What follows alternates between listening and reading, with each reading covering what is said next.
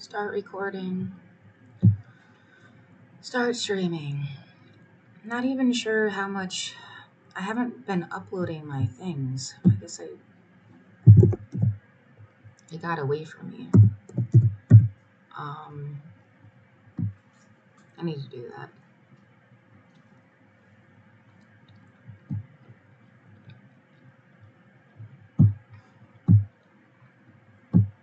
So, yeah. Just do.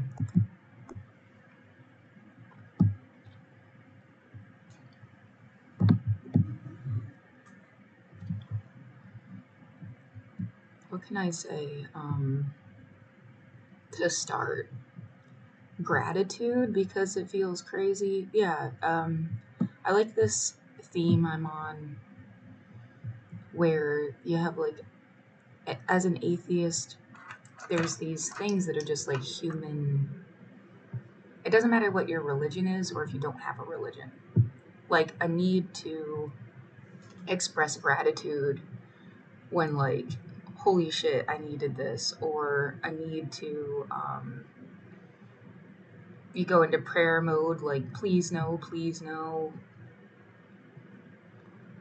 when you're under a certain amount of stress. 1:31 till 2:02.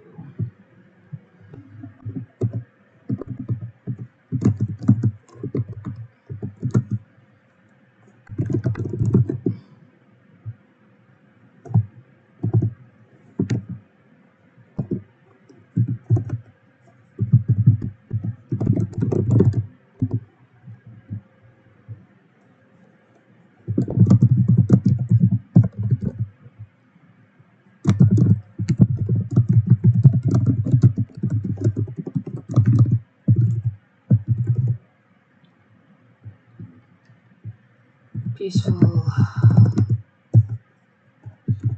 Oh my god, right now, yeah, the juxtaposition is so devastating, way different right now between how I've been feeling and how all of a sudden you have hot coffee with coconut creamer. And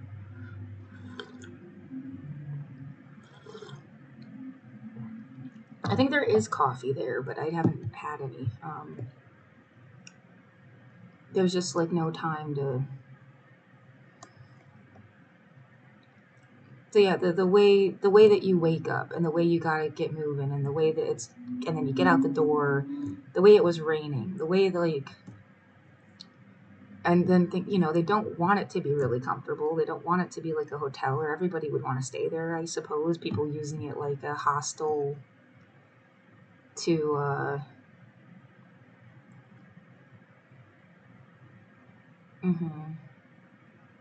instead of like for the desperate. And it's like, it makes sense that it's for the desperate. I don't know.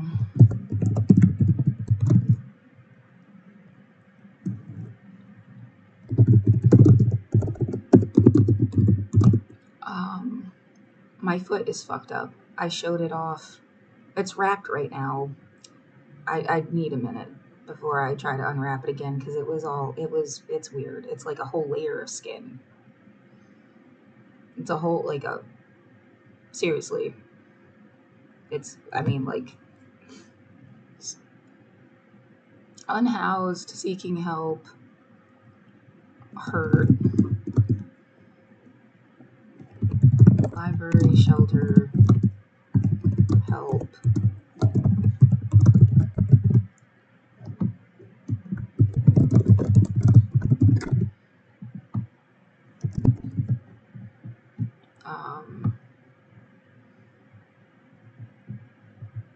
Yeah, there's a little bit of news still.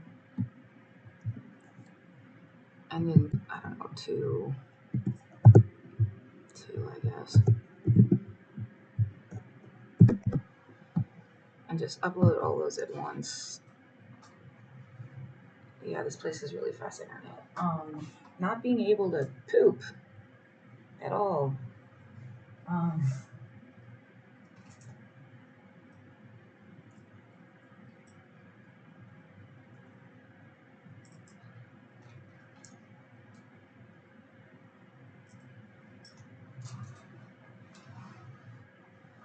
not having enough food in you to poop, and nowhere private to poop. I went to a grocery store. I bought things. I made food. I ate some of it there. I saved some of it for later, like packaged it together. And when I went to the bathroom, someone banged on the fucking wall while I was in the bathroom. Like as hard as could be.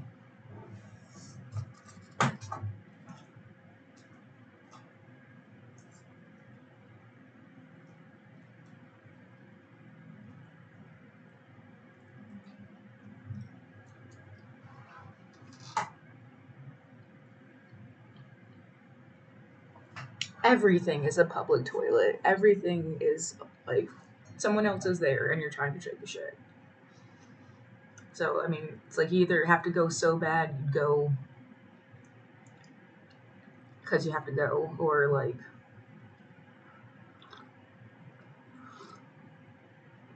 yeah, you can't be a little stuck. I'm gonna take more naproxen right now. This has to be making all the difference in the whole fucking world. Oh my god.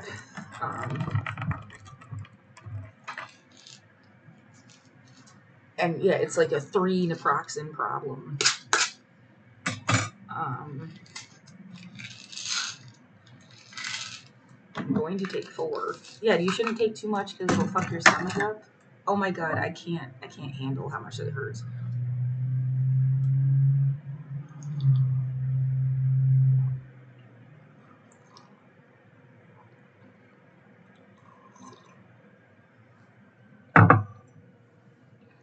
Um, yeah, you need to be able to get like a really deep, restful sleep. I think for stuff to heal too. Um, yeah, I'm slowly. I only want to do like an hour long recording, and then I need to. Yeah, I mean, I need to know where I'm going first, but I need to go to a doctor like this morning. Um, that takes OHP. The usual clinic that I would go to is like they closed. Um, and 2 that I've looked up don't take OHP, which I don't understand what the fuck is going on. Um,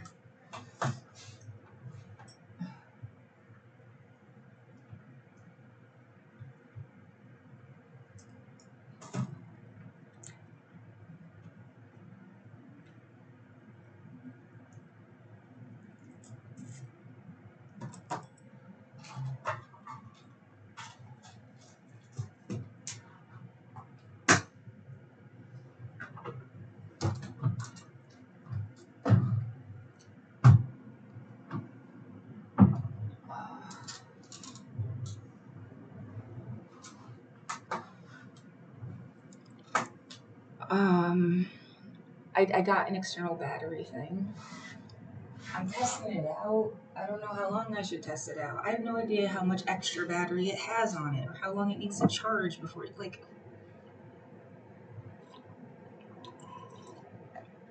how fast it's going to charge your phone. Looks like my phone is full. Why waste it? Uh, well, sometimes devices want you to charge them before you use them. Um, but it's like this one actually did come already full. I am so happy to have underwear on right now and a pack of pads. I didn't get my period yet, but I could just keep feeling like it's coming, it's coming, it's coming. I don't know what the fuck I'm supposed to do. You end up in a situation, you got no underwear and no pads. Oh, you can't just bleed on stuff, especially that people share. They need to share this, like, yeah, they wash the sheets every day. They pull them off the shelter beds. Um, they give you a blanket, you give it back. Um, I use that. I put that blanket down on the bed as like another sheet. And then this blanket a lady gave me from the building. Yeah, maybe I should get a fucking sleeping bag. I'm here a little bit longer so I can try to like figure out. I should my emotions should go through and I don't even have to move is what I'm really desperately hoping is going to happen here. Um they got accepted yesterday. Um it feels like it's going to be like right at the last second. I'm in so much like I'm terrified because I get what it would be like.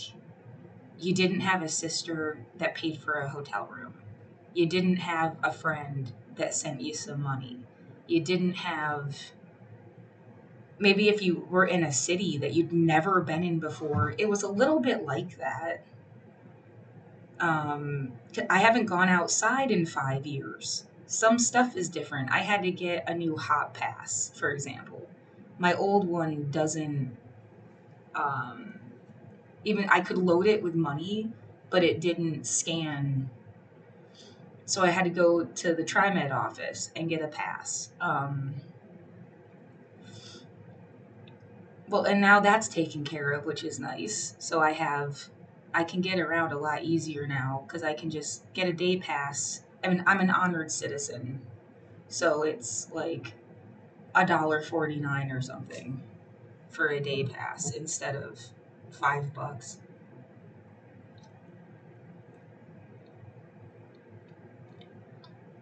which I only figured out yesterday. Scanning the thing. I wish it worked like you just use what you like it like if you get a day pass and you only go 2 stops, but whatever, it's fine. It's a lot more fine than nothing. That's what it's fine about. Um,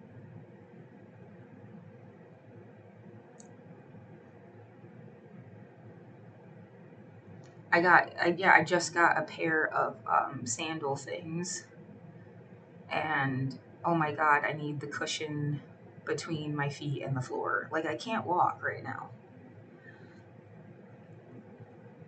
Yeah, I should show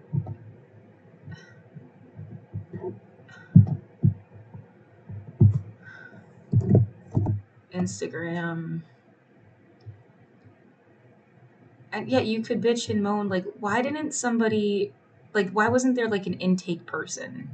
Oh, you're newly homeless. Here's a change of clothes and a pair of shoes and a shelter bed.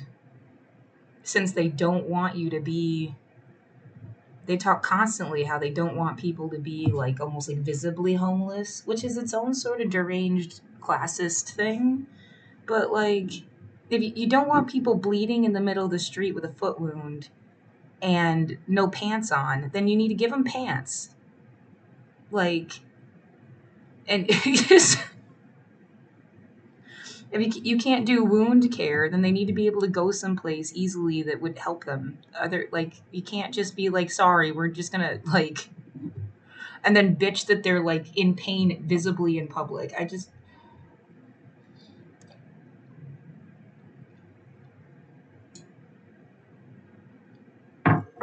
um, yeah. Oh my god, I feel like I mean that's not bone. It's like I couldn't even look at it this close yet. It freaks me out. I feel filleted. I feel like I mean it's like the inside of your body. You peel your skin off. Like it's like a whole fucking. I mean, and the other foot is like just this callus without being like peeled off yet.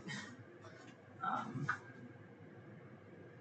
yeah, my sister's like I compensated my bad foot with my good foot, and that has to be why this is the one that's not.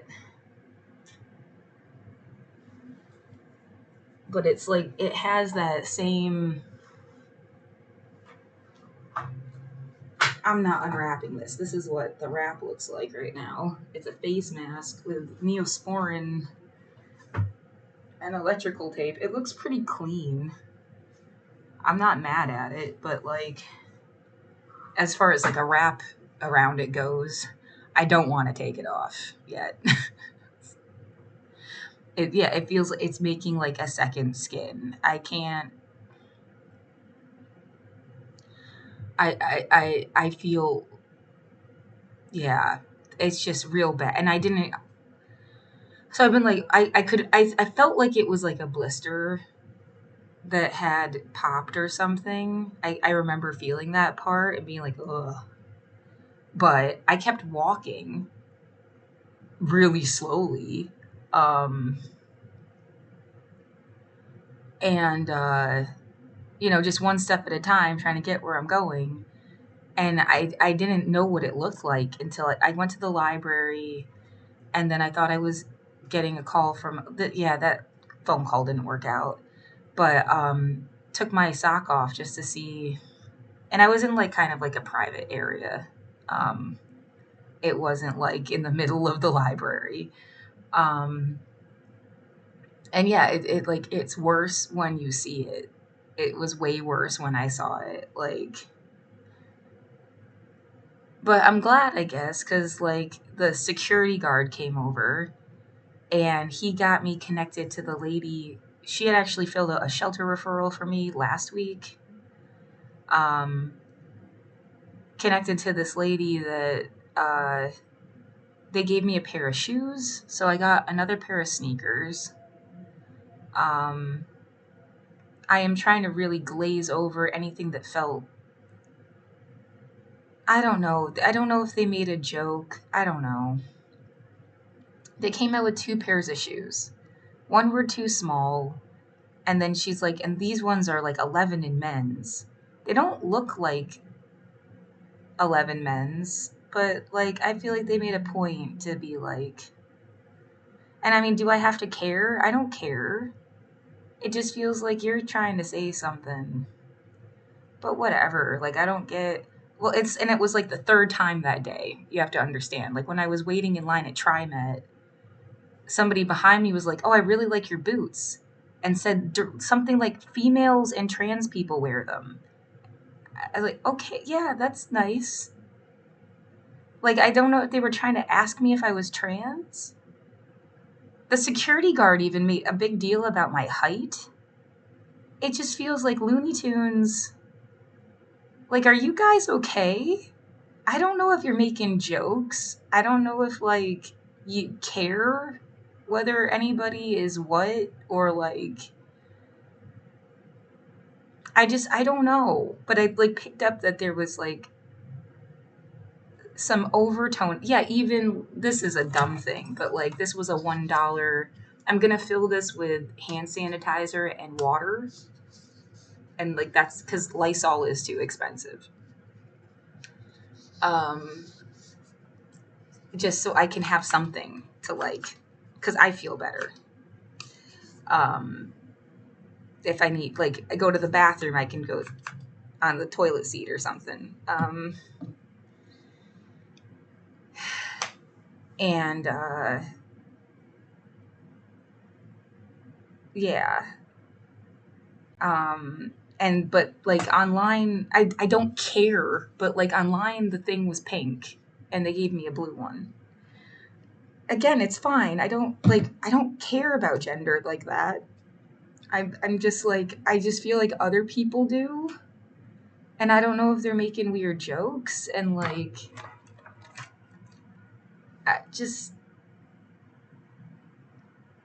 yeah, it's been like a lifetime of that. Because, like, yeah, again, so people calling me a boy when I was a little kid and stuff. Um, but yeah, I don't personally give a fuck. You do you, boo. I don't care.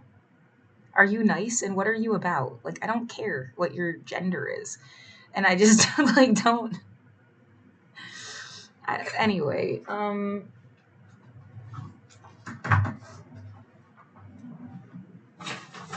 right. Yeah, well, or I should, the gender you identify with. And then, like, the first night in the shelter, a lady came up to me and went out of her way to be like, there's men here. And I was like, well, they must identify as female if they're here because it's like a women's only. And she, made a look and it's like, I don't mind. I don't care. Like, what the fuck? People, they need somewhere to sleep. I don't give a shit. Like, would you care if it was like a mixed gender? Well, I mean, the bigger deal is whether something could happen to you and how much security there is, I guess. It last night there was somebody, and I don't want to make a big deal about it because, like, what the fuck? But a girl woke up in the middle of the night. It was like 2 a.m. Um, and was going like over people in their beds, and she did it to me. Um, and then went on her way. And then the next time she came around again, she was totally like regular. But she made like this weird violent like thrusting gesture, like she was gonna hit people in their beds. Um, and it's like, no one was watching the security camera so much that they came out and were like, hey, what the fuck are you doing? Or like, I mean, they cared when somebody came in that wasn't supposed to be there, uh, and they said they were going to trespass them and press charges because they had snuck in somehow. Um, but yeah, and I mean, all night long there is coughing. All night long, hacking coughing. It was worse the first night. The second night, it just got bad a little bit later. And there's going to be somebody talking to themselves out loud, like not like whispering to themselves to comfort themselves or something, like just talking to themselves, like a whole ass conversation, like about hitting somebody in the head with a hammer. I mean, yeah, it's just, and I feel like the idea is that, like, spaces are limited. We're gonna kind of like make this not comfortable, and you'll put up with it because if you really need this place, you'll come here anyway. Which, normally I would. If my sister hadn't gotten me a hotel room again, that is where I would be. And putting up with it. Like, I sleep with a face mask on. I hadn't showered in 2 days. Now I have flip flops. I really can't shower. Any public, like get a gym membership and shower at the gym or something. What do you think is cleaner with this fucking foot wound situation happening? It's not right for me, and it's not really right for other people. Like, what the fuck? Um,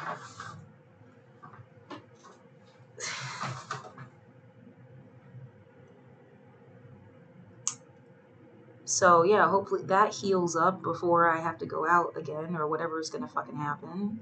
Hopefully I just get my apartment back.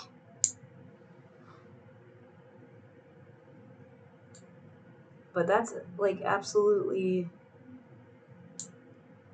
and the idea, well, that's a regular thing to happen. People have wounds and like, it's not that it was actually really clean.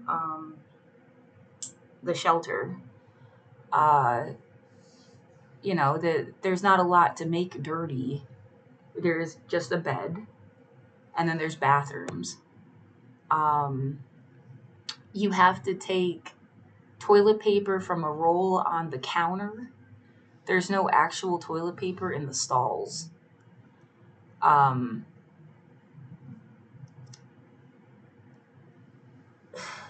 they don't have underwear. They gave me a pair of sweatpants. Um, which, like, I would like to wash, but, well, the idea that, oh, why don't you just go to Street Roots? The right next to where I used to live feels like, I don't know, man. It's there's like a level of trauma that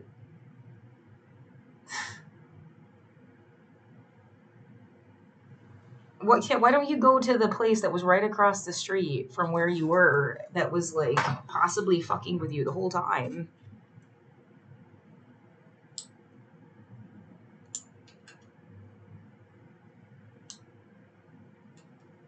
Or watched people do it. This toe is completely numb.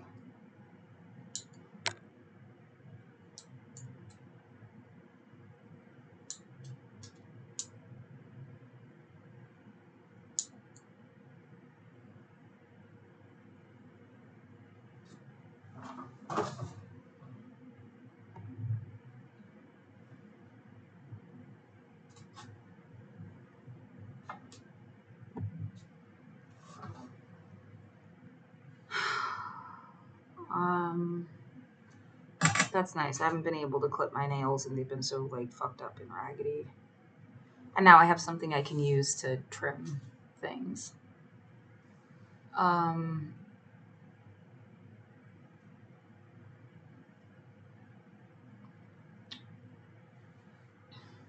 I need to brush my teeth. What else did I want to talk about? Just a sense of privacy would be nice that I don't think would be super expensive and would just give you the like if they could just put yeah, I mean it would be like taking out 5 beds or something. So there's just a little more space. Cuz it's like row after row, like 4 beds in a row. Like and then like so there's like 50 people in that room. They fit as many people as they possibly could in that room. Sometimes there's empty beds. So it's even more like, why not just you take out like 5 beds? And then everybody gets a way better situation. And if there was like just a simple goes to the floor up, it doesn't even have to go all the way to the ceiling, but like, like a cubicle.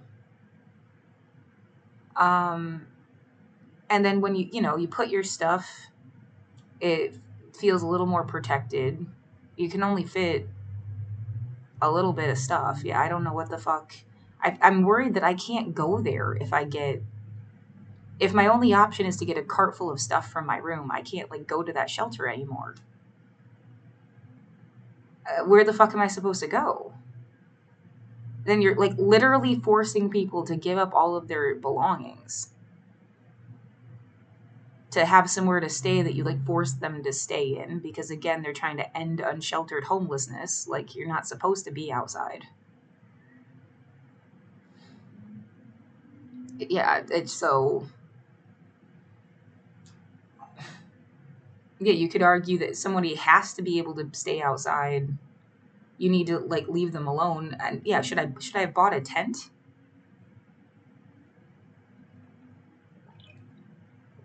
And then they do these things called sweeps where it's like, yeah, that's how they steal your stuff. Like one way or another. Oh, and you're hurt, you're injured.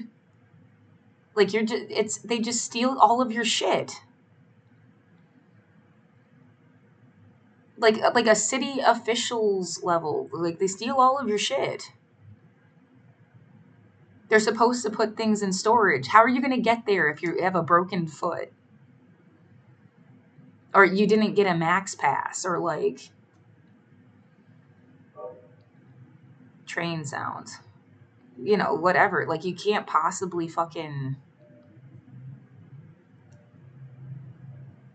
yeah, it is like you're just not allowed to be so poor that you have like no one to help you. And it can happen like super fucking easily. I feel like you also isolated me since COVID. This again would not have happened to me if COVID hadn't happened. So like yeah, but I could see it happening to somebody just from they're a kid, they were kind of an introvert. It doesn't matter where they went to school. It doesn't matter, uh, whatever. They just didn't have a lot of friends, especially that they could trust with certain things, and they went on with their life, and like they don't have somebody to call for help at all.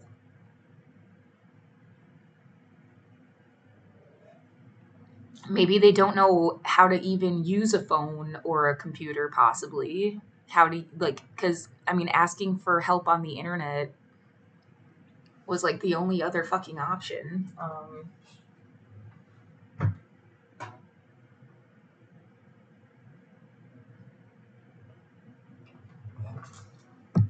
Right, speaking of which, I should put this up here. If you can help me, I mean, I also need to, like, yeah, I need rental assistance. I need, like, I need disability to work out, is what I really need to happen. I needed them to just uh, give me my disability situation. Now it's like even more. I hate the feeling that you needed to hurt me to prove something. Um,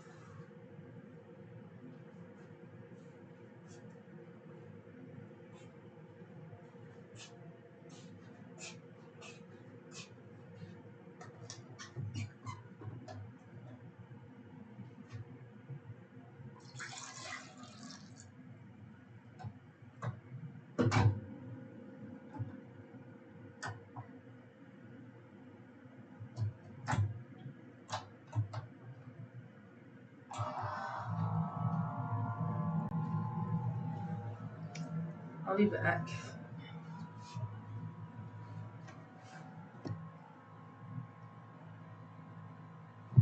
Yeah, let's. I need to stay in touch with the news and all this other shit too, and it's like fucking impossible. Because I am a little too like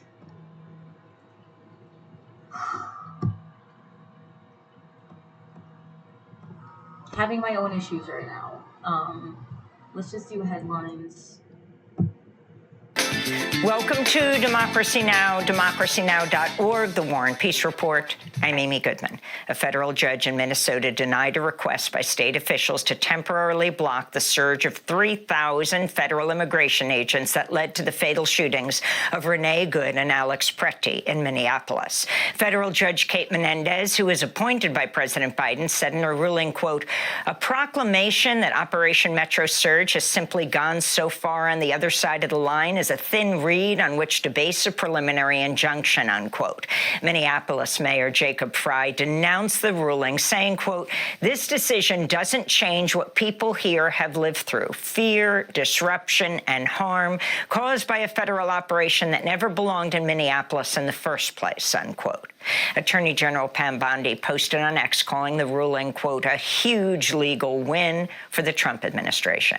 Meanwhile, ProPublica identified the two federal immigration agents in Alex Preti's fatal shooting, 43-year-old Jesus Ochoa and 35-year-old Raimundo Gutierrez. CBP has refused to release their names and has disclosed little information about Preti's killing. It comes as Minnesota Public Radio is reporting the police chief in the city of St. Peter intervened to prevent federal immigration agents from detaining a local resident who's a U.S. citizen. The woman was tracking and recording federal agents in her car. In a video she shared with Minnesota Public Radio, federal agents chased the woman, then got out in front of her, forcing her out of her car with guns drawn. The agents then pinned her down and handcuffed her before detaining her. She was later released when the local police chief got involved. It's the first time a police department in Minnesota intervened in federal immigration activity since the surge of federal agents began in Minnesota 2 months ago. Former CNN anchor Don Lemon and independent journalist Georgia Fort were arrested last week on federal charges for reporting on a peaceful protest inside a St. Paul church where a top ICE official serves as a pastor. A federal grand jury indicted Fort and Lemon for interrupting church service and depriving congregants of their religious freedom. Lemon and Fort maintained they were not participating in the protest, but were reporting as journalists. They were released from federal custody Friday and vowed to fight the charges and keep reporting. This is Georgia Fort speaking shortly after she was released. I would challenge every journalist in America to ask themselves how it felt to them today to see their colleagues be arrested for reporting the news. And if any of them say that it made them fearful, it made them concerned, it made them second guess going out tomorrow and covering what's happening in their communities, then yeah, I would say that that was probably the intent. We'll speak with Georgia Fort after headlines.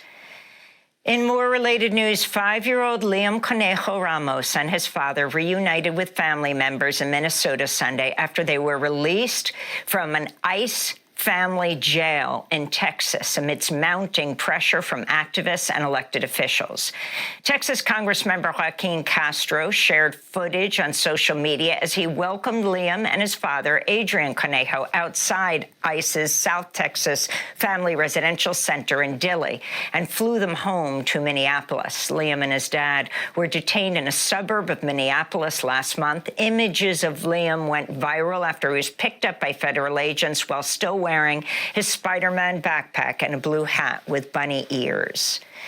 Castro visited Liam and his father inside Dilley last week as protests intensified, demanding Liam's release, as well as the release of all immigrant families detained in Dilley, where children and their parents led a protest last weekend over inhumane conditions.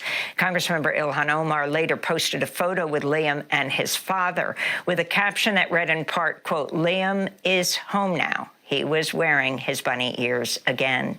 According to the Marshall Project, the Trump administration detains around 170 immigrant children on average per day, compared to 25 children a day under President Joe Biden. Tens of thousands of people took to the streets this weekend as nationwide protests continue against Trump's immigration crackdown and escalating militarization. More than 300 anti-ICE protests were held across the United States Friday, including in Minneapolis, New York, Washington, D.C., Tucson, Arizona, and dozens of other cities. Chants of "Abolish ICE" and "No ICE, no KKK, no fascist USA" echoed across the country.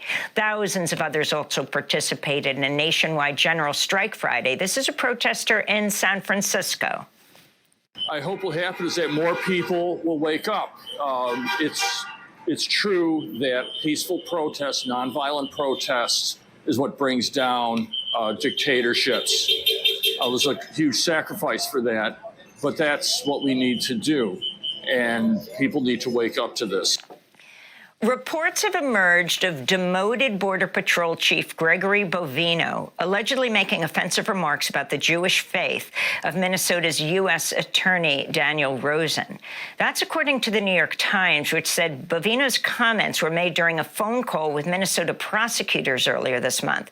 Bovino reportedly mocked Rosen for observing Shabbat, the Jewish Sabbath, and used the term "chosen people" in a sarcastic way. The call reportedly came as Bovino attempted to pressure Rosen to more harshly criminally prosecute protesters Bovino accused of allegedly obstructing federal agents from enforcing Trump's mass immigration raids. Rosen was absent from the call, and Bovino complained he'd been hard to reach because of Shabbat. This comes as details have emerged of Bovino being compared to a Confederate general in an email sent to him by a colleague in 2018.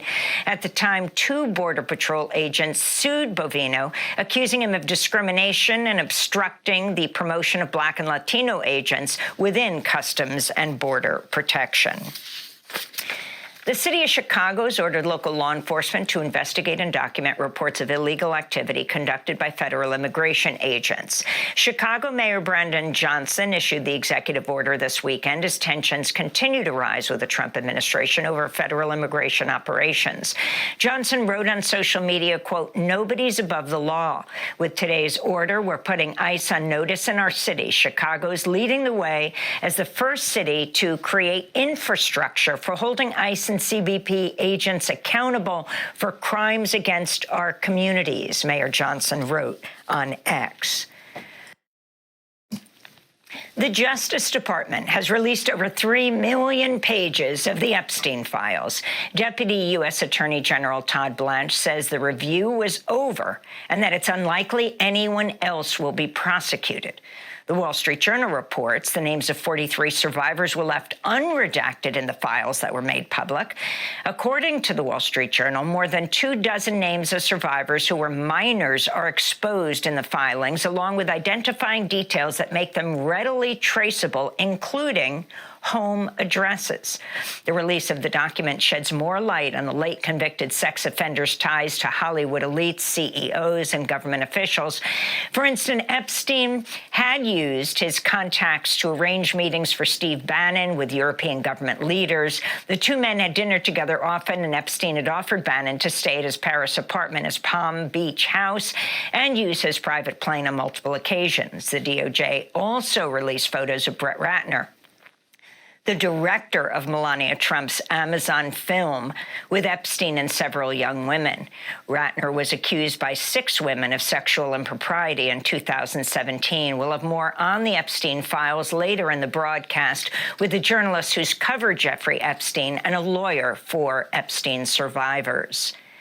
In Gaza, Israeli forces will reportedly reopen the Rafah crossing into Egypt for only 6 hours a day and enforce strict travel restrictions on Palestinians. The Rafah crossing has been shuttered for 2 years due to Israel's war and blockade and is being reopened as part of the so-called ceasefire brokered by the Trump administration between Israel and Hamas. Tens of thousands of sick and severely wounded Palestinians, including children, are eagerly waiting to leave Gaza for urgent medical care. Within the new restrictions, 150 people will be allowed to leave Gaza through the southern Rafah crossing, and 50 people will be permitted to enter the territory. That's according to Al Jazeera.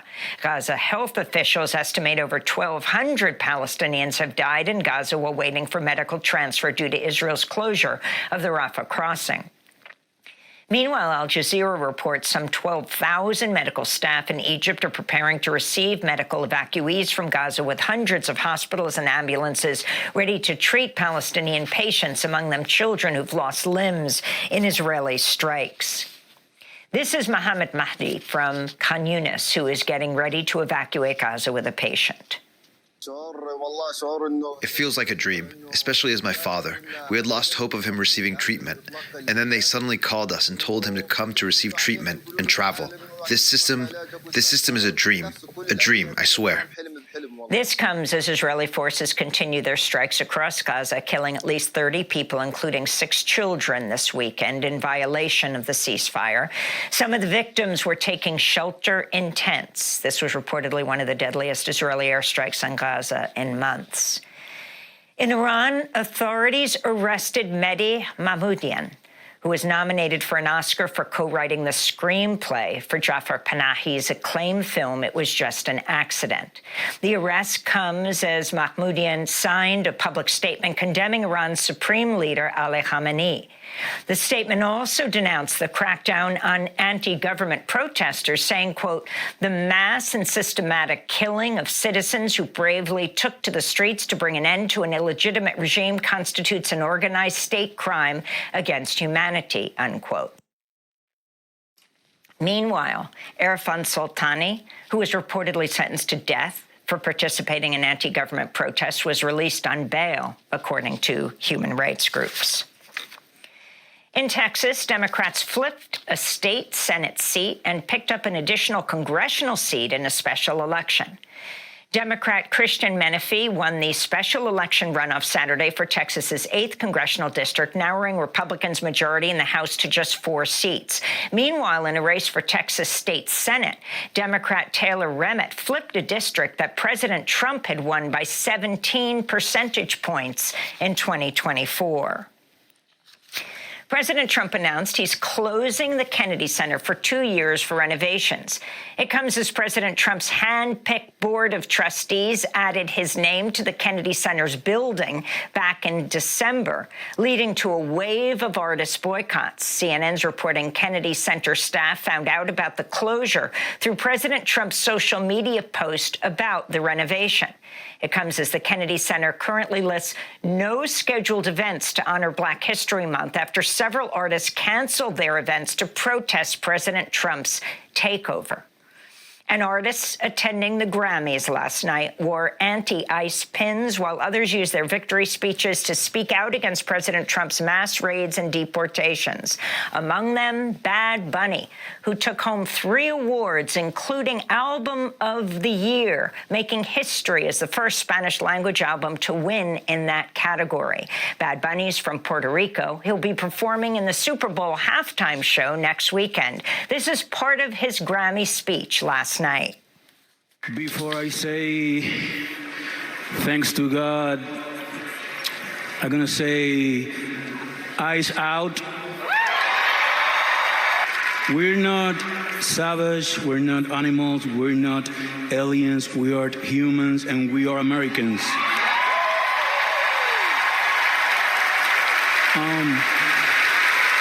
Also, I want to say to the people, I know it's tough to know, not to hate on these days. And I was thinking, sometime we get contaminados. I don't know how to say that in English.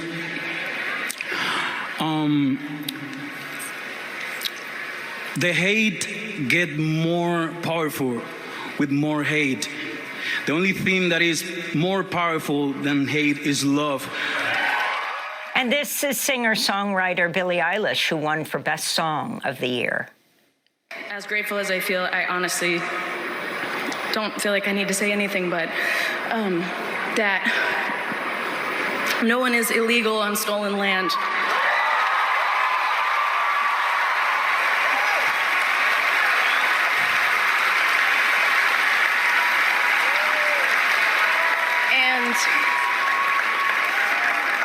Yeah, it's just really hard to know what to say and what to do right now. And I feel really hopeful in this room, and I feel like we just need to keep fighting and speaking up and protesting, and our voices really do matter and the people matter. After Eilish received her Grammy, Trevor Noah said, "That's a Grammy that every artist wants almost as much as Trump wants Greenland," which makes sense because Epstein's island is gone. He needs a new one to hang out with Bill Clinton, Noah said. And President Trump on social media threatened to sue him. And those are some of the headlines. This is Democracy Now!, democracynow.org, The War and Peace Report. I'm Amy Goodman. Thanks for watching Democracy Now! On YouTube. Subscribe to the channel and turn on notifications to make sure you never miss a video. And for more of our audience-supported journalism, go to democracynow.org, where you can download our news app, sign up for our newsletter, subscribe to the daily podcast, and so much more. I want to listen to all the news, but it's 9 a.m.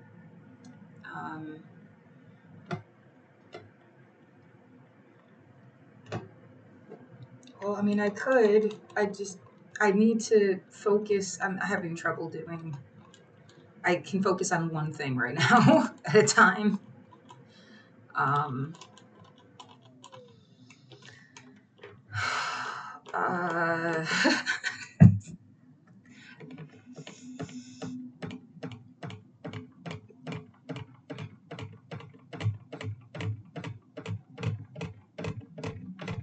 no, because he never understood whether or not some things were like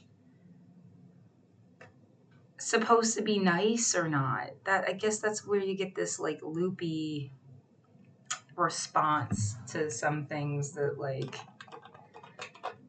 I don't know what to do with that.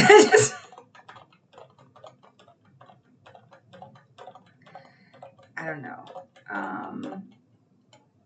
And yeah, what else is there? There's so many things to worry about.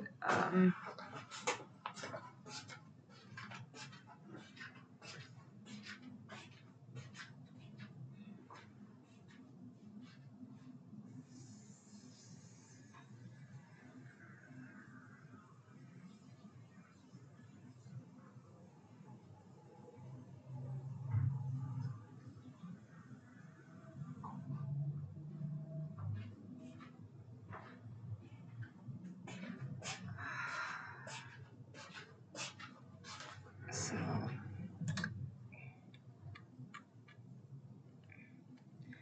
maybe I shouldn't have put so much sanitizer in it. It's like more sanitizer than I meant to.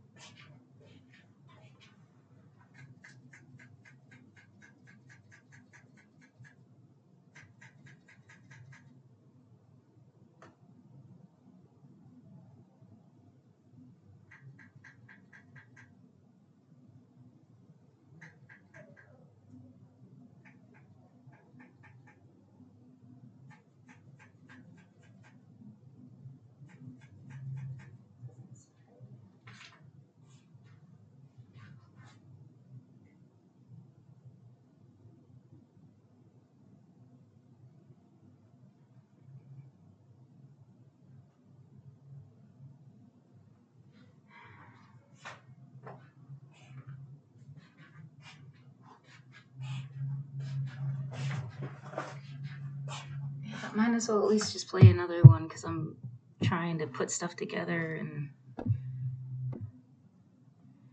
yeah. Oh my god, yeah. The weird, like, this was what like I would focus in and do every single day.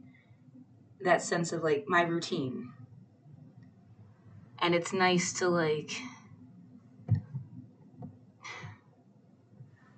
I felt like I was doing something with my life. It's definitely not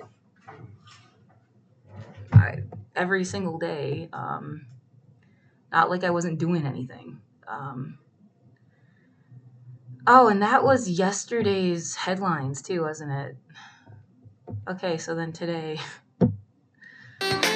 Welcome to Democracy Now!, democracynow.org, The War and Peace Report. I'm Amy Goodman. President Trump said Monday the Republican Party should nationalize voting in the United States as he continued to make false claims about alleged illegal voting and his 2020 defeat by Joe Biden. Trump's remarks came in an interview with Dan Bongino, who recently resigned his post as FBI deputy director to return to his right-wing podcast. The Republicans should say, we want to take over. We should take over the voting in at least 15 places. The Republicans ought to nationalize the voting. Under the Constitution, U.S. elections are governed by states and administered by county and municipal officials in thousands of precincts. Trump's remarks came as officials in Fulton County, Georgia, promised legal action after Trump's FBI last week seized truckloads of ballots and documents from the 2020 election. County Commissioner Marvin Arrington Jr. said attorneys would ask a federal judge for an order mandating the return of property that was unlawfully seized or retained. We've had 3 recounts. We had an independent audit by the state, by the Republican-led state election board, and no less than 10 lawsuits by former candidate Trump, President Trump, that were all dismissed. On Monday, the New York Times reported U.S. Director of National Intelligence Tulsi Gabbard met with agents from the FBI's field office in Atlanta overseeing the election inquiry, and that Gabbard used her cell phone to call President Trump, who spoke to the agents on speakerphone, praising and thanking them for their work. Former Justice Department official David Laufman told the New York Times, quote, It's extremely dangerous to our democracy and a shocking abandonment of years of sound policy for the president to be directly involved in the conduct of domestic criminal investigations, especially one that seeks to redress his personal grievances and to make the director of national intelligence an instrument of his political will, unquote. Texas officials have confirmed 2 immigrants confined at the ICE jail in Dilley are infected with measles, risking an outbreak at the facility where about 1,200 people, including over 400 children, are being held. Dr. Lee Rogers of University of Texas Health San Antonio warned in a letter to state health officials that the outbreak at the Dilley ICE jail will become an epidemic unless it's addressed immediately. He added, quote, "Viruses are not political. They do not care about one's immigration status. Measles will spread if we allow uncertainty and delay to substitute for reasoned public health action," unquote. Meanwhile, the Department of Homeland Security is reportedly using a repurposed $55 billion Navy contract to convert warehouses into jails while planning sprawling tent cities in remote areas to expand U.S. capacity for mass detention. Pablo Manriquez, the author of the immigration news site Migrant Insider, calls it, quote, "a nationwide ghost network of concentration camps," unquote. It comes as a federal judge on Monday blocked the Trump administration's attempts to limit lawmakers from making unannounced visits to ICE jails. Last month, DHS Secretary Kristi Noem issued a notice requiring lawmakers to provide a warning a week in advance of any ICE jail visit. According to DHS, 73,000 people are being held in ICE custody, the most in the agency's history. In Minnesota, the Hennepin County medical examiners ruled the death of 37-year-old ICU nurse Alex Pretty a homicide due to multiple gunshot wounds. The findings come as ProPublica named the 2 federal agents who killed Pretty in a hail of 10 bullets January 24th. Jesus Jesse Ochoa and Raimundo Gutierrez, both of South Texas. Later in the broadcast, we'll speak with the investigative reporter at ProPublica, J. David McSwain, who broke the story. On Monday, the New York Times reported more than 1,500 active duty troops who'd been on standby to deploy to Minnesota were quietly taken off heightened alert over the weekend. Trump had threatened to invoke the Insurrection Act as a response to protests in the Twin Cities. Meanwhile, the Minneapolis Star-Tribune's reporting another 8 federal prosecutors have left or announced their intentions to leave the Minnesota U.S. Attorney's Office, bringing the total number who've left their posts this year to 14, an unprecedented number. On Monday, the Department of Homeland Security said federal officers deployed to Minnesota will start wearing body cameras. In response, Minnesota Congresswoman Ilhan Omar wrote, quote, "Abolish ICE. There's no reforming it. There's no compromise. There's only one way to rein in ICE's terror campaign. Abolish it," Congressmember Omar said. A federal judge has blocked the Trump administration's effort to end temporary protected status, or TPS, for more than 350,000 Haitian immigrants living in the United States.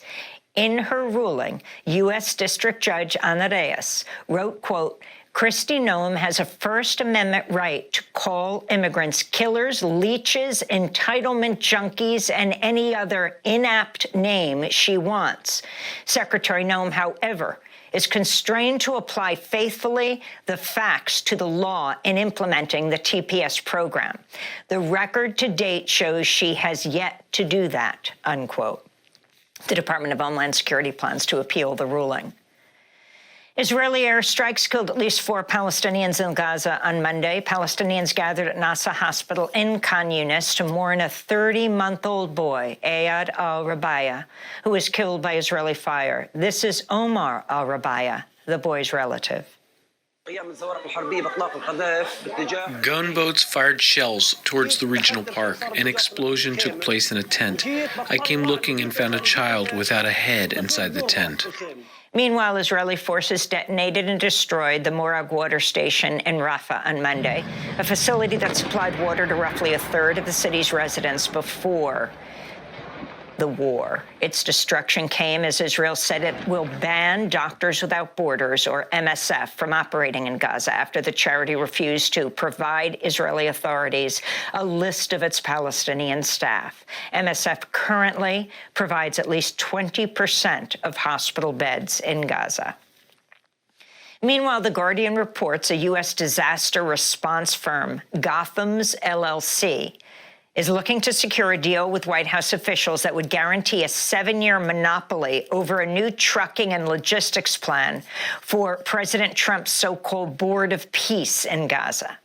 The plan would guarantee Gotham's LLC 300% profits and charge for the use of its warehousing and distribution system.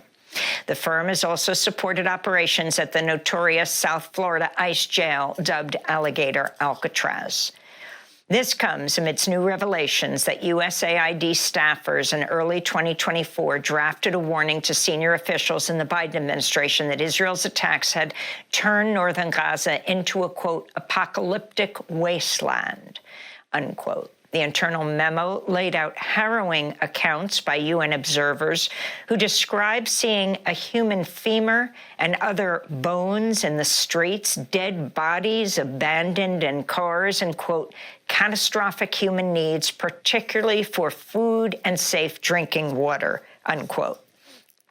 Reuters reports the U.S. ambassador to Jerusalem, Jack Lew, and his deputy blocked the memo from disseminating within the U.S. government because they believed it wasn't balanced. U.S. and Iranian officials are expected to meet in Istanbul on Friday to discuss Iran's nuclear program and ease tensions in the region. Steve Witkoff, President Trump's Middle East envoy, and Jared Kushner, Trump's son-in-law, are set to meet with the Iranian Foreign Minister Abbas Araghchi.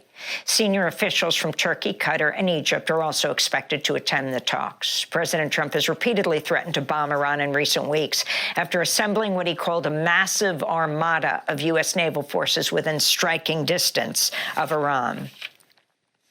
Russia fired hundreds of drones and missiles overnight in attacks on Ukraine's capital, Kyiv, and cities including Kharkiv and Sumy. At least 4 people were wounded in Kyiv when Russian missiles slammed into apartment blocks in a building housing a kindergarten. Elsewhere, Russian strikes targeted energy infrastructure despite winter temperatures dipping below 0 Fahrenheit. Russia's attacks came as Ukrainian and Russian officials prepared to meet with U.S. officials in Abu Dhabi Wednesday for talks on a deal to end Russia's war on Ukraine, which is approaching its 4-year anniversary. In Costa Rica, right-wing populist Laura Fernandez has won the presidency after preliminary results in Sunday's election gave her a commanding lead over her rivals. Fernandez is the 39-year-old hand-picked successor of incumbent President Rodrigo Chavez. She campaigned as a tough-on-crime candidate favoring harsher criminal sentencing and mandatory prison labor for convicts. She's proposed a massive new prison in Costa Rica modeled on SECOT, the so-called terrorism confinement center built by the Salvadoran president, Nayib Bukele. Former President Bill Clinton and former Secretary of State Hillary Clinton have agreed to testify in the House Oversight Committee's investigation into the late convicted sex offender Jeffrey Epstein. Their reversal came just days before the House is expected to vote to hold the Clintons in criminal contempt of Congress. Meanwhile, there are growing calls to impeach Attorney General Pam Bondi after the Justice Department published dozens of unredacted nude photos of possible victims in the Epstein files. Democratic Congress member Yasmin Ansari blasted the DOJ, saying, quote, "This is an indefensible and horrifying disregard for the victims by Trump's Justice Department. They're still withholding the full Epstein files, and rich and powerful men continue to evade accountability for their heinous crimes. Attorney General Pam Bondi should be impeached," she said. In France, the Paris prosecutor's cybercrime unit is carrying out a raid today at the French offices of the social media platform X. The prosecutor said the investigation initially focused on the possible abuse of algorithms, but is now widened to probe X's artificial intelligence chatbot Grok, generating sexualized deepfakes. The European Commission's also been investigating X over Grok's ability to allow users to produce digitally undressed images of women and children. A report by the New York Times and the Center for Countering Digital Hate found that in just 9 days in December, Grok managed to create and then share at least 1.8 million sexualized images of women. X announced last month that it was blocking Grok from generating sexualized images of people on its platforms in certain locations.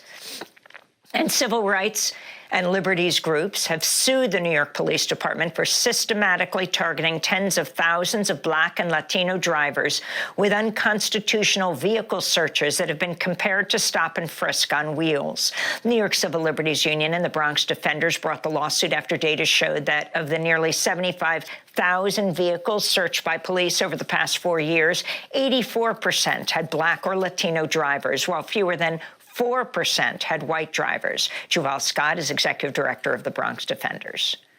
Whether or not the vehicle searches work is not the question. The Constitution doesn't allow the NYPD to violate people's rights, ever. Not sometimes, not when it's convenient, not even when they find contraband or weapons. The Constitution is here to protect us all, and that includes Black and brown men. And those are some of the headlines. This is Democracy Now!, democracynow.org, The War and Peace Report. I'm Amy Goodman in New York, joined by Democracy Now!'s Juan Gonzalez in Chicago. Hi, Juan. Hi, Amy, and welcome to all of our listeners and viewers across the country and around the world. Thanks for watching Democracy Now! On YouTube. Subscribe to the channel and turn on notifications to make sure you never miss a video. And for more of our audience-supported journalism, go to democracynow.org, where you can download our news app, sign up for our newsletter, subscribe to the daily podcast, and so much more.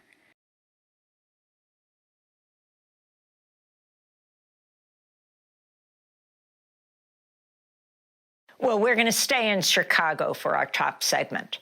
As President Trump intensifies his immigration crackdown nationwide, local resistance is also growing, with communities coming together to fight back. Protests nationwide have continued in the wake of the fatal shootings of Renee Good and Alex Preti in Minneapolis, while many city and state officials have also stood defiant in the face of Trump's relentless attacks on immigrant and other communities. Last week, Chicago Mayor Brandon Johnson signed an executive order directing Chicago law enforcement to investigate and document reports of illegal activity by federal immigration agents in the city. The move came in the aftermath of Trump's so-called Operation Midway Blitz in Chicago last year, when federal immigration agents flooded neighborhoods, snatching residents off the streets. This is Mayor Johnson speaking as he signed the executive order. What we have seen in Chicago, at least 2 people shot by ICE and Border Patrol agents, including one who was killed, Savario Villegas Gonzalez, an unarmed father who had just dropped his kids off to school. These rogue federal agents are taking us backwards as a city. They are causing chaos and confusion. In response, the city of Chicago must respond with accountability and transparency. The ICE on notice executive order is a step towards justice. This executive order will make Chicago the first city in the country to set the groundwork to prosecute ICE and Border Patrol agents for criminal misconduct. Because we need to send a clear message. If the federal government will not hold these rogue actors accountable, then Chicago will do everything in our power to bring these agents to justice. That was Chicago Mayor Brandon Johnson. During his remarks, he referenced Savario Villegas Gonzalez, a 38-year-old Mexican dad of 2, who was shot and killed by ICE agents in September in a Chicago suburb. He was unarmed and had no criminal record. The ICE officer involved in the shooting remains unnamed. Gonzalez is among at least 13 people, including U.S. citizens, who've been shot by federal immigration agents since September. At least 4 of those shootings have been fatal. This comes as a Chicago woman who was shot 5 times by a Border Patrol agent last year is scheduled to testify today before a congressional forum looking at the violent use of force by DHS agents. Martinez was shot multiple times in October, then arrested, but all charges against her have been dropped. She's a U.S. citizen. Martinez will be joined by another U.S. citizen, Aaliyah Rahman, who was dragged out of her car by federal immigration agents in Minneapolis and detained earlier this month. For more, we go to Chicago, where we're joined by Mayor Brandon Johnson. Mayor, thanks so much for being with us. Lay out what's at the center of your executive order, which you've called ICE on Notice. Would your measure create a process that would allow for the prosecution of federal agents? Well, good morning, and thank you for the opportunity. This executive order is about creating a pathway to accountability, as you expressed in your opening, whether it's Mr. Villegas Gonzalez or Ms. Martinez, or the black man on the west side of Chicago who was put in an illegal chokehold by a federal agent, as well as the raids on apartment buildings in the South Shore community on the south side of Chicago. What we have seen is acts of terror and chaos distributed across this country, and particularly here in Chicago, and there has been no accountability. And what this executive order is doing is showing up for the people of Chicago, but really creating a model for the rest of the country of how do we hold these federal agents accountable, because right now they are behaving recklessly and without real accountability. And Mayor, I wanted to ask you about these two previous shootings that occurred in Chicago. In the Martinez case, her lawyer is still trying to get the judge to release video of that shooting. Has there been any action on the part of local law enforcement in relationship to these two cases? Well, that's the point behind this executive order, is to ensure that we are not just directing our police department to collect evidence, but to preserve it, to identify the federal supervisory officer that's on scene.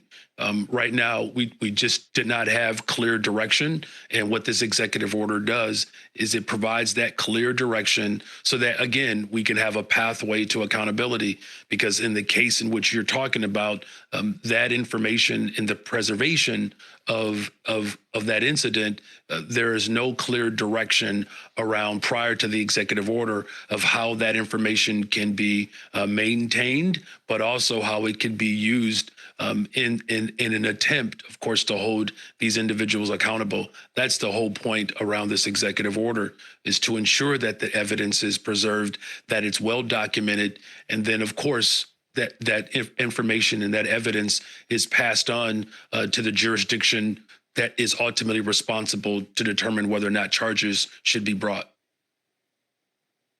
And I wanted to ask you, there was such enormous opposition and resistance by the people of Chicago, from the grassroots all the way up to yourself and the governor and other elected officials, that federal agents basically had to leave. Is there a concern on your part that they're going to be returning in significant numbers in the future? It is our concern. And that's, again, the impetus behind this executive order, to put ourselves in a stronger position to create a pathway to accountability. And look, to your point, the groundswell is not just in Chicago, it's all over the country. We know that the district attorney in Philadelphia, Larry Krasner, is organizing district attorneys across the country to be responsive in this moment. I've been working with mayors across the country to do the same because, ultimately, without a clear pathway to accountability, our concern is that these rogue, reckless actors will continue their acts of terror because we've already been pre-warned that the desire of the Trump administration is to send more federal agents into cities across America, and particularly Chicago. And so we are, never in a million years could we imagine that the federal government would not hold itself accountable for bad actors. And so now we have to create a pathway at the local level to do just that. And that's what this executive order is designed to do. I wanted to ask you about the Chicago police's role during Operation Media Blitz. It has been heavily scrutinized, with local leaders calling for investigations into claims officers aided immigration agents in violation of the city's sanctuary laws. If you could respond to that. Also, especially since you're directing police to investigate federal immigration agents. Well, many people might know that the city of Chicago was one of the first cities to create sanctuary and a welcoming city. 40 years of history in our city. Mayor Harold Washington led the way 40 years ago. And so we are holding to that value system because we know our immigrant community, of course, plays an incredible role in the life and the soul of Chicago.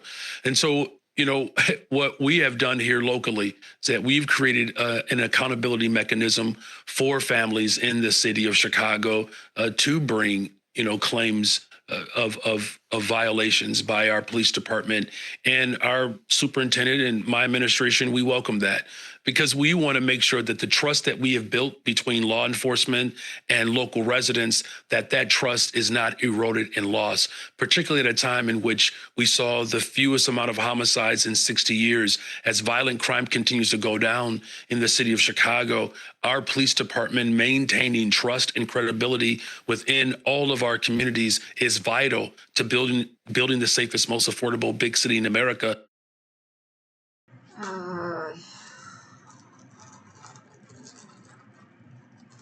I'm not trying to be toxic. I'm not trying to say there's never going to be a possible... Right, the security guys at the library are okay, right? It's like a different level of shit. I feel like the world told you something else. It was ignored. It might be missing, which is really suspicious. And the rhetoric is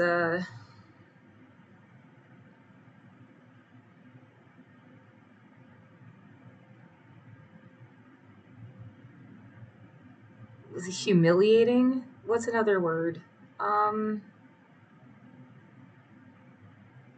Like, yeah, you just aren't part of a community enough to know better, to know that they made some like better people cops, or some people feel more comfortable, or don't talk shit unless you know, or what? Like, cause no, everybody said, you know, fuck the police so much that like you can't deny that seemed like the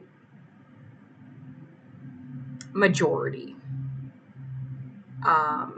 Just like you thought Bernie Sanders was going to win the presidency because that was the majority. And like, I mean, and it's just like, yeah, if I was an extraterrestrial that just visiting Earth, I have no stake in anything. Like the idea you'd leave whenever you felt like it. I'm not in that position, obviously, just to make that abundantly clear. But like, you know, if you were just from another planet and you were just observing shit, this doesn't make any sense. Unless you had somehow destroyed all those people that had said different, and you're trying so hard to control the narrative. You cleared out, they even are showing like protesting footage. Like you cleared out the people that would be naysayers to your power structure, and now it's just about advertising a city. And it doesn't have to be about Chicago, it's like anywhere. And you're advertising and who owns what and who has a stake in what and who made it so clean, and it's like, okay, well, bitch, you want it to be clean. You're terrified of getting sick. It sucks so much to walk through shit on the sidewalk.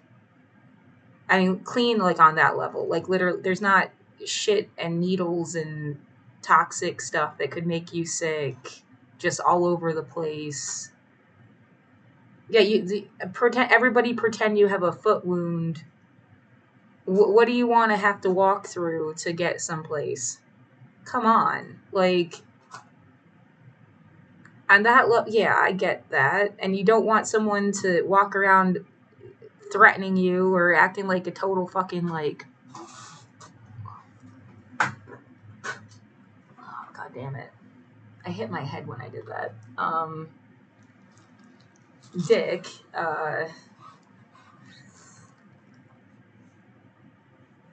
gross.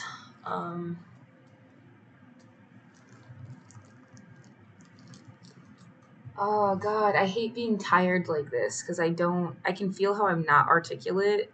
I want to go back to sleep. I can't. I have to get my shit together and then try to go to a fucking doctor. I can't go back to sleep. And my feet hurt.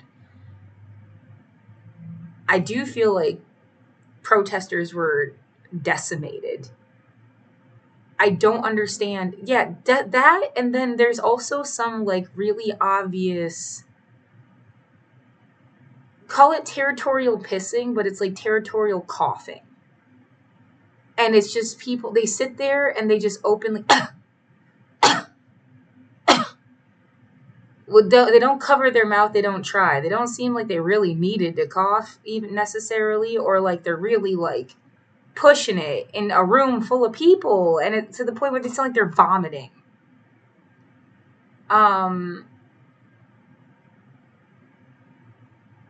Yeah, there's like sickness exactly, there's sickness going around. Put a fucking face mask on.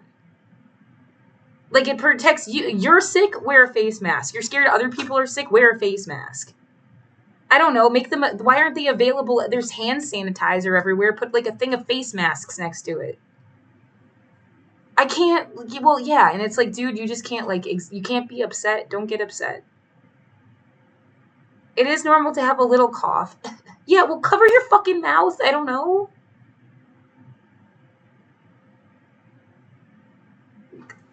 Cough, like, they're not even an attempt. It's like, I don't want you to sit next to me, and they cough really loud when they see you walk by. Yeah, they see you in a face mask. I don't know what it is they see, but they saw me, and then they would, like, cough. Or do, like, a coughing chain. As if to be like, we don't want you in here.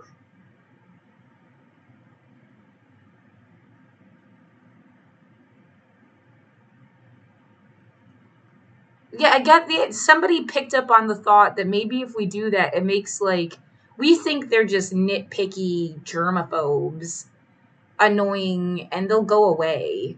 There's actual viruses and sickness, you fucking moron. Like, maybe you're, like, pretend coughing. I don't know how to, like, fucking, like, they never got sick from COVID, so they don't care. I don't know what the fuck is in their head.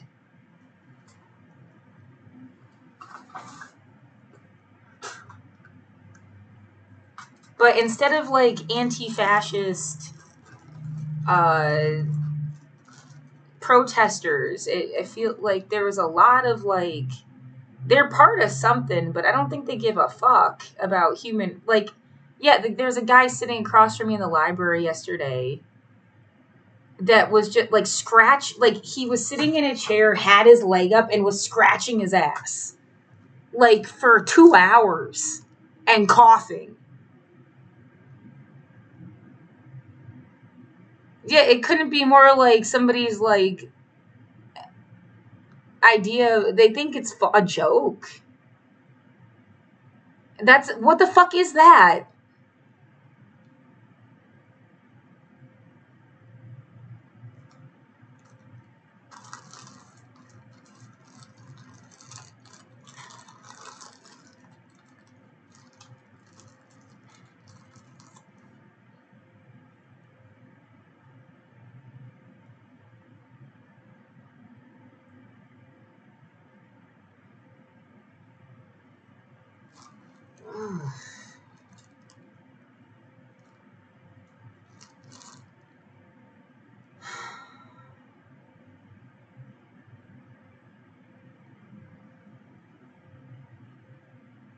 Yeah, just something it's really mean.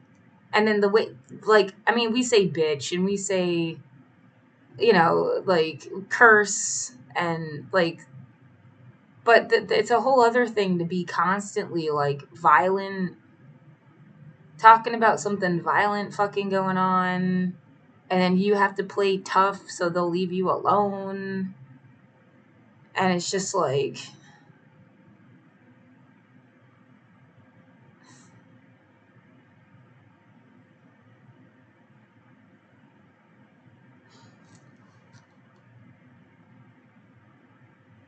is it trying to create an atmosphere that's like, it's so fucking negative that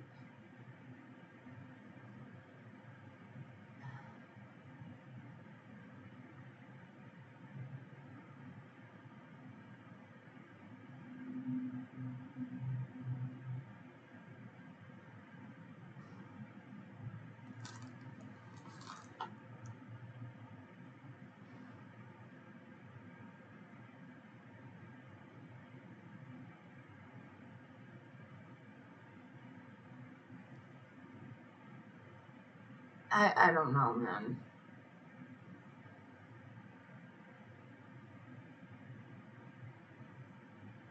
But yeah, if some, there's again that article that said when the socialists take over, the New York Times.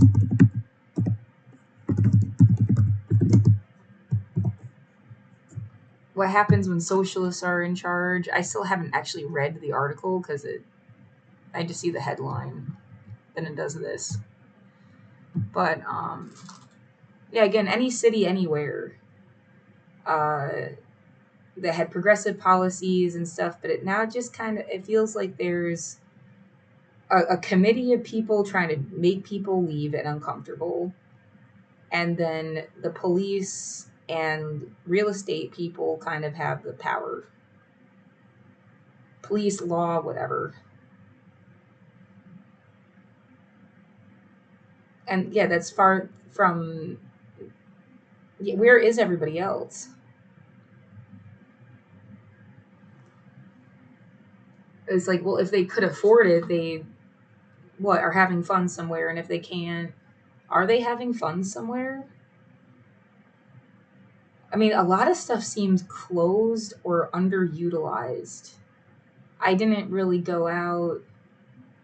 It was weird as fuck to be in the shelter on a Friday, Saturday night.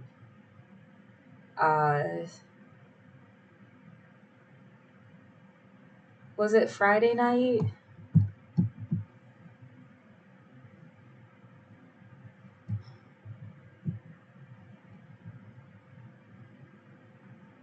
Saturday night. Well, and then like it's a block or something from where I used to live. But it's weirdly like deep inside where they have the beds, you couldn't hear anything. But I tried to make a phone call. Yeah, right. It was the first. There's supposed to be a program for rent assistance that did not open. Period. There, it wasn't that you missed a slot. It was never fucking open to take in applications. Period. I don't under. It's like a fake fucking program or something. Seriously.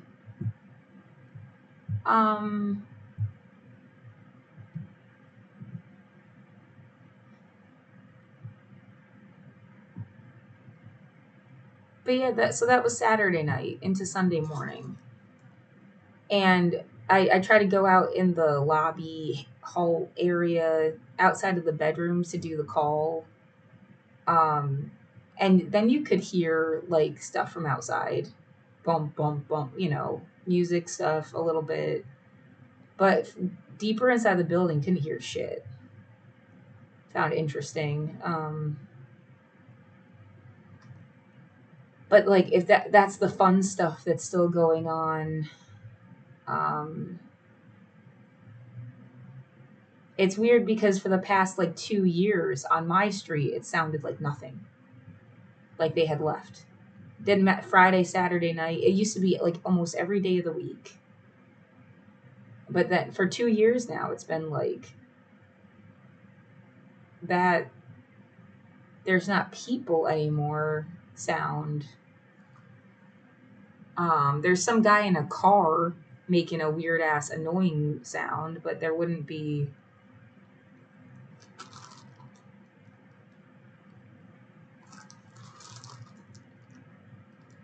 The sound of like people having fun outside.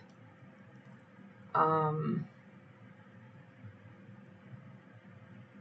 trying to tell myself, relax, your bra isn't even dry. Maybe I should try to use the hair dryer though and speed it up a little bit. I'm just scared of the day going by, and I'm supposed to like get some shit done, and I'm just scared. I want them to pass those motions so bad, and I don't know. That would give me either more time, or it could even like stop it entirely. I don't. At least give it more time. And then it's like, well, they just paid for you to have the hotel right now. This seems like the best time to go get your stuff. More time would just be better, because then you don't have to be scared. Maybe more time and another chance to get stuff. But you could at least get like the most important stuff. And then have more time to, I don't know, clean the apartment at some point. Because there's no fucking way you can do that too. I want my whole apartment back. I know I'm so sad because this thought went through my head. Like, by this time tomorrow, it'll all seem like a bad dream, and I'm gonna have my room back. I'm gonna have that. I would have my apartment back, and it's just really sad if that is like a joke.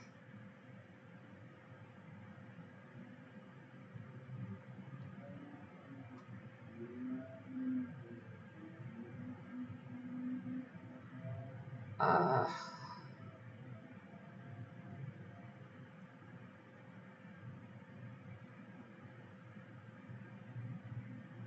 yeah, there's too many. Like the contrast of like I want my apartment back, and to just be in it like I was and make it even better than it was, versus like, oh no, you're gonna have to like, and your family isn't always gonna have your families. Yeah, no, I'm pissed because in some way it did force this. Like now you have to be grateful again. You have to, because like without them buying the hotel room, you would probably get a nasty fucking foot infection and die. Like, you better be fucking grateful. And everything has always been about trying to just pretend shit never happened. Whatever it takes to just pretend other things never happened.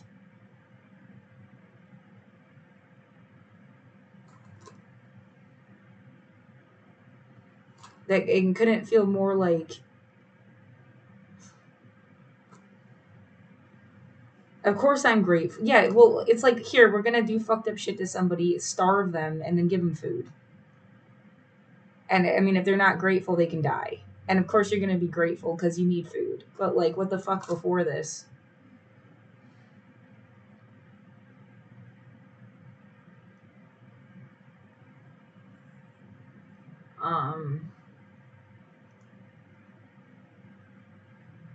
Just as a metaphor.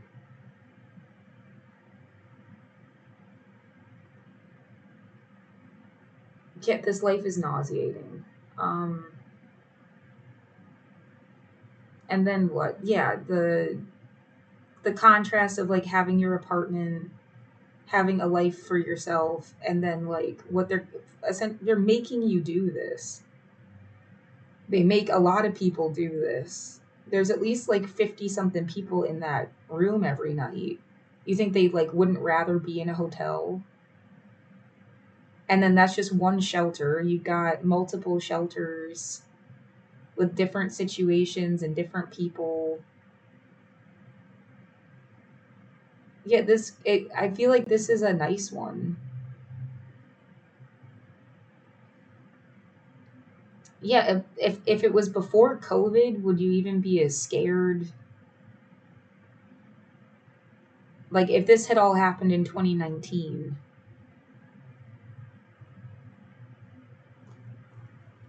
I mean, fuck COVID.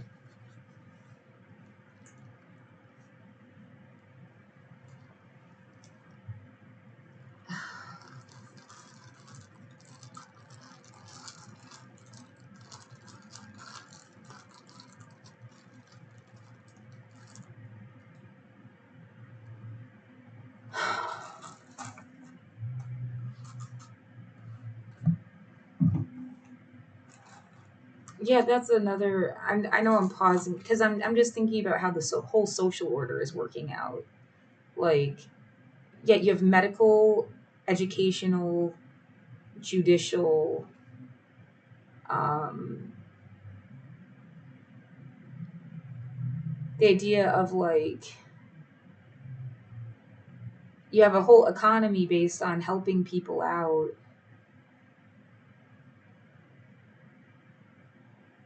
Yeah, I just don't know what to think.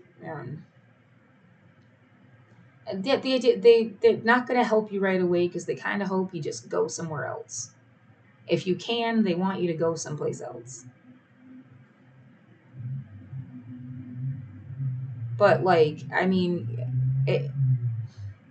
I feel like there could have been like an intake office, like for the newly unhoused.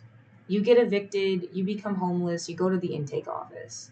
It doesn't matter who you, and they disperse you into where's a shelter bed, here's a pair of shoes, socks, underwear, sweater, sweatpants, here's a toothbrush, I don't know, like, here's some pads.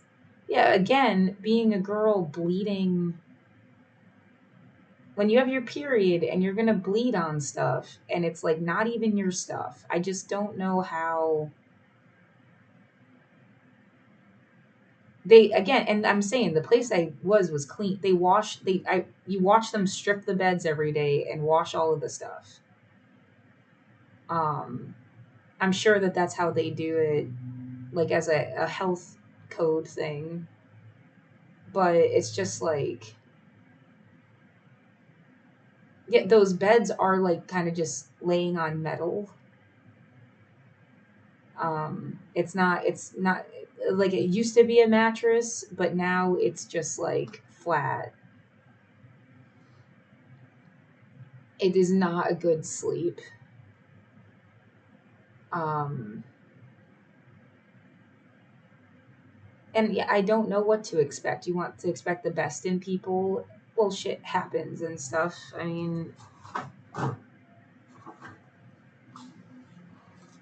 so yeah, like try to tie all of your shit together just in case. But like, I don't know. There's always somebody awake. I felt safer before the person they had somebody get in that they had to go and trespass. And it's like, well, how did someone random get in at all? I don't how did they get in? And then got all the way back into the beds. And like people are sleeping and stuff. Just well there's some sense of like they take your name and a photo of you. You're supposed to be able to keep your bed. So if I've actually lost my bed now and would have to get another one if I when or if I have to go back there. Um, it was also close enough for me to go. I didn't want to go far away.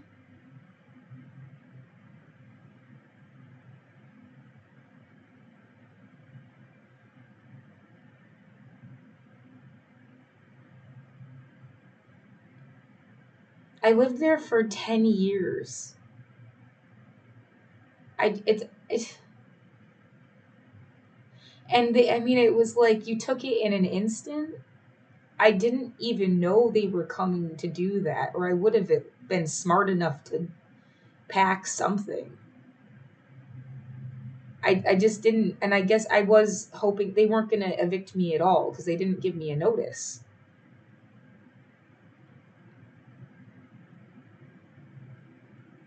I am not a blubbering idiot. It's like there's this person that is they all they have to do and say are mean shit. That's all they do and say is mean shit. They just want you to know how much they don't care. Well, there's a whole universe of people who do care. That was their whole thing is that they cared. Why are you all that's left? This one mean person that doesn't care. I don't need to fucking listen to you. The wrong idea about everything. Why the fuck are you there, the only voice around? Like,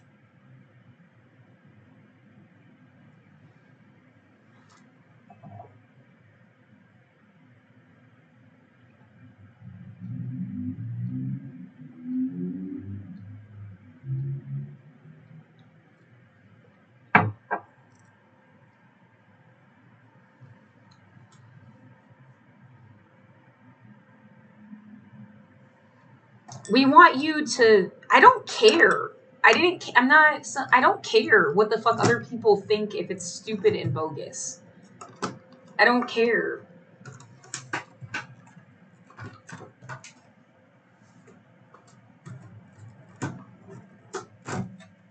Yeah, I care about your input as a human being.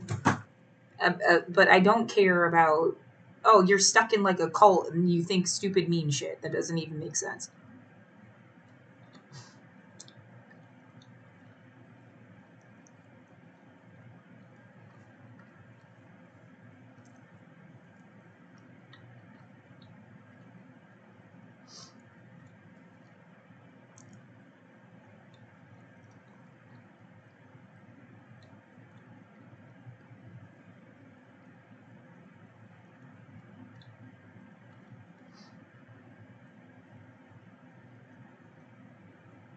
Yeah, I'm also really mad at the feeling of like, we want you to do something really difficult for us that we weren't doing ourselves. Because it's really difficult. No one wants to do that.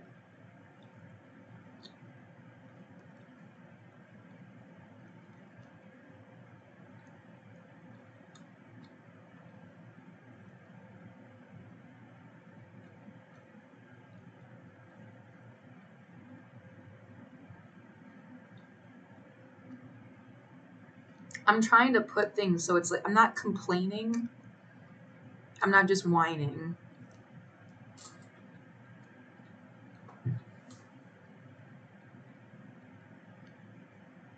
I mean, how much would it cost for the place to have like staff that are there all day?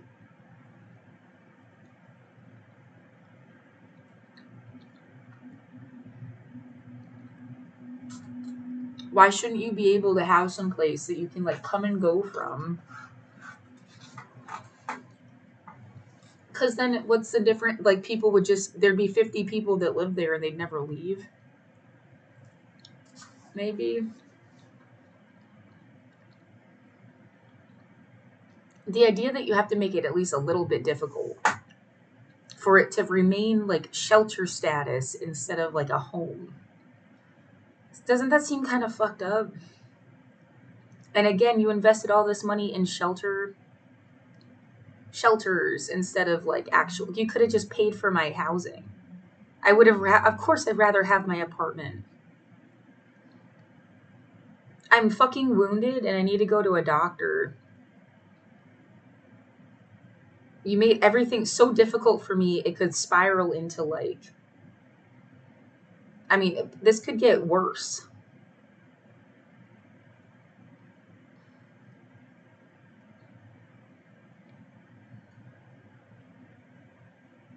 Yeah, it depends on how stuff goes. I deal with it one thing at a time.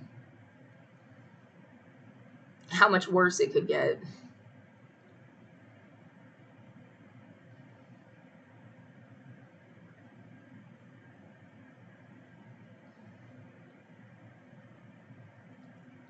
I don't understand. If you knew how much pain it would cause me, would you have not done this to me? Like, you just thought I was being a brat or something. I told you I hadn't walked for 5 years and you just didn't care.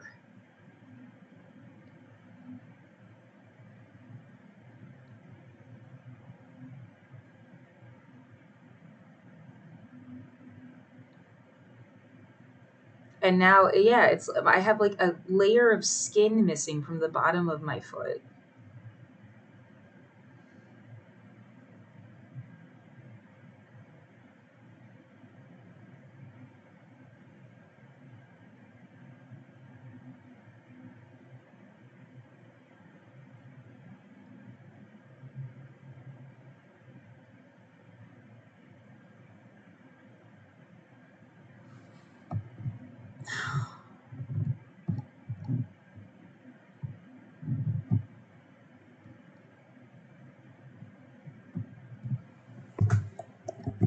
I know it. You did kind of take a total detour from.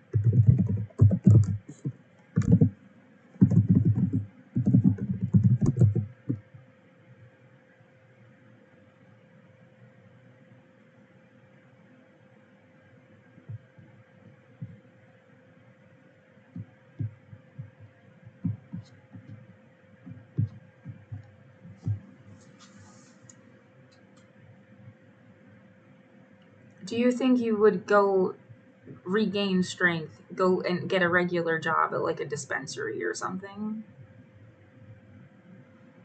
I feel you have forced me into situations where people are sick. How long do I need to be in those situations and not get sick myself to believe that I wouldn't get sick? I've gotten sick at work before. Before 2020, obviously.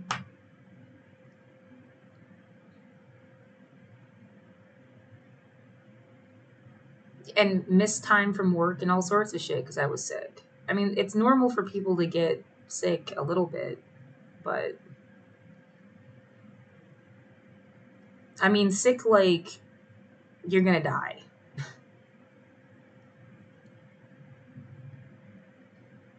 You're lucky you didn't die. Yeah. Level sick.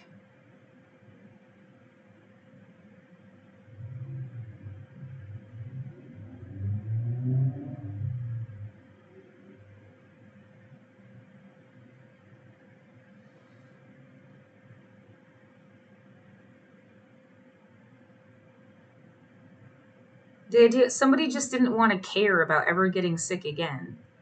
Well, the way you wouldn't care if it rains, it's gonna rain. It's gonna like you can't. It's part of like it rains, and it's like you want to live in a world where it never rains. I don't know. I guess maybe that's not a good example because like in the desert and stuff, it still does at least once in a while, doesn't it?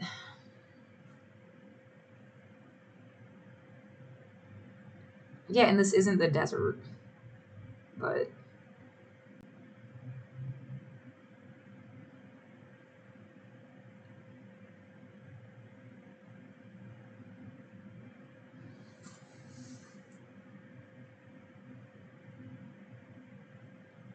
I don't know. I don't really have words to articulate what it feels like. Something well became even like yeah, it was going to the library and feeling like there's a crew of people that are there every single day also, and they wanted you to leave. I mean, they don't know you. I just started going there. Like they made shit like kind of gross and uncomfortable. And they're apparently there every single day. And it's just like, well, grow up. You live in a city. There's, yeah, but is that their honest intention? Like, they wanted to make you leave. If you go and sit somewhere, they're sitting around you and having like a conversation around you on purpose. They're going and scratching their ass in front of you in a chair for 2.5 hours and coughing out loud on purpose. And they want you to leave.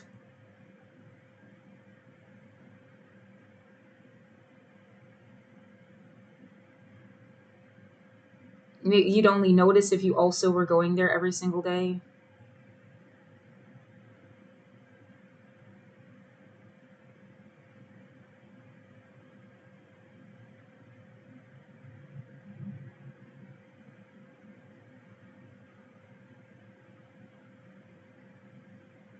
And well, the librarians would have noticed this.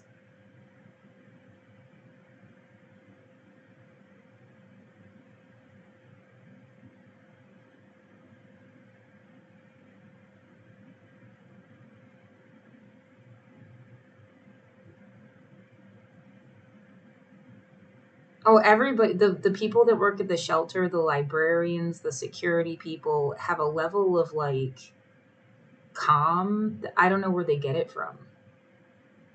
I've watched deal with so much shit and just be like there was a lady at the shelter yesterday, and the other woman was just straight up being like abusive, and she was just like, okay, well, you're gonna have to go now. Like almost like in a cheerful voice. Had I like she, had a disposition. You'd have to like learn how to talk like that. when you're really fucking stressed. Just like, okay, well, I'm gonna have to ask you to leave. Like, real nice. But, like, not, oh my God, don't ever come back here or something. Like, you're straight up just, the woman was like harassing her. Yeah, Sanos like really flipped shit, and it was totally like, the response was just non-pulsed, like, whatever, just, you need to leave now.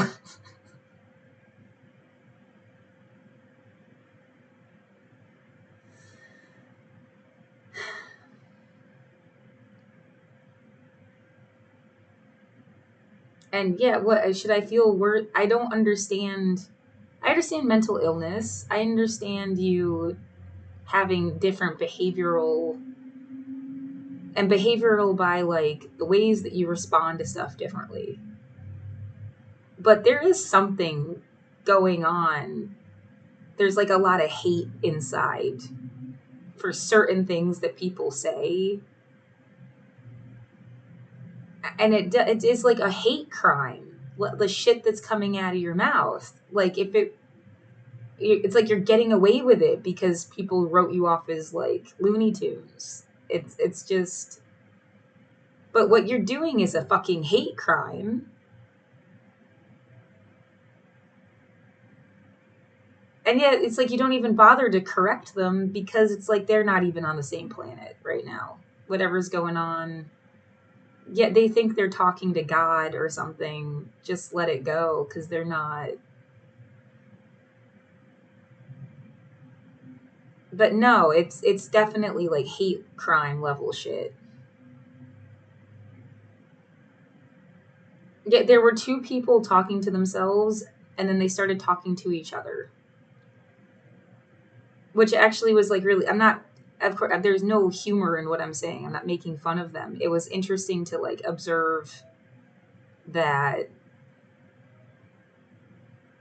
and that is kind of what it feels like. If you're saying some shit to me, I'm gonna say some shit and see if it like it's clicking in your fucking brain the way you're doing to me, because it's what you're doing to me is kind of some kind of psychological abuse tactic. Like, I'm trying to think of like a good example.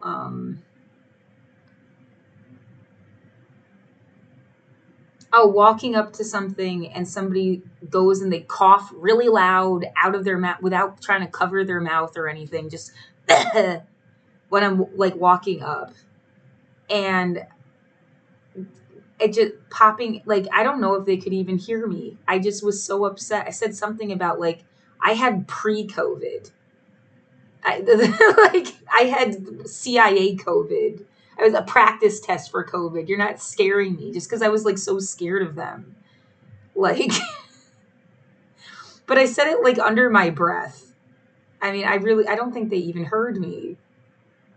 But I did that. That was just like getting like really upset.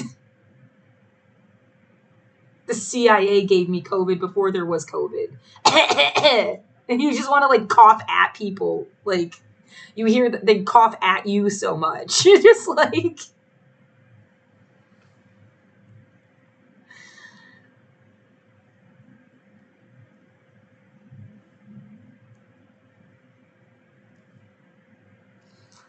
yeah, again, there's no like,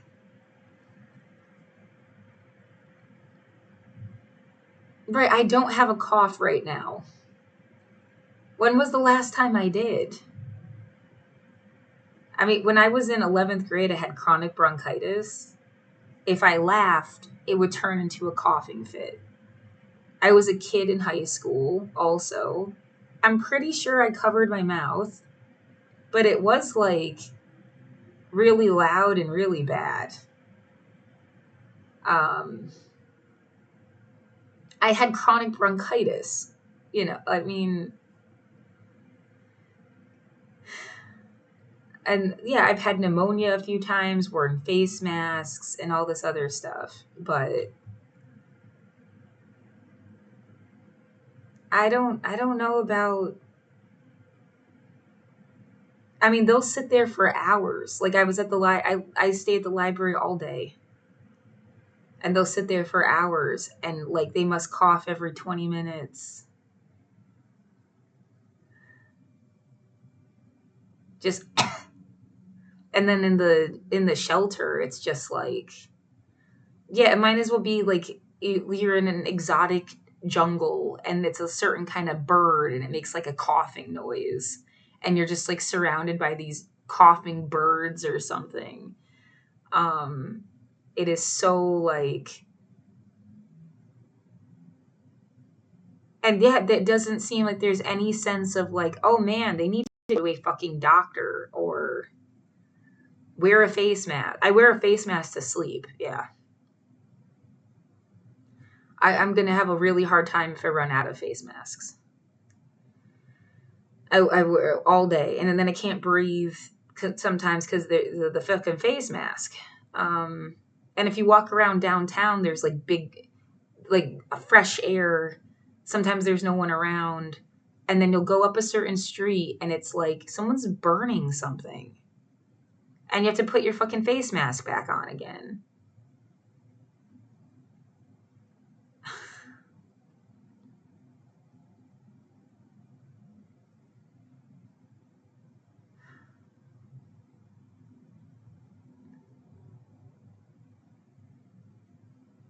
I don't know how much of this was about we clear everybody out, it drives property down, they buy the property up, they make everything really expensive again. It's a real estate scam. There's one building that it's almost like they kept it intact since the protests or something. That I found like really interesting. I was never outside, but it's like that's as close as I guess I'll ever get to like what it looked like outside in 2020.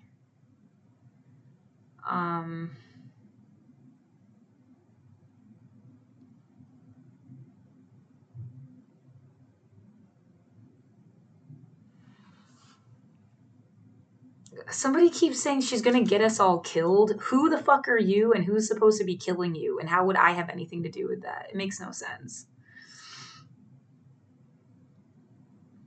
Oh my god, I'm also like having I don't want to check my email right now. I'm like trying to hold on so hard to a current moment of like I'm clean again. My teeth are brushed. I had food. I had coffee. I sprayed everything with my own version of Lysol. Sanitizer in a water bottle, in a spray bottle.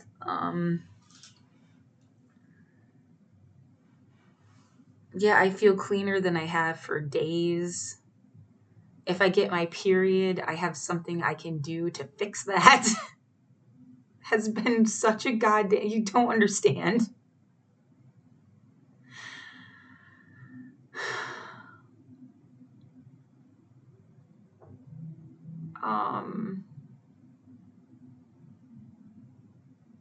And yeah, now it is 10 a.m. Somebody just asked me, did I get a confirmation about the time for tomorrow?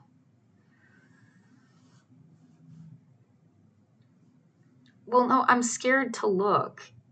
This is my like last chance for the court to decide that I either have more time or that the eviction was handled the wrong way.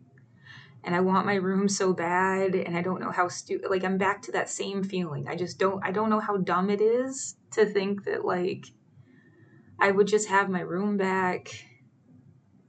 What it was it to you? Like you did everything everybody does, they do all day, and like I was just in my apartment. What the fuck was I to you that like you needed to make me leave?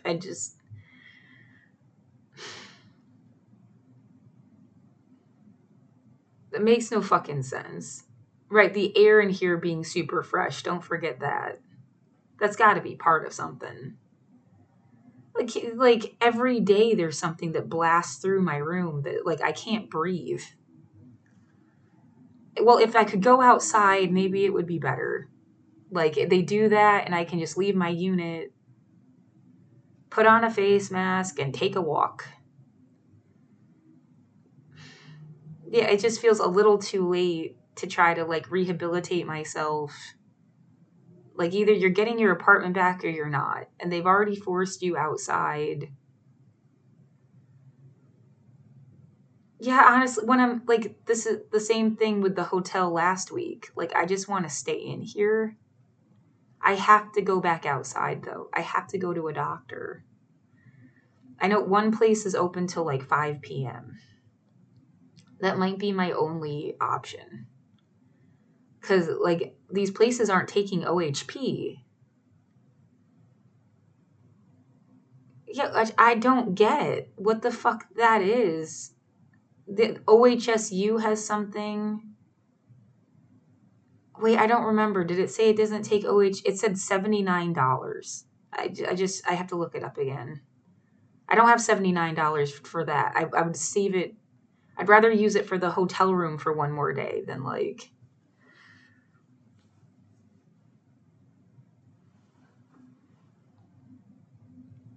Well, if there's like a telemedicine thing, something.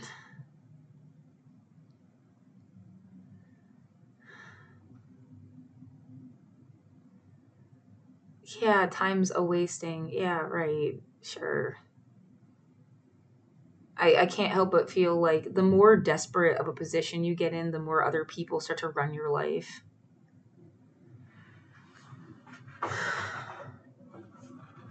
Let me just finish this at least. So we welcome that level and additional layer of accountability because the Welcoming City Ordinance is very clear that local law enforcement will not participate and support, quite frankly, civil immigration enforcement absent a warrant. And by having that ordinance, it allows for individuals, whether they're documented or not, to engage with law enforcement without the fear of being harassed or being harmed, quite frankly, because that's what we've seen. So yes, more accountability is critical in this moment. But the real challenge that we have right now in this country is that you have a president who has declared war on American cities, whether it's taking SNAP benefits away from working people, defunding our public education system, withholding resources for our transportation system, healthcare costs continue to go up. As we build more affordable housing in Chicago, as we invest in our young people, as we expand mental and behavioral health care, all of that is being threatened by this tyrannical regime. And so accountability is necessary. And that's why I've used every single tool available to me to do just that, which is to protect the people of Chicago. And Mayor, I'm wondering, not only the sense of security among Chicago residents as a result of Operation Midway Bliss, but have you been able to quantify the economic impact on the city of this dragnet that occurred for several months, especially in terms of the neighborhoods where there were large immigrant communities? Yeah, absolutely. And thank you for raising that. We have stretches and economic corridors in the city of Chicago and our immigrant communities, one of which contributes the 22nd Street, where there's a strong Hispanic population, where that entire economic corridor contributes millions of dollars into our economy. And in many instances, we've seen a decline in revenue for these businesses as high as 60%, whether that's a grocery store, a restaurant, people afraid to go to work, right? So, those are individuals who are not getting a check and therefore they're not paying in their income taxes because they're not working, right? And we know that the immigrant community contributes hundreds of millions of dollars in local economies across this country. And so that's why what you're seeing is a groundswell of people who are pushing back against this regime. You've heard people even call for, including myself, a general strike. We have to send a strong message, particularly those of us who bring injustice to this administration, that he is not going to get away with the blatant disregard to our Constitution. He's not going to get away with declaring war on working people and poor people. And so, yes, there's been an economic impact of his of his terror. But what we're seeing across this country, whether it's district attorneys or mayors or community organizations or faith leaders, all of us coming together to stand up for working people, to protect our democracy, and of course, to protect our humanity. Mayor Johnson, this is a little off topic, and this is our last question, but it was our top news headline, is that President Trump wants to nationalize voting in the United States as he continues to make false claims that he won the 2020 election. As you know, he raided the Fulton County Board of Elections office. Can you respond to what this means as a city mayor in this country? Yeah, well, the fundamental element of our democracy is to have fair and free elections, right? And this is what we have known this president to be calling for from the very beginning. All of the other tactics, of course, are designed to create fear and to strip power, away from the people. Again, this is why I have called for collectively real systematic trainings across our country, much like the civil rights movement instituted. We have to bring workers together. We have to bring businesses together. Every single level of government, community-based organizations, all of us have to come together to fight to protect the interest of working people. And here's the last thing. This is really about shifting the wealth into the hands of a concentrated few. I've said this repeatedly. Justice Brandeis, a century ago, said that you could either have a democracy or you can have wealth concentrated in the hands of the few, but you certainly cannot have both. And if we're going to defend and preserve this democracy, and if we're going to fight to make sure that our cities and our states are better than what they were prior to Trump arriving, because this is not about going back to status quo. This is about improving the quality of life for every single person in this country. And if we're going to do that, it's going to take all of us to band together to ensure that justice prevails. Thanks for watching Democracy Now! On YouTube. Subscribe to the channel and turn on notifications to make sure you never miss a video. And okay, I'm scared and nervous, and should I take more naproxen? If you take too much, it hurts your stomach. I took 4 this morning.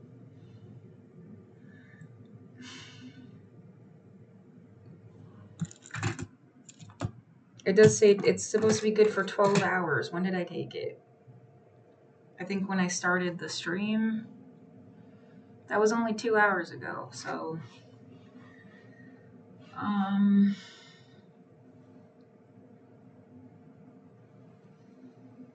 I need to use the hair dryer and see if I can dry my bra a little bit faster. It's still wet. I washed it.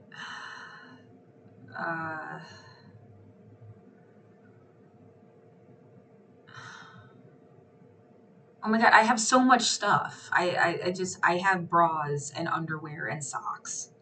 I have changes of clothes. I have stuff. I just can't get my stuff. And now, yeah, I don't know what the fuck is supposed to happen about where you're gonna put it. And I do feel like everything was if on one trajectory, this was a scam to just steal everything from you. That's plain and simple.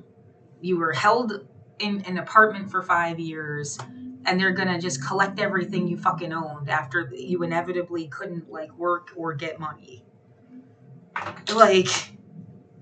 And we're given the constant. I live in a low-income housing situation that has services that are supposed to help you. Okay? There's every reasonable expectation that I've been getting help and that I would have gotten, there'd be more help.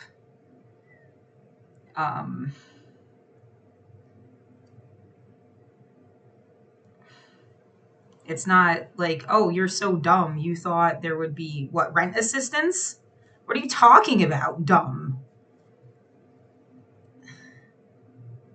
I mean, it's like somebody saying, you're stupid because you had food stamps. And it's like, what generation are you from? Of course, you should be able to get food stamps. I mean, frankly, you should be able to get it kind of no matter how much money you make, because food is a human right. And that would have quelled a lot of fucking bullshit with people looking down on people for having whatever. I mean, at least you can eat. At least you could make it so everybody could eat. You can't bitch about that as much.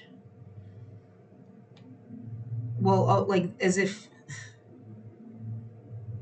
yeah, somebody acting like, well, we have to spend our money on groceries and you can use food stamps.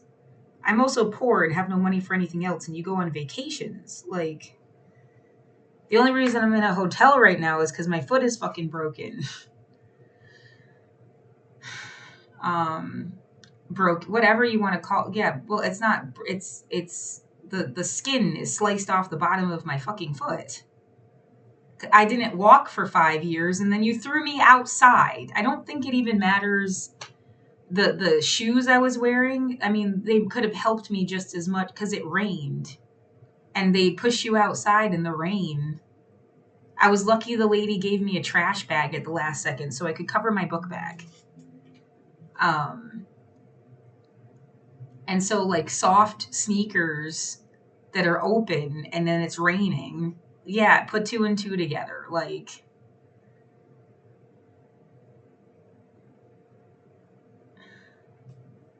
so, I mean, in some way, like, I still need my boots, but I just hadn't developed the calluses to, like, wear them without it hurting yet. And then you threw me outside in them.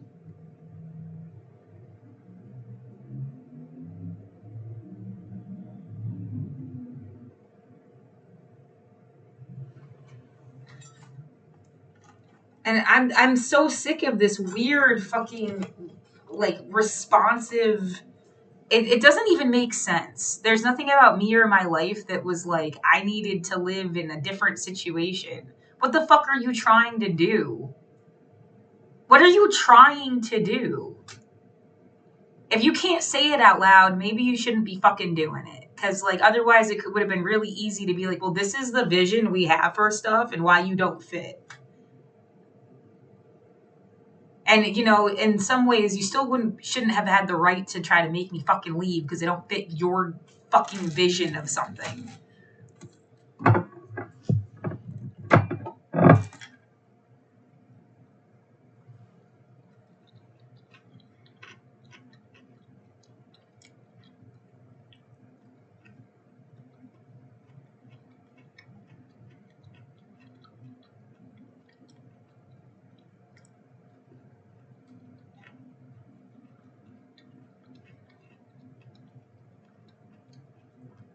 I don't get it.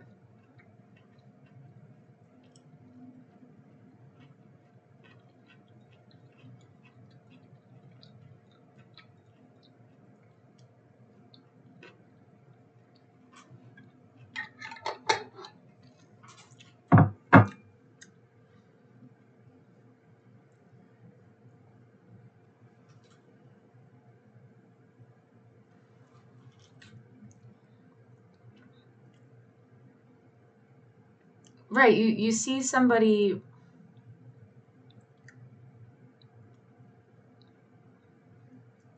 they're saying like hate crime level stuff.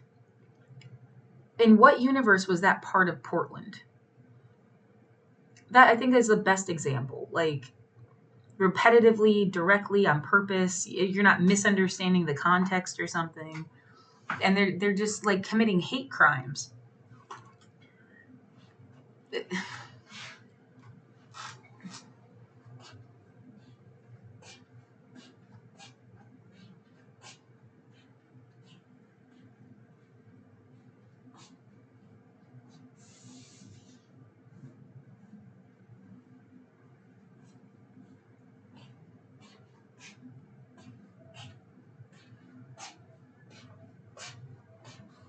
I'm not telling anybody where they can live or not live, but like I don't see how you're telling me I can't live someplace.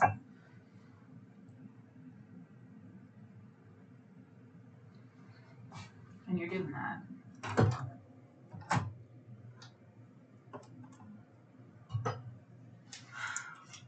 You're about to be wanted.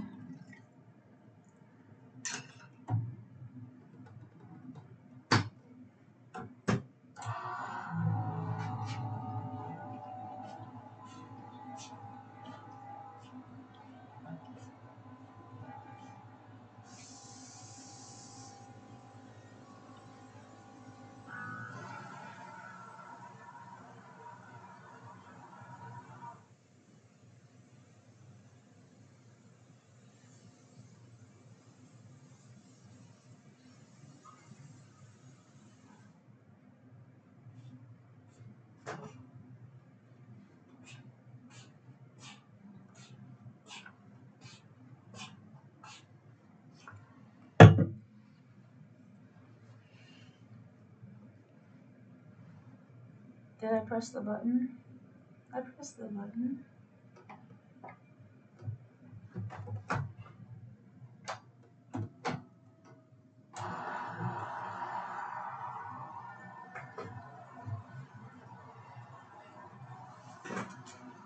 Yeah, I guess I need to. I could open my email right now and it could say so many different things.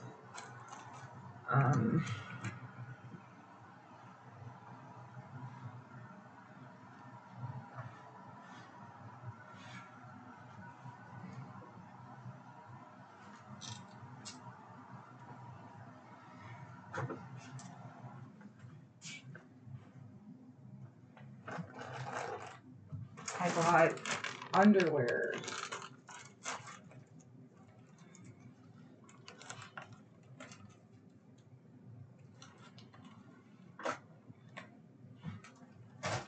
I bought a shirt. I bought pants, but they didn't have them apparently. So I just have the ones from the shelter, which I sprayed with Lysol. They're too thick to wash by hand. It's a big black shirt.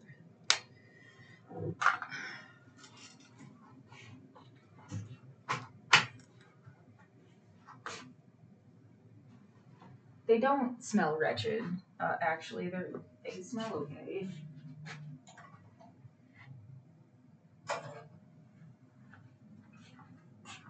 Yeah, they don't smell really dirty or anything. They smell kind of nice, actually, like laundry.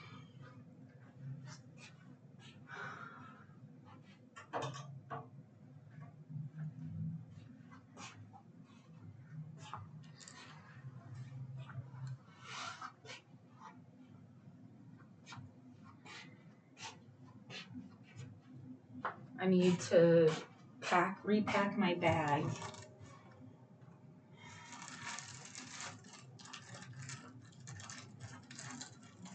I'm scared to go outside again. I know.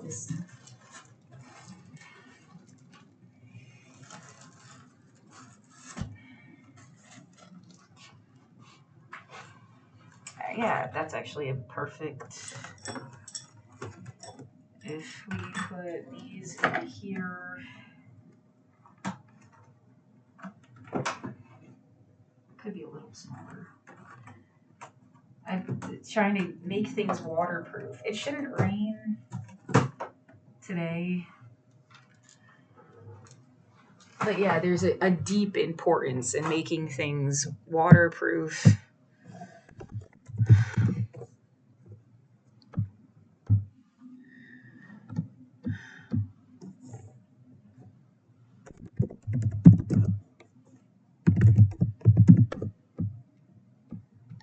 It's cloudy. It's supposed to be 60 degrees. What a beautiful day tomorrow.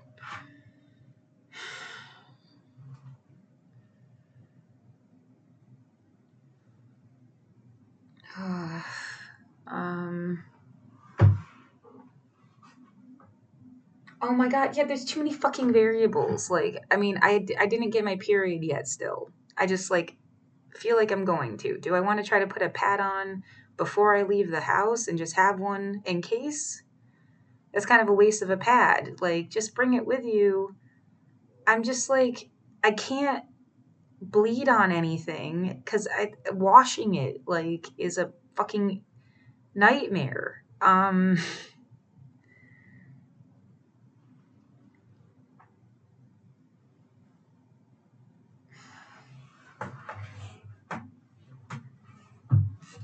How is that stupid? What is stupid about that? It's a fact. You get your period, you bleed, sometimes it leaks through. Having a home of your own means you can at least wash stuff. I had a home.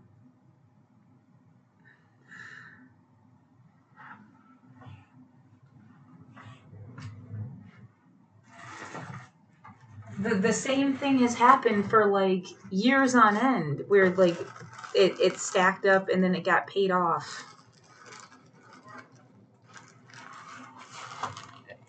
So yeah, the reasonable expectation to feel like, I mean, would you normally think that you could miss rent and then still like have a place to live?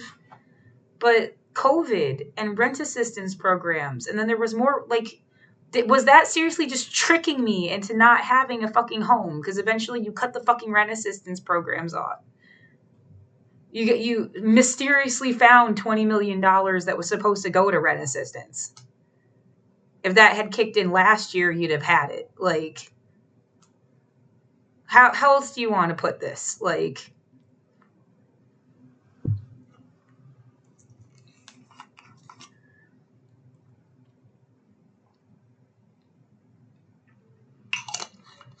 yeah, what about disability and Social Security kicking in to help you?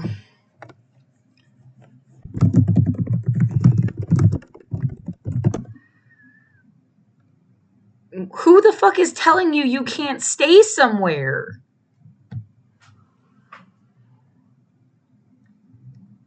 For the second time? Are you saying you found another $20 million? Found another $20 million.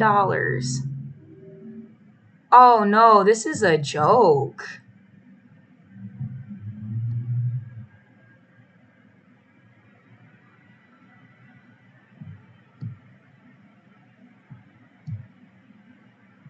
Come on, what's going on?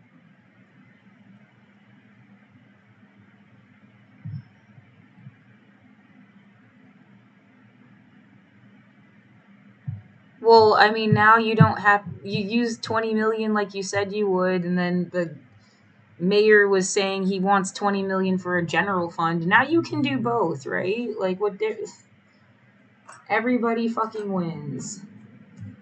Can you just help me, please? Because you would have helped me already, and now I'm fucking like,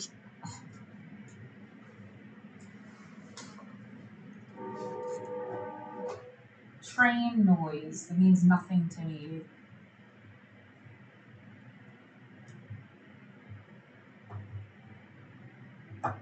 Well, it doesn't mean something over here. They were doing weird shit at your apartment. It's not the same as what you kind of have to believe, or you drive yourself crazy.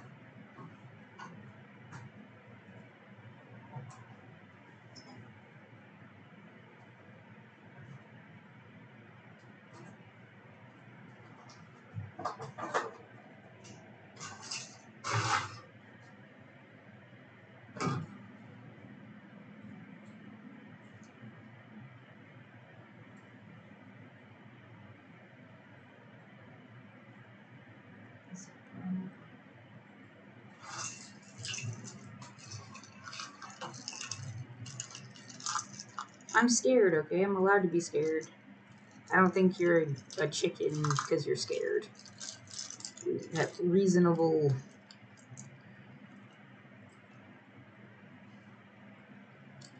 hesitations, concerns, reasonable concerns.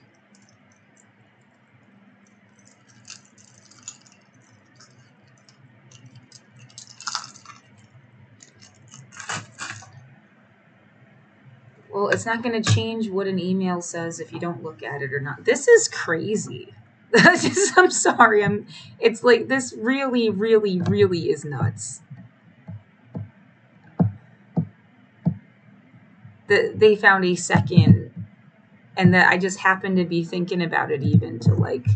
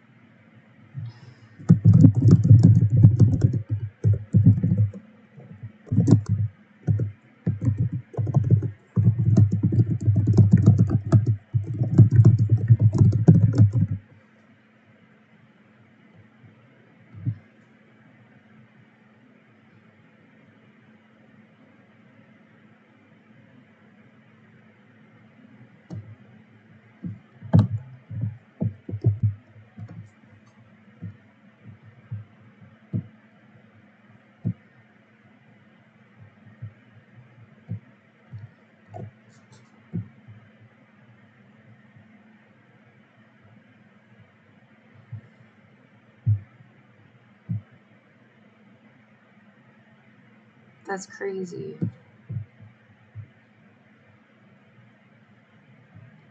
That's from 16 hours ago.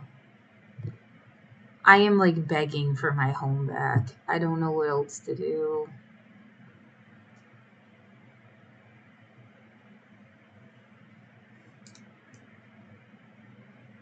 How stupid are you? Oh my god, I want to just go back to bed. Of course I can't. I'm not going to go back to bed. But like, come on, you overwhelmed me as a human being.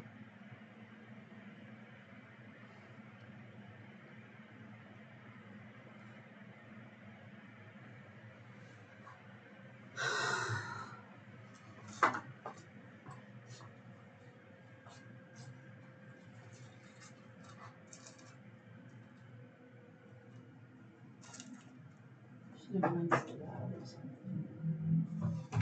Sounds better, isn't it? It's dry. Seems wet.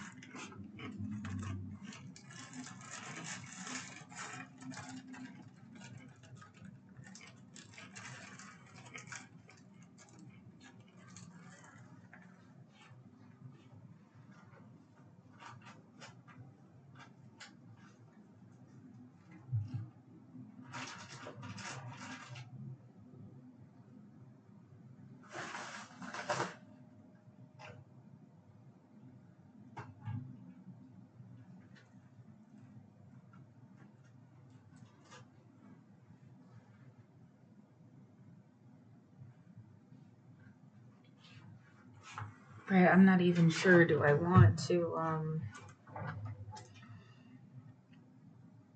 should I bring the whole situation with me or?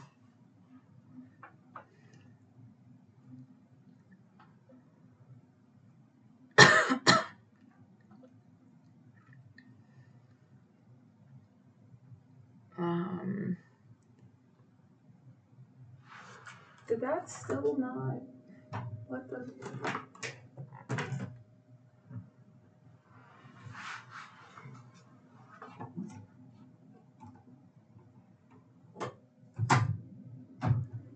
I guess it's decided it's done.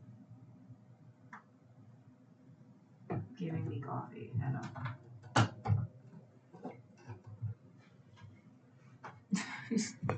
Huh?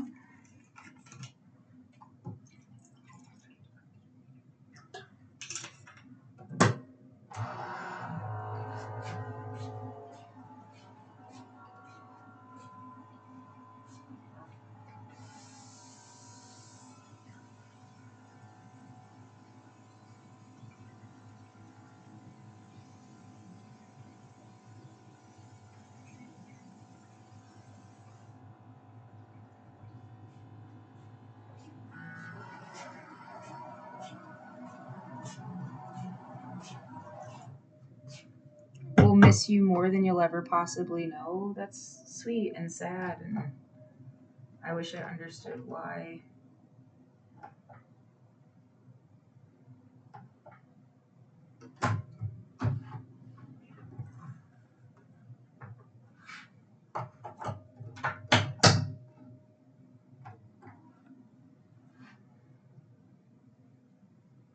Also wish I knew why this wasn't working.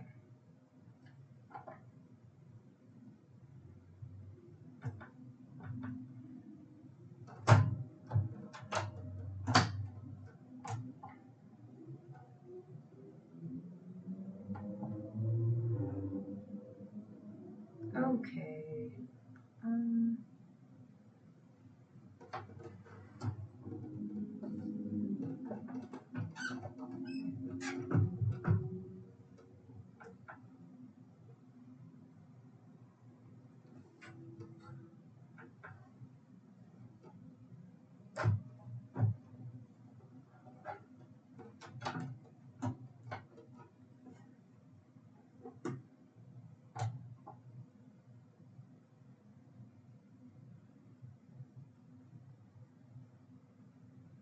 Was there not like water in the tank or something? I don't.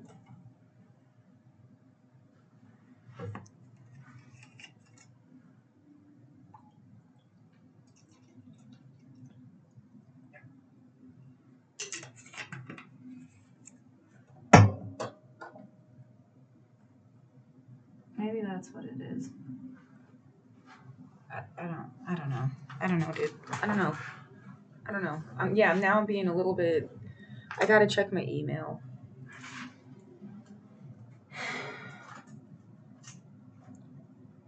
My mouth tastes like garlic. Um.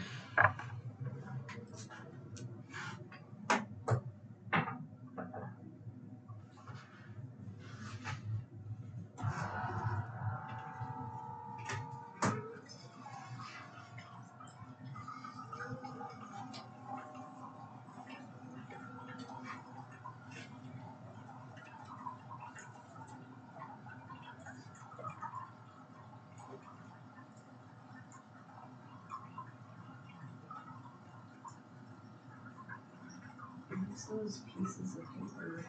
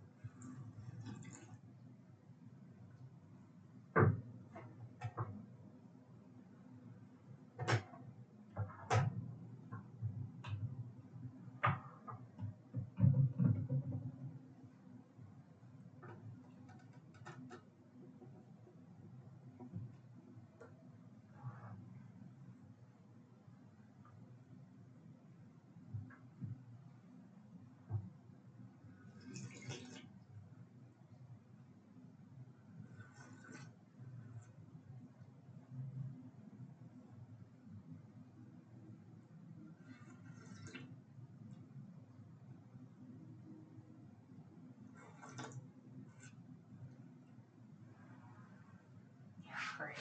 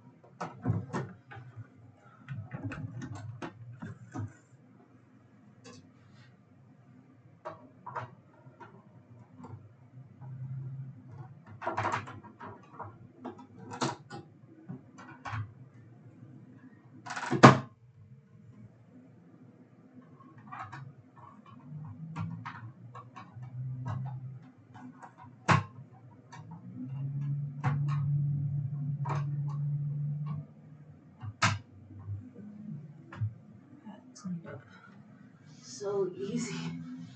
Good. Jesus.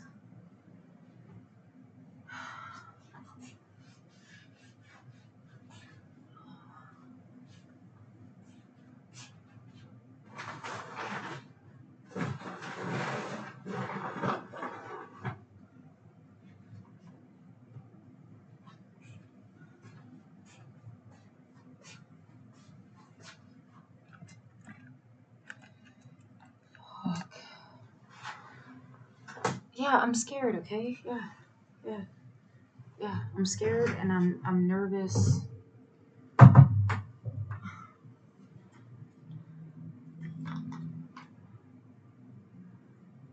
And I'm sick of we don't trust you. I don't even know what that means anymore. What the fuck am I supposed to trust about? Whoever is stalking me? It's like,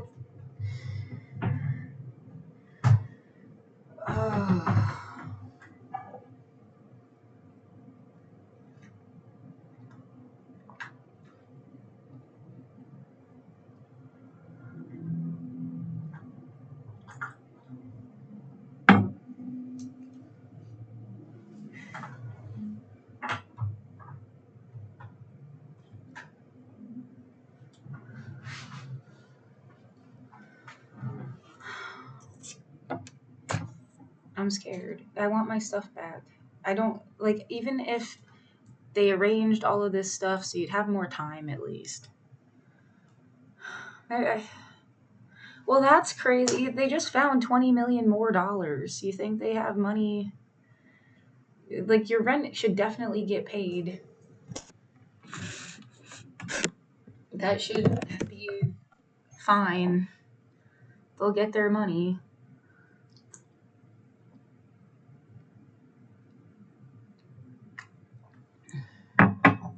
The idea somebody wanted you to like do something else and like what? Like what? I couldn't get a hold of somebody like I needed to.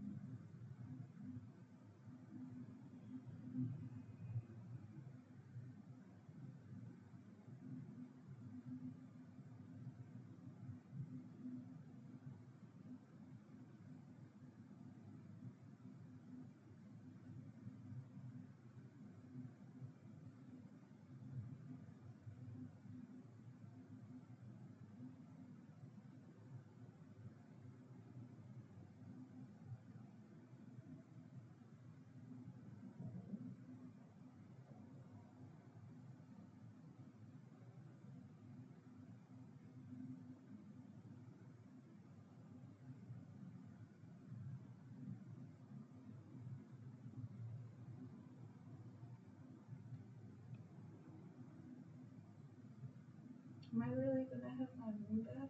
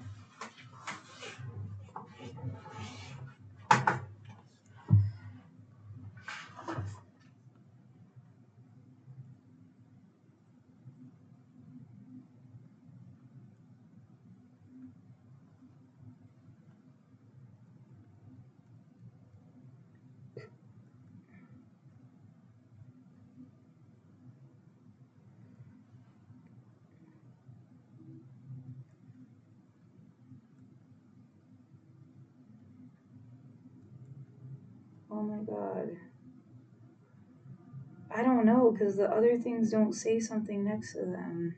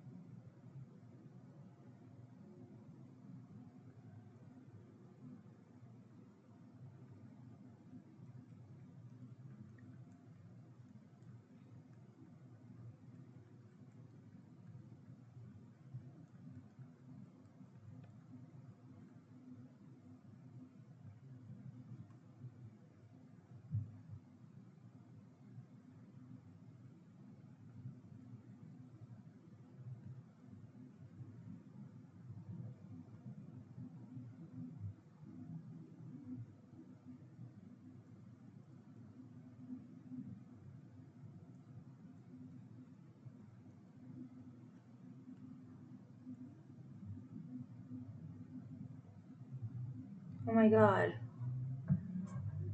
Oh my god. I don't know what it means. It doesn't have any more information. Of course you know what I want it to mean.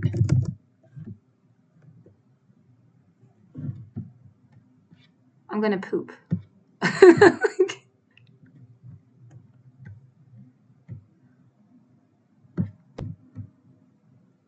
Oh, please.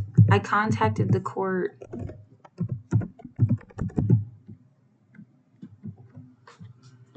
It just says signed order. Signed order of what?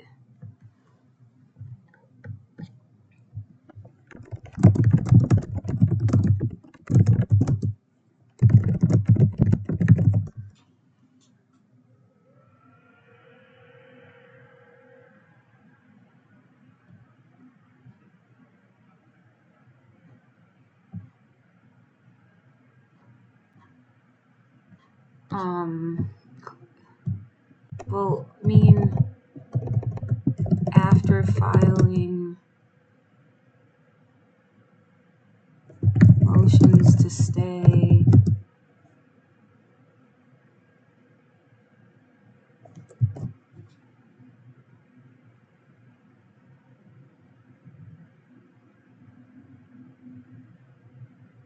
They might have paused it, at least.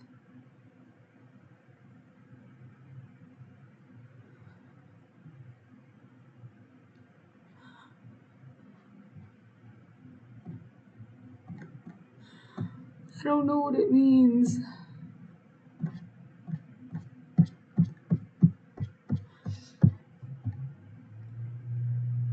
It just says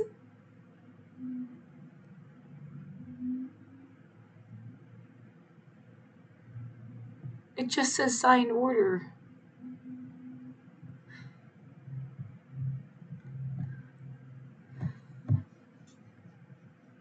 It could mean they stopped it. It could mean I get my room back.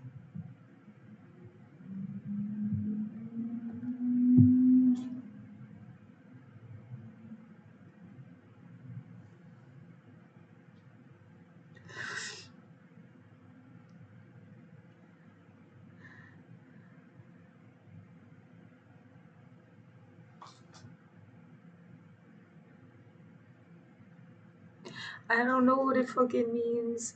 They know you can't go get your mail either, right? Like, I was having problems getting my mail while I was there.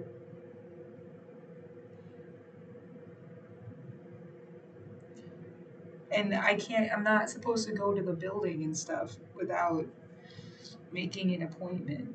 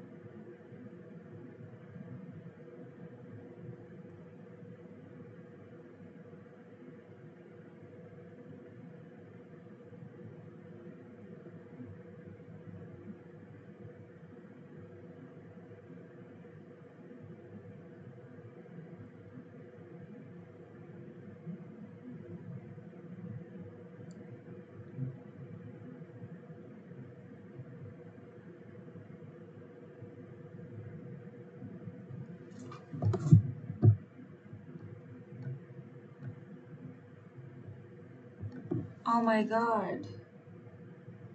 Should I call them? You need something to forward to the.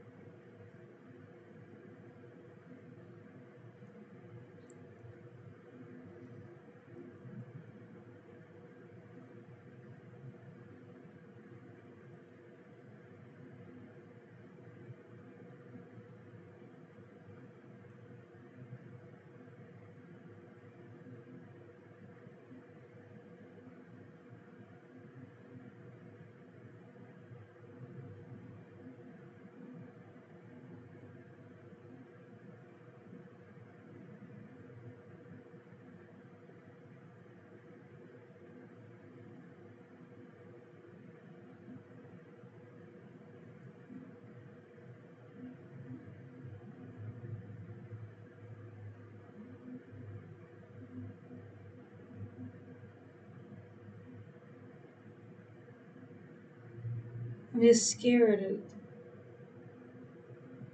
I want it to mean what I want it to mean so bad.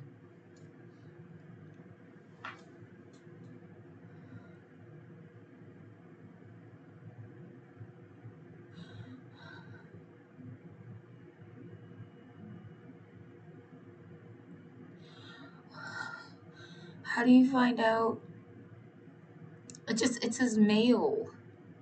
I don't get why. I don't understand what any of these things meant. That doesn't mean that they actually gave you more time earlier, does it? Like, and you just didn't know? I mean, it can't even get my mail.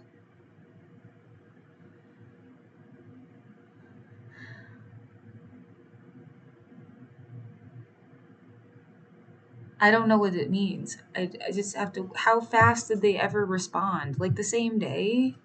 They would respond. Should I try to go over there? Oh my god, everything hurts so bad. Well, that's just like a perfect. And I bring a document with me tomorrow. And it says you can't do this. And I get let back. Really? I get let back in my unit?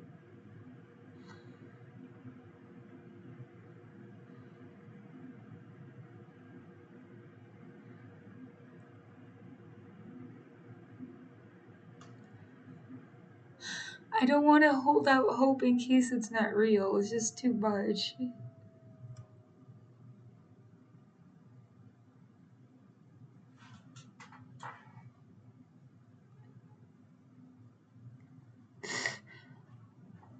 Someone's beeping outside. God damn it. Beep beep. We're gonna do beep beep beep beep beep. I don't know who the fuck it is. I'm never gonna know who the fuck it is. Beep beep beep.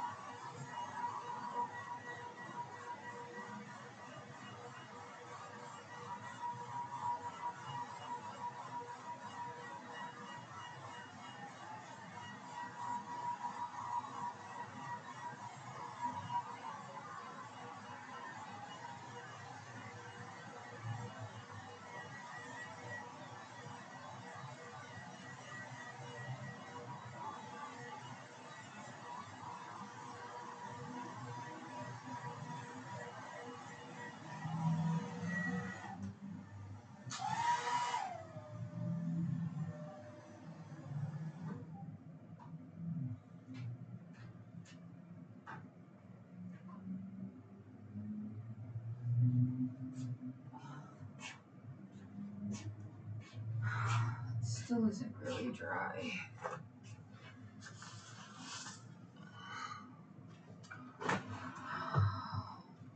Oh, what? I can at least say, I couldn't go anywhere right away because my bra is wet.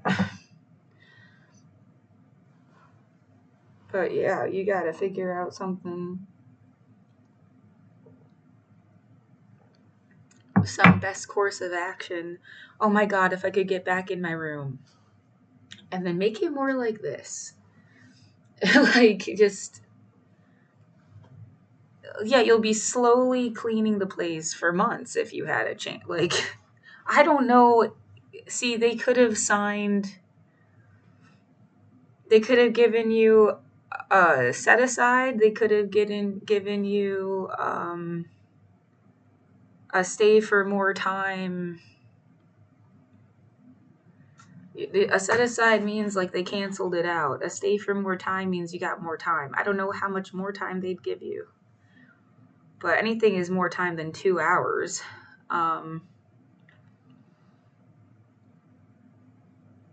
In some sense, it would. Yeah, you think the landlord would be like, oh, what, fine? Because I mean, if she cleans it and gets all my stuff back, like I clean it and I get all my stuff back, or they throw everything away. Like, what's the? And they have to deal with it. The idea that you don't even have to worry about either of those things would be so nice. I lived in there for so long to begin with.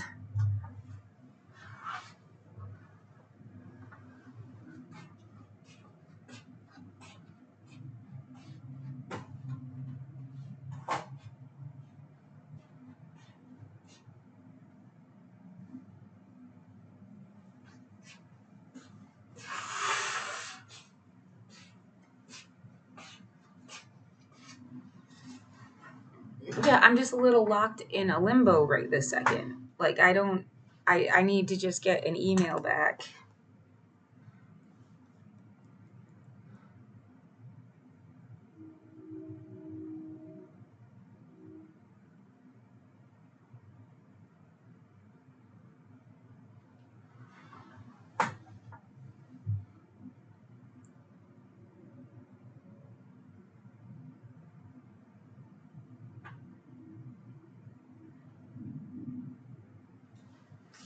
I emailed them.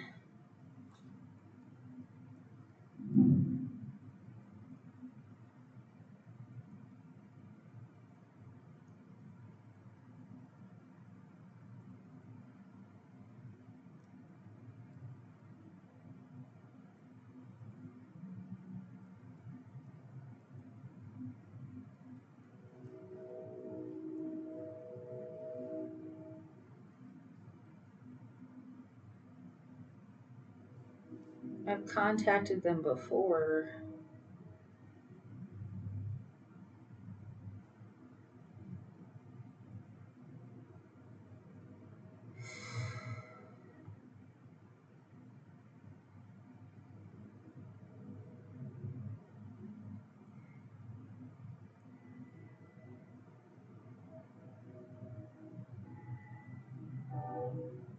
Oh my god, I don't know why it's like people doing things and I don't know what to interpret about it, and it's like they're trying to make you interpret stuff so they can pretend that you're like either insane or are whatever. And I just like, why are you doing that?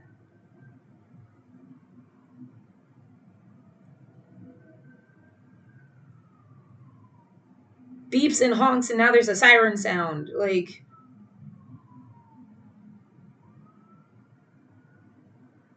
what the fuck is this?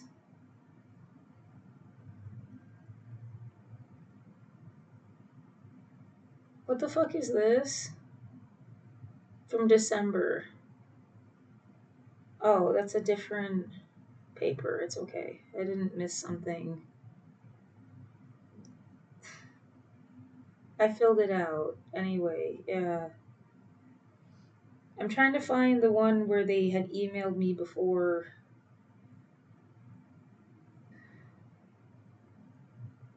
I think it just said I can't get my mail.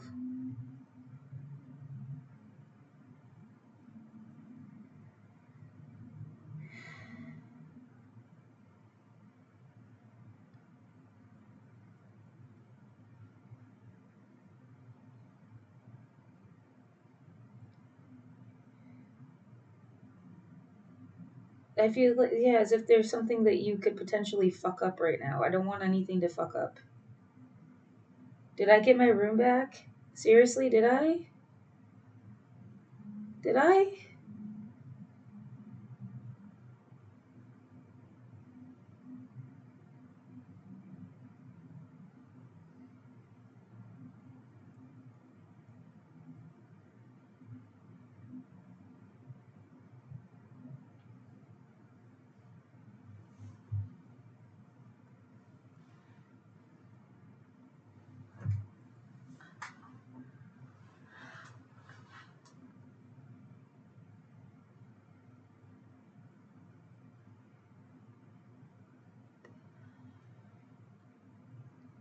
I can't figure out what email it was from.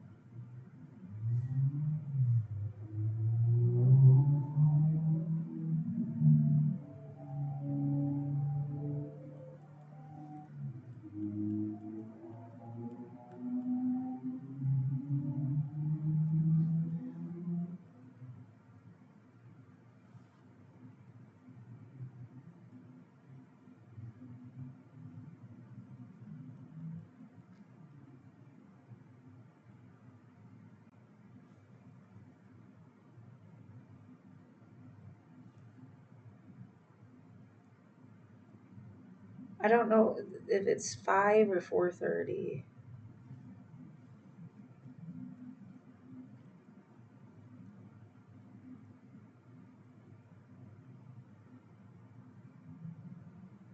Five.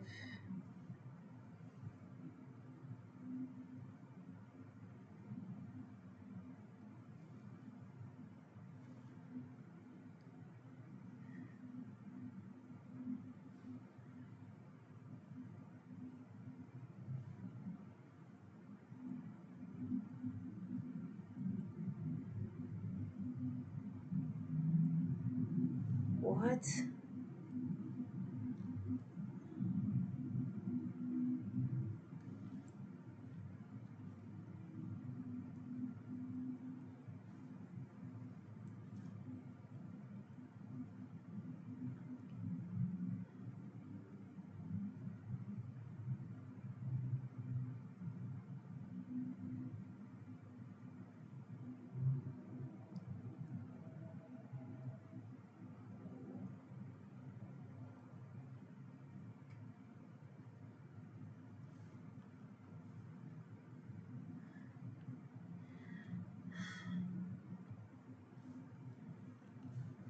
What are you looking for? Oh my god. Search. Send.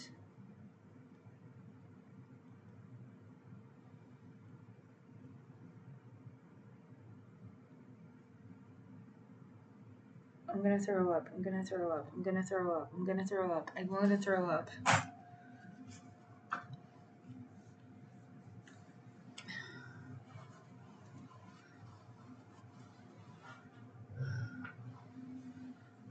What can I do? It's 12. It's 11:30.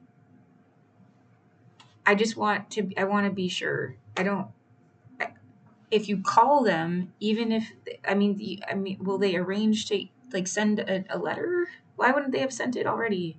I read some, yeah, but that was like a Google AI response. Like that's what I'm like. I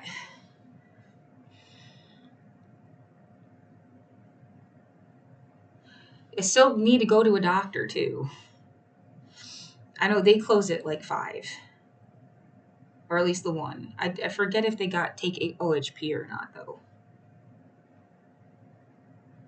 Yeah, the one I have in my mind said it closed it. I was like falling asleep when I was trying to look this stuff up, so I like need to look it up again.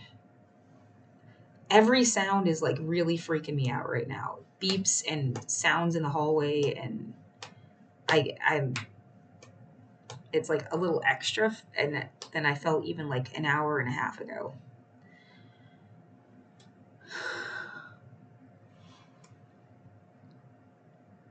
Just need some clarification.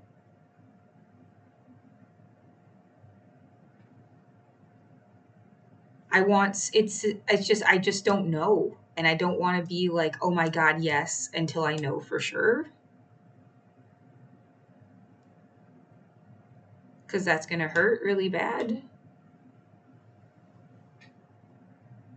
It literally went through my head this morning, like,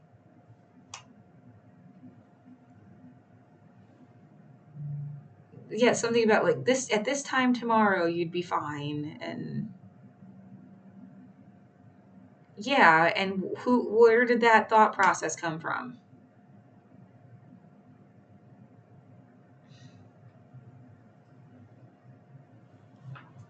How much does some have they, all they ever want you to do is to seem crazy? I hope not.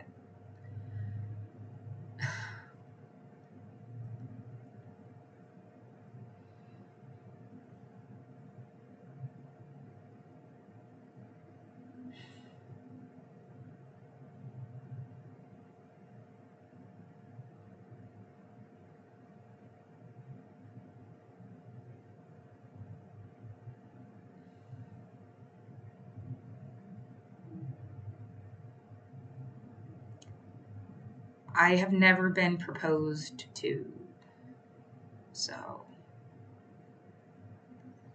that's not a thing. I'm not married, and I've never been proposed to, like by a person. Like, yeah, someone did like a fake. I don't know them. They like came. They were a customer at a store, and they like did a thing. I don't know them at all. Yeah. Then that was like in 2014.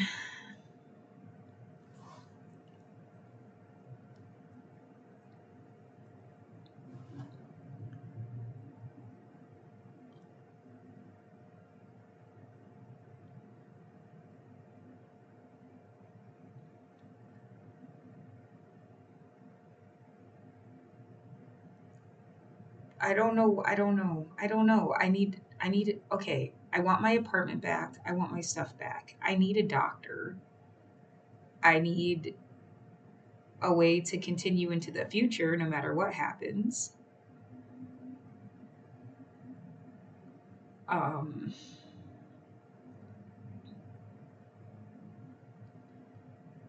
yeah, I need disability to kick in or something. I need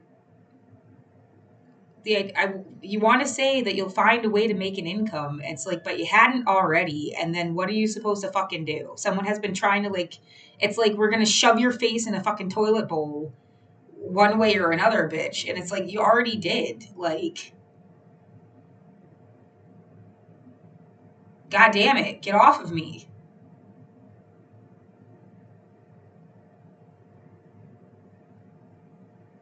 Like the idea that can you find something that's like not going to put you in harm's way, and somebody who has like a really dangerous job where they deal with people all fucking day and night, they just want you to have to deal with it too because they're like lonely and how they have to deal with it. And like I wouldn't put up with this. You know, so maybe somebody's job is to wash windows in on a high rise. I would never do that job. No fucking way. I can't. Like to wash a window 500 feet in the air or something. Like it's just not going to be a thing I'm going to do. And it like yeah, the heights like that make me feel sick.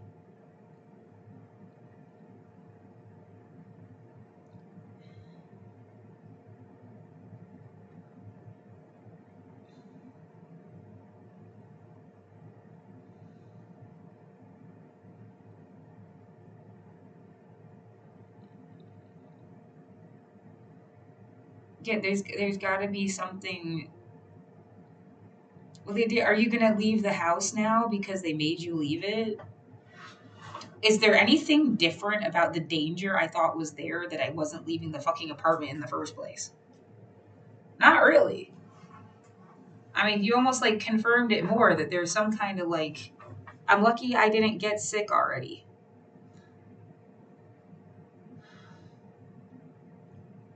there's clear, I mean, either it is a harassment thing or there's seriously some kind of cough, like a barking, yeah, it doesn't feel like harassment when they have obvious like phlegm sound.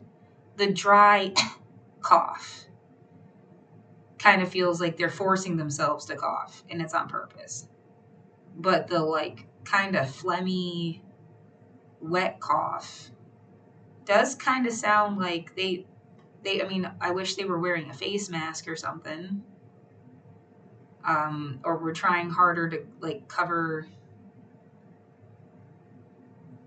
whatever's going on. You cough into their elbow or something, but like, yeah, they're like clearly like sick. And it was everywhere, all day long, everywhere outside. There's somebody coughing all through the night at the shelter. There's people coughing. If there's 50 people in there, 30 of them are coughing.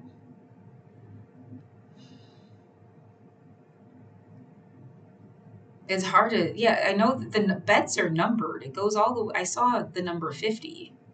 Like, when I looked around, there was only like maybe 5 or something beds that were empty. And it was like, you go in at 8. I would fall asleep immediately from it with the lights still on.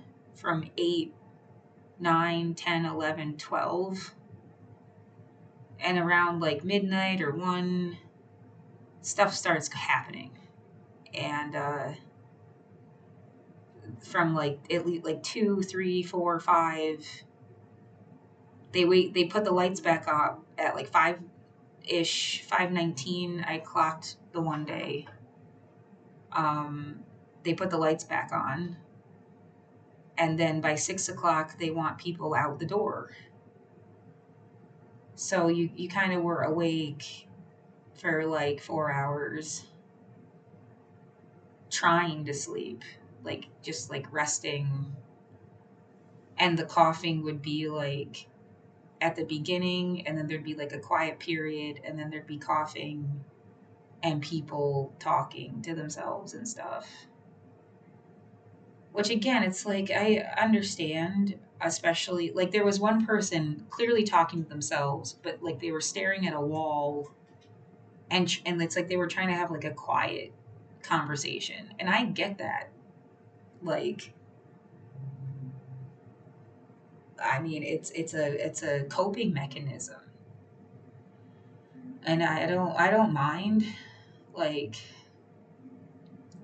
it was different kinds of things that, like, people having an outright like fight across the room. Well, I mean, it's just like whatever. There's 50 people in here. What the fuck? Well, I mean, it's just, and people are trying to sleep and stuff. I mean, you couldn't be less like giving a shit.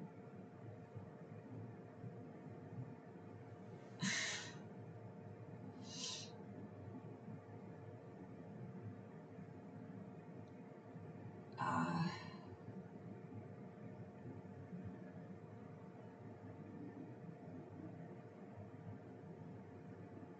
you're right, yeah, and like everybody farts at some point in the night. Everyone's asleep, and if they farted in their sleep, it's like, get over yourself. Like, what are they supposed to do? Plug their butt to? And it didn't stink or anything. Which, like, there's like ventilation. Um, well, I remember the first night especially feeling like it's kind of cold. Like I'm right at a spot where like the air blows in, but didn't mind either because that would also mean like fresh air. Uh, yeah, my legs went kind of numb a couple times trying to like. It's like it is like a metal bed, and there's not a lot of cushion. Um, yeah, the idea that this place is going to save you with absolutely nothing else, and you're glad that it was there because it is better than freezing in the wet outside. Um, yeah, absolutely better. And like glad that it exists for that. That they don't want to make it too comfortable because they want it, they like want to save it for people that are in a really desperate spot. Um, yeah, you could always, I mean, if you care, like have one, bring in your own roll up mattress pad thing or something, but it seems like having like anything extra is too much. I don't know how the fuck you're supposed to bring a cart of stuff. Someone had a push cart, but it was small. It wasn't like they didn't have like carts of stuff. Like, and they never said there was like a storage place. I put my things under my bed.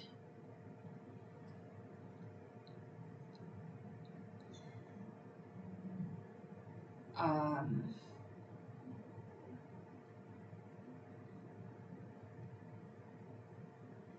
yeah,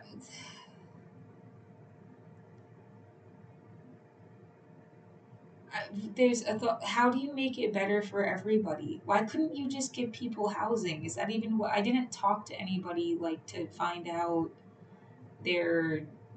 Like one person said that they were from Hawaii going to Seattle. They were there the next day. So I'm not sure if that story was even real. Um, or they just wanted me to text them my phone number. Because they said that they were from Hawaii going to Seattle and they were trying to get a bus. And then had me look up like bus stuff and they wanted me to text it to them.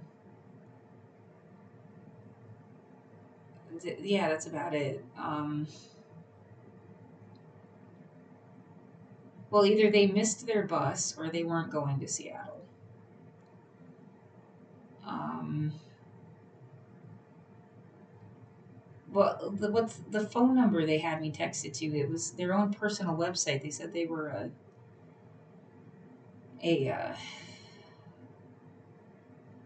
motivational speaker or something. Um, so, I mean, if anything, they had me text a random person who has a motivational speaker website my phone number with with the bus. Yeah, that's I don't know, man. Um, but no one said like that. No one had also just gotten evicted or had a story or something. Like the one person that talked to me the most was telling they believe in like germ magic. And I was really trying to like, first of all, the feeling like we shouldn't be talking because everyone is sleeping, like, and we're like whispering to each other and stuff, and it's okay, but also not like, um, but yeah, I mean, and I see it as a coping mechanism, like the science of what their thought process is, that it makes them feel better. But they said that they could control germs, and that like they would also essentially like sick germs on people that were mean to them, which is not bad or is not good vibes to me. But I see it. I see the coping mechanism. It makes you feel like you have some power. I mean, if you're saying that you're going to make somebody sick on purpose, I am really not the right person to be talking to right now. Um, but yeah, They said they were a Christian witch, which okay, yeah, alternative stuff is kind of cool. Um, I didn't tell them I was an atheist. They asked if they could pray for me, and I said, do whatever you want, but that's not my belief system. And that was it. And then I fell asleep and I woke up and they weren't even there. They like left and they didn't, I don't know what happened. They just weren't there. They were there the next night at a different bed. Um, but they told us like you weren't allowed to leave in the middle of the night and stuff. So I'm not sure what, um, which it's not to like, okay, maybe she, yeah, had to go. She couldn't sleep. She had been like sitting up in bed and not sleeping. Um, Maybe she just couldn't sleep and couldn't stand it because everybody else was asleep. I could understand that and left. But yeah, just to see like how serious they take certain rules or not. Like, if why would you ever want to leave in the middle of the night? I don't know, but like they have smoke breaks. If you smoke, you get a chance to go outside like 4 times a night or something. Maybe she went left on a smoke break and just didn't come back in. I don't smoke anymore. Yeah, and like I do miss cannabis. I haven't spent any of the money on weed at all. Um, I really could use some RSO. Could really, really use some fucking like concentrate. But I haven't spent any money on weed. It's like so obvious to me that like if you spend a penny on that, like you can buy naproxen. But if you buy any weed, somebody is going to make a fucking stupid deal about like you said you were homeless and then you bought cannabis. I didn't buy any because of you, because of your stupid thought process that somehow I didn't deserve. I'm a medical patient and a licensed bud tender, and I didn't buy any because I knew that someone was going to fucking bitch if I did. So like fuck you. I'm glad naproxen exists and I could get some. Um, yeah, there's also like some strict. You're not supposed to like drink and stuff. I mean, I don't care personally, but like, I do think that's kind of weird. Like, somebody couldn't go have a drink with their friend and have to stay the night at the shelter if they like decided you were drunk. I guess it makes sense. You want people to be as less out of it as possible, but like they might sleep harder if they I don't know, man. Like it just it all depends on the person. But it is supposed to be like a sober thing. I took naproxen while I was there. Nobody cared. So that didn't count as like and no one was like being weird about it or something. So yeah, it was fine. I think somebody straight up was vaping in the middle of the night. It like just suddenly smelled like weed at like 3 in the morning. Yeah, I mean, I don't give a shit. But so they're just like not so strict is nice. It's just nice to know just what the boundaries are. Um,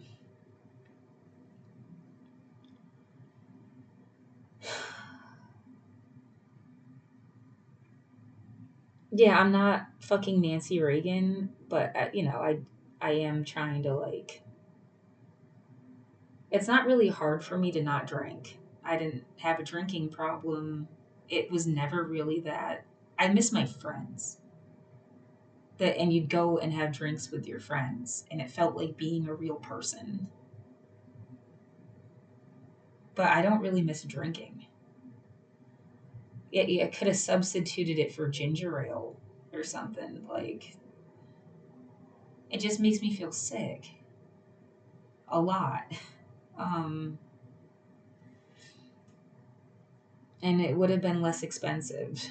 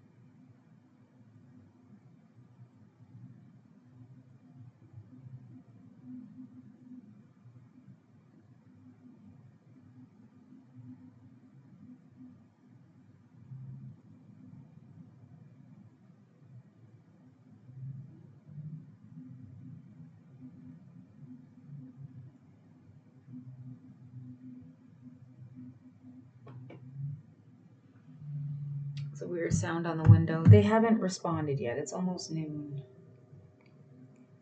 I'm thinking like at 1 o'clock, I could try to call. Because they're gonna go to lunch anyway.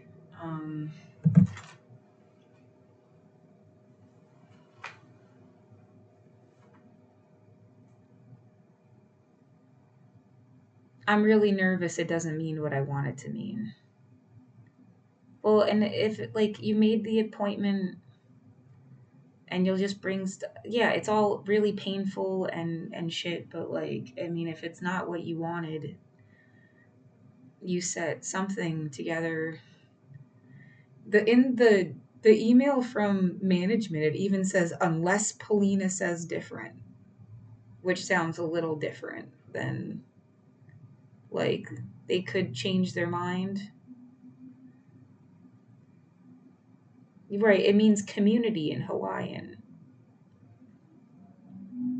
That was like a whole thing. Like they had changed to this name that meant like cool stuff.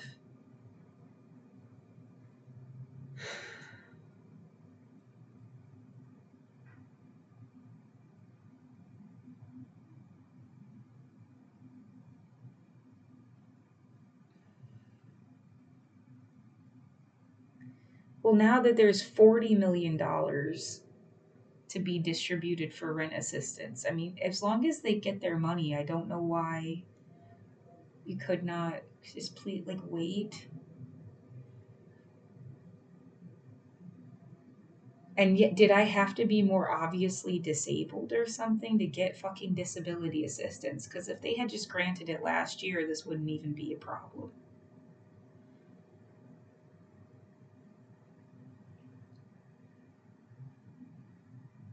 What can you do for the people at the shelter? Well, I mean, no one was complaining. Absolutely nobody had a word to say that like, man, I wish it was different, blah blah blah, anything. I got the general feeling no one wants to get thrown out in the rain at 6 a.m.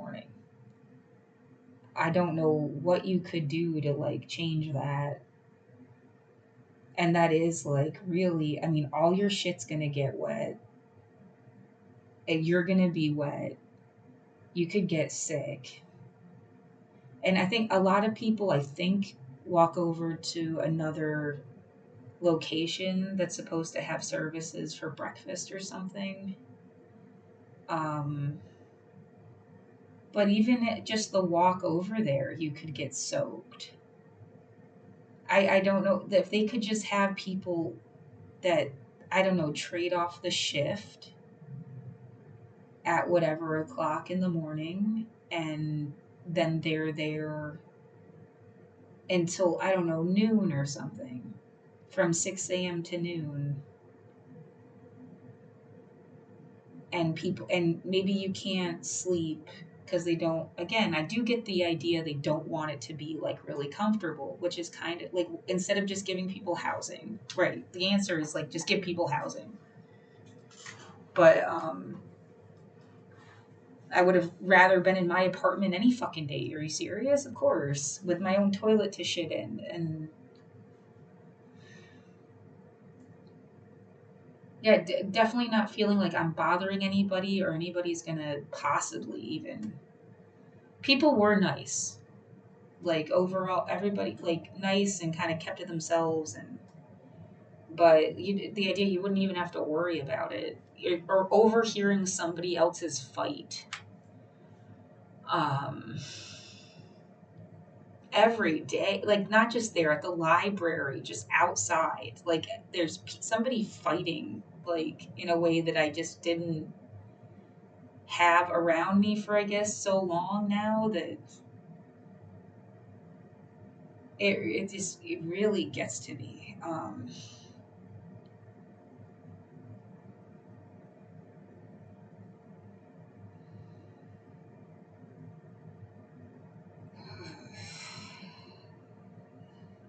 Yeah, it's like you want to somehow stop the conflict and it's none of your business. And it's just like people yelling at each other around you. And Yeah, just other, yeah, memories, stuff. I don't have to get into it. People yelling at somebody was a kind of constant thing when I was little. Um,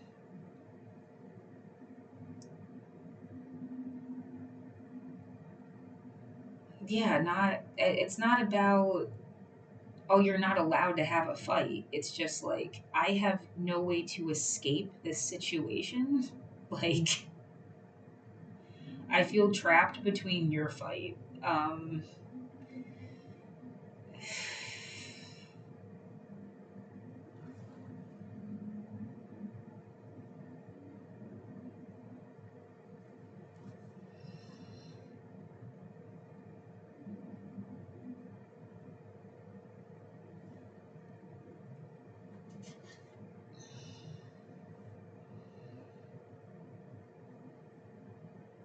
Oh my god, am I wasting my time right now? I feel like stuck in place. I can't like, maybe I get my apartment back, maybe I get my apartment back, maybe I get my apartment back.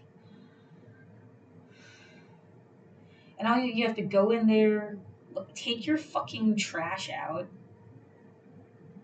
Are you less scared of your neighbor now? I mean, like, you they put you in a position, you're so fucking vulnerable. You don't know who's around you. If they had wanted to hurt you, it was so easy. If they had wanted to fucking hurt, they could have fucking killed you if they wanted to. Like, if somebody wanted to. You're glad, yeah, why would they? But, like, it's, you're completely fucking exposed and trying to sleep in a room full of people you don't know. You have no fucking idea. Yeah, there's cameras everywhere. Yeah, but, like, somebody hurts you and then it's always after the fact. Like, when they're like, they'll get a punch in or something before someone comes out. Like,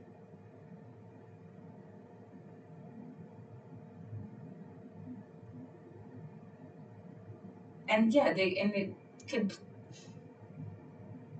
not even be a reason. Like, just. But yeah, they made, like, they put you in that situation. So, I mean, what would you do with your neighbor now if she's, like, stalking you through the fucking building? At least you'd have battery life on your phone and you can, like, fucking tape her.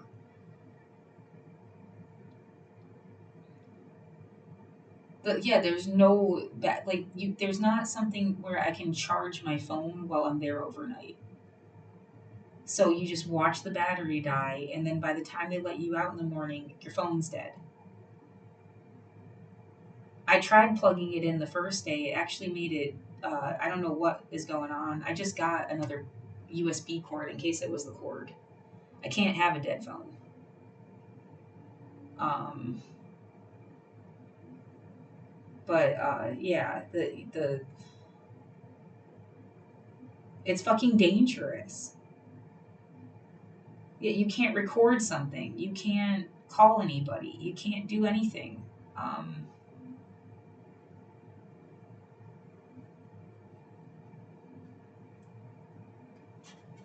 it's an absolute lifeline. Yeah.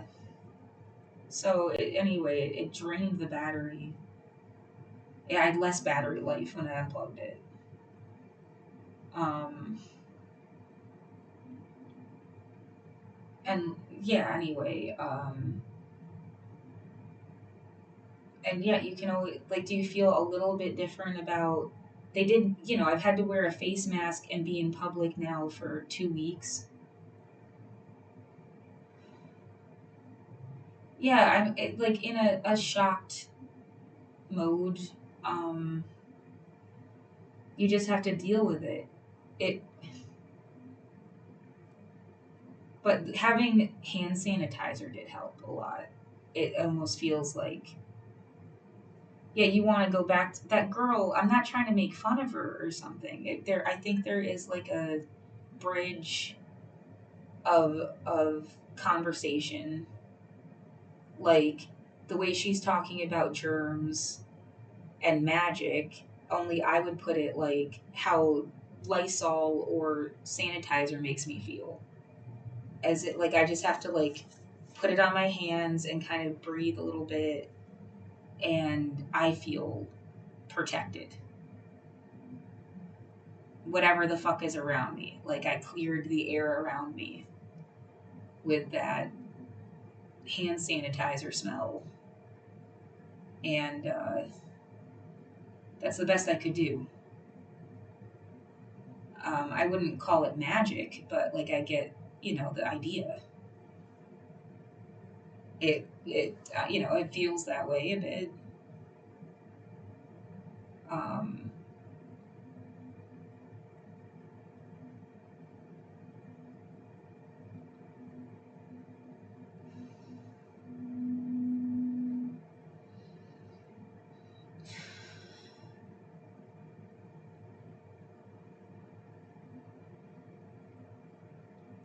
yeah, like, there's part of me that wants to cry, please don't make me go through this for the rest of my life, and another that's like, suck it up, Laura. Suck it up, Laura. Like, because they'll make you do it anyway, somehow. And, like, it's worse if you're in, like, a on your knees position instead of standing.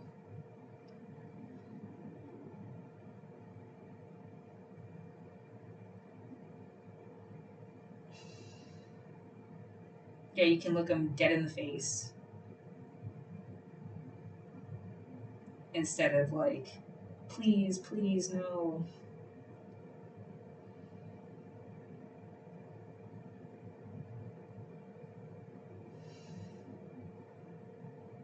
I am really concerned that people picked up on the idea of sickness as a joke. And there is, like, going to be another situation within our lifetime. And they won't know how to handle it because they were acting like it was a joke. It, like, disarmed them of discernment or something.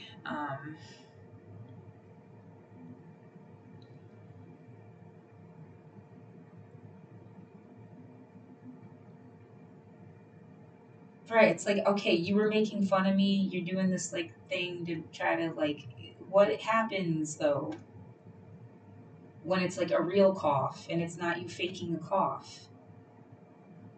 What is in your head about that? Like, as if, like, sickness wasn't real, and they're just, like, it definitely is real, even if you're not sick right now, and you're just trying to do that to, like, make people go away.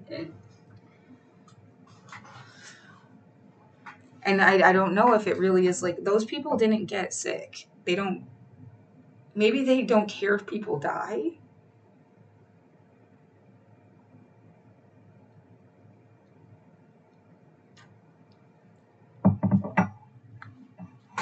It's just something they're not going to take seriously the same way you are. Or they would not make that joke.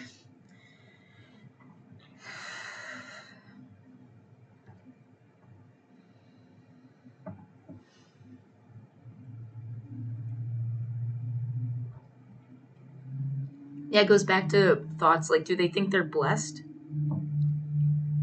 Or that people only die if God wants them to or something? I mean, there's got to be some thought process there that isn't being said. And yeah, again, I want to be helpful. I'm not trying to be a bitch or like put people down. But yeah, it isn't just about you either. Like, it's about everybody. So that lives on Earth. Like,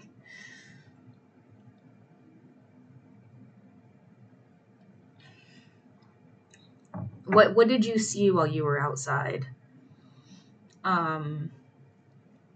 There's clubs, which means there's people that go out to clubs, right?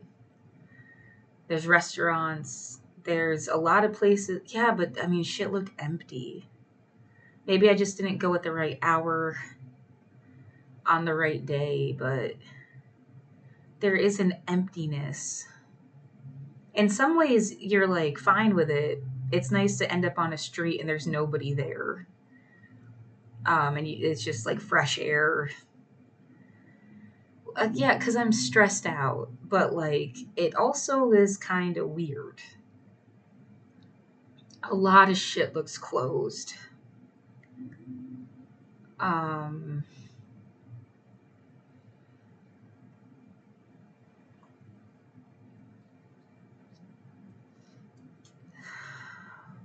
yeah, obviously the library is still open and really beautiful. Like, we have a really good library. Um, yeah, whatever money went into that shit was worth it. I wish they would put more stations where you can sit in a comfortable chair and have a plug, like USB port and an outlet thing. They have them like throughout the building, but it's not like every single place.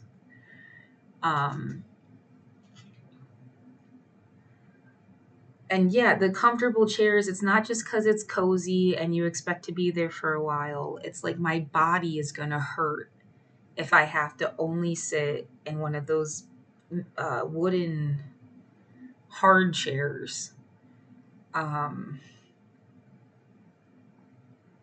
Though they look nice. It's like very Harry Potter-y. Like, don't be a turf, but very Harry Potter kind of like magic stuff feeling. You know, the fun kind. With the super tall chair and stuff. But I mean the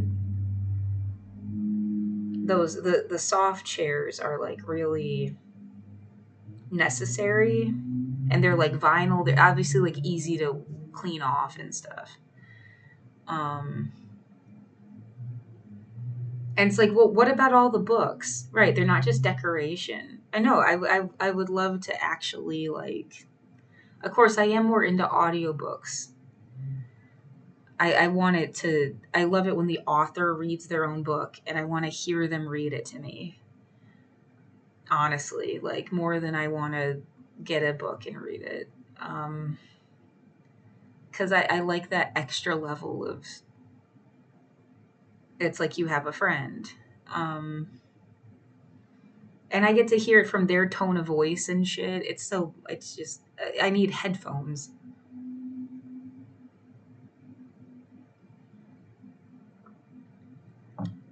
Oh, yeah, to sit in there and listen to audiobooks and like draw would be, yeah, when I'm not, every day was a stress. I was in there trying to work, looking for help. Like, I wasn't just in there to enjoy myself.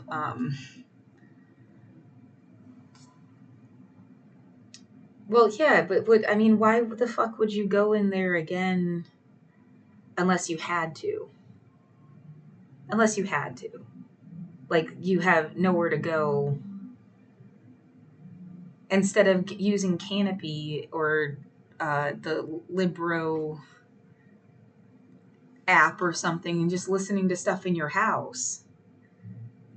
Like, I've got a library card. It's still borrowing it from the library, but it's like I can listen to shock induction in my apartment. Like, and draw and stuff. You just want to be like outside with people. I do love the library. I loved being there. I'm so fucking glad I had such positive memories that are like instilled from childhood, because there was at least somewhere I could go that no matter where the fuck it is on earth, I'm going to feel at home in that setting. Like, no matter what the fuck happens my whole life, I could go to the library.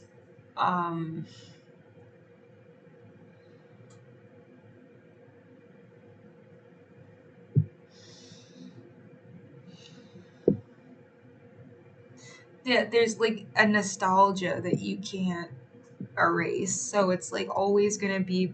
It's like you're okay, and you should be okay. Like the idea that there's security there. Yeah, most of the time I watch them trying to wake people up, and I'm not sure how I feel about it. Like, I wish there was a part of the library people could go if they needed to sleep. Like, you can hide somewhere if you really needed to sleep, and you weren't bothering anybody. But, well, because if they come around and tell you not to sleep enough times, you get an exclusion or something for the day. And then it's just like, go sleep outside. You can't just take up this comfy chair and you're about to like fucking pass out and your feet hurt. And I didn't get told off, but other people did. And I felt myself like, I mean, a couple times, like, I'm so tired, I like am like dropping in the middle of like a thought. Like, it's just.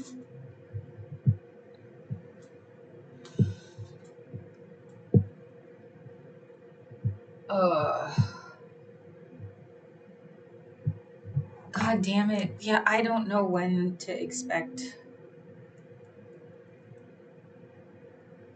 I don't want to be pushy. I don't want to. It's like you gotta do something proactive. I don't even know where I need to go if I wanted to try to go talk to somebody in person. And there is a sense of like, oh my God, can I just not use my fucking foot for like, you have to go to the doctor though, bitch. Yeah, but it could be like in a couple more hours.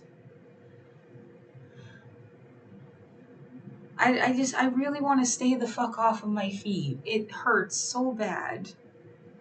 And just like even sleeping last night and waking up, I felt a little bit better. It was also probably the naproxen. Because I took like took like 4.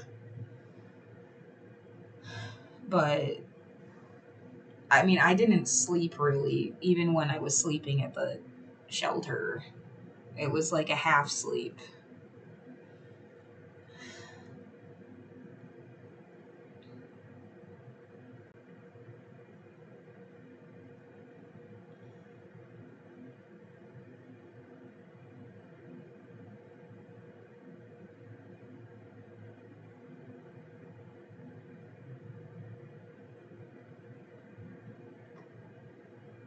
Yeah, okay. Yeah, well, I'll shoot for like 1 o'clock because then people will be back from like lunch, and maybe that's when I could expect an email back. I think they email me back. That's what I was trying to look for. Like when I need to look for like requesting information before, and then when they emailed me back about it.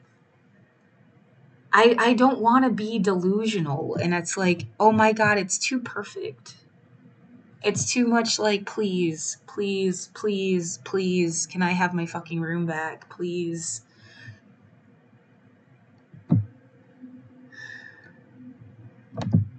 Please say you realize that the city had $40 million they didn't use for rent assistance and I would have gotten it, please. Like,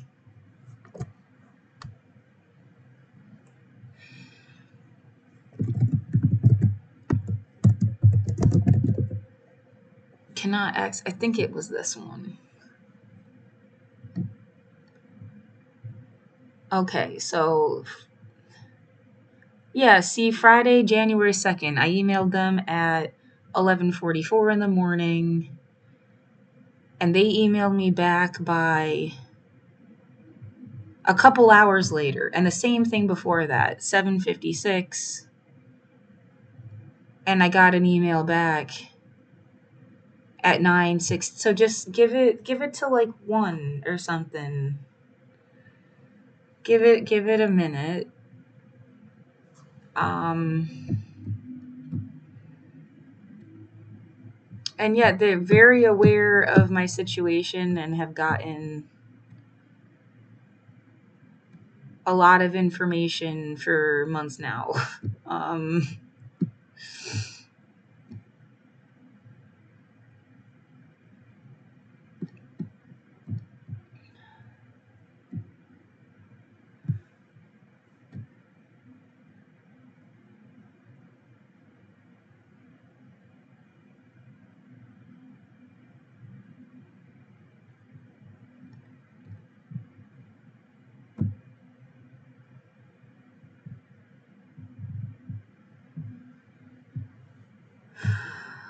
So yeah, just give it a minute.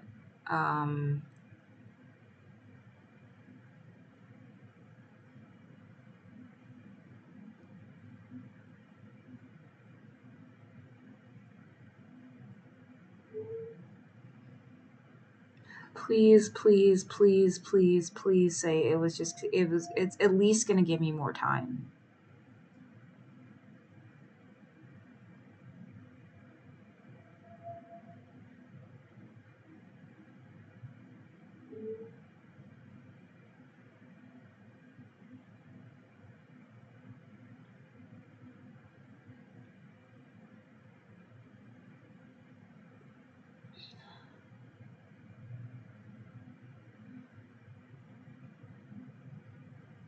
I'm freaking out. I'm freaking out. I'm freaking out. I'm freaking out. I'm freaking out. Let me eat something. Oh my god, bitch.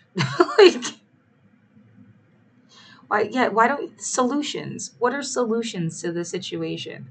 Uh. Un, I mean, could you back it up to like, this can't happen in the first place? I mean, if you have a situation where they have housing, and there's an eviction situation, there needed to be stopgaps, especially when you like, this person hasn't left their house in 5 years.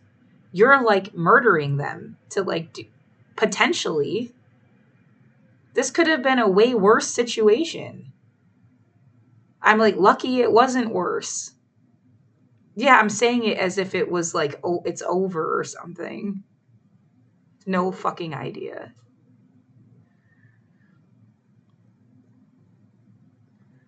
Well, lucky it wasn't worse. You can't walk. Yeah, I know, right?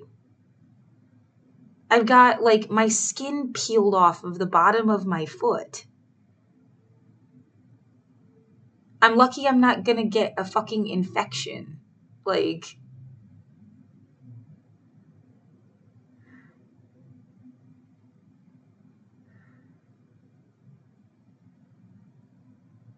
it does really feel like I had to get seriously injured for somebody to like,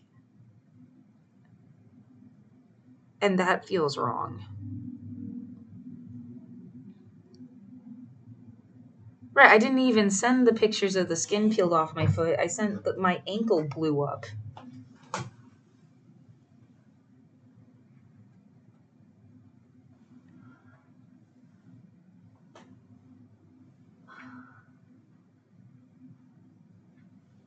I do. I need an X-ray on my an X-ray on. Well, the pain I feel most is the bottom of my foot. It's like there was pain, and then you have worse pain now. So you feel the worse one more than the other one.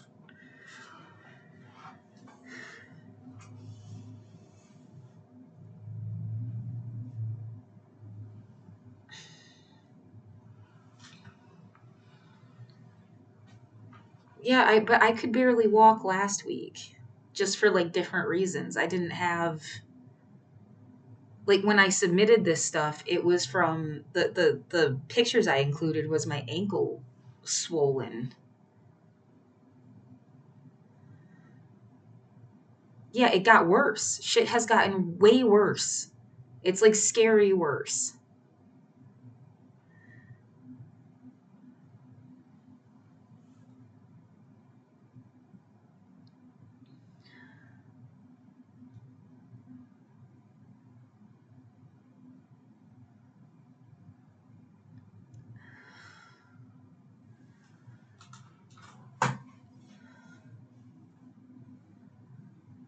But yeah, and what I feel like this is also helping somebody that's like, the most people that are ever in this predicament are like elderly people that were in the hospital or some other kind of like helping situation or something, and then yeah, if their funding gets cut or something, there was like entire communities of like older people that got evicted, and they did like news articles about them. Well, that really can't happened, like, you're just killing them. You're killing them. And somebody's lived in their own home. It becomes a point, like, what is it to you, the value of somebody's house? Like, I want I want you to be able to at least have a government that is it, or something that's doing this, where they can, well, like, you feel like they give a shit about people the right way, first of all. So, like, a trustworthy government.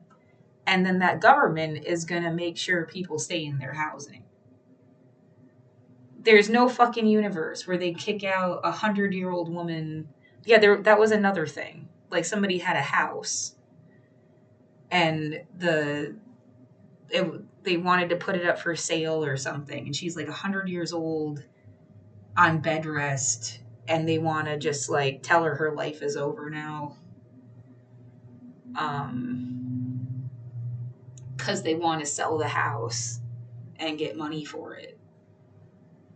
And I want money to crumble into the fucking ocean, and like,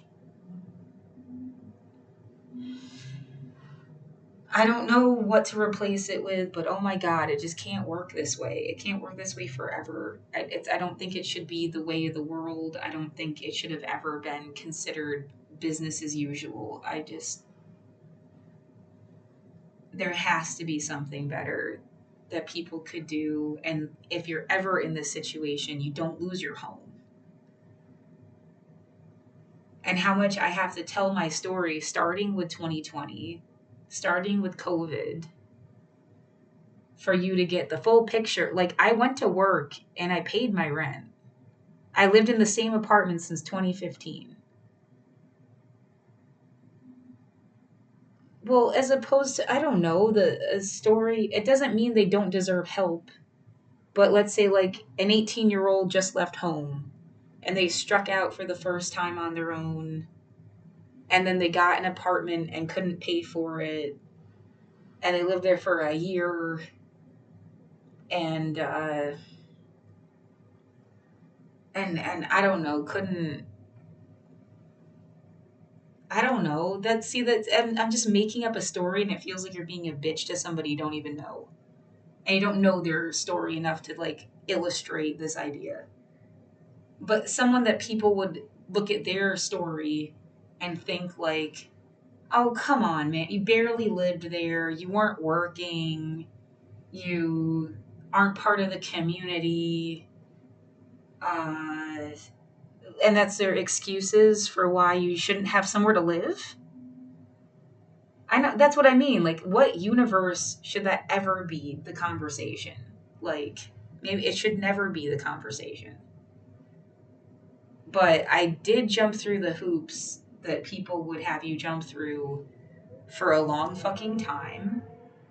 And there's, like, a documented history of you, like, going to work and paying rent. Like, you know, that thing you're supposed to do. And then COVID happened. And now I'm disabled. And I am in a worse position than I've ever been to be thrown into what you threw me into. I mean, if I need a lifetime supply of face masks and sanitizer and rainproof shit, and like somewhere I can actually sleep. Everyone needs somewhere they can actually sleep. Are you fucking kidding me? Like, you wonder, well, you could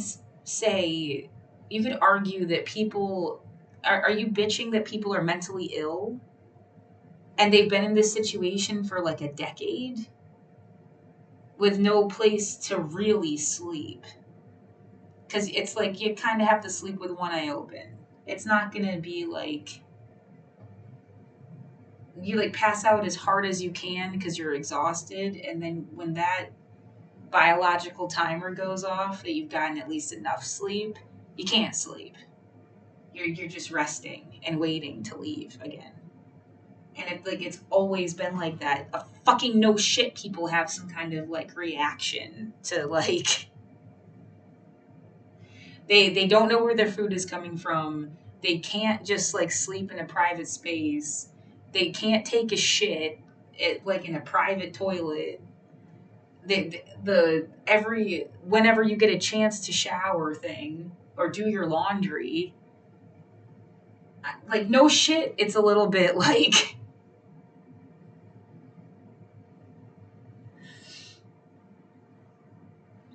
well, not going to be the same as someone with that level of like consistency.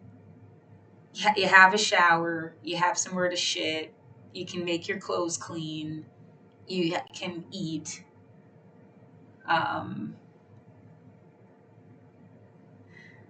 yeah, and sleep without even the thought that someone's going to stand over you and like punch down on the air above you in the middle of the night. That just wouldn't possibly happen, much less like coughing all around you like deranged crickets like in the world's worst campground. Like it just well, don't say that. Don't say worst because I still think I'm positive that this is a better shelter situation than a lot of stuff. There were no bugs, there were no roaches, there was no feeling of like moldy anything. They definitely cleaned the bedding. Um, it was a little cramped. I do think you might as well take out 5 beds and you could create partitions so people have a little more privacy. Someone can't walk over to you or your stuff and do something to you in the middle of the night. It would be like impossible. Um, but yeah, I mean, you don't, nothing about it felt like sexy to the point where like you'd want to masturbate to sleep, even though that's like a disconnected. You don't have to need a sexy situation necessarily to need that. Could you just be terrified? But it's like such a big turnoff that like no, like absolutely not. It couldn't feel less of a sexy situation. Um, or able to even disassociate enough in your bed to like feel alone when you're not. Um, well, I did have to grow up like in a group living situation, but you're not like thinking, you're like, you feel, there was a feeling more of like, I'm alone in my bed. And you could like disconnect from anything around you. Like the roommate's asleep. There's only one. Yeah, it definitely would not, it's not about them being there. You know, you like just are trying to take care of yourself. But a room of 50 people, no, absolutely not. Like,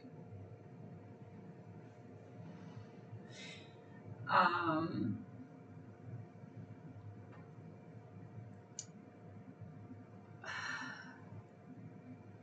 but yeah, and I mean, well, do you want to hear people trying to masturbate all night? Is that better? No, but like, and in beds that you have to like share and change. Well, someone's gonna have their period or piss themselves in the same beds, like, dude, okay? Like, and then they have to clean it.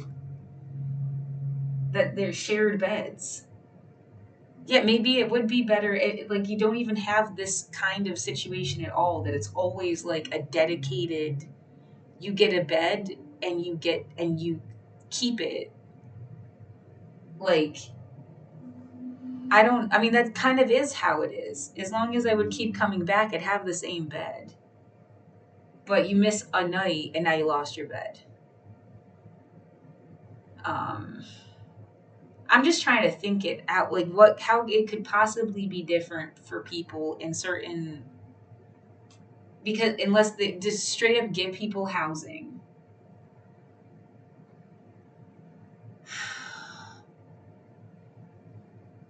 Well, you can't tell me that it's on purpose. That they go through a ritualistic process where they take everything away from someone and make them live like this.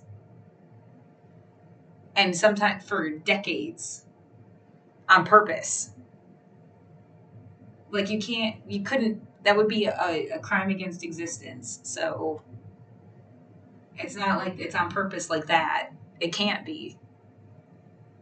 Okay, and I guess if it was, they would never admit it. And then they would have to stop if they admitted it because they know that's fucking wrong.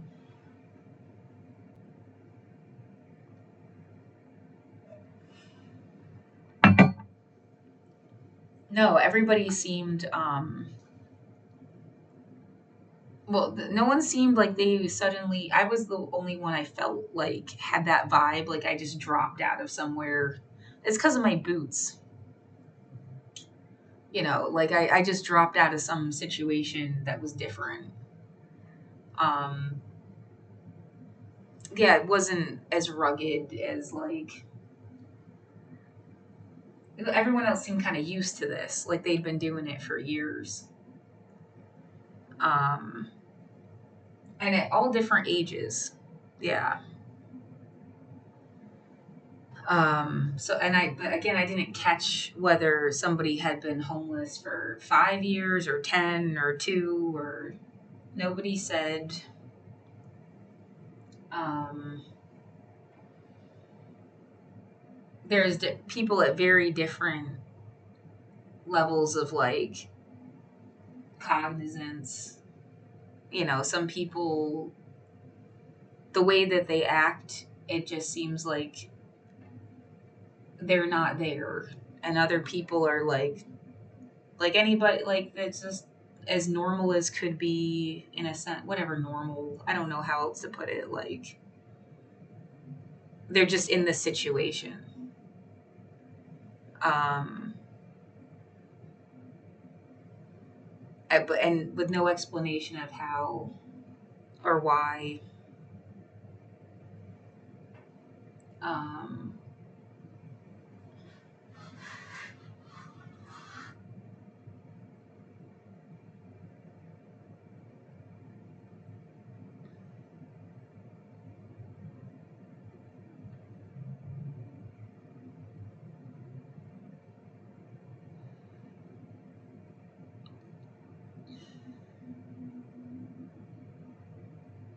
yeah, I can't. I'm putting any clue together about. There's nothing. There's nothing that you could discern.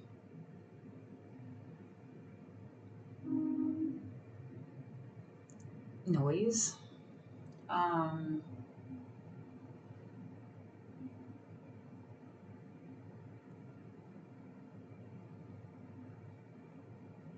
yeah, they're just not rich. I feel like that it just like they don't have money to just do whatever the fuck they wanted or have things that they wanted or that would have been obviously more efficient.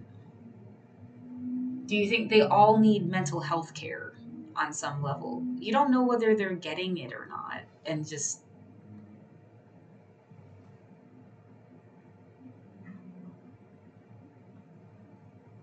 I mean, you need mental health care. Everybody needs mental health care. But like, I don't think there's anything. Well, yeah, see, I got a trick. I can make a stream and I'm making a documentary about shit. And I'm talking and I talk through and that's what I mean. Like my shit is like conversational and a thought process. Maybe it's they've repressed, like they should just go ahead and go all the way with talking out loud when they do or something. I don't know. It seems like there's like a different kind of compulsion that when they say stuff out loud, it feels more random generally. Um One lady was walking around holding something in her hand, so it kind of looks like she's talking on the phone, but I don't think she was.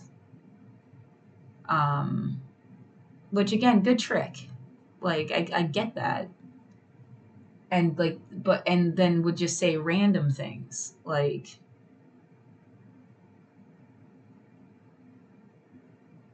I don't know if it comes from a place like they want to talk to you, but they can't, they don't. They have like a it's not shyness maybe, but I guess like instead of like directly talking to you.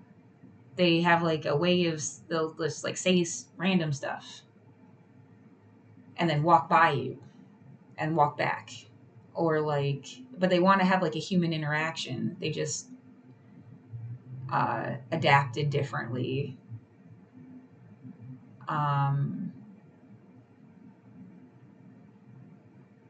Yet whether or not other people are genuinely talking to someone else, because I'm not doing that. Like, I have a thought process. It's how I process things. I'm not actually talking to someone. I'm just like, it's a stream of consciousness. If you're writing in a journal, every word I say, it could just be written down in a journal. It's just easier to say it. If they had written down the things that they were saying out loud, it would be like short little statements. Like you're not getting the whole conversation that's going on in their head, but that's what I mean. Like if they just went all the way with it, maybe you'd see their full thought process and they would actually make more sense. Because I feel like I make sense. And I'm not talking to someone who isn't there or anything. I'm also from the age of the internet. Yeah, again, like I have this like, I'm just like streaming.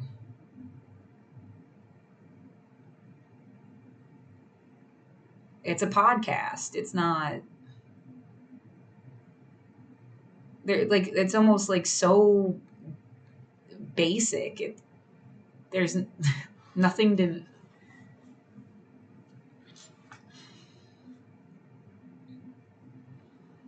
Yeah, so like one person, it would be these short little statements with no.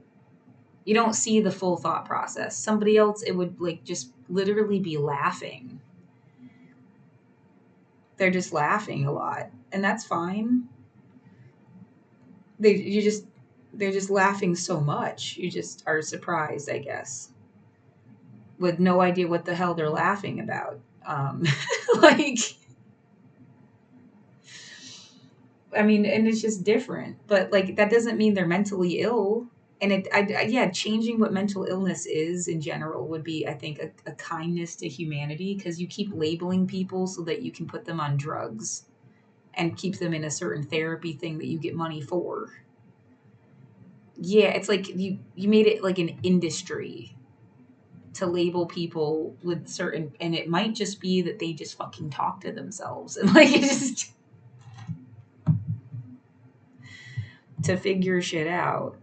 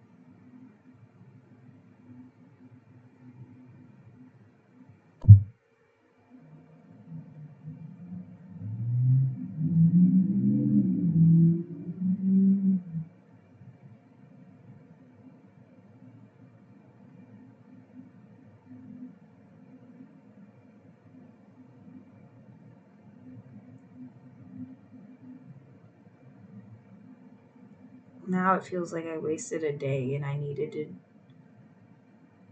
find a lawyer or something. Don't you feel like they were never going to just let you live here, Laura?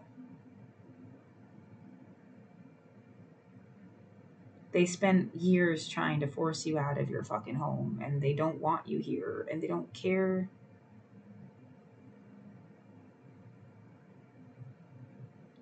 Why would they get to decide that? You're gonna lose everything that you have because, yeah, you're right. They fucked you over, and they shouldn't have gotten to decide this. And obviously, no one is helping you.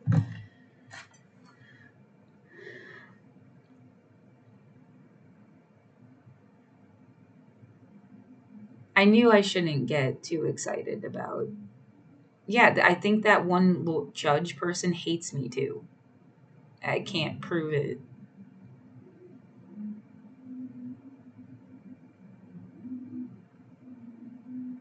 Yeah, what a total difference of like.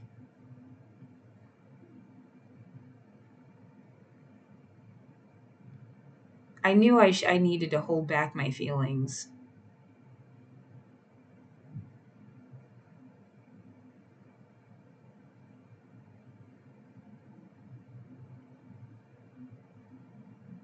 And what someone is just always around feeding me fucking like thoughts. You want to say this instead? Maybe you could say this instead. Like they're not actually helping you.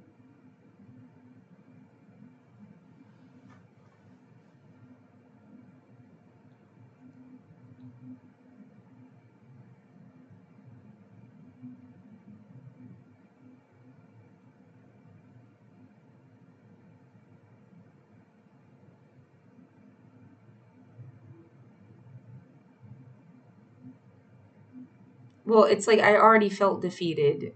And they said if you got excited about it, you'd just be defeated twice. There's still two motions right there that don't say anything. Yeah, that's what I just asked.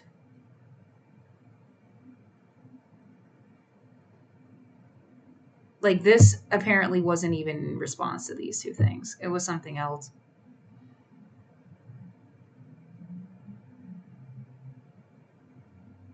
Yeah, that would be a nice big argument that like this is all I could ever see, and like that's not giving me proper notice too of anything. You said in court that the management would get a hold of me about move out. They didn't. I never knew this was going to happen, or I wouldn't. I'd at least be in a different position right now with different stuff.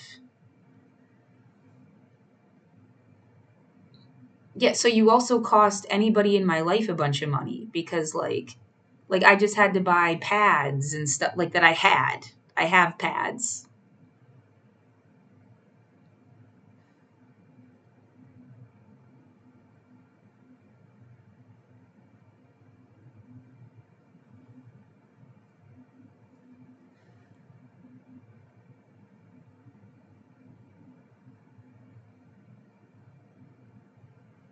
Okay.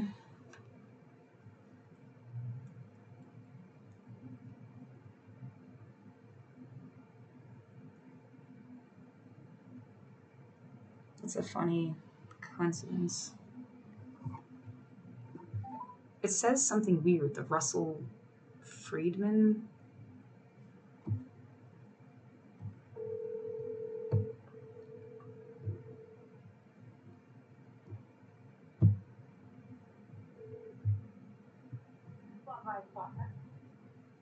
Hi, is this the lawyer's office? Hello? Can you hear me? This is the law office.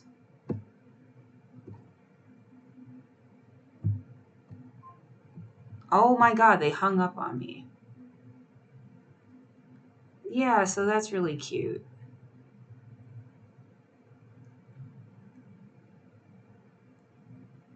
It says Russell Friedman Law Group.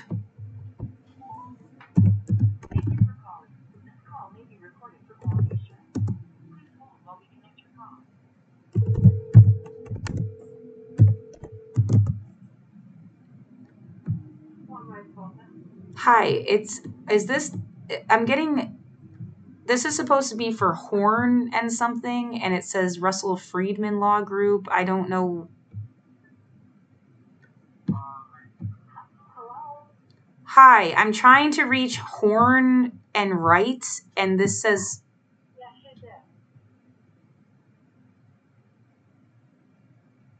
But this directed me to the Russell Friedman Law Group in New York. Is this Laura?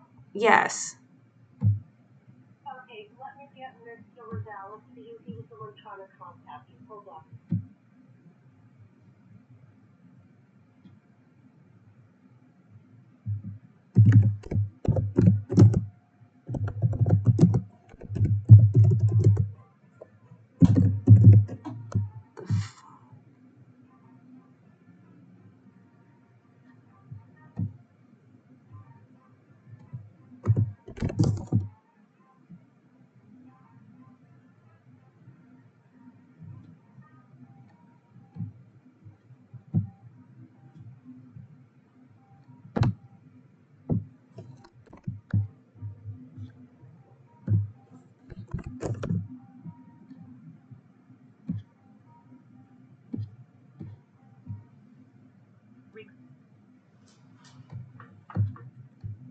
What the fuck is this?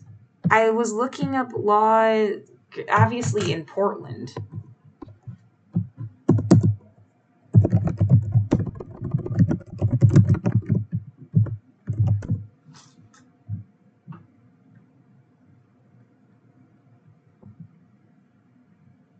There is nobody in Oregon. The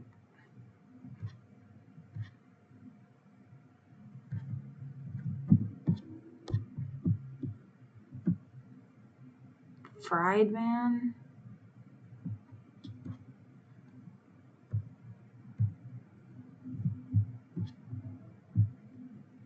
How did you find this again? I was looking for pro bono.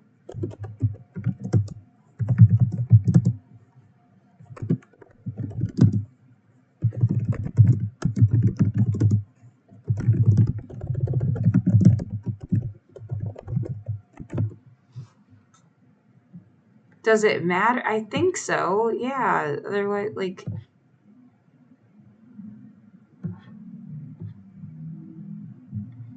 That says Portland, Maine. Did you save this?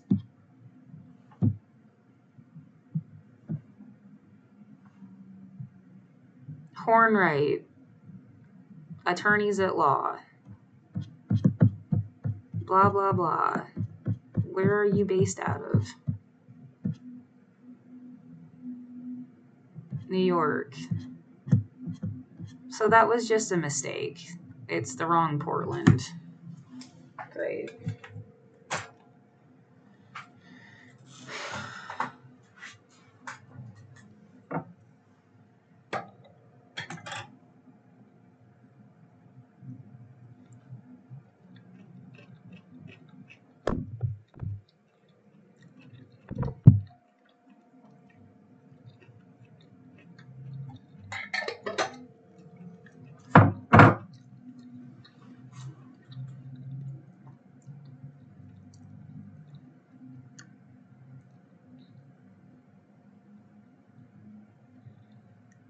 Well, yeah, I feel like I'm back to square one.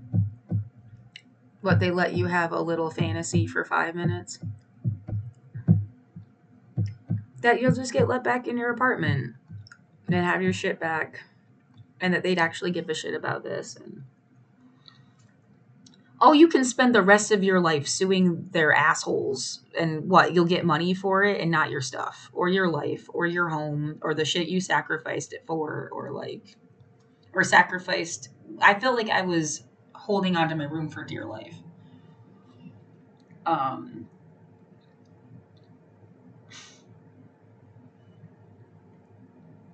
It was not like a fun vacation and I got to just live in my apartment.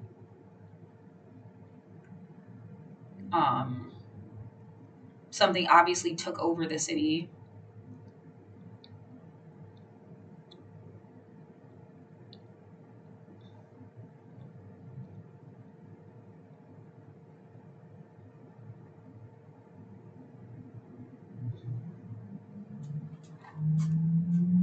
If people were super progressive and cool, I would have my apartment. They obviously care about the letter of the law and like are gonna use it to bash your brain in.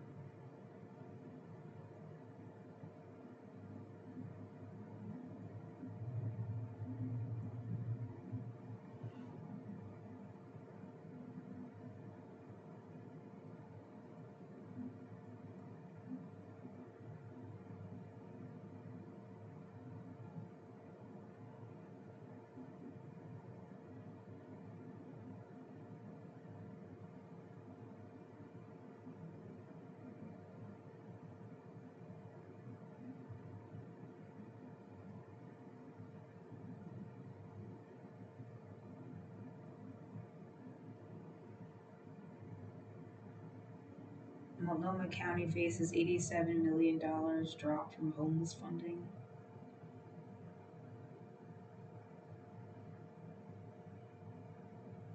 How did all this money just drop and then get found and then drop and then...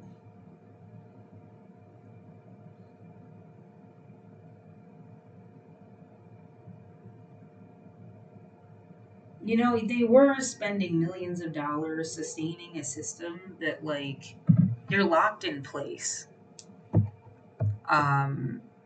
There's at least, well, I guess I wasn't getting connected to the right stuff, and how many years would it take me to get connected to that stuff?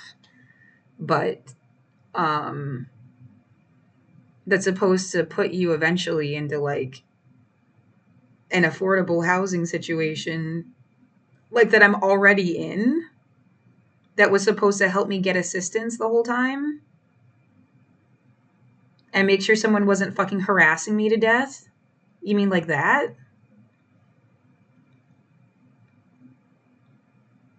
Because I already had that, and what the fuck?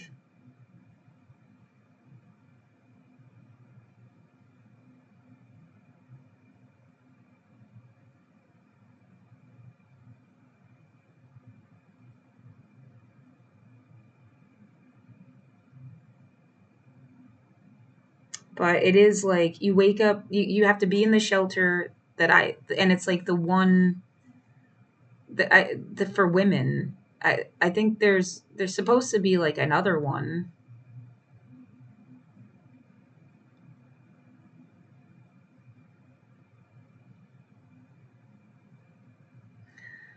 It's nice. Um,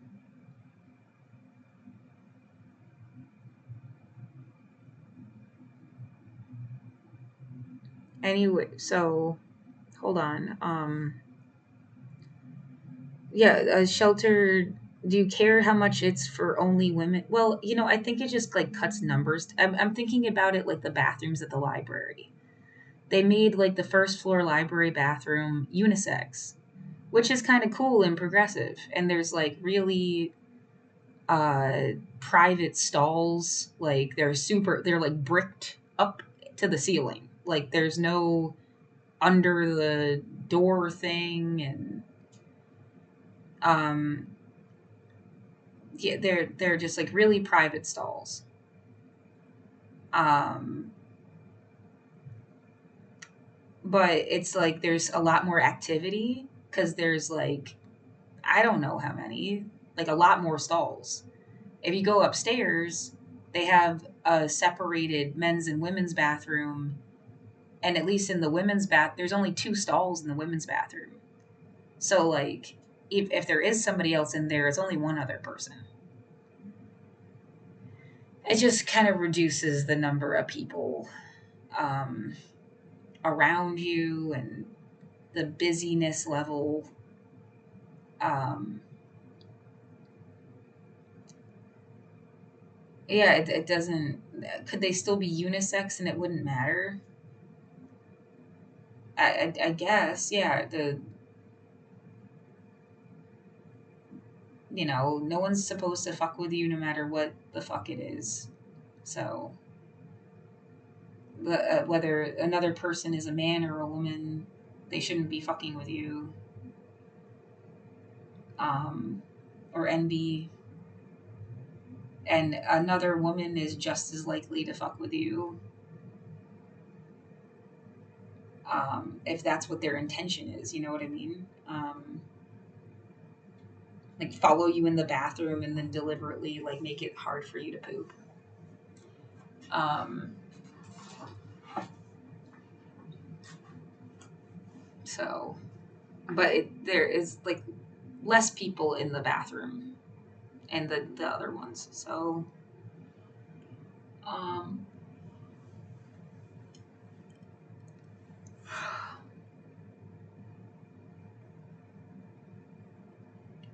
but what was I trying to say? I don't know. I think I'm losing my apartment, and it's like somebody telling you that you're gonna die, and I just didn't want to. I don't believe you. Like, I probably live. You're an idiot. Like,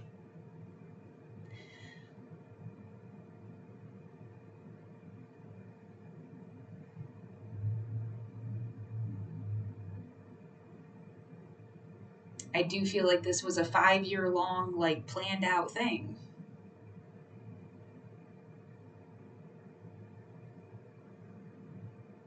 At least specifically for my situation.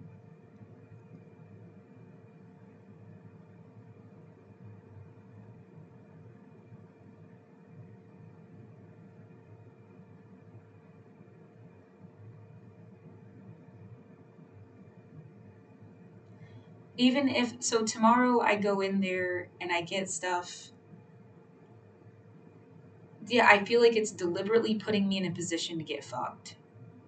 Because there's not enough time to, like, also make the apartment look really nice when you leave.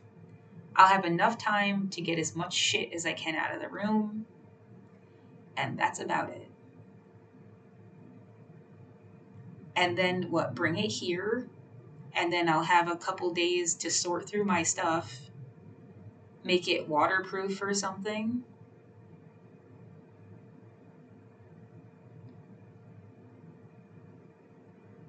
I don't have an address now.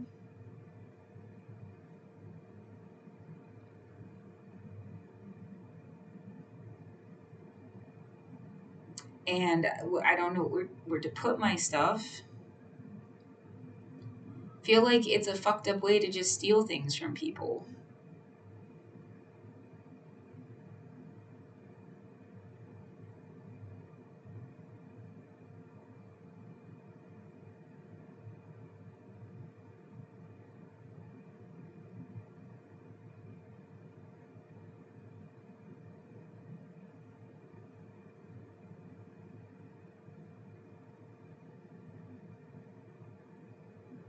And yeah, what like and so like the one shelter I was trying to say, the one shelter that I've been going to, you get in at 8, you pass asleep, you wake up at like midnight, 1, people are people in. I didn't feel comfortable to take a shower yet there. I don't know even if you need to bring your own soap. I got shower shoes. Like, now I have shoes I can wear in the shower. That helps a lot with the idea of showering.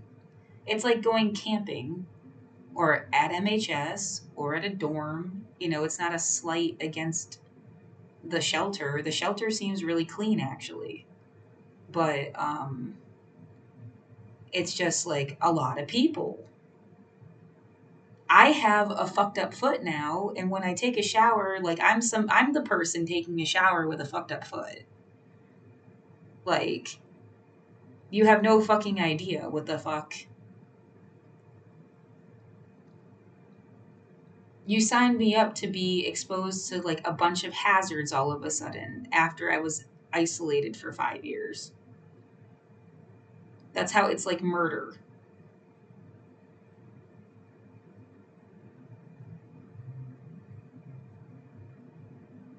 There's different people every day. You don't know where someone was coming from. They didn't ask me. They don't know if I've lived in Portland my whole life or I just showed the fuck up and didn't have somewhere to sleep. They have no fucking idea.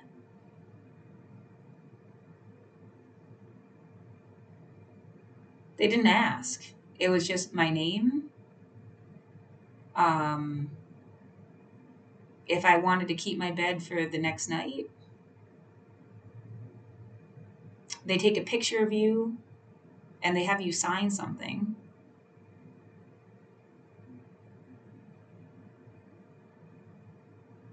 Um,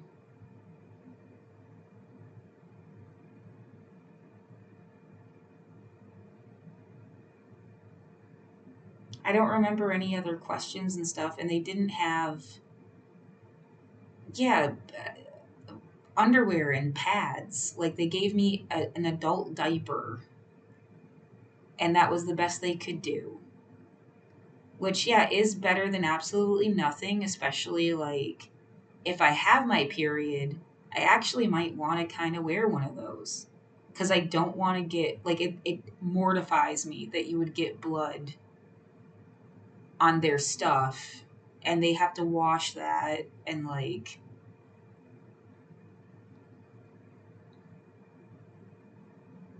well, like, I might leak on my own stuff and I'll wash it myself. I can't deal with. I don't, yeah, I've been scared about getting my period now for like 2 weeks. Sometimes it skips. I'm kind of hoping I'll just have a skip month because I was so scared it like ate the egg. Like,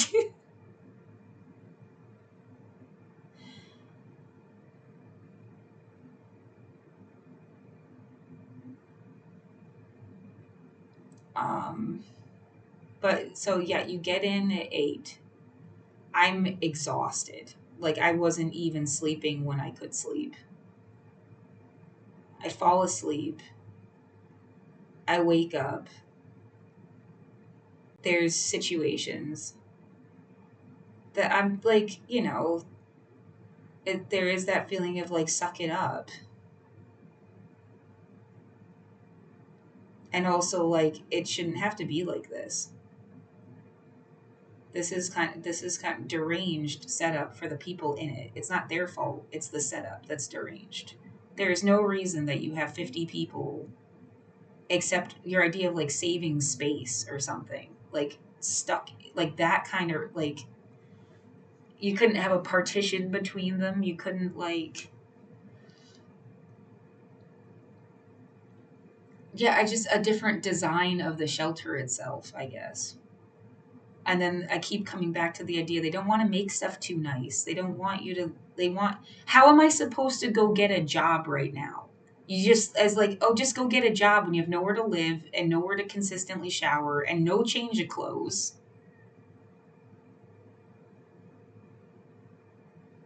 And yeah, and you're hurt and you haven't been outside for 5 fucking years. Like, people might get evicted from their situations after a totally different history leading up to it. Like, that's not my situation.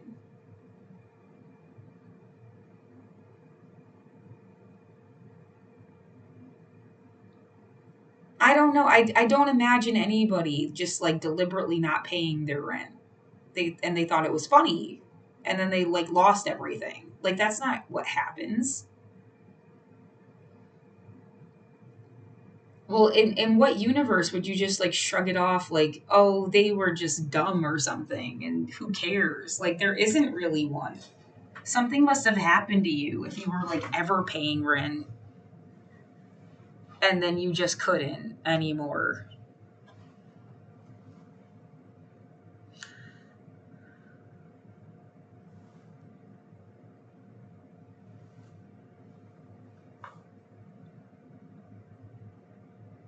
And then, I mean, there couldn't be more proof than the bottom of my own foot of like, there was no way for me. I haven't walked for 5 years, you bitch. Like, I haven't, and it's not my fault either.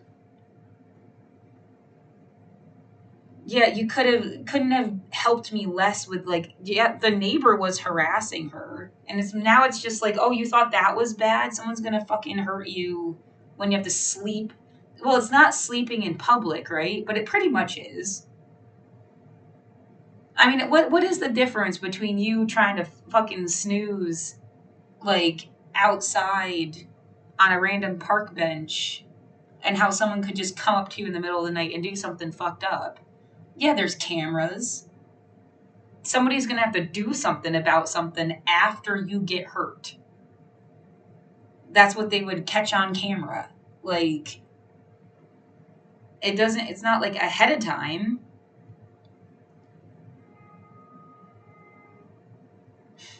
So funny.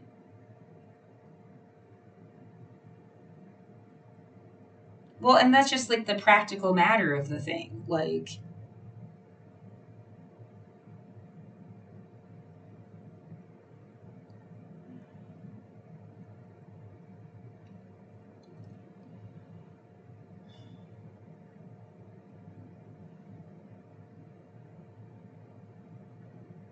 and then what? Well, you shouldn't feel like someone's going to hurt you. Yeah, I know. You shouldn't. You shouldn't feel like you're just going to get sick because they like forced you into a situation where everybody was sick either.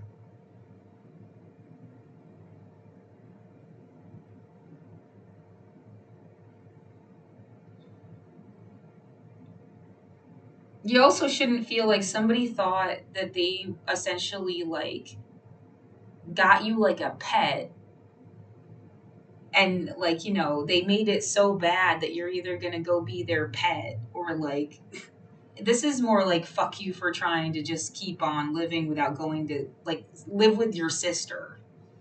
And I don't understand why somebody wants that so much. I think they're fucking like, whoever is trying to force me to go live with my sister is demented. Fuck you and your fake fucking story that you're trying to make out of my life. Because I don't see any other motivation to make me go live with her. Yet we wanted you to be a failure. We wanted you to get stuck with. Because if she hurts you, like somehow it's different than.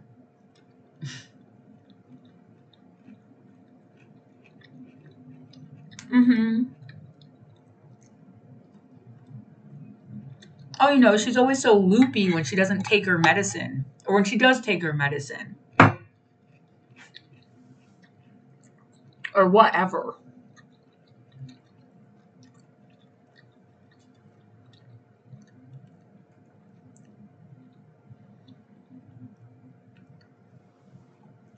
And then what? Because yeah, I did need this really bad. I said it's like if you were starving and you needed to eat, and you're gonna die if you don't eat.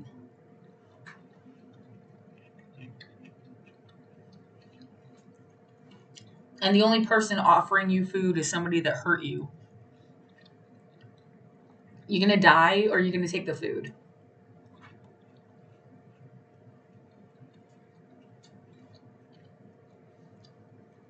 And they know that. It's not like I'm talking behind their back. I've said it directly to them. That's how it is. And they want to build trust and go to a therapist and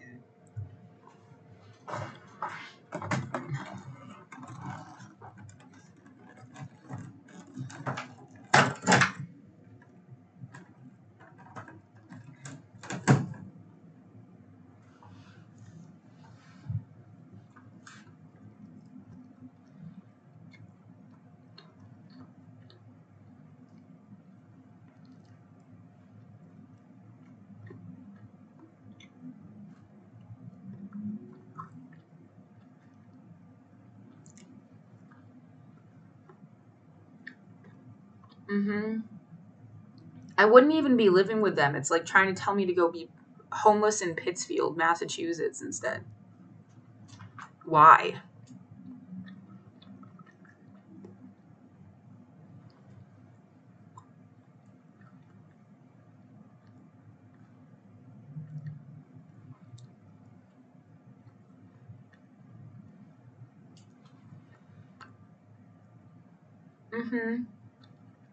Because your mom is just like that demented neighbor lady and has nothing else to talk about all day and probably said a bunch of shit about you to people you don't even know.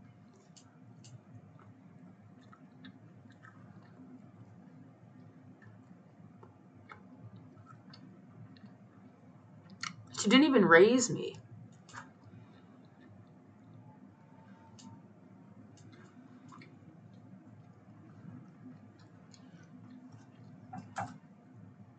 Right, that people thought, oh, this is another person we can have in the house that'll do stuff. You're a potential income source. That's why they did it. Like, even if you're disabled, that just means there's going to be more money around.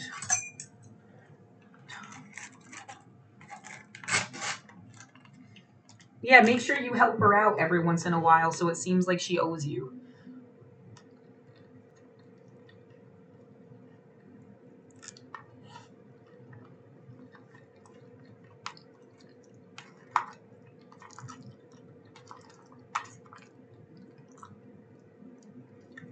And then when I bought them $2,500 worth of stuff,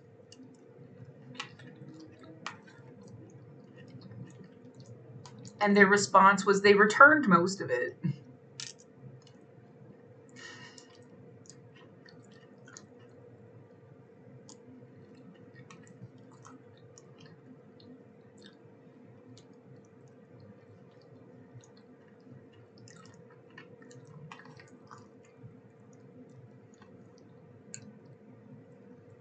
Well, I mean, yeah, they just dropped like $300 so I could have this hotel room for a week.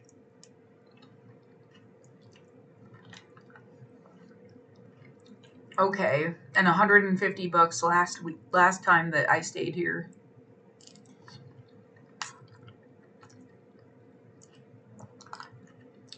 Well, I mean, I'm still gonna count it against that $2,500.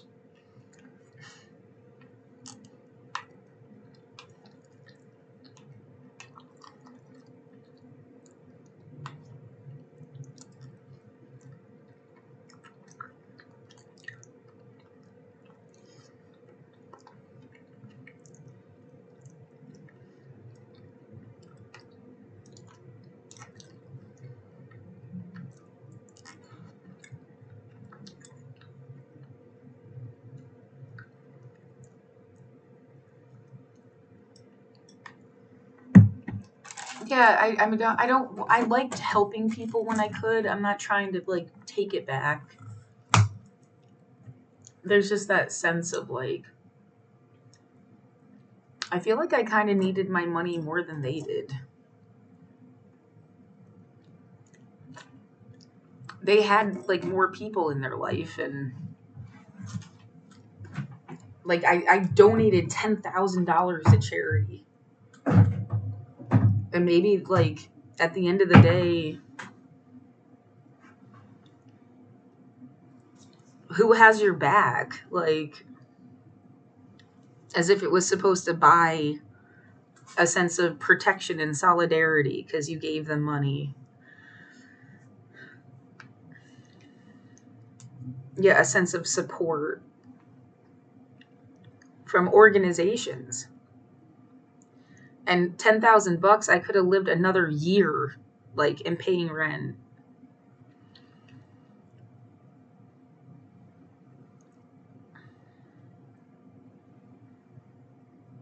And yeah, I don't know. I do feel like straight up rejected. Yeah, you also gave, apparently it gave the wrong impression that you had money or something to people. That fucking sucks.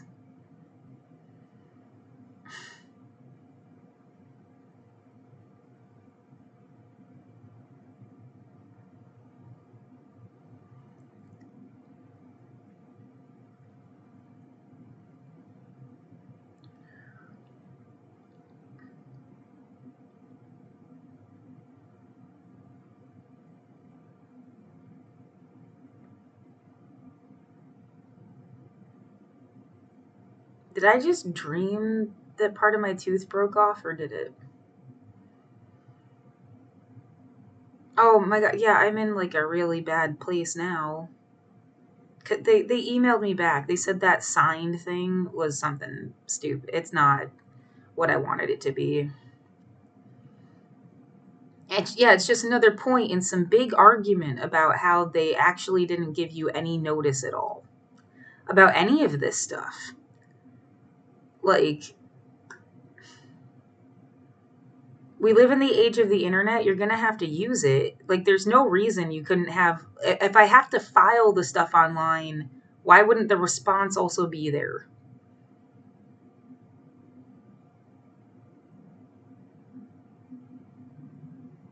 At the very least, like, this is a sick joke. I hate how much it like somebody could just snap their fingers and I get my apartment back. I don't know who that person is.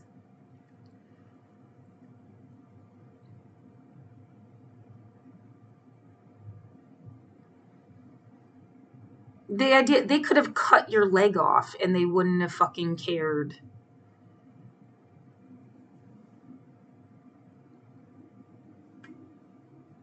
Well, to just extend the time or something to like to not do this to you. Where am I supposed to go? You're gonna okay, that was the thought process. Like, how is anybody supposed to do anything? You're like, I go in the shelter at 8 p.m. You're not allowed to leave. I check in. I put my stuff under the bed.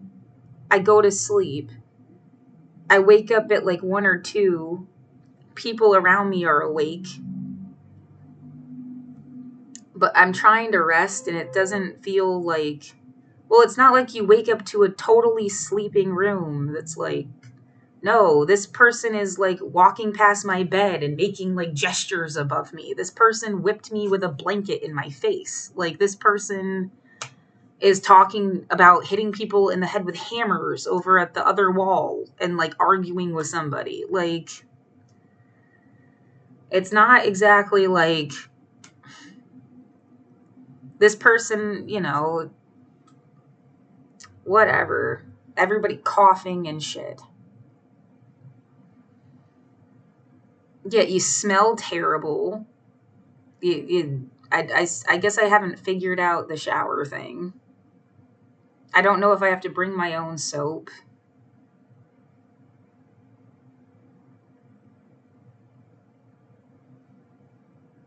I have no idea. I know they didn't have underwear or pads. They were going to make you wear an adult diaper. And like in the outfit that I got evicted in, man, that would look really fucking stupid. 'Cause, I mean, you would be able to completely see it, like, and the idea someone just wanted you to look like a giant child. It just like really upsets me. Um,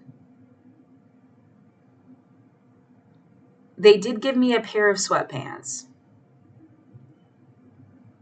Yeah, that I had to beg them for them specifically. It wasn't like, well, here's the options of stuff we could give you. And it kind of looked like they were the only pair of sweatpants they had left. And I'm glad they did, because I got caught in the rain the next day and it was fucking freezing. Like,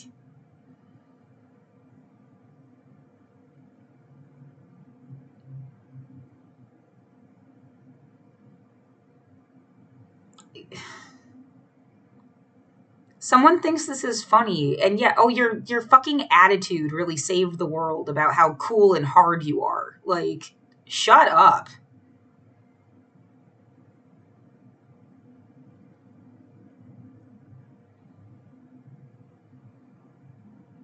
Yeah, why the fuck would you care about somebody's opinion who has never stayed in a shelter?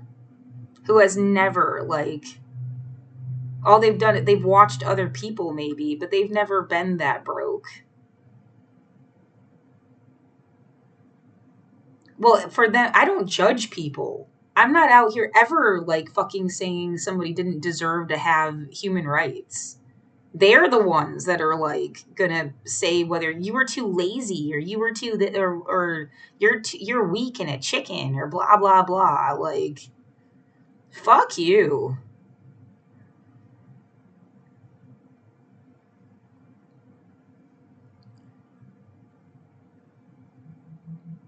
Lived in a fucking mansion and had parents or something. Fuck you.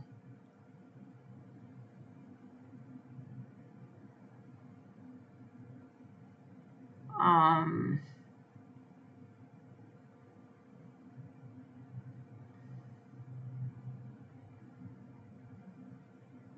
what, so anyway, you get in there and then you wake up and then they turn the lights on at 5 something, and there was a breakfasty like snack, a muffin, the first day. There wasn't anything the second day. Um and yeah, the first day it was like, sorry, it's raining.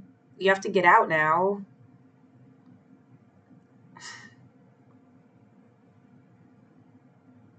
Yeah, there no, like, this girl doesn't have anywhere to go.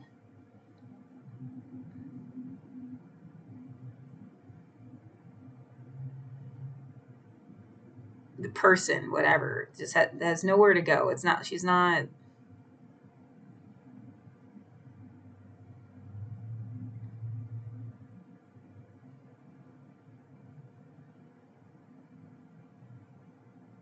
Yeah, it is something where at this point I don't know what people are into, and I'd rather be by myself. That's an easy way to put everything. I don't get their religious concept, stuff that they do, theology or philosophies in their head. Like, I want to go to the library, like the nerd I have always been, and just do my thing. Yes, please, thank you. And I don't have to worry about upsetting anybody. Like,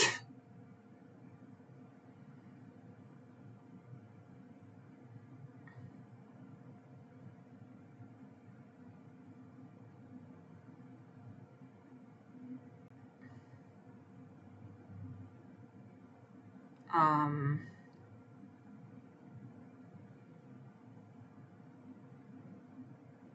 but yeah, the idea, okay, okay, you have a bud tending license, it's good till like 2028. You want to try to get a bud tending job? You can't stand on your feet. I mean, they have to let you be able to sit down. You're going to have to put up with the customer situation. Like, I used to be so much more like, I don't know how much I can keep up that. Hi, welcome in, blah, blah, blah. Here's some stuff, blah, blah, blah. Like, customer service attitude. Even if I was stoned, yeah, like, I feel fucking victimized and terrorized and like, I like that. I don't fake shit. I just don't like the pressure of like, you need to be like a customer service person all of a sudden. Yeah, and they have to let me wear a face mask every day. It's too bad. Yeah, I'm not going to work at the bar, but there's a bar people took me to that, no, I'd rather deal with the potheads. Oh, absolutely. The people, when I was bud tending, they know you're going to check their ID. They're excited to be there. They're more or less nice. They're not belligerent. You know, they don't come in intoxicated. And they're not trying to pick somebody up at the fucking dispensary. Like, I would not work in a bar. You thought, yeah, if I'm going to deal with people, I want to deal with the potheads. Like me. I loved being a bud tender too. So I already know, like, at least from that one experience, like, I can do that. It's just a matter of like hundreds of people every day. All of a sudden. And you weren't supposed to sit down.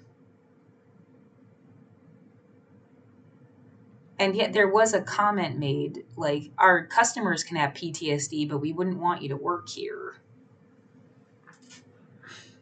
Was said at the last time I was a bud tender.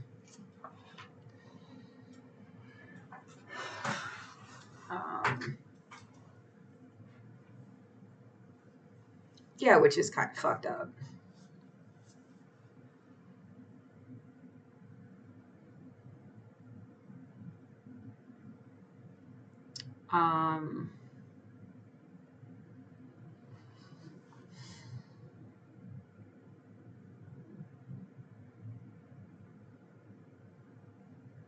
Well, I mean, if they could just have you, I don't know, stuffing pre-rolls in the back or something, like, at least for like a few months, I guess, and you sit down. That's like they don't normally do that, as like, they have machines that do it. And I feel like if you had like a friend that was already doing shit, maybe you could have gotten, but like, I don't have an in.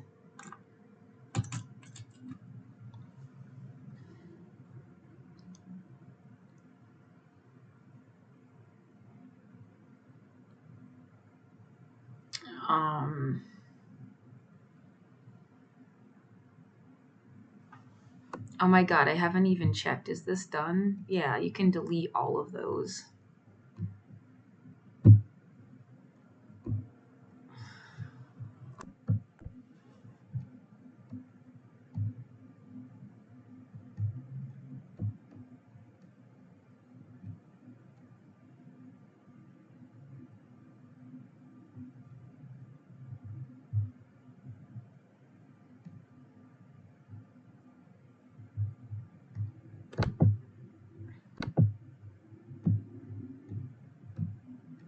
No, down to like when I went to TriMet yesterday and they issued me a new hop pass.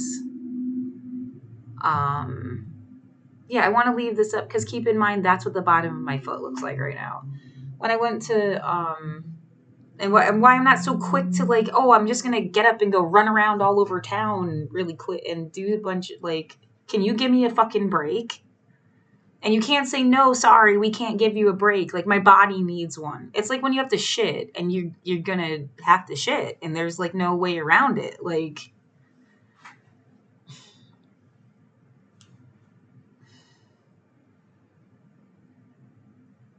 I still feel like somebody actually hopes you commit suicide, and I'm not going to let them have that. No, I refuse.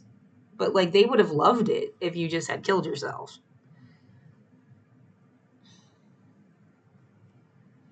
Fuck you.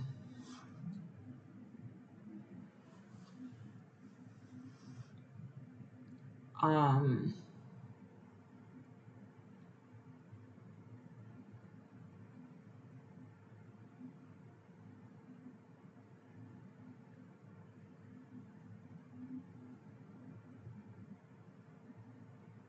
the idea, oh, you just have to get rehoused in a affordable housing situation with supportive services, like what I just left. Why doesn't anybody care that that's already what I lived in for 10 years?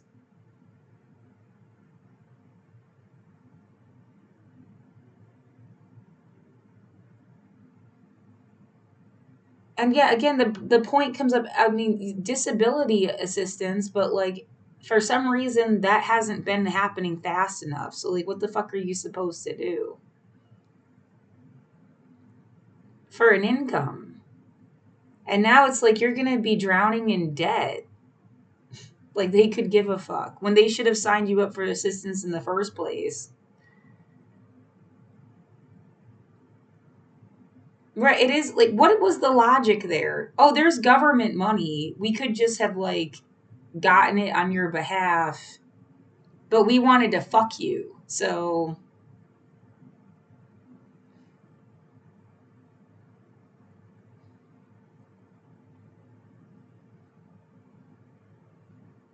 what is the thought process? Like there was money to be had. It's your job to hook people up with it. That's what it is, literally somebody's job.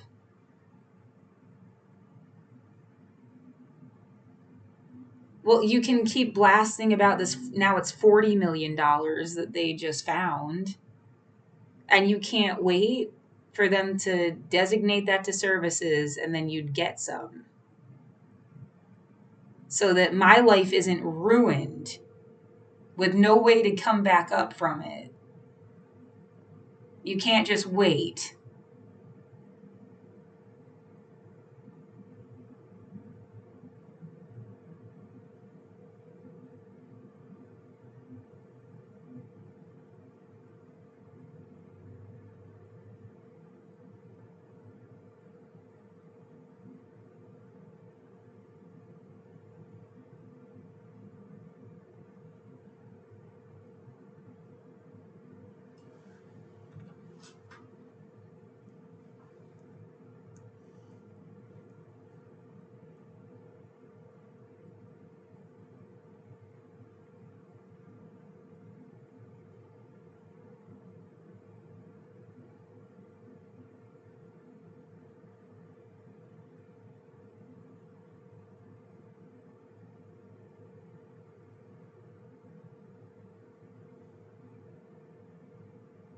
I have someone being kind to me. It's nice that they could show up.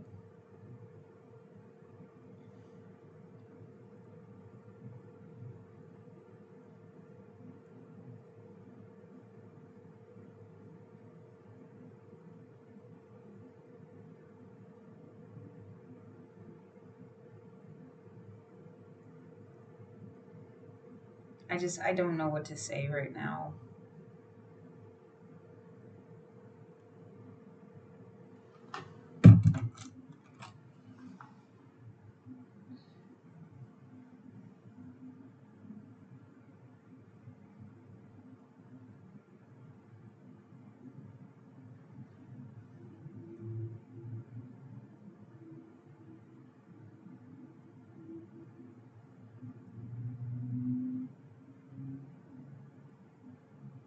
You don't think that's sad? Like you'd rather have this person show up than your own sister?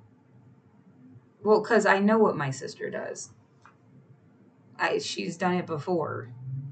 I think she's just looking for stuff she can sell. She needs money. She thought it, yeah, the idea that she even helped set this up and paying for the hotel was just almost like saying sorry about it. Honestly. And she thought she was going to show up here and get a U-Haul worth of stuff and take it back to Massachusetts with her. And then she was going to pick through it like it was a garage sale and sell stuff off.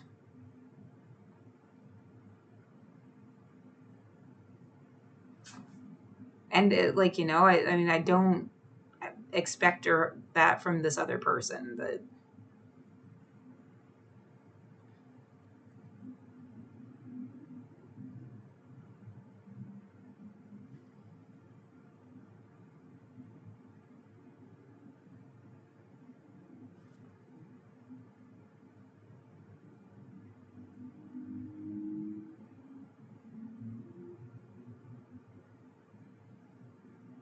right. And even knowing that I'm going to stay here. So like they would sell stuff off and it would be years before I found out it was gone.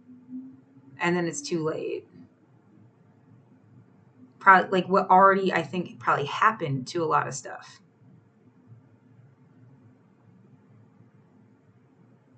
Because that's what she does.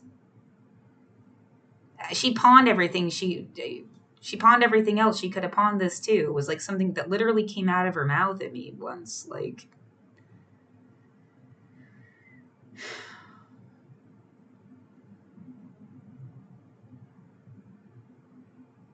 yeah, it almost makes me wish I had just not bought so much stuff and had kept, like, I bought like a $400 box of snacks from Japan. And it came from Japan. It wasn't just like Japanese snacks that were like made, I don't know, in California or something. It was like from Japan. It was cool. There's no way for you to get that out of me. Like, it was more like an experience than stuff. There's tools like my computer that I absolutely needed. But I bought clothes like I thought I was going to go back to work, at least eventually. And I haven't been able to wash them. They're too thick. Like, the stuff I can wash easily is really thin. And I've had to do all my laundry by hand in the bathtub. So, for 5 years. So, yeah, you're going to get a bunch of, like, moldy clothes. Congratulations, bitch. Like,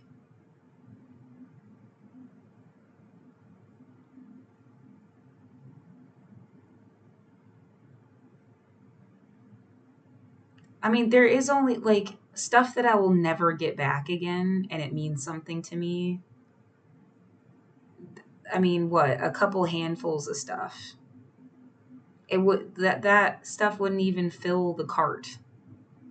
It would fill like a backpack. And then there's like art supplies that I want because they're tools of work. And then I have my own little library of books. That's going to be like the heaviest stuff.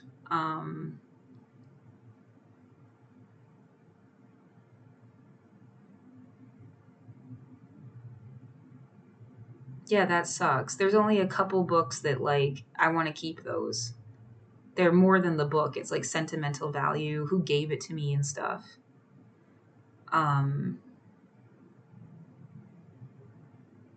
But and then there's like like for some reason the guy unplugged everything from my computer when he gave me my laptop. But I had like external hard drives and stuff with archives of my streams and everything, which are also saved online. So it's not like, and I've even shown the archive in a stream. So like there's evidence of the archives within the archives. But yeah. I mean, I've just been working on that for like 2 years now.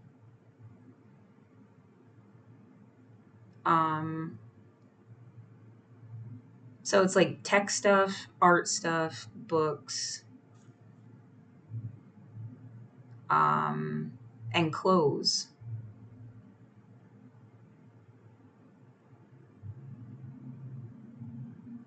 Yeah, I bought a couple wigs that are fun and everything. I do want to try to keep some of them.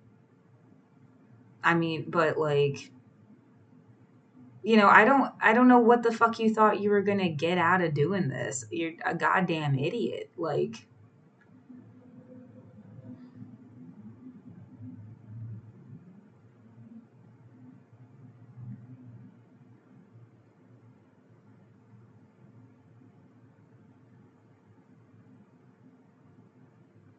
I don't know what the fuck do other people have, and it's like, oh, let's get this bitch evicted and steal all of her stuff, and then they got what out of it? I can't understand what other people would have that like would matter. Yeah, they go traveling the world and they've got all sorts of like interesting things that they collected from their travels or some shit. Like I didn't get to do that. They have a grand piano and I don't have that.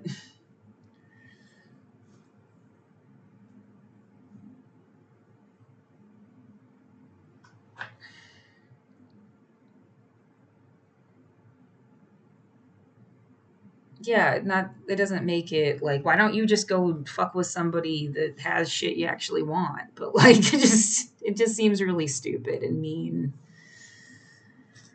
Yeah, they've got designer couture dresses from like specialty and they could resell them for lots of money. My shit was cheap on purpose, you stupid bitch. Like and I've also worn it like the newest stuff I've worn now for 3 years, sometimes for 2 weeks at a time. Like they need restitching and like yeah, it definitely got a stank on it.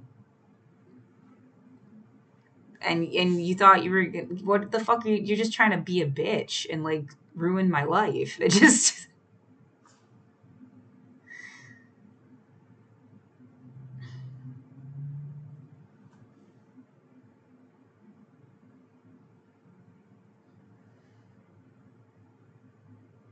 yeah, that's the only thing that makes any sense to me. They thought you'd actually be somebody someday and they thought they would steal your stuff and keep it. And then someday you're supposed to like you'll see it on eBay and it'll be like, "Oh, we thought she would be famous or have money." And it's just like you go look on Bandcamp and tell me how much you think every single person it's worth going through their fucking underwear drawer. You goddamn idiot. Like no one cares about this like tabloid paparazzi universe anymore. Like my generation was disgusted by it. Yeah, the gum isn't worth anything because there's no market for their fucking gum that you dug out of the garbage anymore. If that was your idea, I hope you get fucked for this. Well, because the truth will come out however many years, whether I become something or not, if I ever do. And then all of a sudden there's trying to be like, oh, this used to belong to her. The intention would be so obvious. You're so fucking disgusting. Like,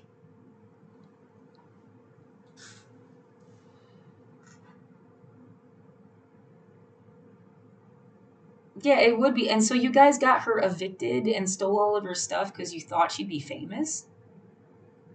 You're monsters. Like, and see, that's just even like the most like lunatic fringe, yeah, out of the way thought process I could come up. Why the fuck would it be worth it to you to like do this to me? Like you thought I was gonna matter more than I do for some reason. If I don't matter now, I don't see why it would change.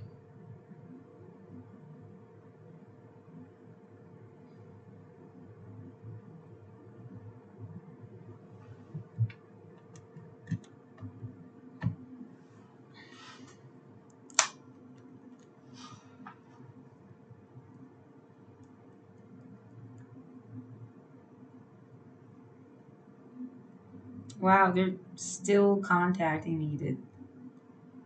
Just gonna block this.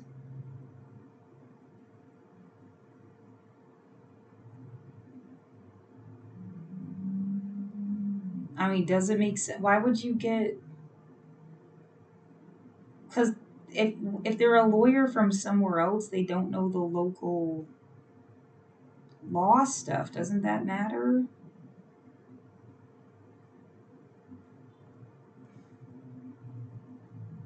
I mean, I accidentally contacted that person.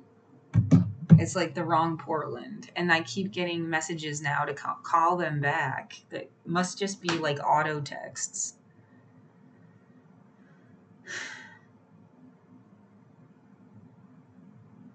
I don't know if it's a sign. Like, yeah, you need to get a lawyer, and they need to like not be from here because people are like in a cult or something. I don't know.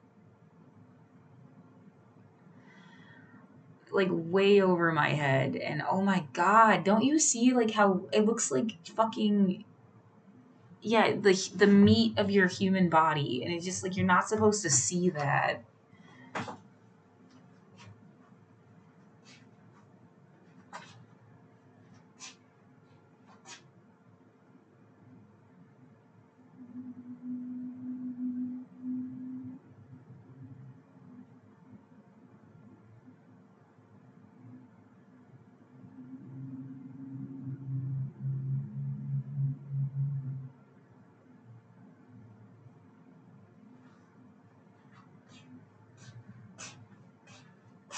Yeah, if they're gonna argue that you didn't go through the appeals court, I'm gonna argue that it costs $300 I don't have, you asshole. And then I did try to put a waiver. You had to like give them $391 to submit the waiver that says you shouldn't have to pay them. And then I submitted a waiver thing through the regular court, and then they didn't even respond to that. Let me see if it's even in there. Because it says all the little.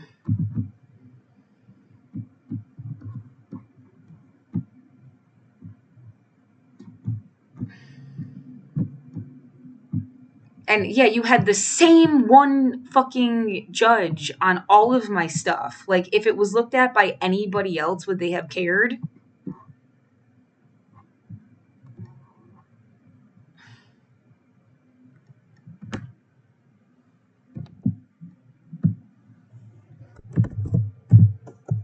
The idea, yeah, we wanted her to leave because we used her so much. She's supposed to leave, and then we like do something weird with all of her, like with her life. No, I'm not fucking leaving. Oh, I didn't even get that thought. So, like, when I went to go get my TriMed hot pass, they printed out one that said 161 is the number. Then she said, "Oh, it's not scanning."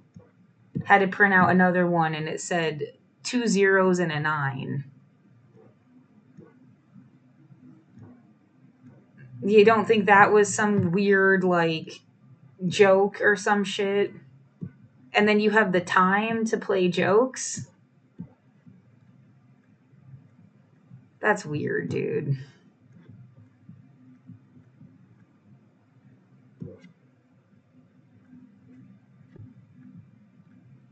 I don't see it here. There was totally.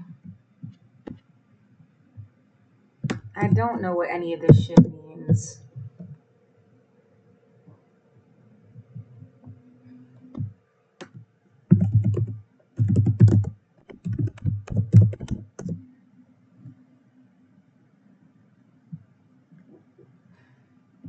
I knew to hold up my feelings. I knew.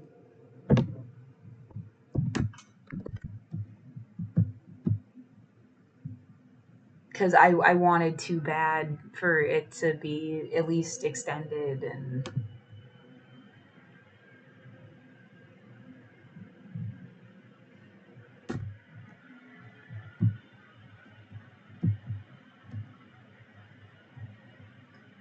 all of a sudden my computer is running like really hard and fast for no reason.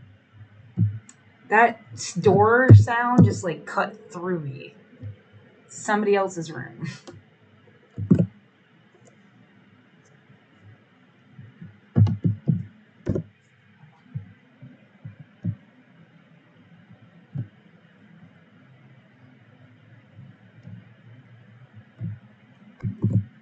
Yeah, it really, I don't know what's up with that. I haven't stayed in a hotel for a long time.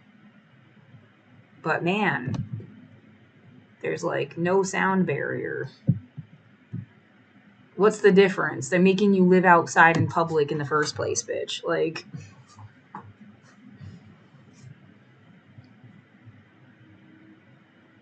at least I existed and you can't fuck with it. Like,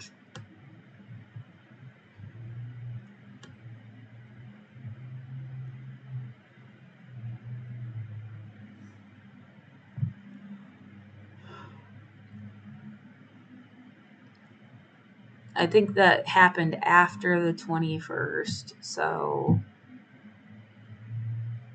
force without proper notice. Oh, and the way that they like phrased some things, like, oh, they submitted like, you know, this girl is just some kind of like fucking idiot that's trying desperately not to die outside, and they're just really annoying. Like, so annoyed by her like constant pleas for like justice. Ugh.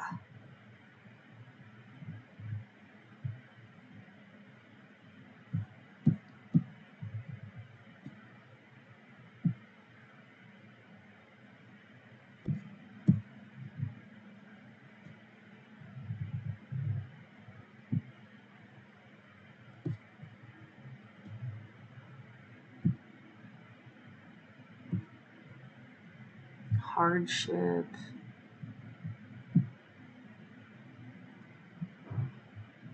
Oh, and now someone's just slamming shit. What? It's 2:00 in the afternoon.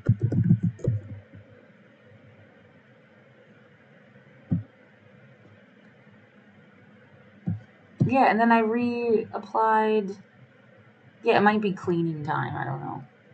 I reapplied, which I've done myself, by the way. I've also worked in a hotel before. Thank you.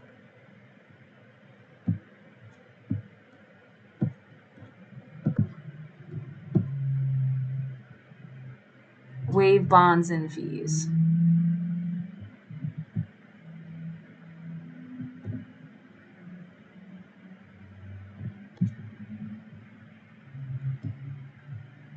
Filing submitted.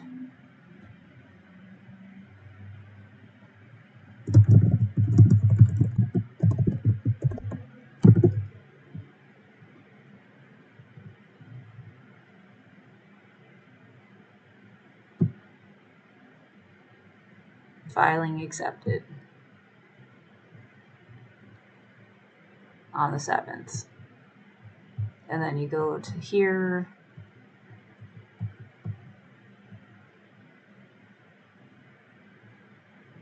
Hardship state, waive bonds and fees. Motion.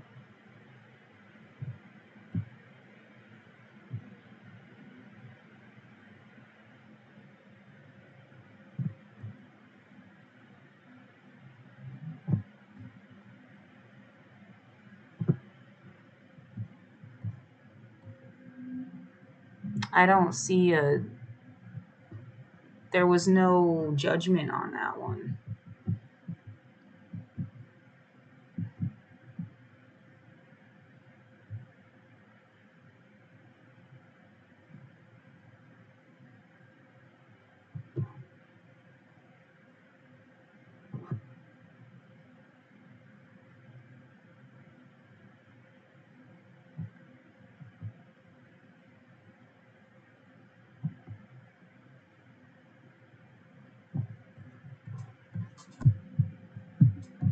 The idea, you're just like somebody's idea of a target right now.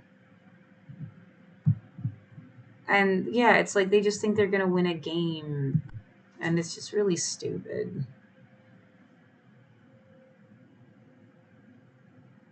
I don't know. I asked in the email, am I supposed to get a response about these two? Because this isn't in response to these two. So like there's still hope technically.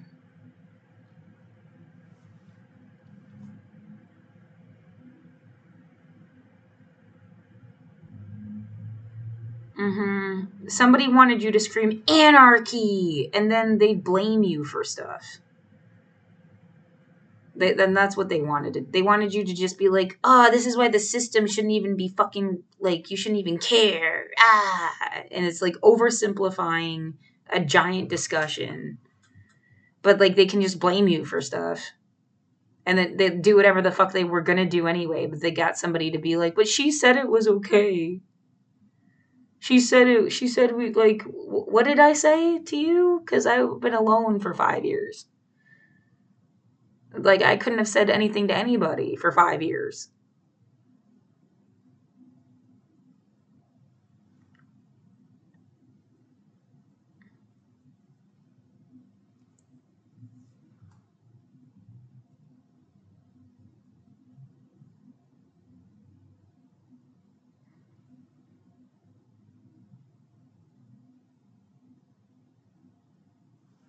Yeah, if you're doing some shit, I don't know about it, and I didn't tell you to do anything.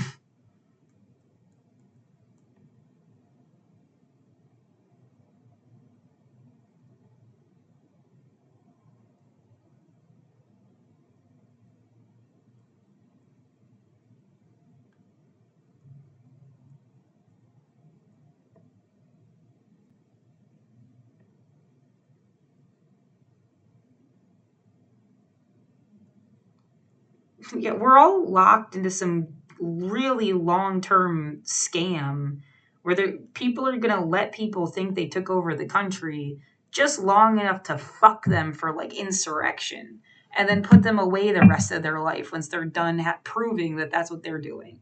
And I'm like really tired. I just.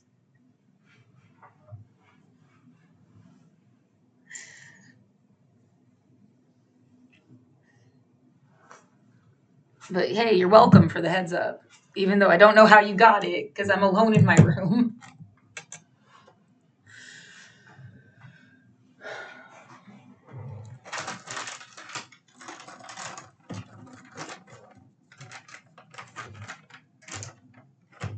That is so the kind of shit people would do too. It's like it's not my brainstem or thought process. It's like that's what people would do. They'll let you use the rope to hang yourself with method. The let you get yourself in trouble method.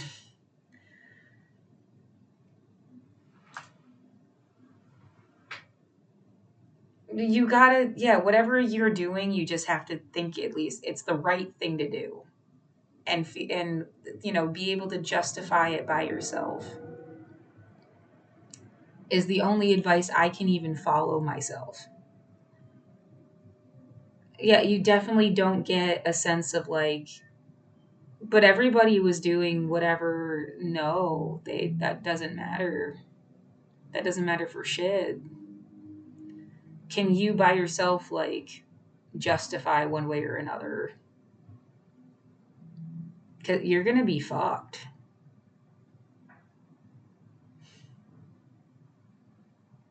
Yeah, was it the right thing to do in terms of human rights? Then you're probably not going to go wrong. Like, oh, we just enslaved a bunch of people because we like blah blah blah. That's going to be the wrong answer. It doesn't matter. Like, that's what I mean.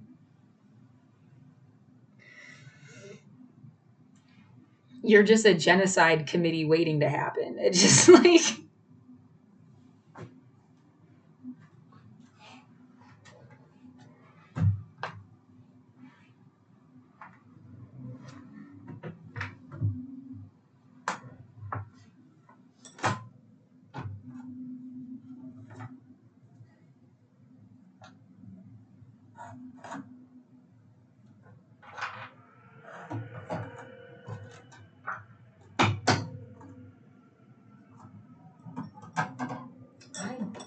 don't know now because I can't tell.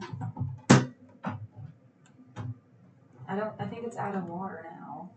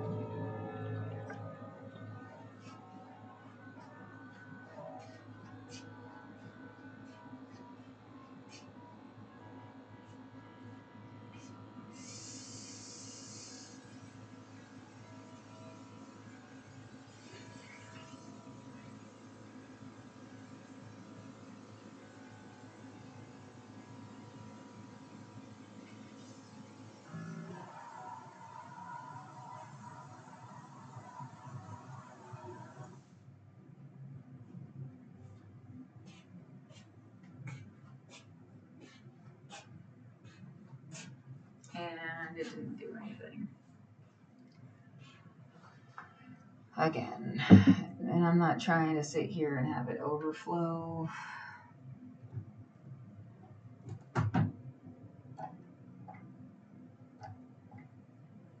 What does a double blinking light mean on a Keurig?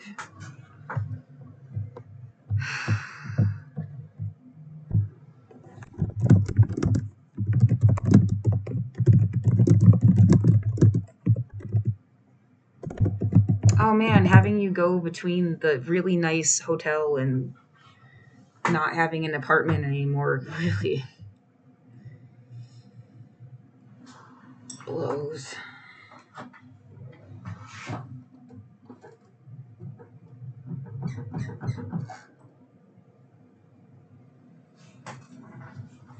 Shake it a little bit and it seems to have fixed itself.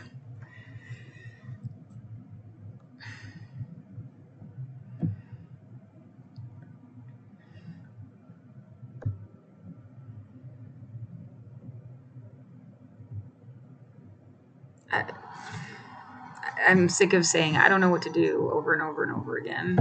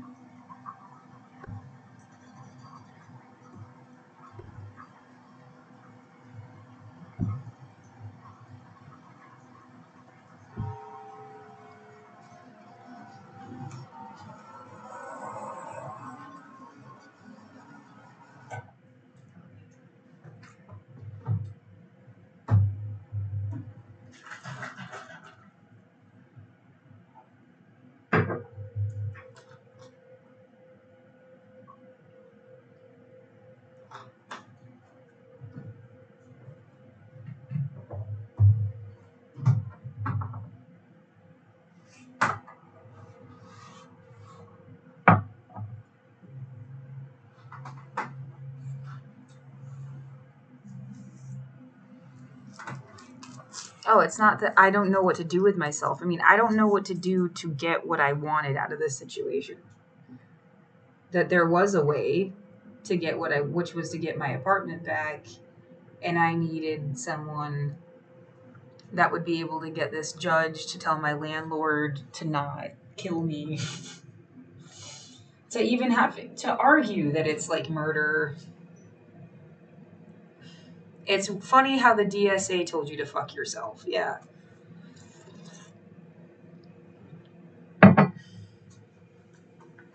Maybe they made a mistake, Laura.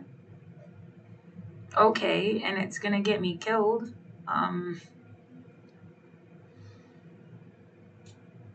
I mean, in a way, you did already kill me because the spirit of my nature has been. Oh, I've always been a gloomy, depressed, my life has sucked person. You just needed me to be like. It is like somehow I didn't get. It's funny because everyone kept telling me to be more positive all the time. Just like really constantly got that feedback in life. And then like.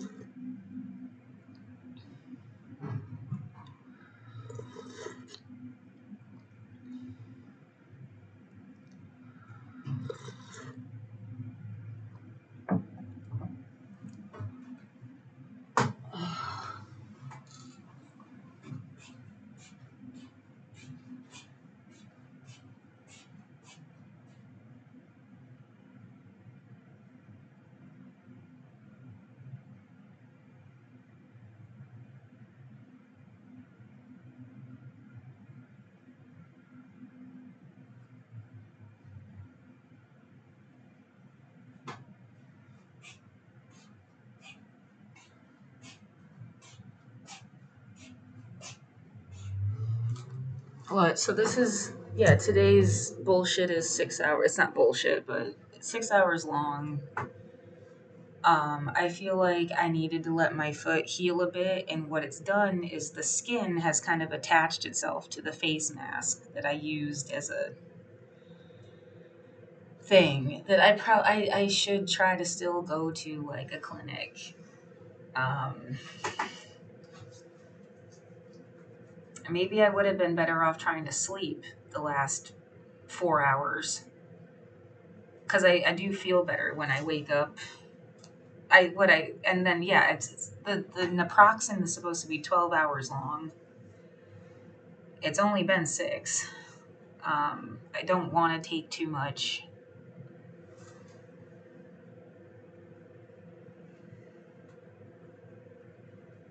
But um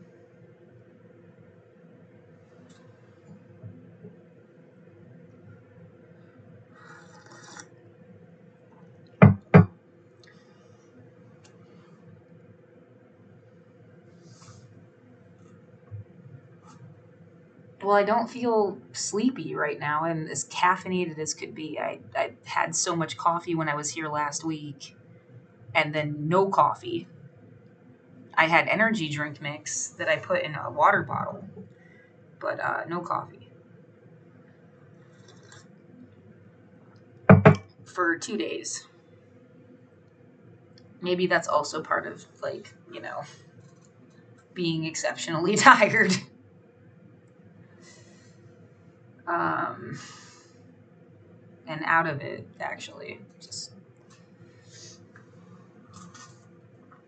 what I would like, if I get, the idea that I thought I had a chance to get my apartment back, and now it's a totally different train of thought. Like, you need to worry about being like permanently homeless. And you never even got that thought process out. So, when between I go in at 8 p.m., I'm there until 6 in the morning, the shower situation at whatever hour. Yeah, you do not want to leave your stuff so much. I mean, I guess you have no choice. Bringing my stuff to the specific place I was at, I don't know that there's space. And then leaving it there. Yeah, there's supposed to be some place, like I need to, now I have to find a place to store my belongings safely. How dare you have belongings? How dare you, like, do this shit to people? Um,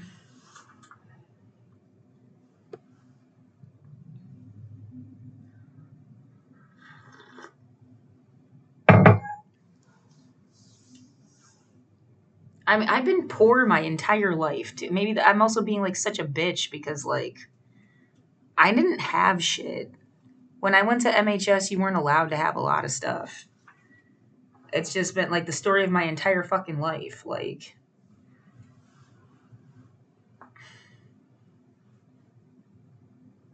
other people, yeah, I knew somebody at one point, knew them. Well, I was aware of somebody at one point that had like, their childhood bedroom had 2 beds.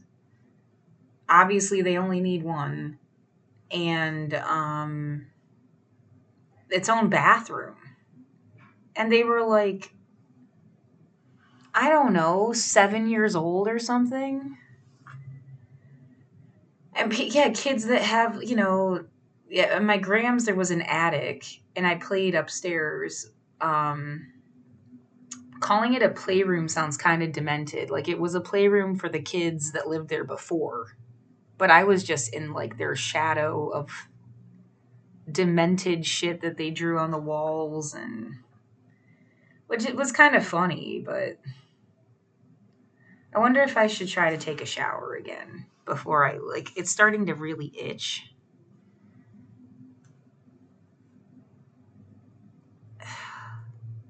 Yeah, now that I fucked with it, like I gotta take it off.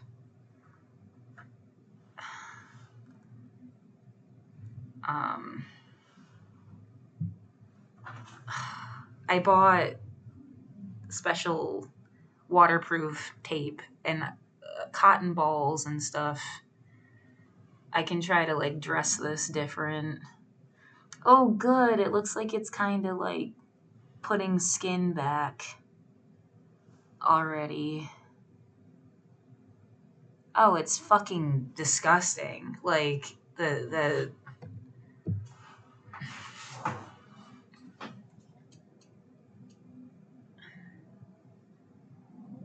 like that thing on the is like skin that got pushed down. It's just like a whole layer of skin. Well, maybe I should have tried to get yeah, well I can use my okay. Yeah, well this is all planning shit. Like if I try to go out to a clinic within the next like hour, um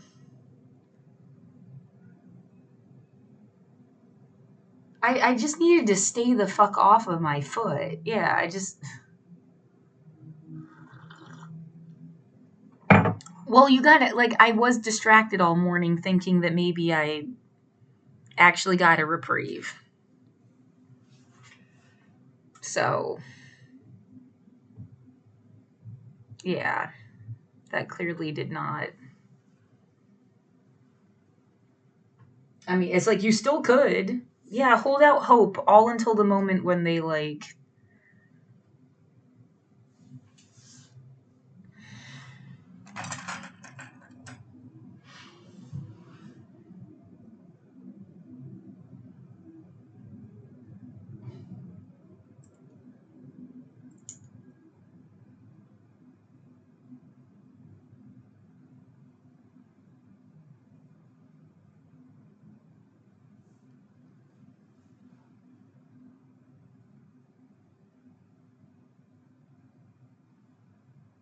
I need to get rid of this giant weird thing of skin that's extra on here.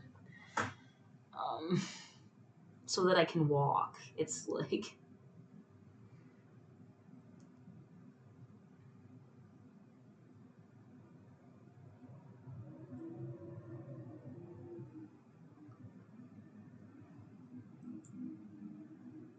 yeah, that neosporin stuff really helped, I think, and having a clean place to shower.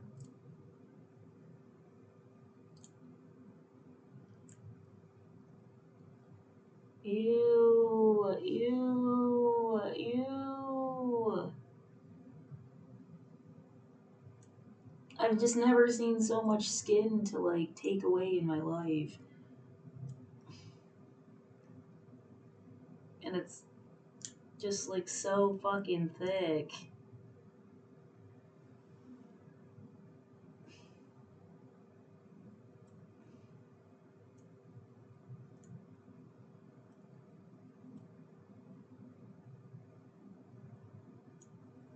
Ah. Ah.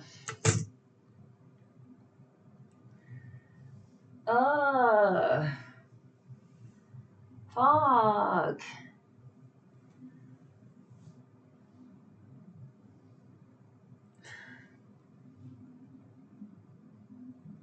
Well, I almost like, do you want to keep this? Ew, why? Because, like, I don't know, it feels like proof. Like,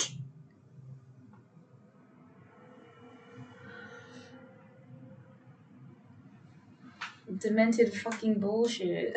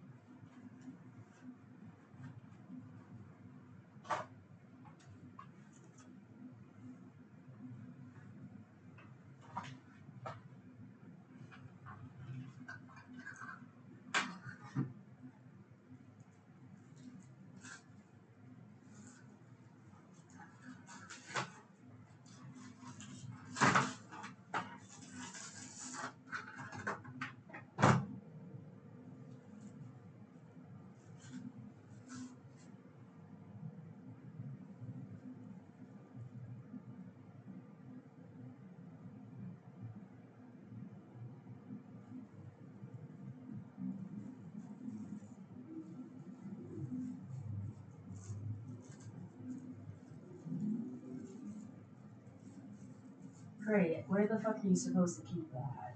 It's fucking gross. Just...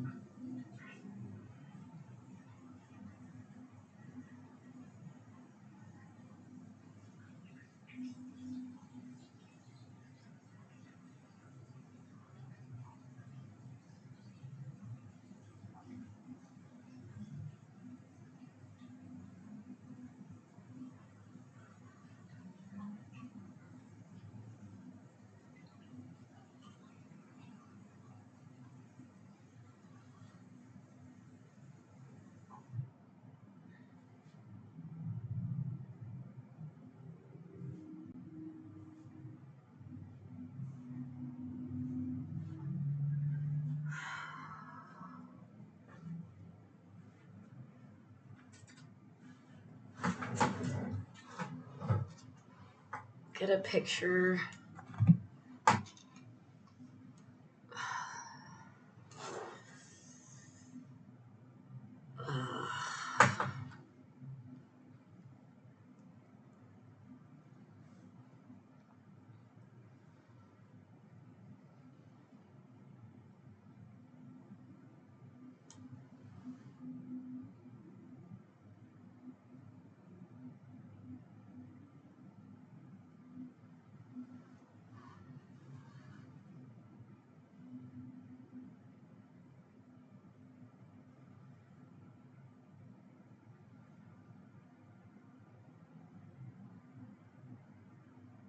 The fuck? Give like a slur or two or something.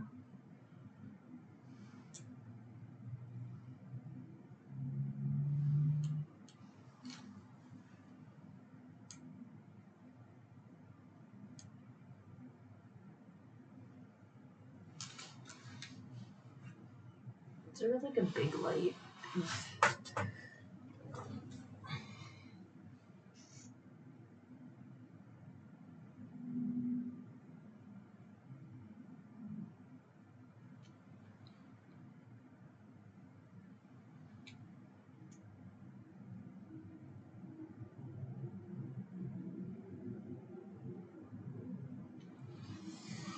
Okay, great. Yeah, the time it would take to completely heal this motherfucker, obviously not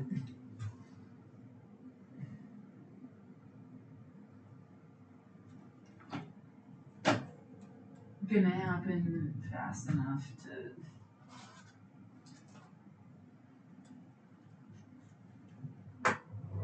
Oh, you know what? Maybe.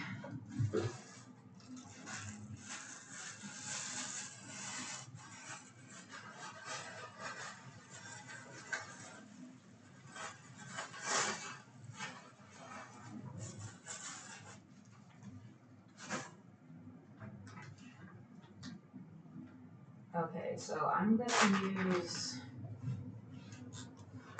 equate triple antibiotic on directly on it. Just a whole bunch.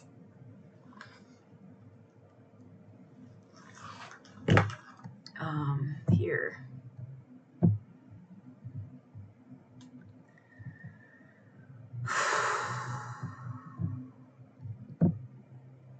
My bra also was not dry.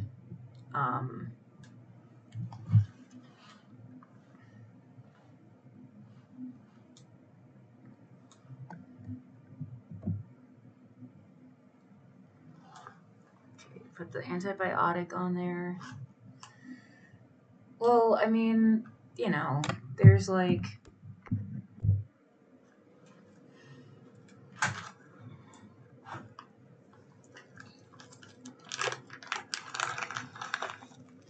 a lot of stuff that needed to happen.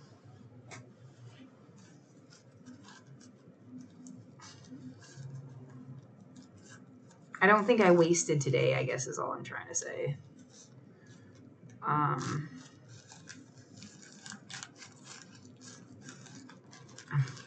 Not a waste of time. I'm gonna take this pad that came in a thing and use that to. Oh, I only really need half of it.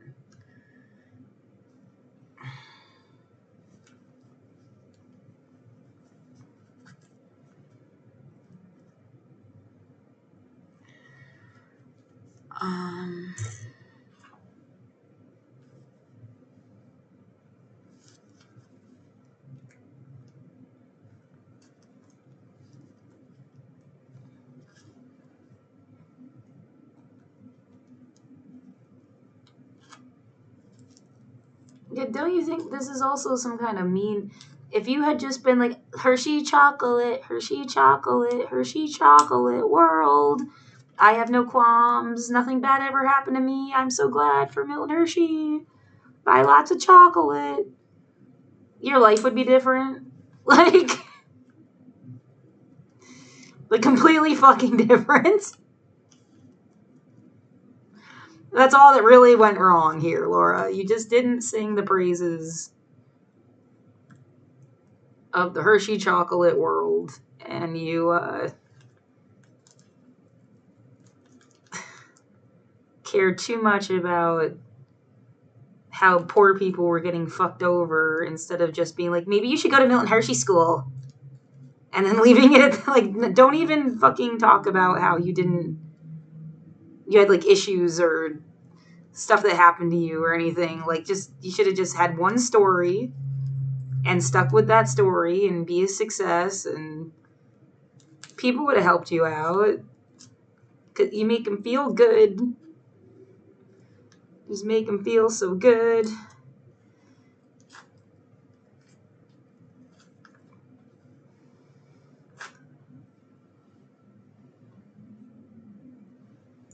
You would not have been what essentially is like abandoned by your entire situation.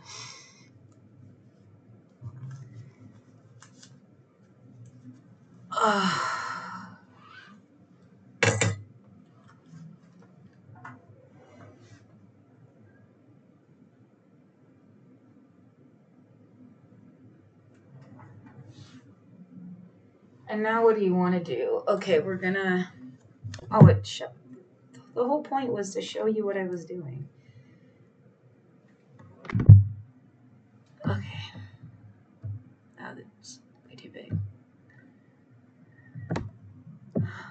Okay.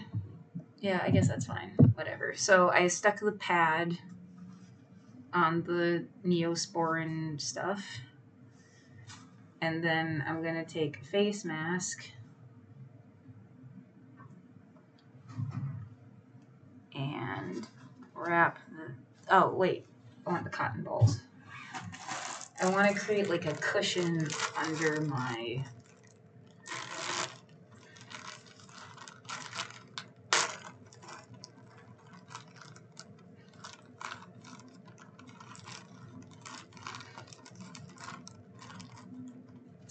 severely damaged foot.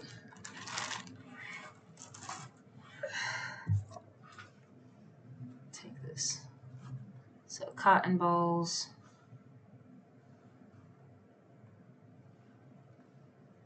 They were like $1.96. And then put the face mask and wrap that around. Kind of creates its own thing here.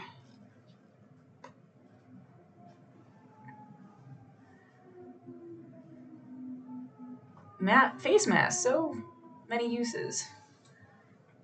And take waterproof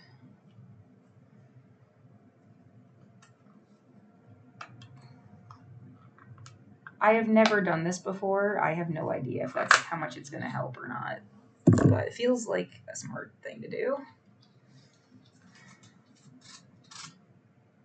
And then instead of the electrical tape, just the same thing with this shit.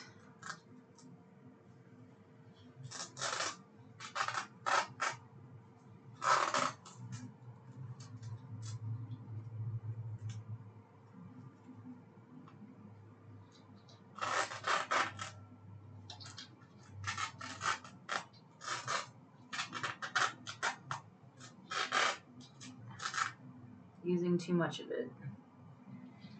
Maybe.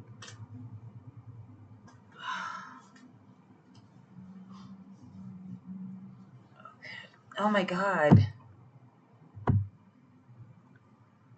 Okay, and I wrapped it like a mummy.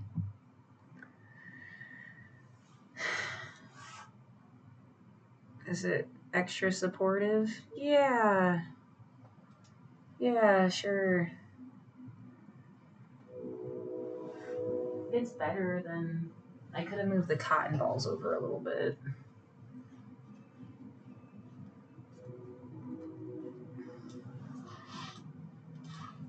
And it seems like they're gonna come out the top, like up here.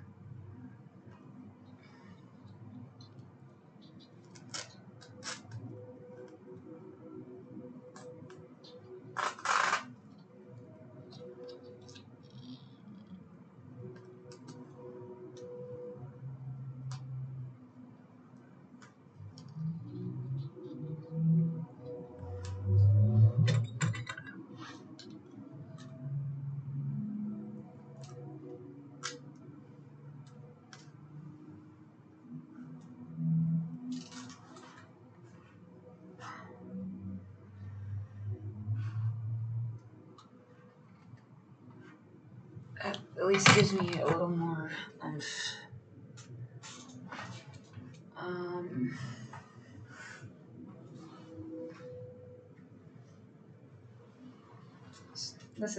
it's still a little bit wet. Yeah, it's annoying because I mean wet means sweat.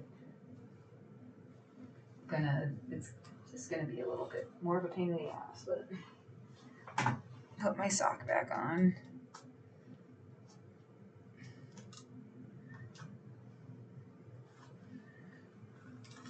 That bump on the callus of my foot, or the tendon, I mean, is getting kind of worse, but it was there before. I went to the doctor in 2021 about that. They said it's not a cancer thing or anything. It's just like a callus on my tendon.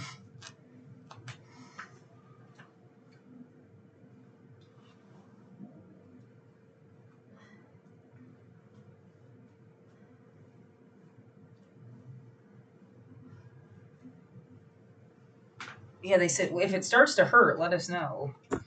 Oh my God. Well, maybe that's where you should go back to. I'm not going to get an appointment in one day. Yeah, I had to schedule an appointment to go to that doctor.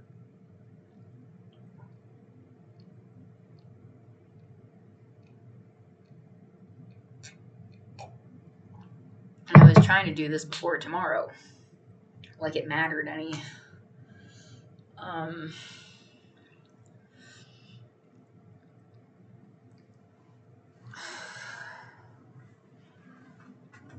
Should I have tried to put the fucking... Well, I also bought saran wrap. But I don't think that that's super necessary right now. It's not supposed to rain again until this weekend. Yeah, I need to keep the shit not... Like, how do I explain this to you? People themselves or their dogs piss and shit, and then it rains. Need I say more? And, like, then you have to walk. Like...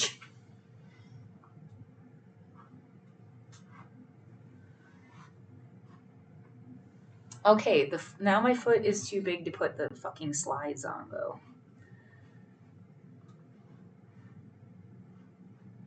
It literally doesn't fit. That's not good.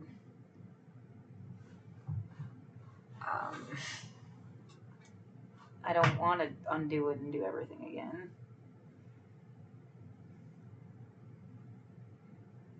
I need to just, like, crush it a little bit or something.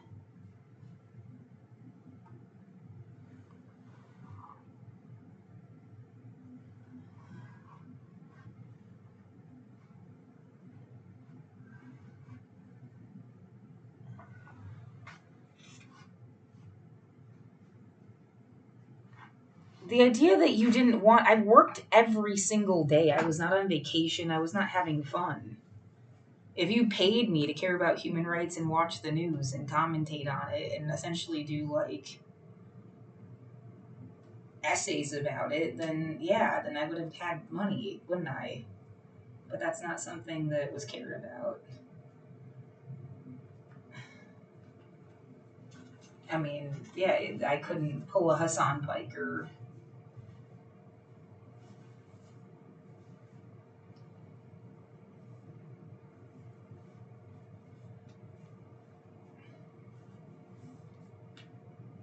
That was a big part of what, like, it felt like I was hanging out with a friend, for one, and it also, like, oh, yeah, see, he can do this, I can do this, was, like, a secondary...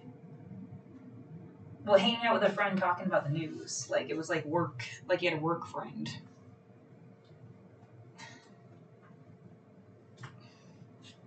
Yeah, it's like life's work. I don't know what the fuck you're doing all day, but if you don't care about stuff, it makes sense that you didn't give a shit what I was doing.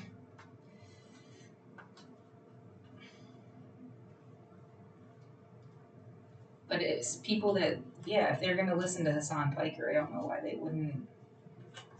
Maybe not my personal stuff as much, but, like...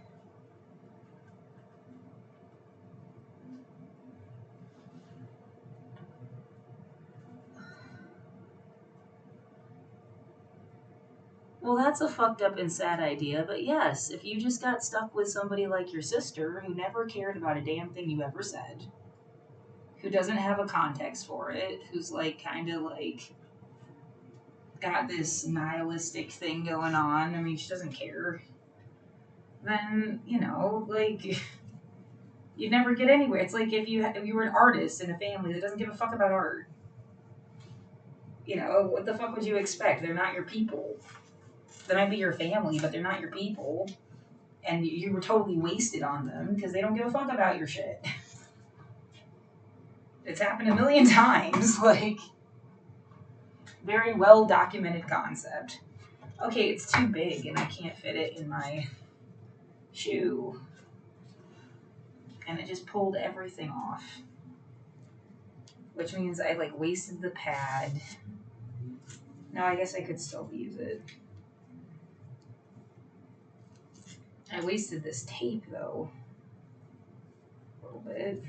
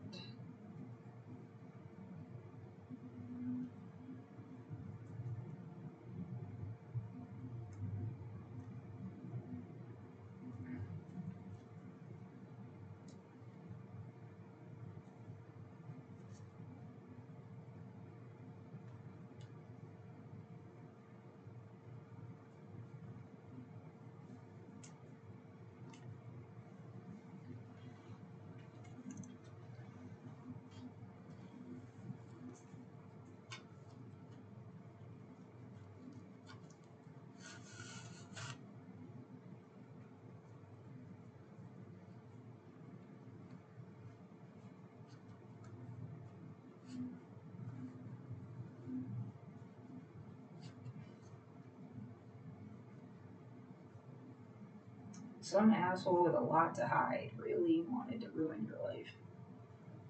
They should have left me the fuck alone. I didn't. Yeah, they're mad. I'm so talkative because they do weird shit that no one should fucking have to deal with.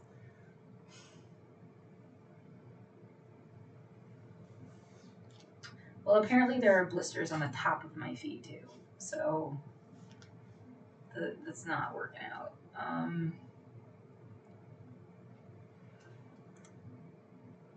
Maybe just the pad and don't do the cotton ball thing. That sucks. Yeah, I felt kind of smart about the cotton stuff. I guess it's too much though.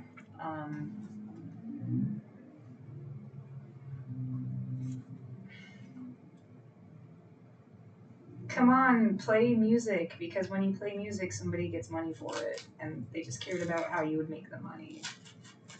And that's why they stopped caring when you made your own music, because they're not going to make money from that.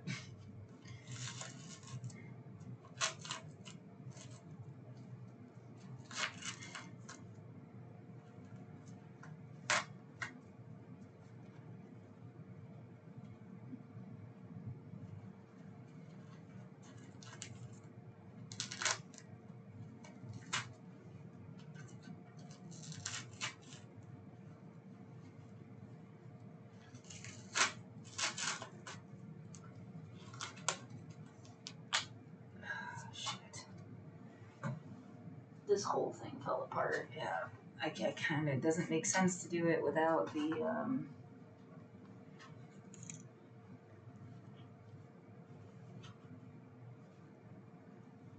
well, the way it would like hold it on.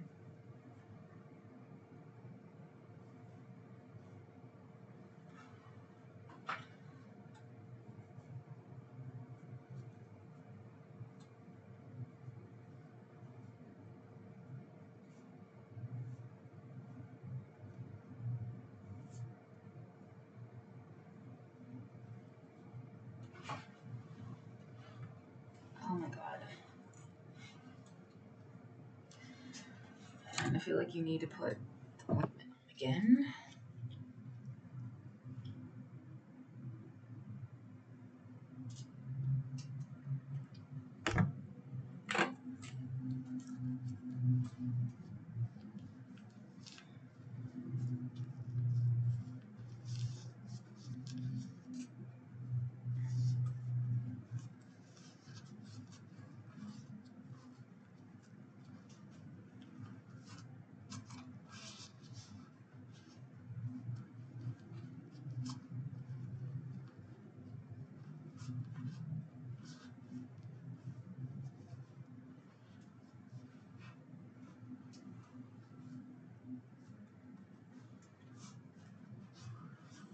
Does it fit in the shoe? Yep. Well, this is making me think I needed to buy more of this waterproof stuff. It's gonna run out like really fast. Maybe the electrical tape was honestly better. Like, it just was a lot stronger.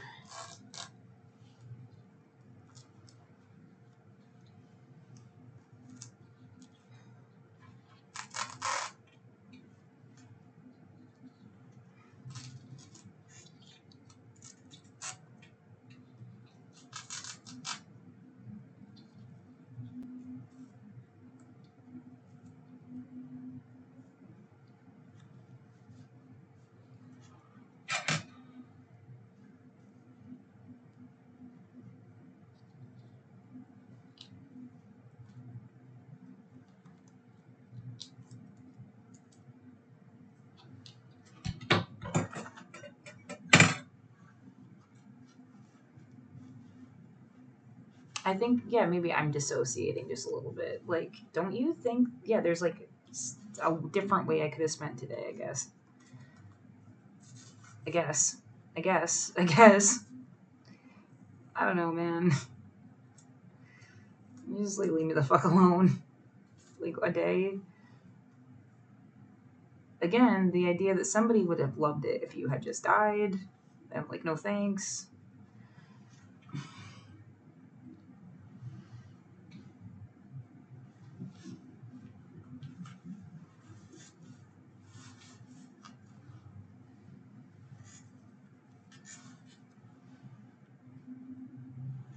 Oh, there's a cotton ball stuck in there. No, don't take the whole thing off.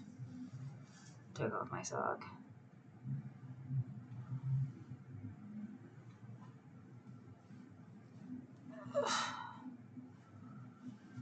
Right, and what's the point of this? It's not fucking keeps like shutting off the picture.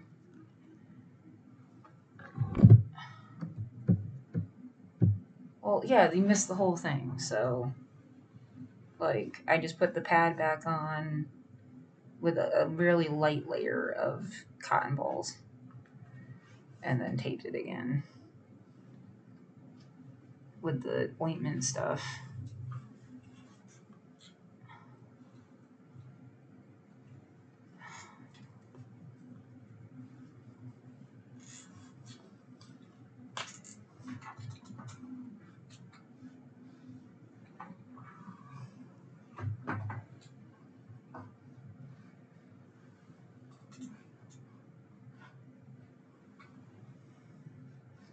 Everything I do would normally be content from someone else. Like, not that it's for content, but like, I've seen other people explain everything under the sun.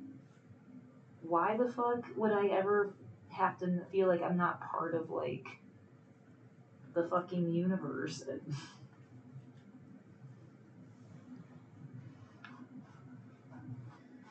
Yeah, not even in, like, a monetized way, and, like, just plain and simple. You get to do stuff too, and you exist, and welcome to the earth. And there was like everything under the sun, and people watched all sorts of random shit, and you're like trying to be helpful.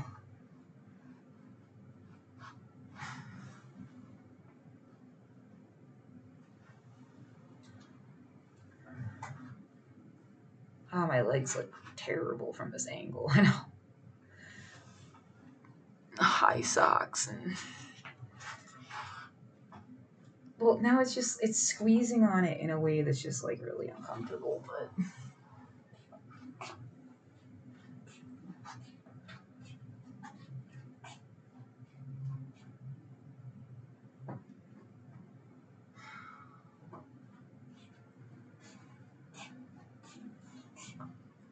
get dressed.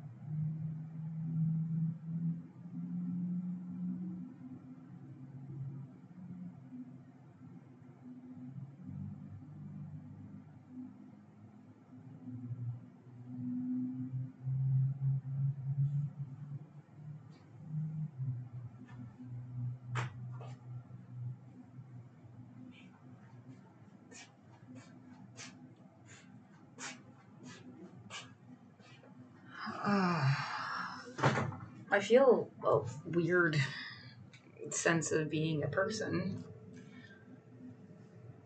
dressed.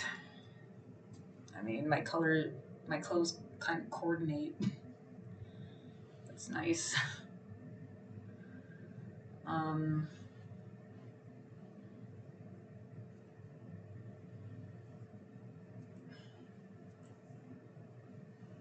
oh, I love my super suit things, but it was a little like being left outside in your underwear for.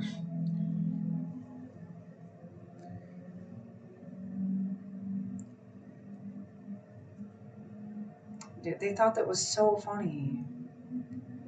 It's fantastic.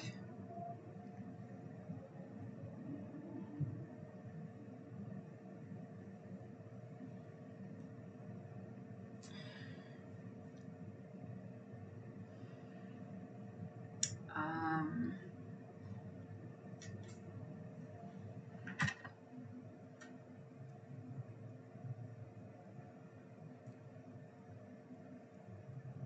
Stop saying how horrible. Oh, like, is it gonna make it? You gonna stop evicting me and like tell me I can have my apartment back if I just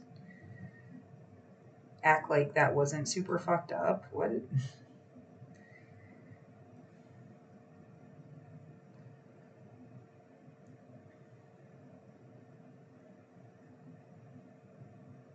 It's like imagining the cops that pulled you out of your room and stuff. That like they just have to be like, oh, forget it. We're so sorry. Do you believe that they ever would? Or yeah, we meant to do something. We didn't mean for you to get hurt. Right after they people bashed. I don't know if it was the same people, but people bashed in people's brains in fucking 2020, like for 3 months.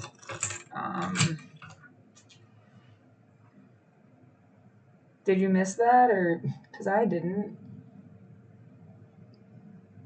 I wasn't outside, but like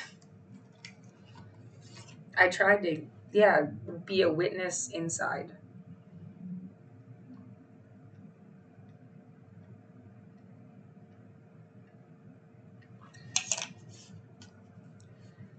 Well, hello, yeah, COVID. Again, like not giving a fuck about whatever the fuck COVID is or what other things can happen now. I don't, yeah, what runs through somebody's brain who's trying to tell me to shut up? I don't get it. That they don't care just as much. Like, yeah, what the fuck was that? Right? Like, no, they have some weird excuse for how they can control germs or to do like some kind of magic trick to like make you feel better. Here, try this magic trick. Maybe you'll feel better. And like, no, we can't handle the real possibilities of a total government conspiracy. What, because you get food stamps? So do I. Like, the government that I thought, yeah, Obama's government, I guess, like, they would have wanted you to be like, hey, what the fuck?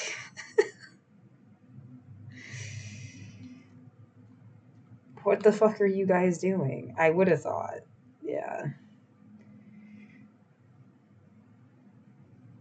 Well, that's the time anybody was old enough to be into politics and happy about anything.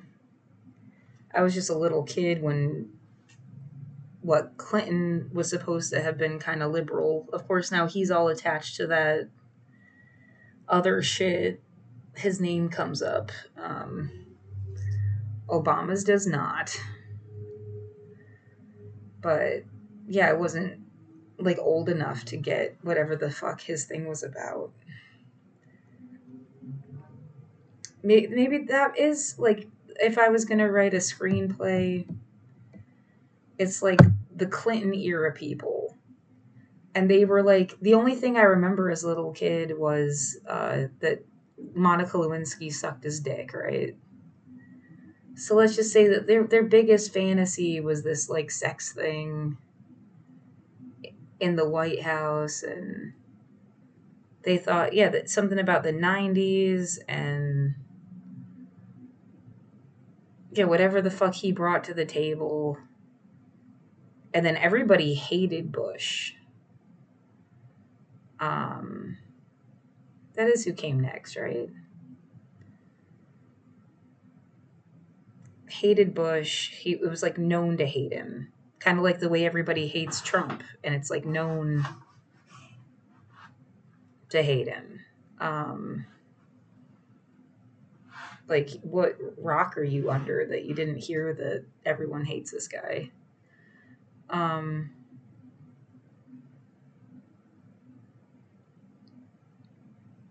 And then, like, literally you're getting, like, different news or something. And then,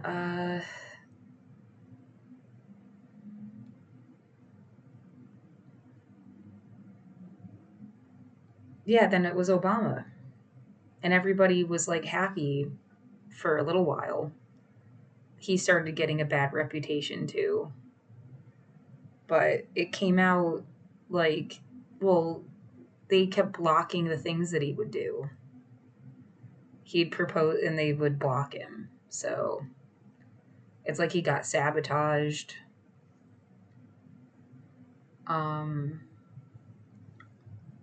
Yeah, to be very simplistic about it, and just like that was the narrative that got out into the common consciousness or whatever. It's not like just my opinion or something. And then this Trump shit happened, and it's like the Trump shit shouldn't have happened. But like you thought it was supposed to be Hillary Clinton's time, because I wanted Bernie Sanders. I mean, I wasn't. And then it becomes like a diverse, a split up between people that thought Hillary Clinton was supposed to win versus like Bernie. I think Bernie was really obviously the best choice for humans.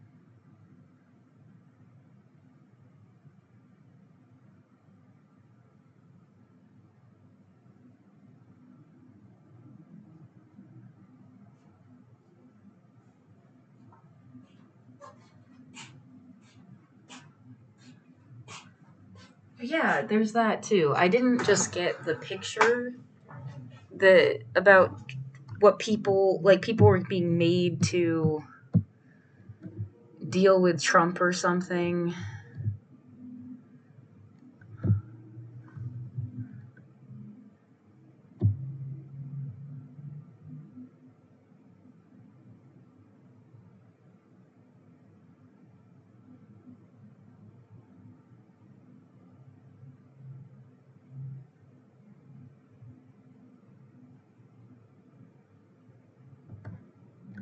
It just says no action. I don't know what no action means.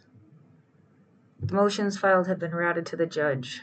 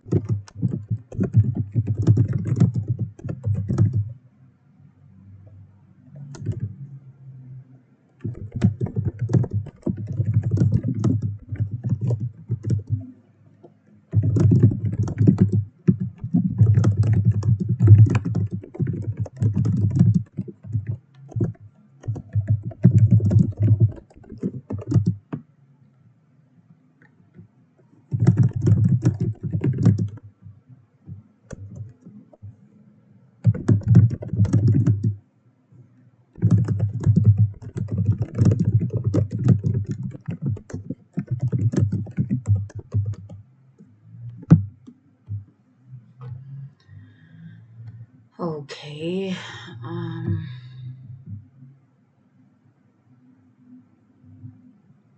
I forgot what I was doing.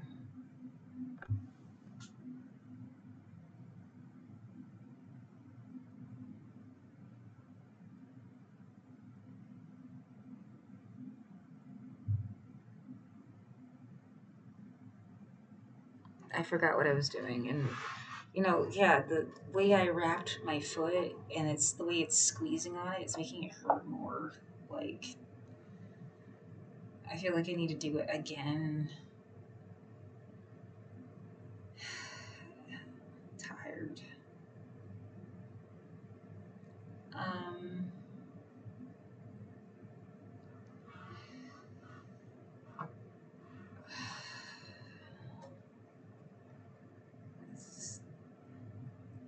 I forgot what I was gonna look up. Okay.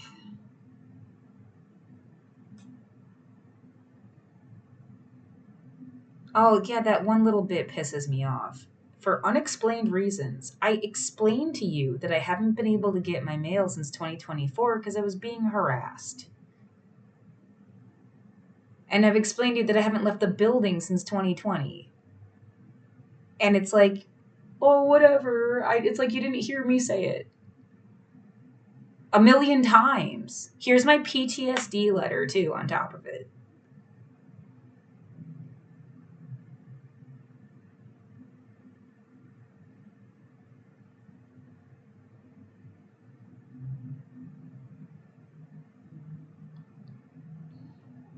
We wanted a full account of we wanted you to write a book because we can make money off of that. We can turn it into a story and use it for shit. You're supposed to write the Battle of Portland and then the whatever.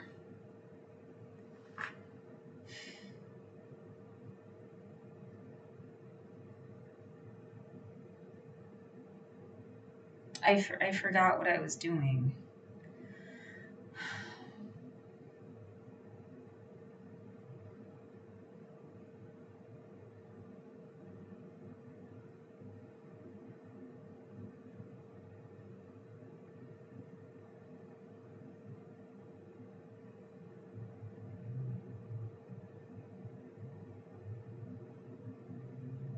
Oh no, I made my case and it was right. I think you just deliberately ignored it like a robot. Because even if you want to go with this shit, well, you signed this agreement. I couldn't pay it for all of these reasons that are the same reasons as why you forced me into the agreement situation in the first place. I don't see, like, where the fuck you get off on acting like you can't hear the words coming out of my mouth.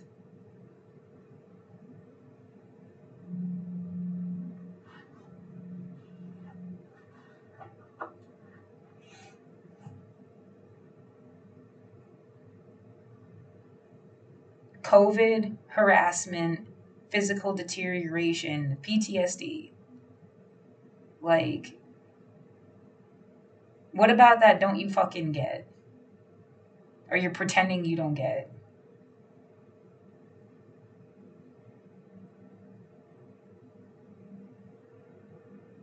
And even if you want to, again, if they want to bitch about, well, you signed a stipulated agreement, you didn't tell me that you acted like I needed to sign it or I'd get evicted. That's like holding a gun to my head.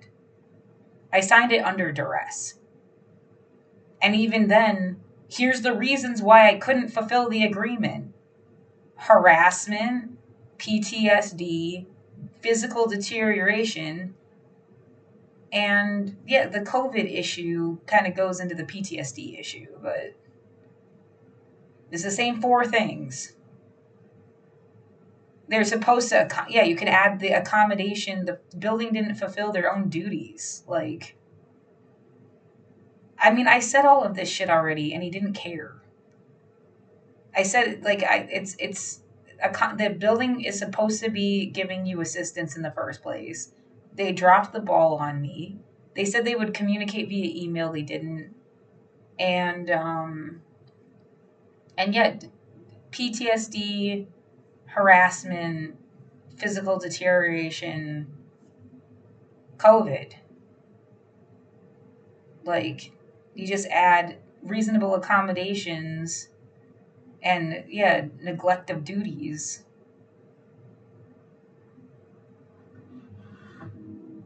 And you just, like, literally just told me to fuck myself instead. Well, where the fuck was the money supposed to come from?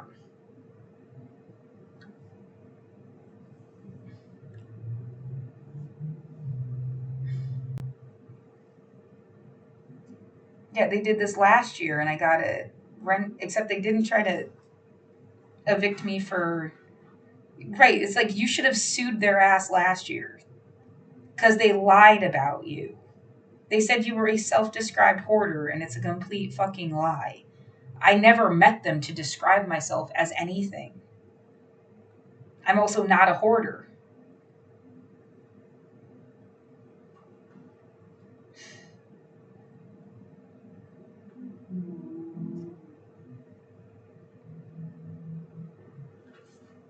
And period. And like,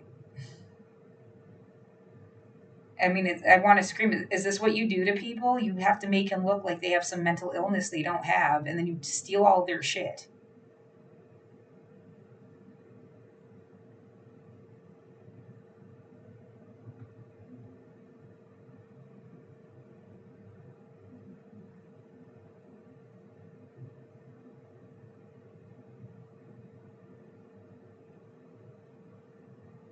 I've got, yeah, and that, the building hasn't emailed me back, like, confirming tomorrow either.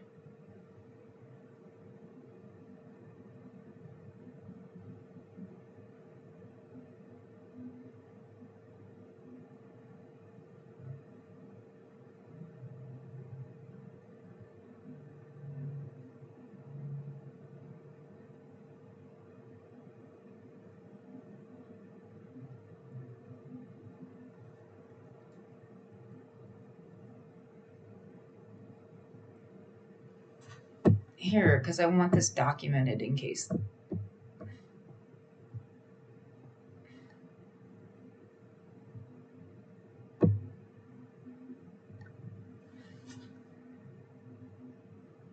Do not send anything under my name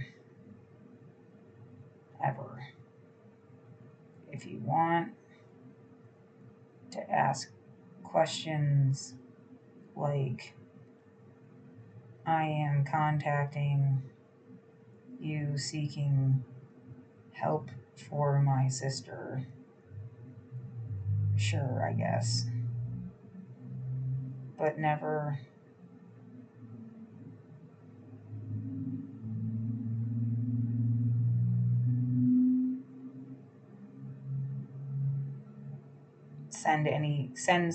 never send stuff acting like you are me.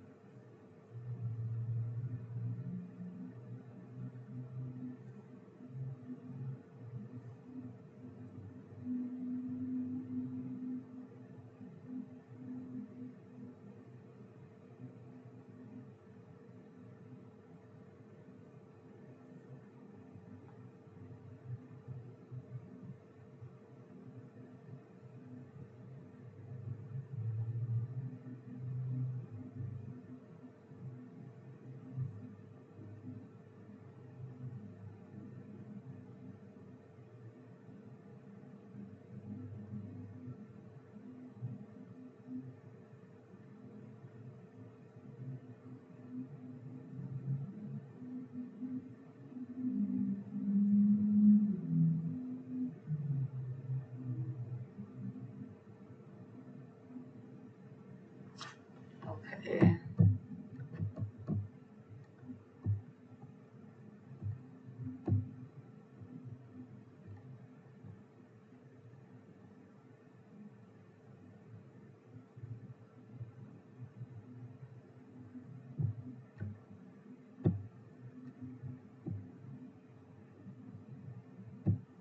And they said that no action was only in relation to emotion. They still have 2 motions left that they could do something with. Whether it's going to be in time for tomorrow or not.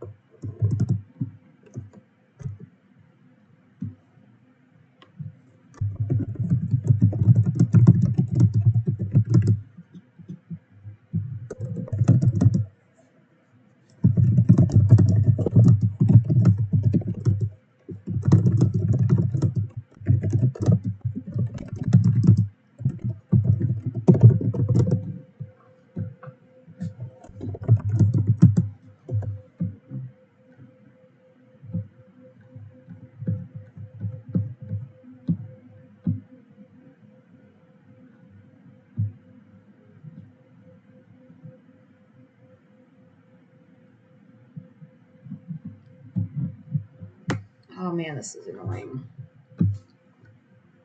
The pictures are on the phone. You have to go.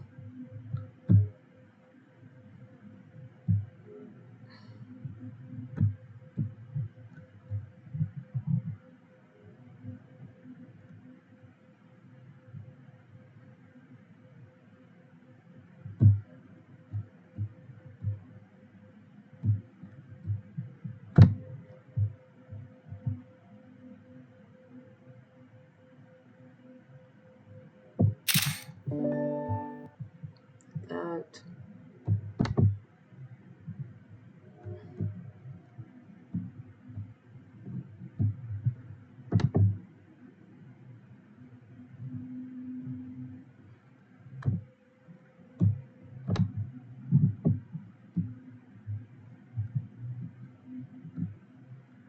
And then it's bitching that I'm running out of space, which is annoying as fuck.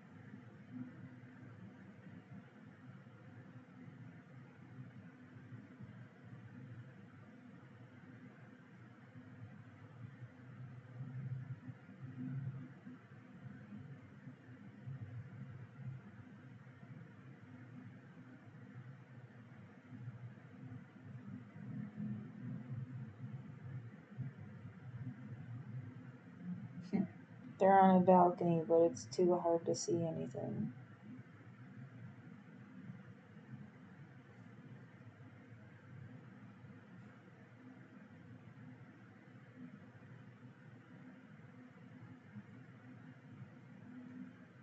I'm gonna miss watching your face every day. But there's no captions, and I can't play it in the library.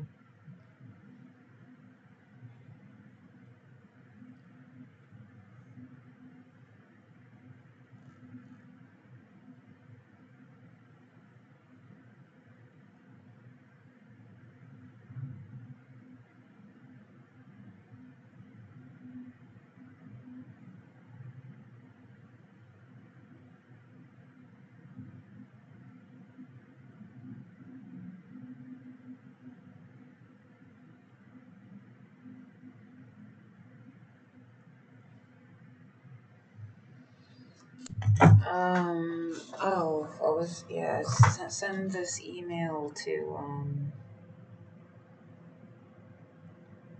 Boley and stuff or something. Yeah, isn't that fascinating? They were one of the leasees of that building I worked in that was trying to get me to sign the non-disclosure agreement that I didn't sign. And I'm so sick of talking about the same shit and it doesn't fucking matter, apparently.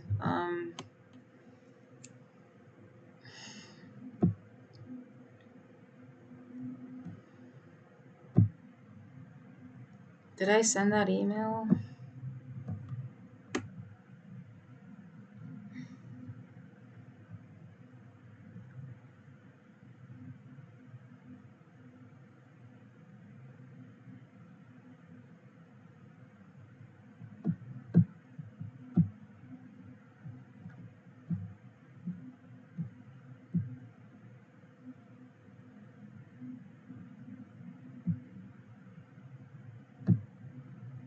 She sent me some template.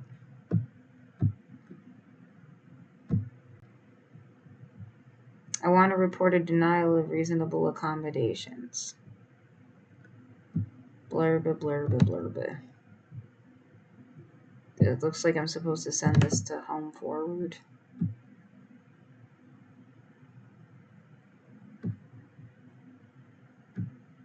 How do you...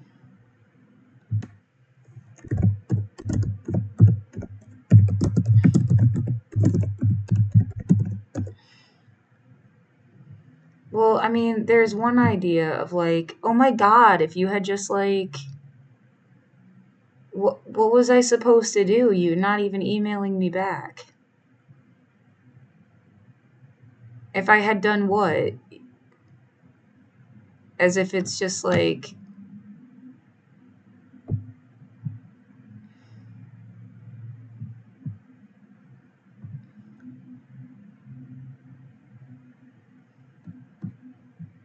I don't even know if this is an awesome idea because everybody seems like they're friends.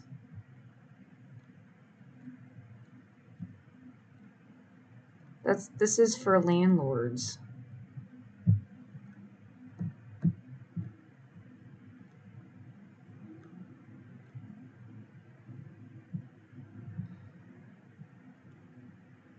The idea that things are designed to just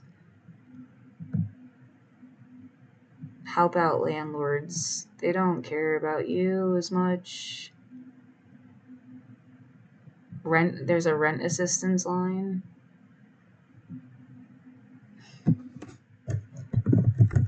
What the fuck?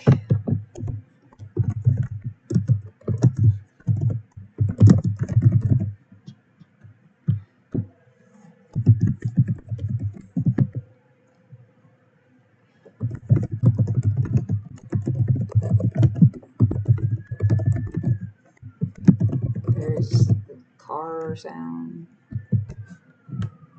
Hello, I am writing to report a denial by a housing provider.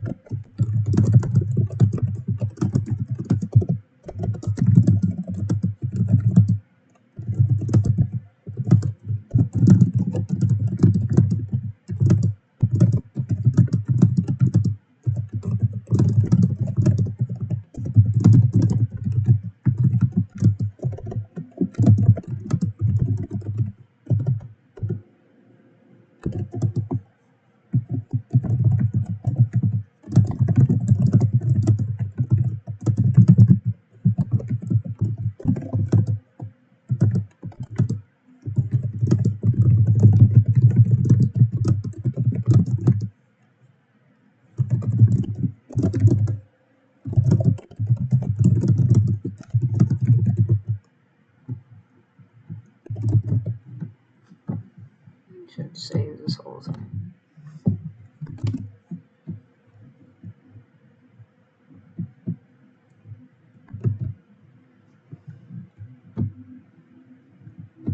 I mean, even if it just meant you stayed off of your foot today and it got to heal a little bit, well, I would rather not have some massive fucking injury that isn't gonna heal because you couldn't stay off it.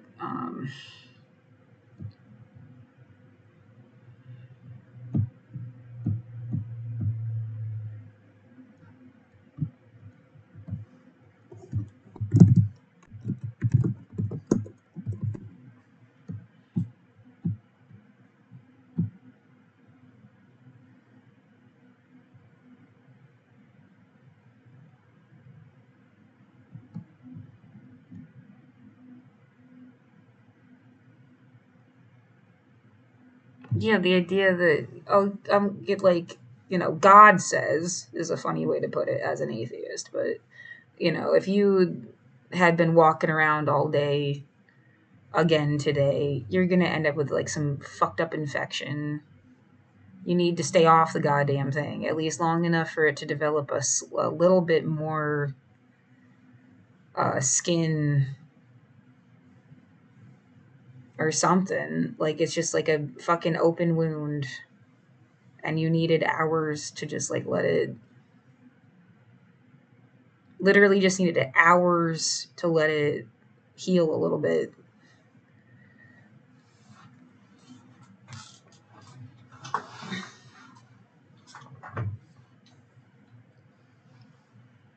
As opposed, I don't know, instead of pushing yourself and it got infected, I guess, is the.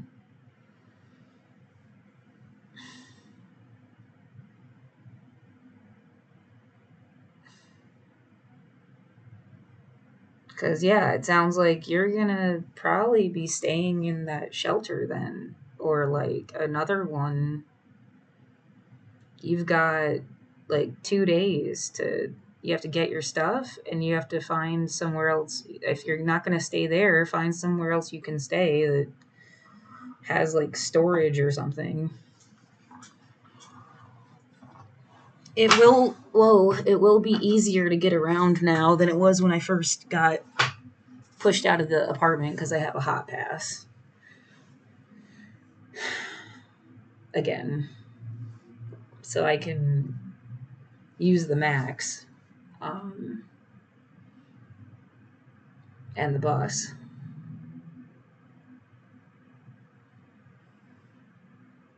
Well, yeah, I didn't want, and I also got a fucking a bank card. I didn't really want to explain to people that I didn't have a bank card, but I got one now, so I guess it doesn't matter. But yeah, I couldn't pay for shit.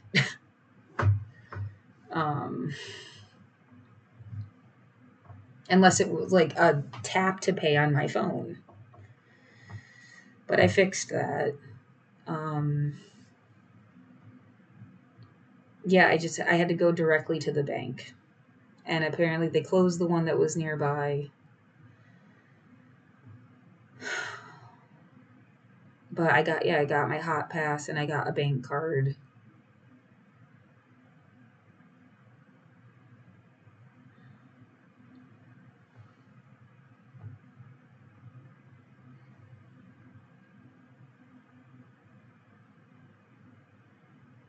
I don't get what the fuck you think you're doing. I don't get it. I don't get if somebody's just they convinced a whole bunch of people it was that's a sci-fi story.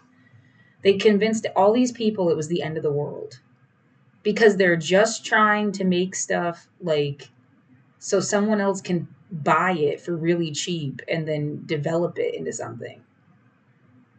And these people are walking around like they're the apocalypse. Oh. And all they did was help like ruin the place. And you wait till that fucker comes in and buys everything and turns it all into a giant fucking mall, like the whole place into a mall. These like stores and locations and bank branches, they didn't close. They didn't go away. You just like reduced them. There's just a lot less of them. There's still a Starbucks and there's still a US Bank and there's still a like, I mean, what else was like, I'm just like waiting for you guys to like fucking get screwed or something, and you're walking around like you fucking own everything.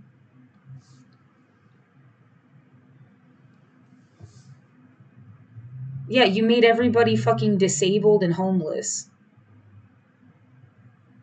You cleared a bunch of shit so that someone else can put new people in. You just cleared it so they put new people in. What the fuck have you done? Like,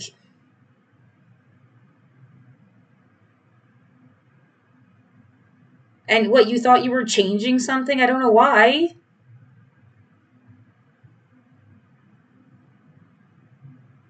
I don't get the vision here. Like, what the fuck anybody thought they were doing. Yeah, right. And they just found, it's just like that. Now they found $40 million for rent assistance for the people that just happen to still be housed.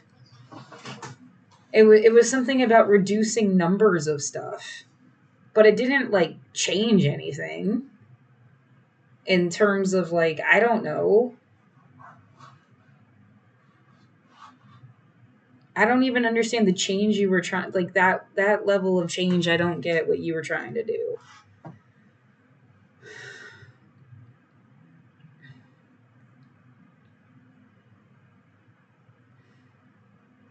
Seems like everybody got dicked over and you think you're in some special like apocalypse club. There's no fucking apocalypse, you idiot.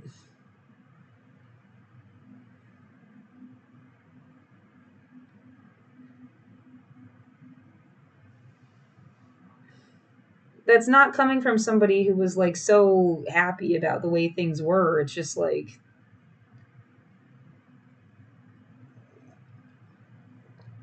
what the fuck did you think you were doing? Yeah, imagine somebody being like, well, there was all this medicine corrupting healthcare. They had all these people were getting kickbacks and prescribing medication that they got. Yeah, that's what a kickback is. That they got money to suggest and had nothing to do with helping the patient, and I don't know, diagnosing people with cancer when they didn't even have cancer because they got like insurance payments out of it. And so we just decided to like shut down all the hospitals. Oh my God, you fucking moron. Like, no, that's not, you needed to have oversight and a better way for people to like say, I think something weird is going on. Can you help me? Like a medical advocacy. Yeah. And I mean, all the way down to like in school, you learn basic medicine from elementary, middle school, high school, so that everyone that sits in a waiting room at a hospital knows at least a little bit and like is on the same page, you know, as much like, because that, yeah, it's just going to be harder to dick people over if there was ever someone trying to do that. You don't just like shut the hospital down. Like, fucking dumb. Yeah, now everybody's going to die and there was no reason to, and then they start over again anyway. It's like the doctors just went on vacation, waited for everybody to die, and then they'll open their own new hospital when it's over. That's not, I'm just making up a sci-fi story, remember? I feel like that violates HIPAA or the Hippocratic Oath or something if they, because you're supposed to help people, but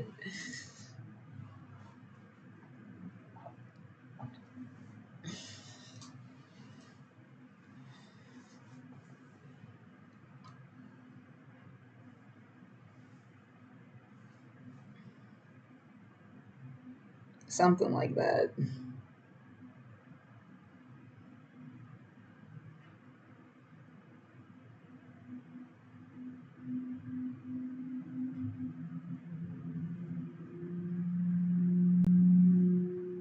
Yeah, why the revolution got confused with doom or something.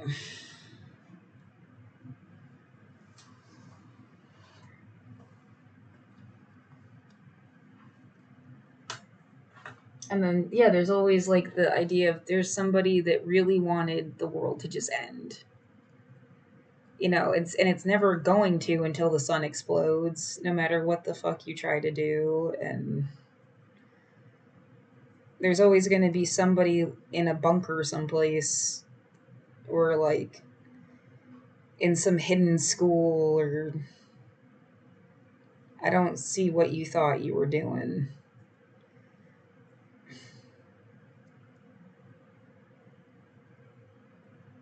Yeah, you just made room for people that wanted to be the next generation of capitalists, and without any oversight, and that's not the revolution anybody wanted. You just get owned by somebody else, I guess, is the idea.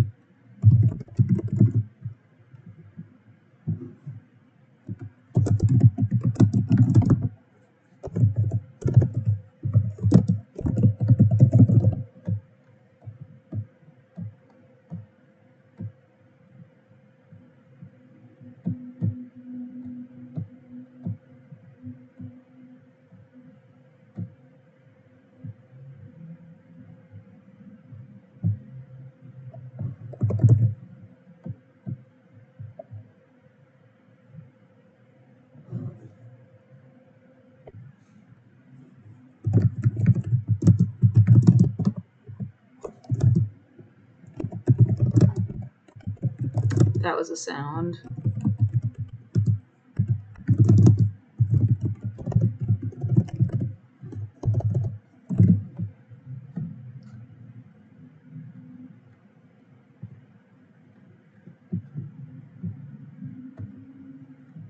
I wonder what caused it, or where it came. Like, it sounded like something popped inside of the wall.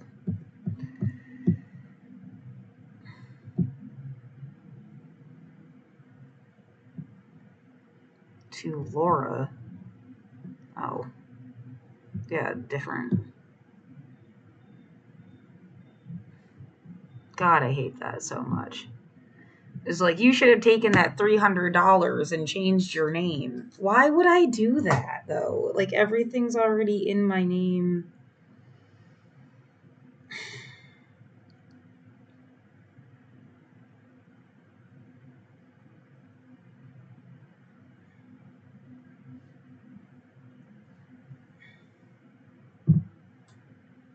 she sent something to HUD and they're involved.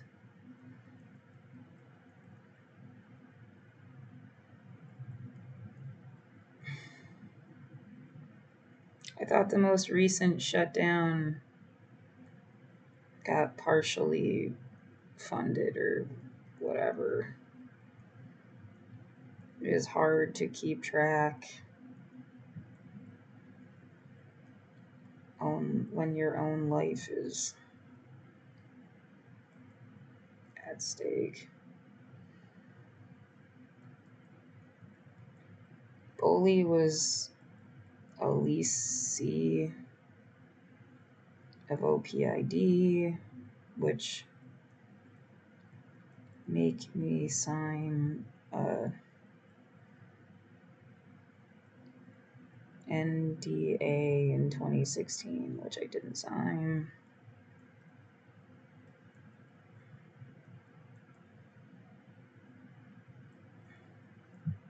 That said, they wanted to block me from suing past, present, or future employees, leases, all this stuff. So was TriMet, fire and police retirement, and IPM that used to manage my building. I've been trying to explain the conflict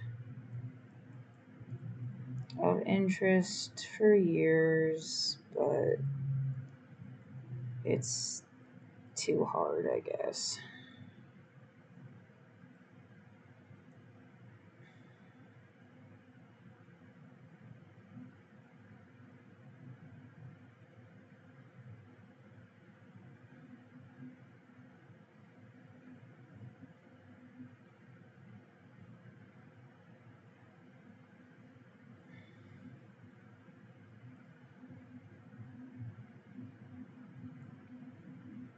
Tomorrow at noon.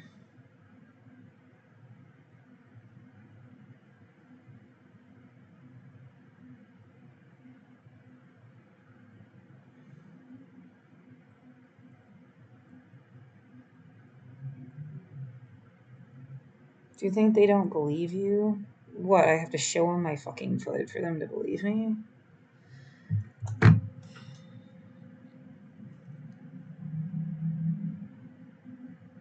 The idea, oh, you weren't, you should have just, like, figured out that you weren't supposed to defend yourself. Like, that, like, someone's watching you and they actually, like, would have helped you. What, how were you gonna help me? When were you gonna say it was fine to stay in my apartment? Like, there's nothing that tells me that that's the case. But then, what, you just sent an email to Home Forward, so... I mean, they don't even run your building. Why the fuck? Well, they run, like, Section 8 and stuff. I don't even know. Like, my sister is the one that came up with the idea to email them.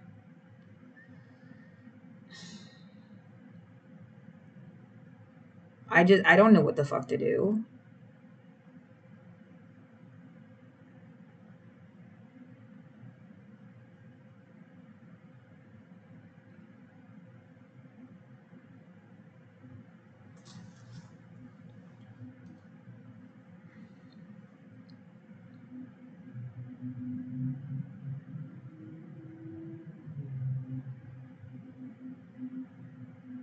Yeah, I feel like I just fought. Like, I don't want to remember the last 2 weeks. And it's just like, you're gonna live the last 2 weeks over and over again, Laura. And I mean, really, it's like you had 2 days in 2 weeks, because the week before, well, this has been really bad. You only did, you stayed in the shelter for 2 nights, right? I guess it was just so painful and my foot's so fucked up. It feels like I stayed there for 2 weeks. Like that has been where I've been. But no, I was on some stranger's couch for 2 days. Then Friday they were like, you can't stay here, or was it Saturday? I got evicted on the 21st. So it was the night of the 21st, the night of the 22nd. Yeah, so it had to be Friday. And then where did you stay? And then you got, yeah, your friend gave you $300. And I found the least expensive hotel near where I lived. And I stayed in a hotel the night of the 23rd, 24th. I mean, it wasn't planned out like this time. This is all done for in one go. It was just like day by day. I don't know where the fuck I'm gonna be. Am I gonna be here? If they had been able to do it the way they did it this week, a week ago, I could have done a lot more with that before my foot got fucked up, like as bad as it did. It was, my ankle's been swollen, but now it's like really bad with the blister thing. And how long did I stay there? Till like the 30th. And then I spent the night of the 30th and the 31st. Was it 3 days there? How many days did you stay there? No, you bought the 30th. You left on Saturday. So it was Saturday night and Sunday night. And so you only stayed in a shelter for 2 days. Yeah, but that's where I'm going to have to be, isn't it?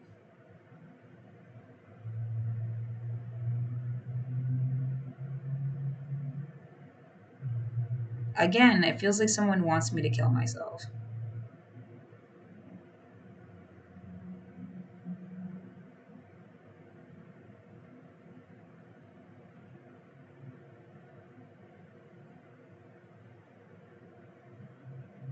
Yeah, I'm not kidding. This felt like 2 weeks. I couldn't shower. Everybody's coughing.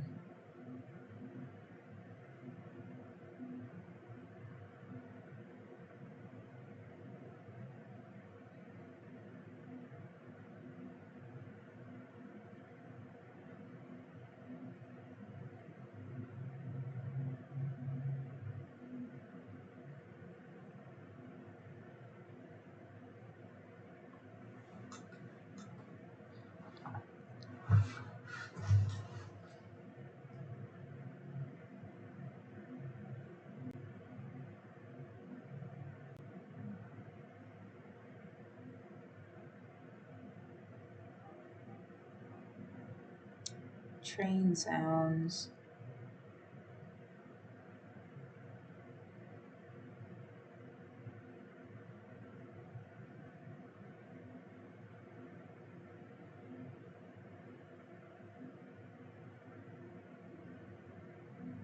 Do you think the other people you see, they're being allowed to stay here for some reason?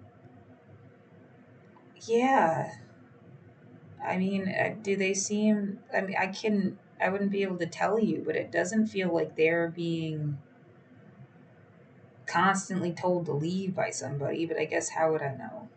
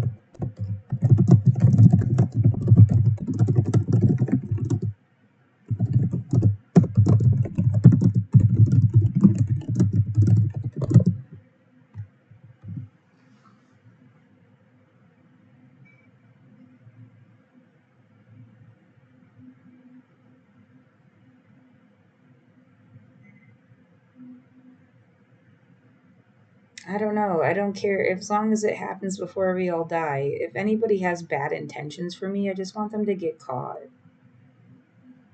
Because they shouldn't have had bad intentions for me. And I'm so tired.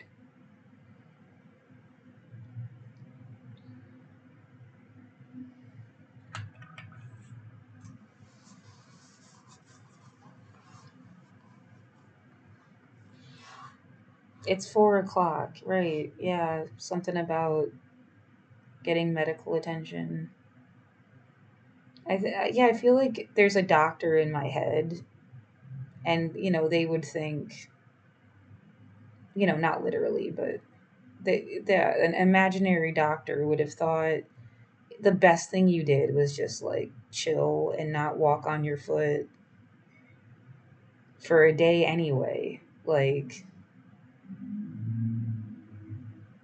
I don't know, you could.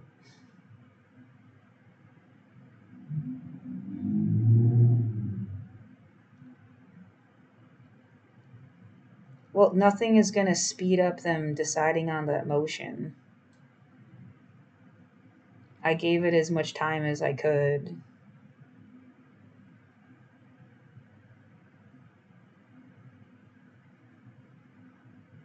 I think it is funny I submitted it on Wednesday of last week and they didn't accept it until like yesterday.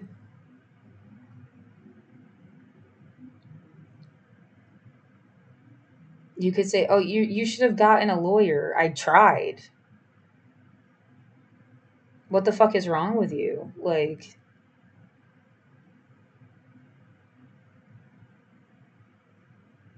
what am I supposed to do? Prove that this is a scam? It's a scam to steal somebody's life. All the way down to fucking what COVID. And I mean, because again, if COVID hadn't happened, I wouldn't be inside for 5 years. I lost my job in February of 2020. I mean, the fact that shouldn't have even went down like that, but you should have, like, I would have gotten unemployment until I got another job. And then COVID changed everything. But yeah, I would have gotten another job. I was cleaning. I've usually cleaned or cashiered or been a bud tender. And I have a degree in writing. Like,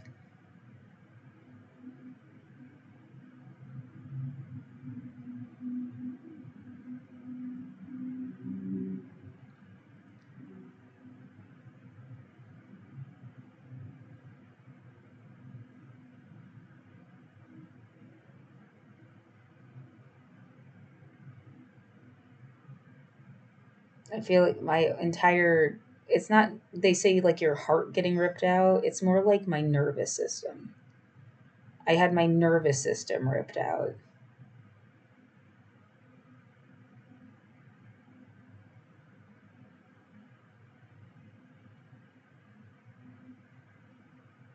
I mean, from my point of view, it was bangs and booms and pollution and, I mean, turning my fucking room into like a death trap.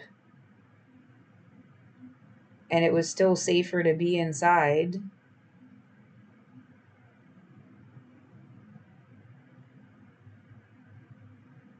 Siren sounds.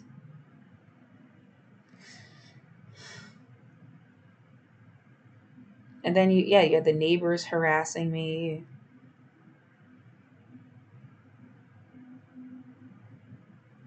For 5 fucking years.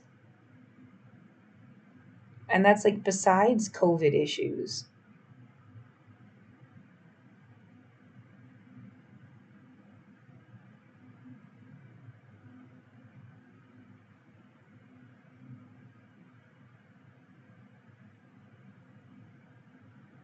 Do you still want to try to go to the doctor today?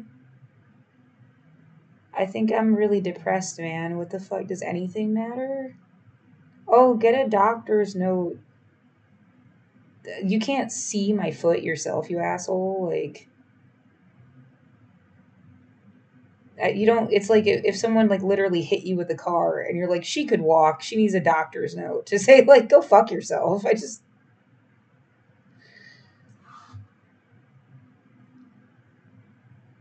Yeah, you already had a doctor's note for my PTSD to begin with. That didn't matter to you for shit.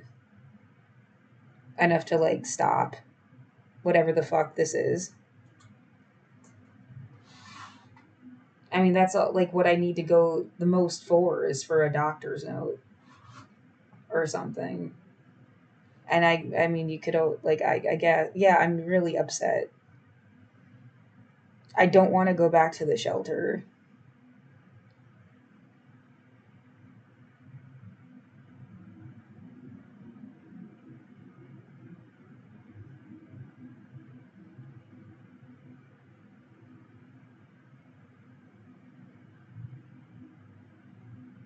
No, you see people with stuff all day. Like there's other people with stuff. They have it in a cart. I asked them if they just got evicted. They said no and gave me some weird story about someone pawned their stuff in another state. But I don't understand. Like you didn't just get evicted? Like I don't get, like to me it's like you had housing and you got evicted. That's how anybody's homeless. I don't get what the alternate story would be.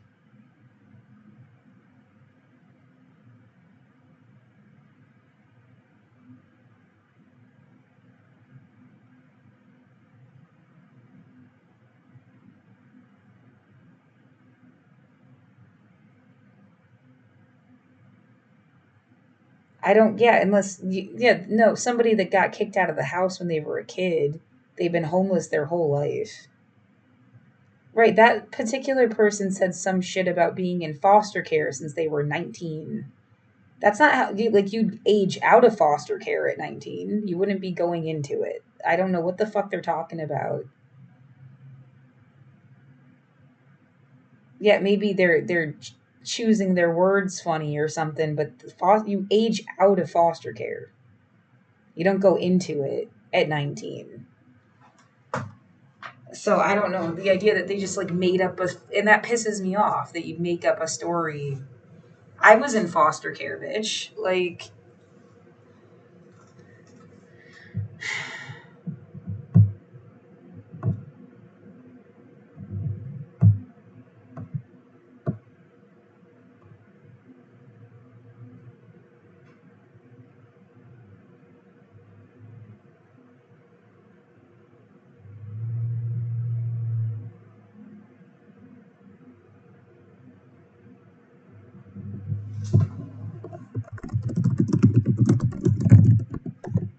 what the fuck are you talking about?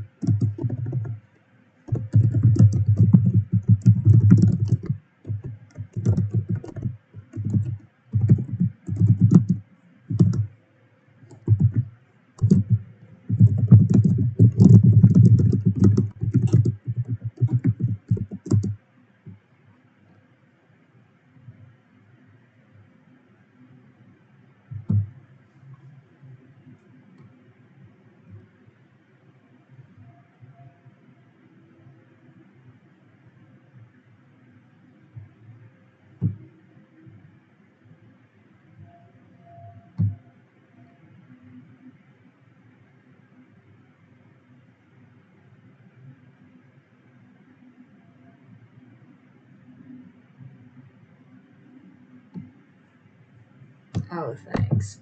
See, that actually does make more sense.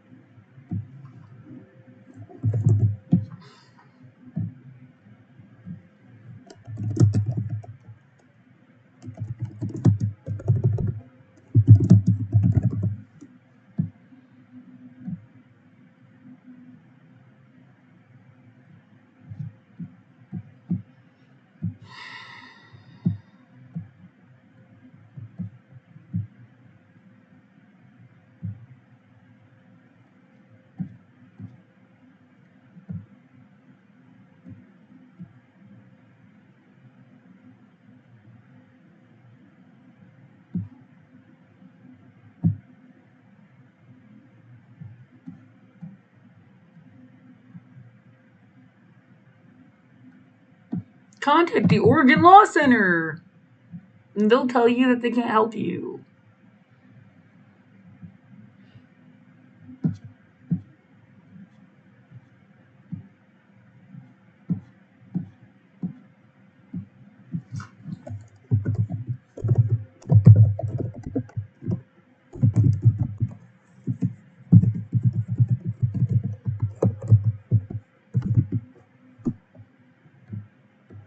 That's a sad thought. —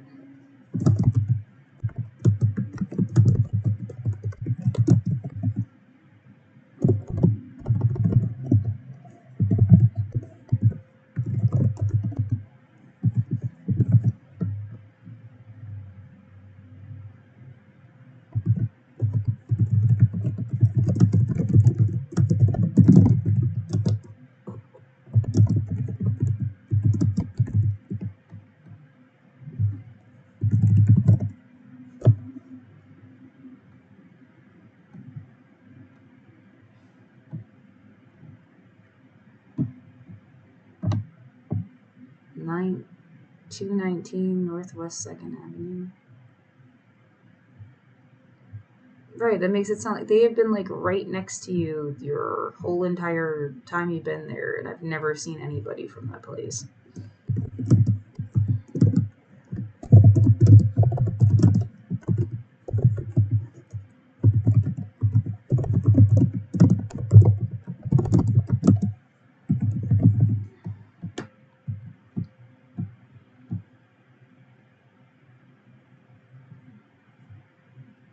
And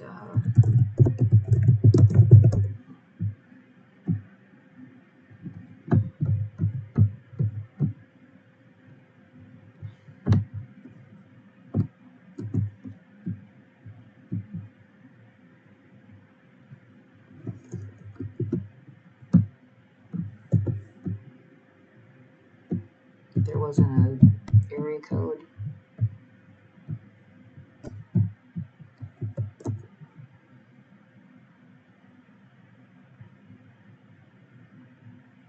I think it's still 97209. Suite 207.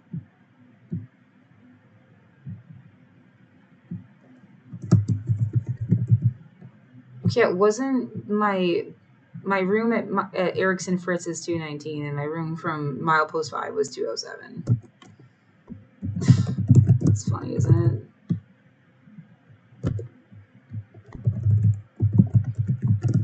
How innovative is your housing? Oh, it was so innovative to make her peel the skin off the bottom of her foot.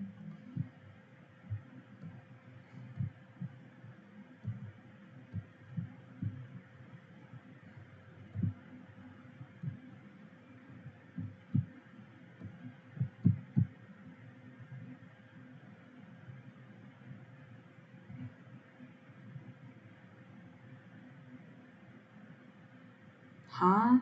Yes. Mental, physical.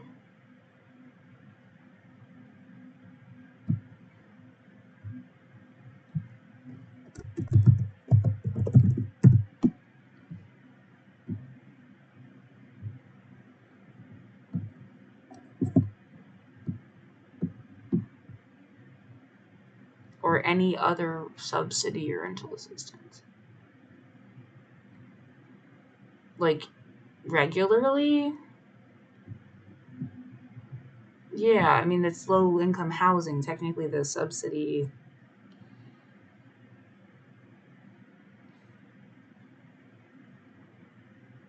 Please explain the potential housing discrimination. How about I just paste the letter?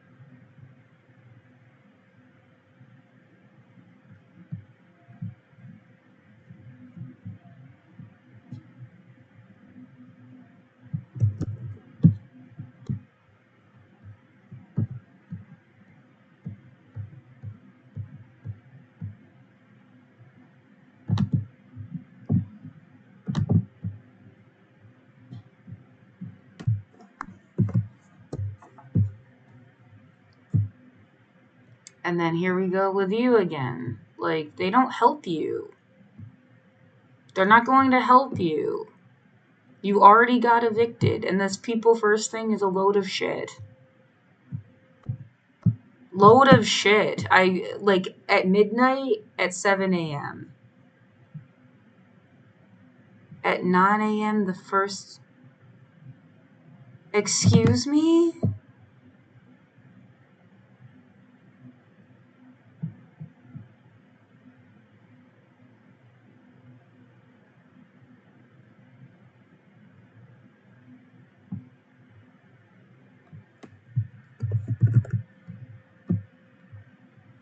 You're kidding me right now. You're so full of shit right now. When did they add that little thing at the end? That it wasn't until 9 a.m.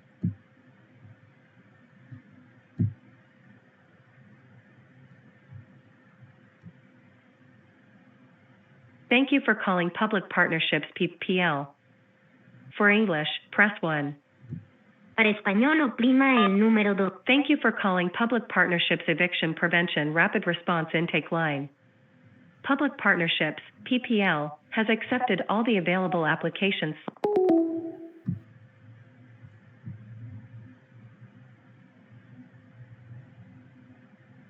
You are so full of shit.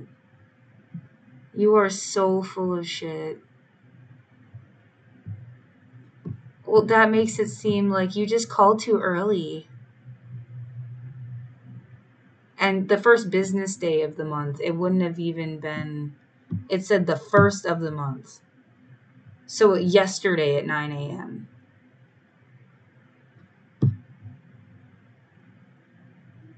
You are so full of shit.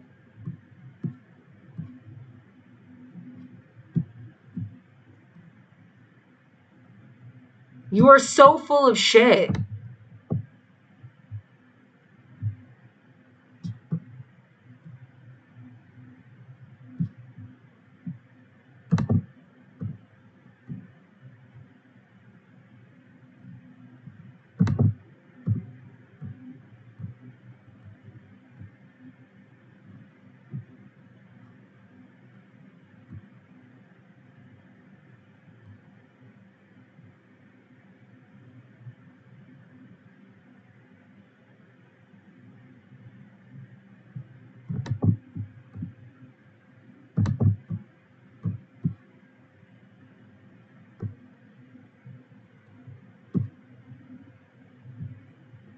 is all this extra stuff? Yeah. I'm totally overwhelmed.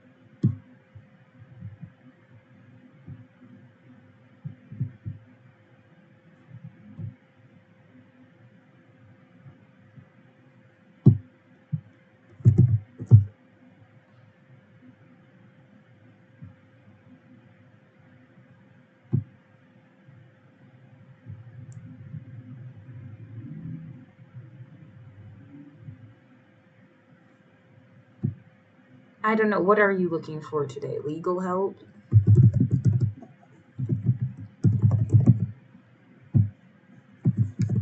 What, within like 5 minutes? It's 4:22.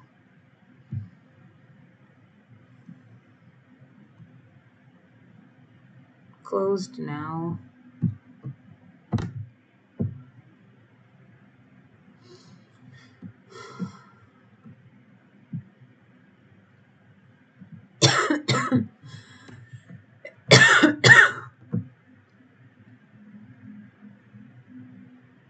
Sure, yeah, that was a real cough. I legitimately just coughed. And I'm in a private space and I didn't cover my mouth. And that was a real cough. Yeah, it wasn't somebody faking it.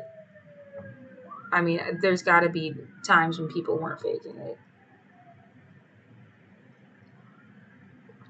But there were times when they totally were. Oh, if you could have just gotten help from the ACLU, you've only emailed them like 20 million fucking times.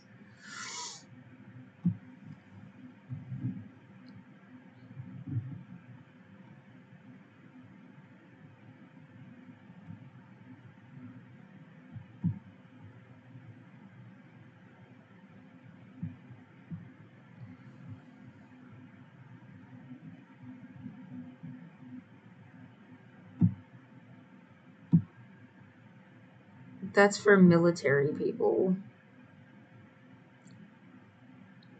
That's a crime thing. Immigration, crime thing. Rape and sexual assault. Maybe this one.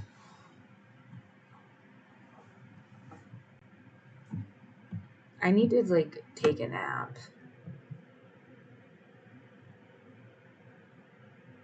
There's 117 possible things.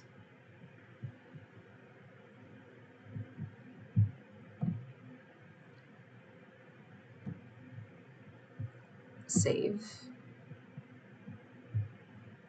This is nice. Help me.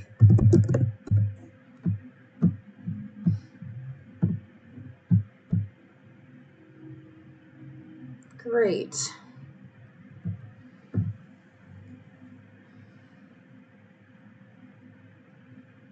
Don't you feel like you're surrounded by people stalking you? And what, they're just like playing it out for a movie?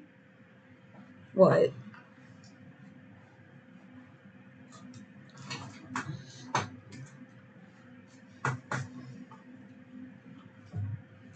Yeah, like imagine like a team of lawyers just like watching you all the time, but they're not actually going to help you? Like, what the fuck is the point of you?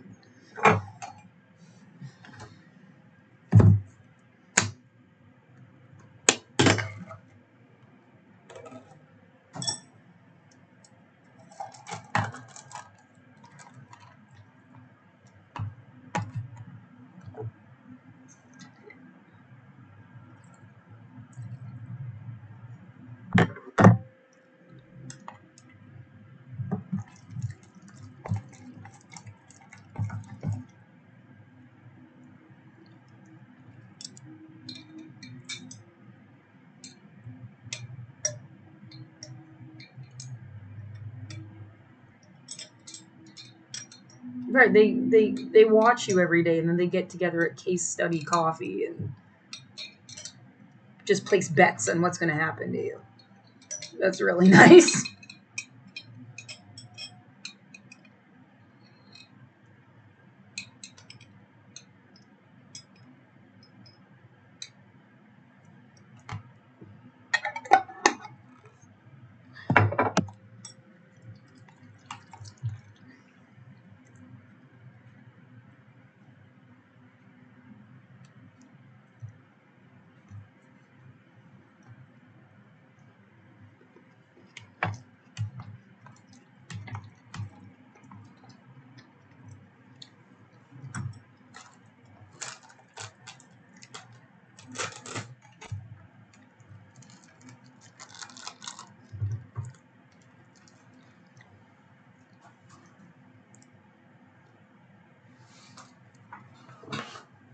Yeah, do I want to disassociate and tune out for like 10 minutes? Yes.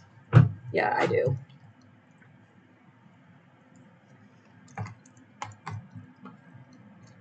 I can take the max tomorrow.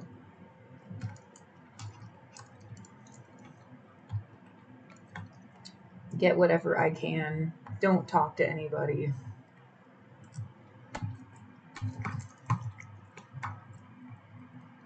Bring it back here. Right, exactly. Okay.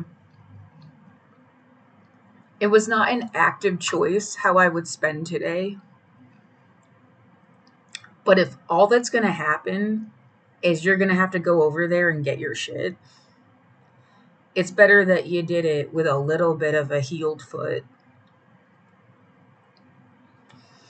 Instead of like, no, you walked around for 6 hours today looking for help or something. And then you're supposed to do it tomorrow.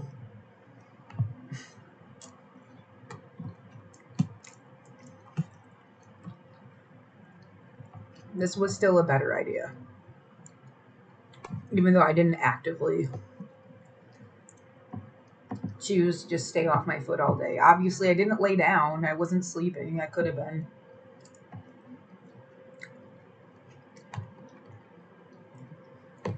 I've been doing my stream for 8 hours.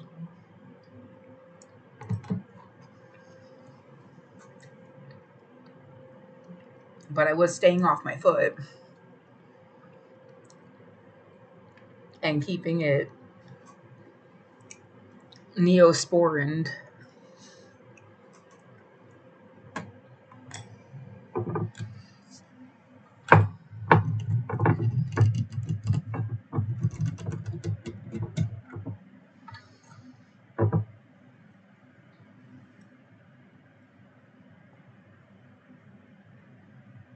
I don't know what the fuck to do.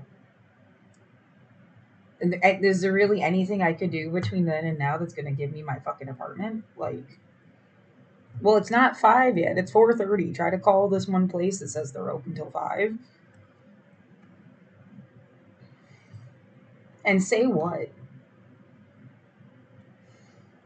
I mean, that's part of the why I like writing an email. It's like you write kind of like a perfect thing that you wanted to say and you just copy and paste it and send it over and over again. Well, what's the difference in saying it out loud? I don't know. It's like different on the phone and I feel rushed and like I can't get the words out to just say what you said in the thing. Like, what's the most recent one I just sent? Disability related stuff. When the notices got posted, how they were supposed to help you instead. There you go. See, that's a little bit easier.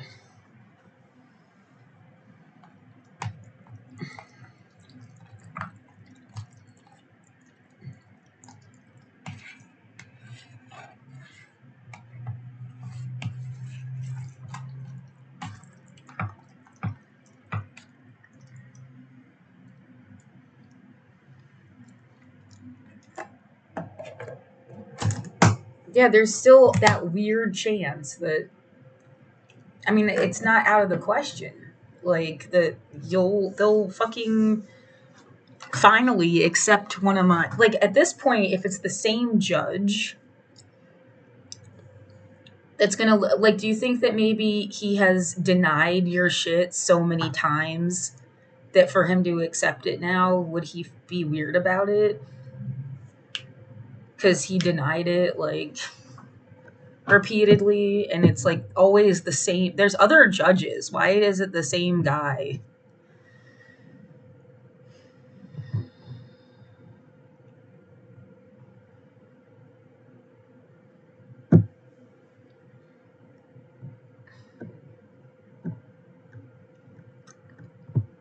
Someone's talking in the hallway. Yeah, don't forget you're supposed to get legal services from, I mean, it was the same in my apartment with my neighbor banging on the walls and stuff.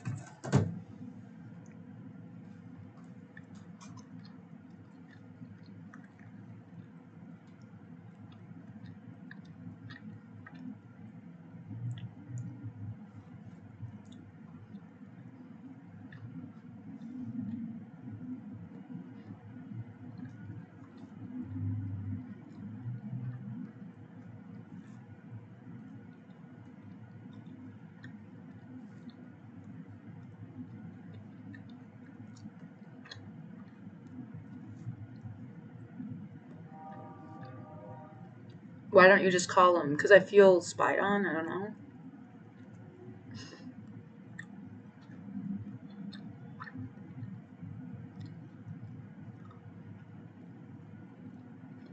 I get the feeling every now and then that there's just a little more attention than normal.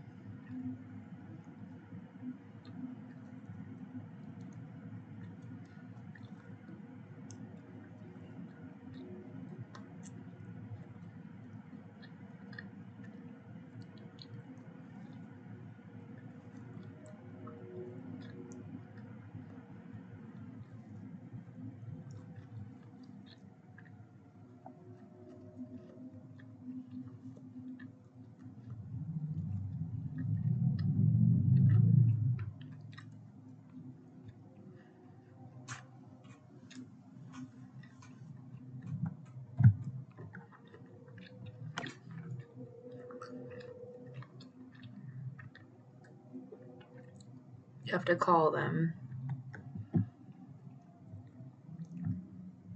Oh, it's Lasso anyway. They wouldn't help you, right? I've already gone through this like a bunch of times. They pretty much, they were like, you need to just get your own lawyer or something.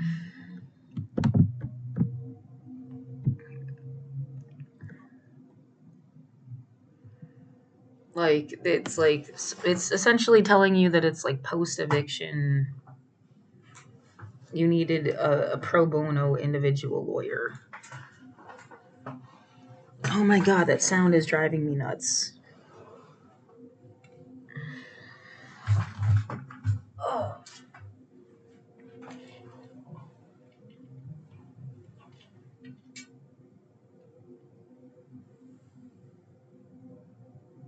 Wouldn't it be funny if it wasn't even the fucking train? Somebody had just put a speaker on top of that stupid building.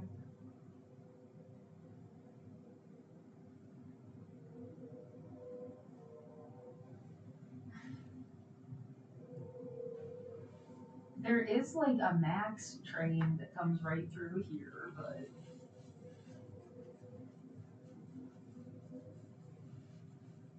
no, that train sound is from like the other side of the river. This is a really cool window though. Like it is like a fun.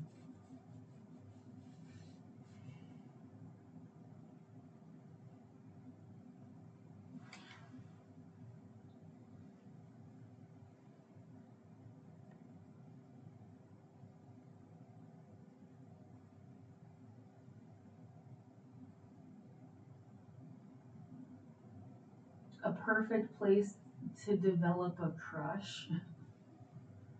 You know why they call it a crush, right? Because you get crushed.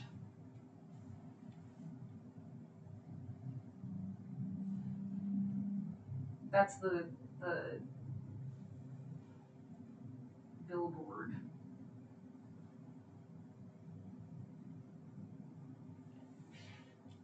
Yeah, there's like a lot of different Portlands in Portland. There's like this businessy district thing that feels like something out of the 80s. And then there was like the cool like hipster shops like Hawthorne or whatever. Or at least used to be. Haven't been over there for forever.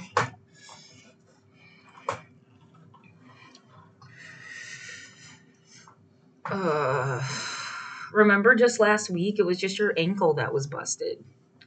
Would you prefer to be like last week instead of this week? Yes. Yes. I think like my overall body damage, maybe it's because my foot hurts so bad. So you don't feel as much. How like when I first left the building, it felt like my arms weighed 900 pounds and they were bruised all over the place.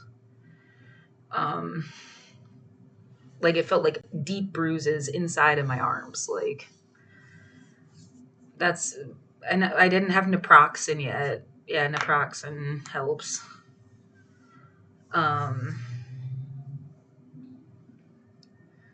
You're not even going to try to call the ACLU? I've emailed them for 3 years. I have emailed them fucking repeatedly. What do you mean I'm not going to try? I have tried so many fucking times to contact the fucking ACLU. It's just some kind of sick a joke.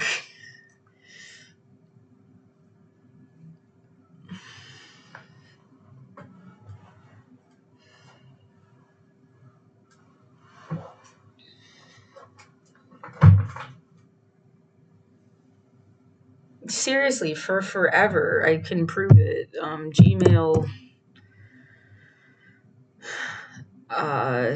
Mail to ACLU and then specifically Oregon.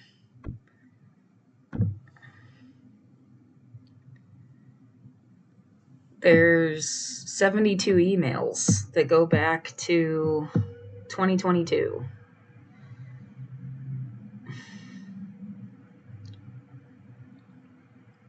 I was looking for a lawyer in 2022 because my dad died.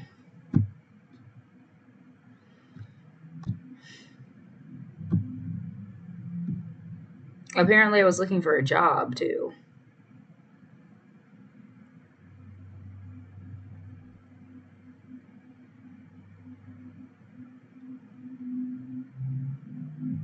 That's crazy and sad. Yeah.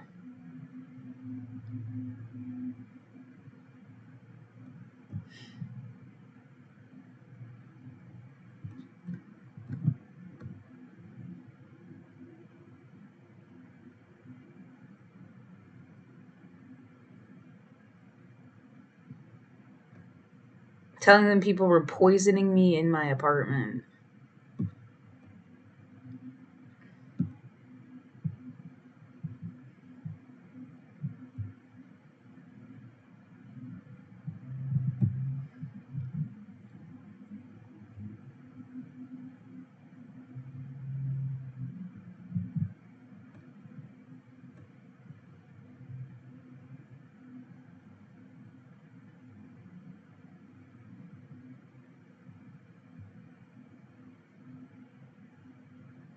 The fact that she doesn't know what I'm talking about, whatever.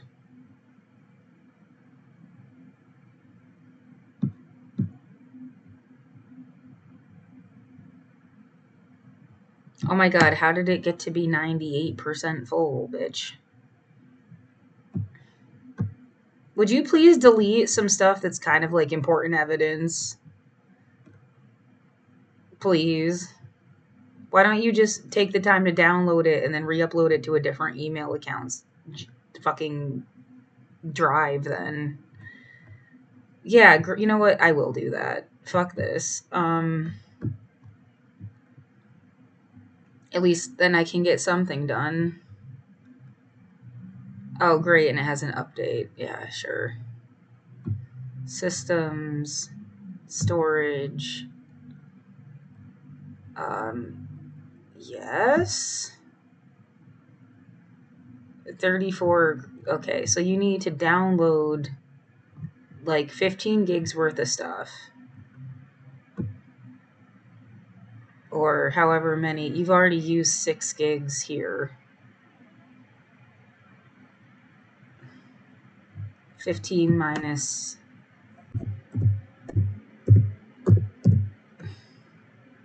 So just do like, I don't know, 6 more gigs and then it won't go over.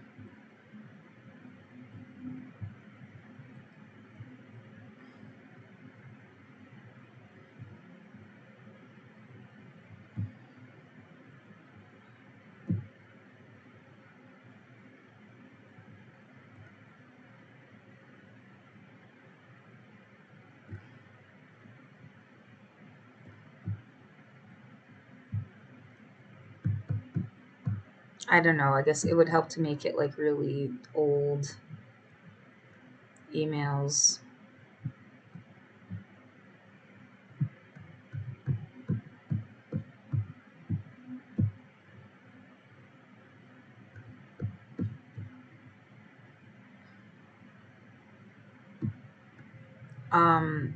I don't know. Sure. Yes. I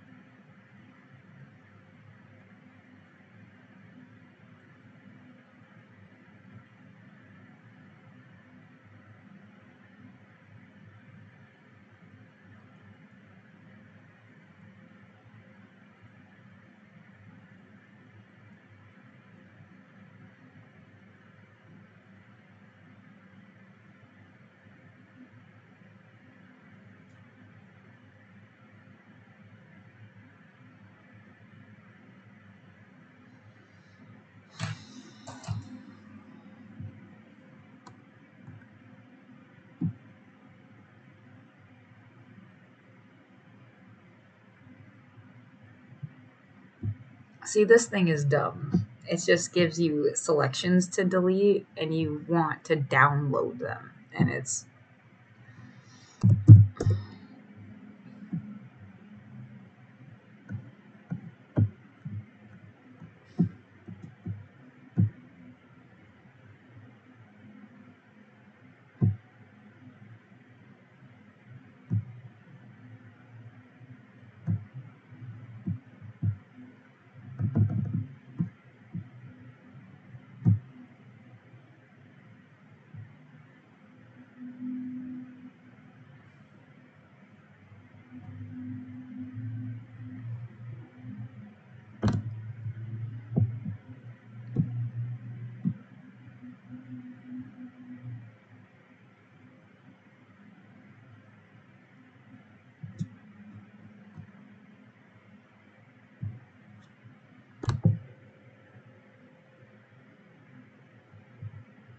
okay. We're gonna open this. Let's just leave those. Who cares? Just go down the list and download everything until you hit like 6 gigs.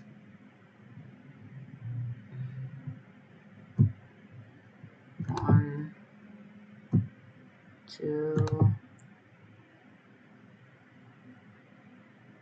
Seriously? Yeah, why can't I just like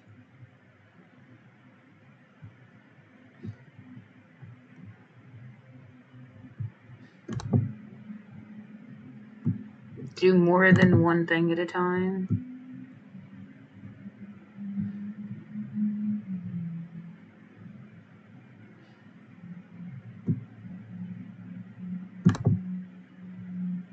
Why would it? It's the same.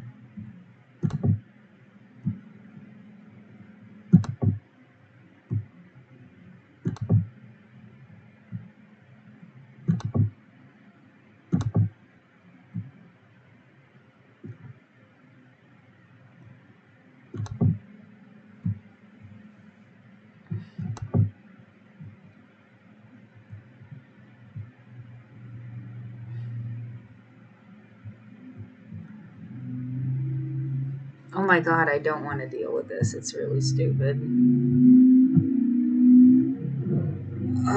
Get your fucking motorcycle away from me.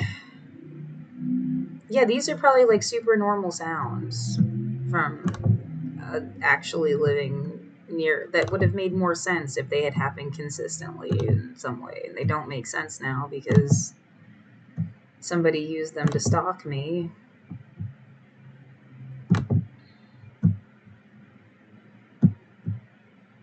Dude, these are like tiny little files that add up, I guess, to like a billion fucking gigabytes for some reason.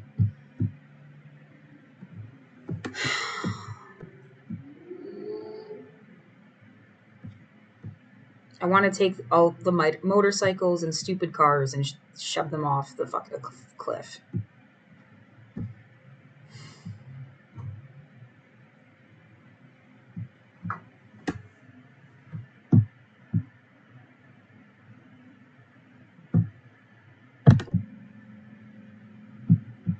Okay. You have to do...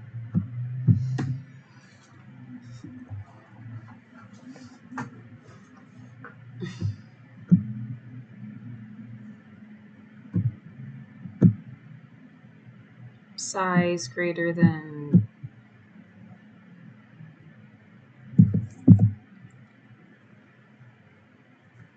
has attachment. Search.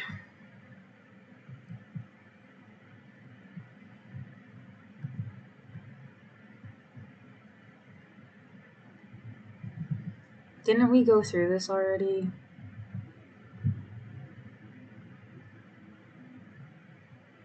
Right, this is fucking impossible. It's just like... Look, we want to delete your life, bitch, so we arbitrarily decided that you were using up a bunch of storage space all of a sudden that was never like that before. Because we can just say that you are. You can't tell.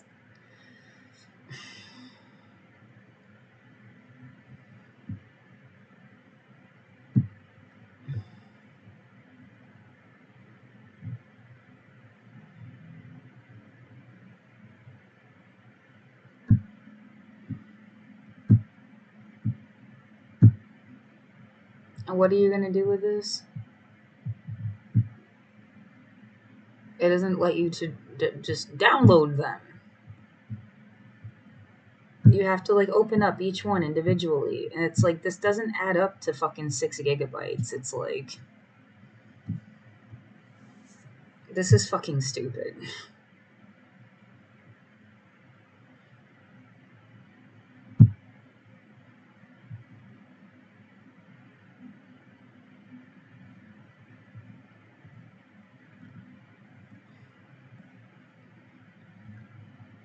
Well, at least this tells you stuff that's...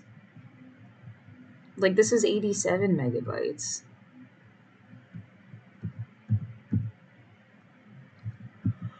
So what do I do with that?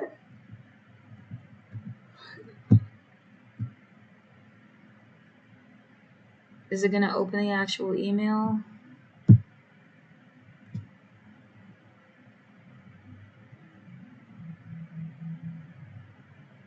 Right, doesn't this one even acknowledge something?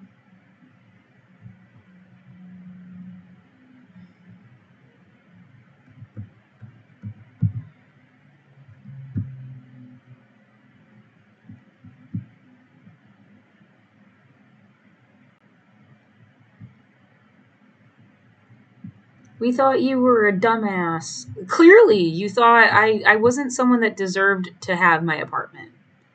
And you thought I deserved to have horrible things happen to me instead.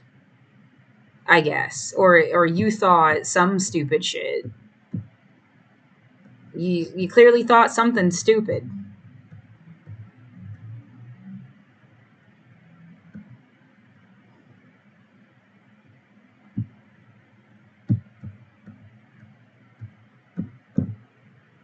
There's 33 pages of shit here.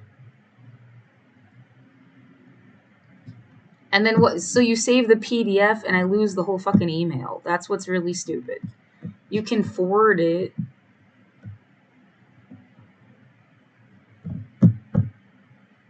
If I forward it to...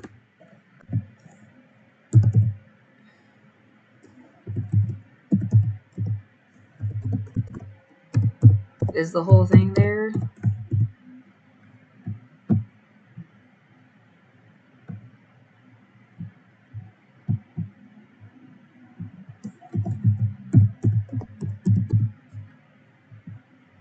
So you're just going to be forwarding emails to yourself.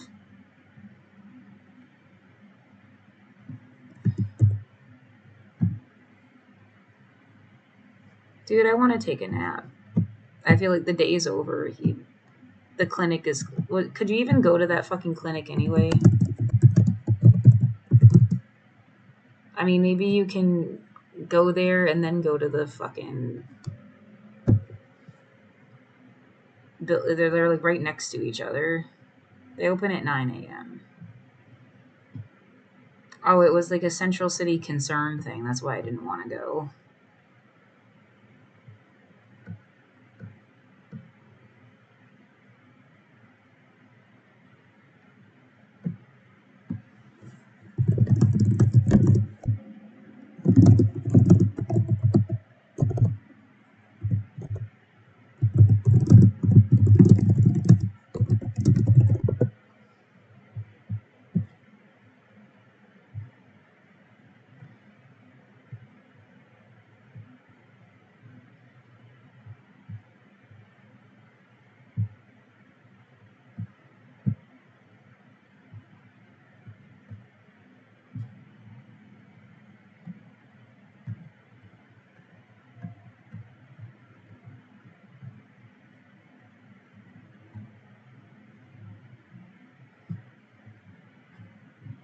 No, I want people to get help.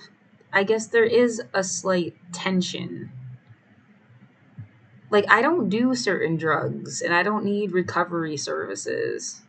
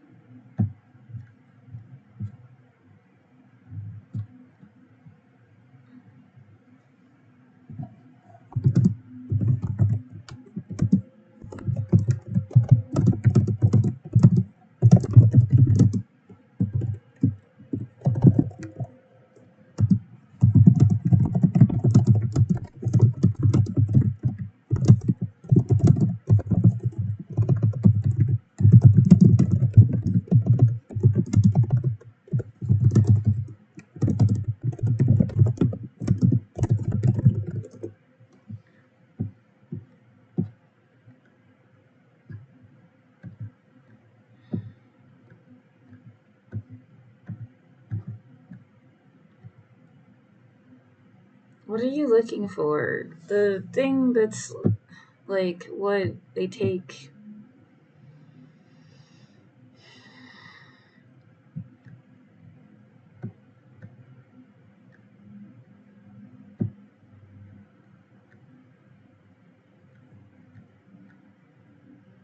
Insurance. They do accept Oregon health. I probably should have just gone there today. I mean, I guess I could go after. What, with all your stuff?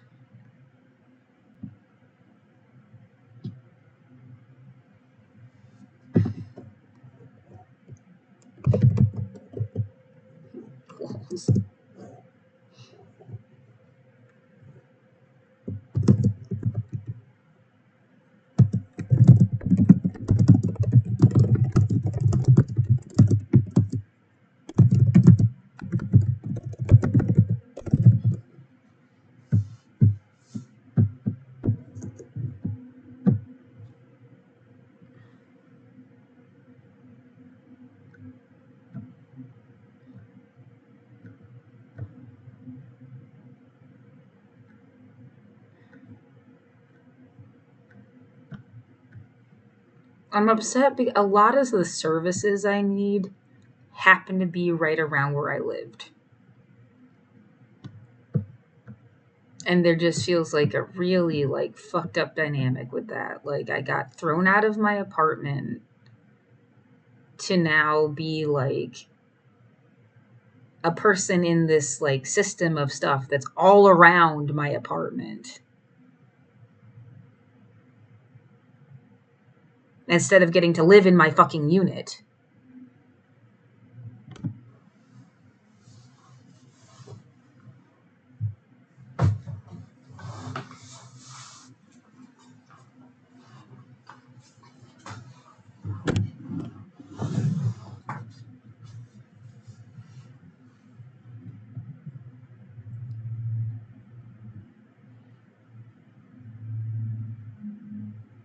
Yeah, maybe it was just some guy. Again, yeah, you get one person that works for a place and then they're fucking with you and you get scared of like the whole entire thing.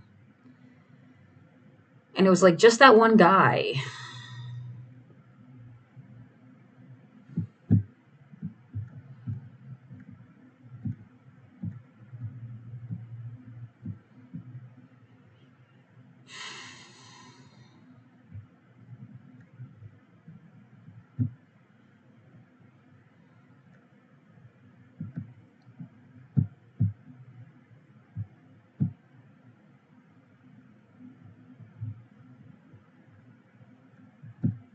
I'm tired.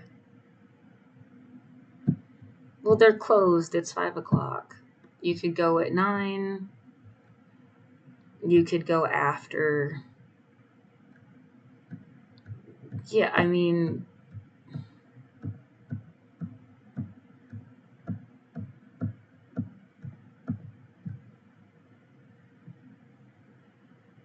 I'm sort of glad. I'm like glad you had that conversation. Like, because I did worry that they didn't even like me.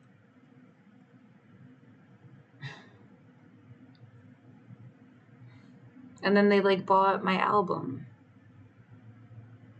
They're the only person. My own friends didn't buy it. Like,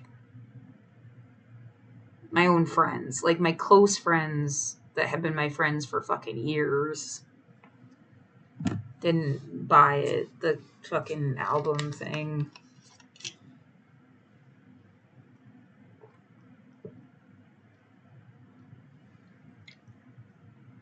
I think we're friends, yeah. Just not, I mean, there's like the super inner circle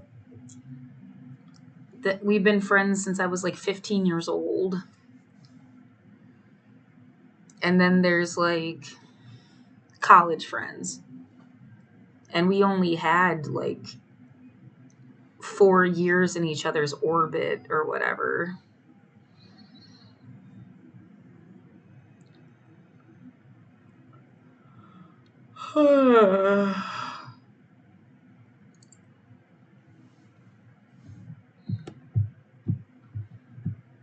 Well, I mean, if you go in there at 9 a.m.,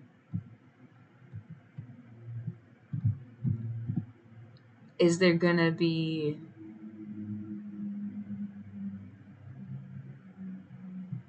anything stopping you from going to the other thing?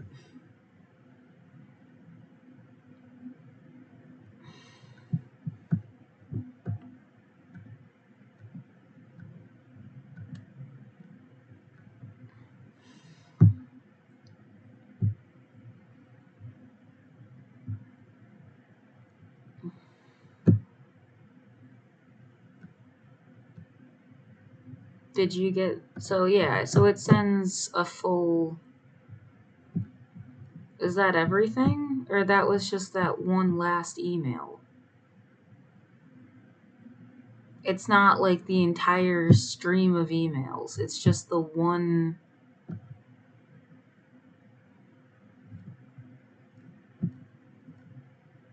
Yeah, the emails from Katie Pinfield or whatever, they're not included.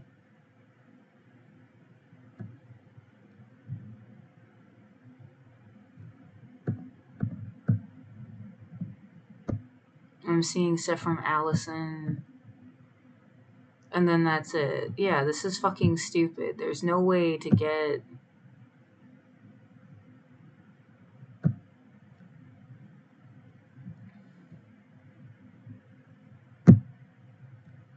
I hate this.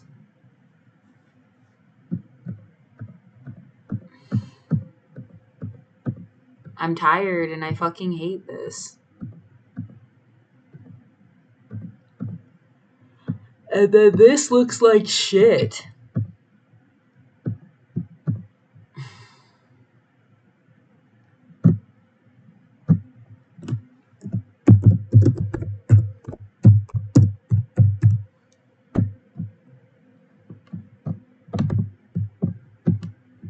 Yeah, what the fuck should you name it? I don't know.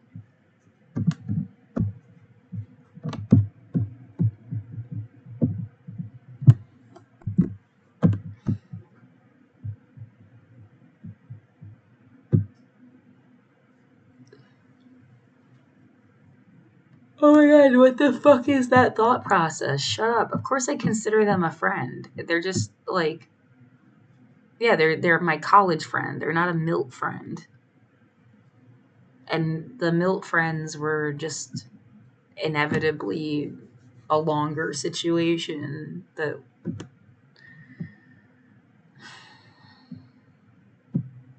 it's like saying my foster care family versus, like come on. Like of course the family I grew up with and then like school versus and cuz MHS was more like foster care than school it's like both at the same time. Like if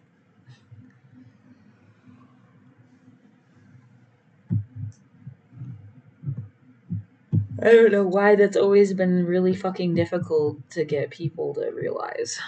Because they don't care. Yeah, whatever.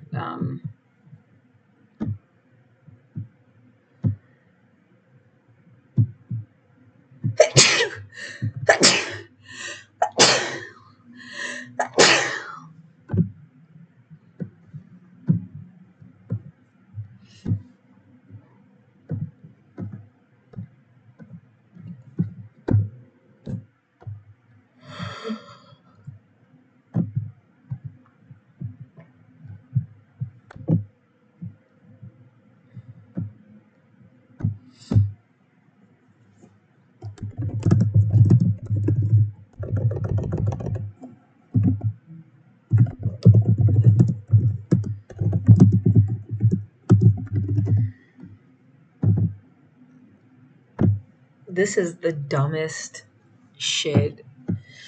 Well, because now what it's going to do is delete this fucking email, right? And like now you won't have it anymore to like use as evidence for stuff if you needed to. And it just creates like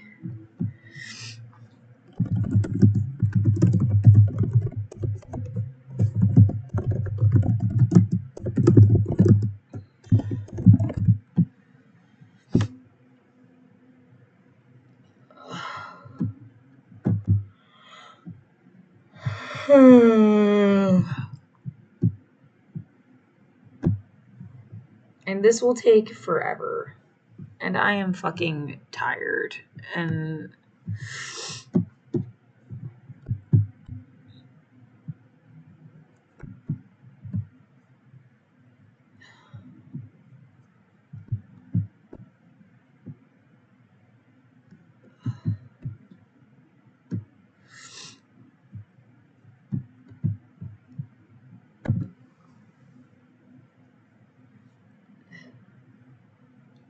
it's not really gonna take 3 hours. You're kidding. For 5 items? It must just be calculating stuff. Oh, there you go. Yeah, it's like you're fucking with me.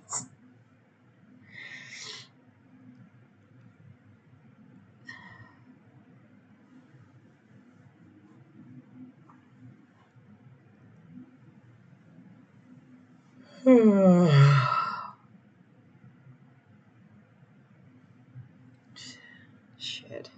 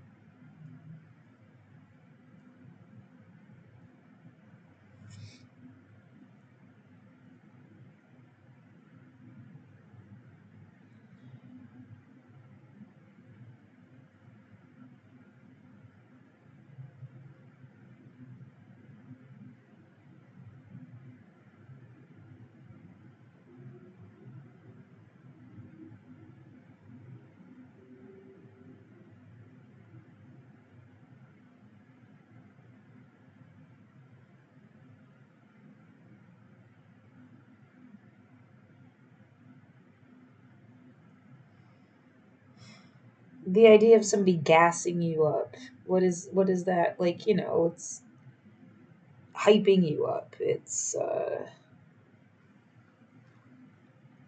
making you feel something, and then I guess it's bullshit, or I guess that's the gist.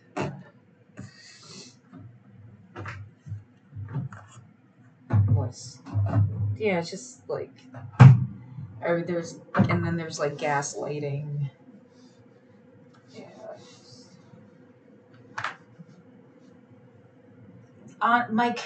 It's because of some shit I saw on TikTok. There was a person that looked just like them.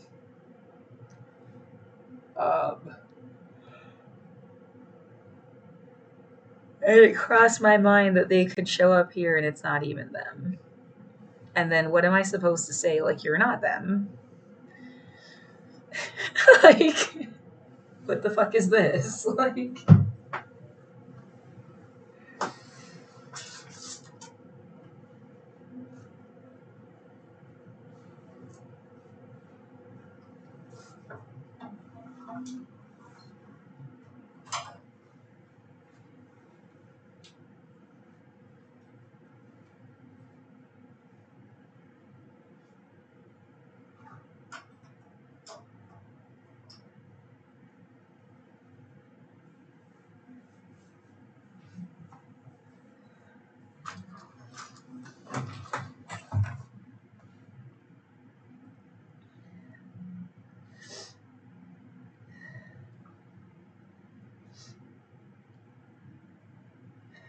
hey, Erica, this is a little bit weird, but could you send me a video of you, um, before you come here? So I feel like, oh yeah, that's definitely her. It's not like years changed something and I don't even recognize it, because it's a lot to explain, but it would help a lot. Sorry. Hope you're good.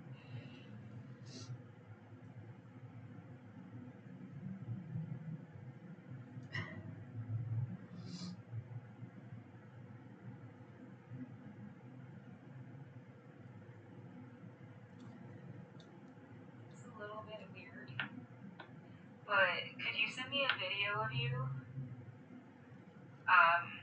before you come here? So I feel like, oh yeah, that's definitely her. It's not like a year's changed something and I don't even recognize it, because it's a lot to explain, but it would help a lot. Sorry. Hope you.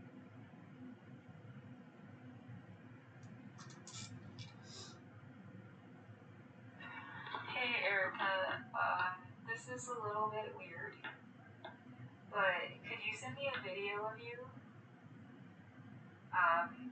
before you? I look so here? Old. So I feel like, oh yeah, that's definitely her. It's not like a year's changed something and I don't even recognize it, because it's a lot to explain, but it would help a lot. Sorry. Hope you.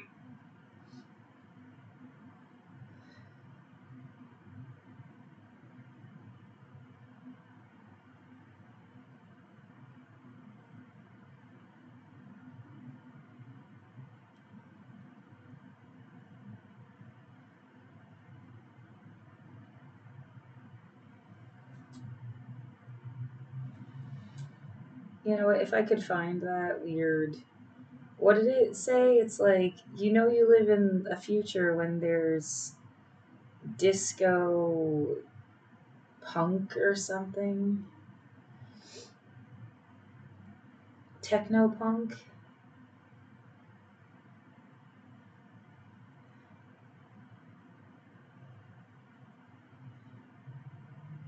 Yeah, this.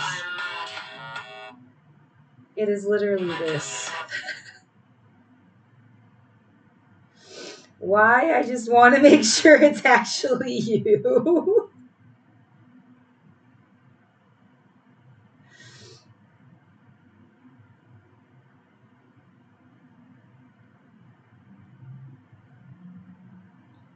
I hope this explains something.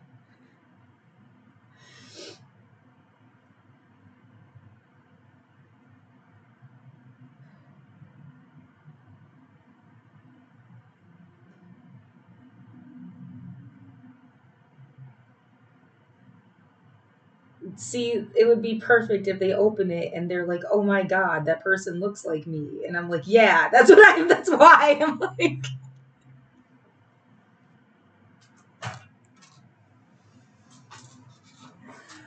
Uh,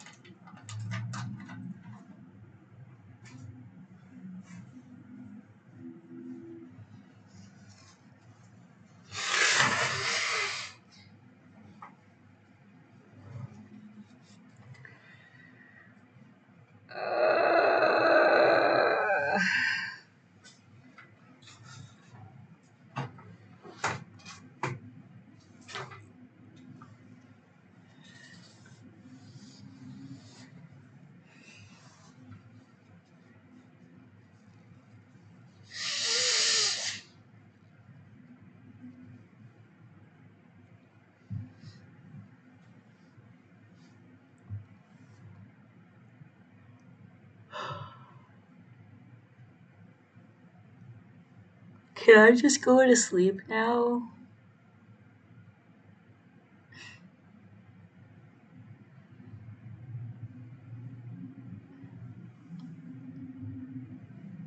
You know how clean and nice you feel? They take that away from you.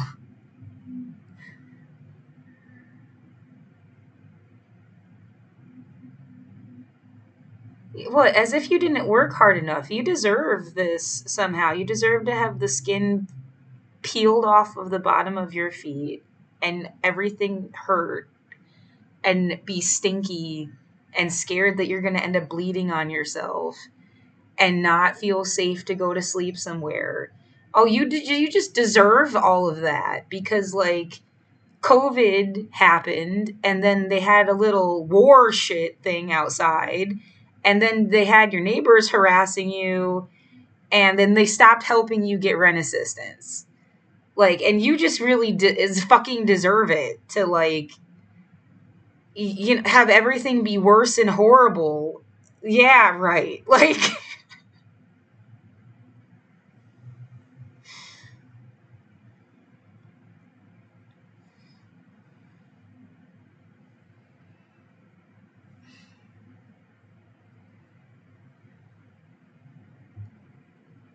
there was always that missing part of the equation that like somebody wanted you to leave and they got a bunch of people to act like they did too because they're going to fucking destroy this place.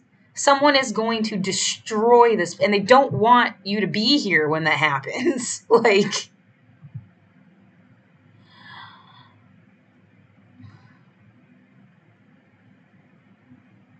so in some deranged way you like helped save people, even people that might be like in on some crap to try to make you leave because they think like I don't know, like there's like different things going on at once.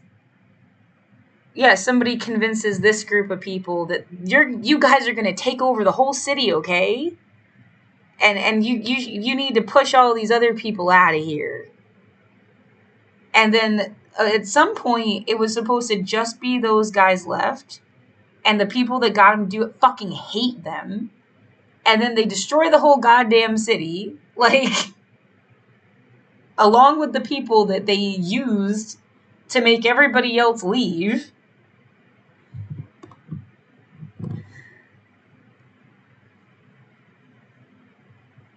Yeah, call it a sci-fi story, but like I've been trying to explain this concept since 2020.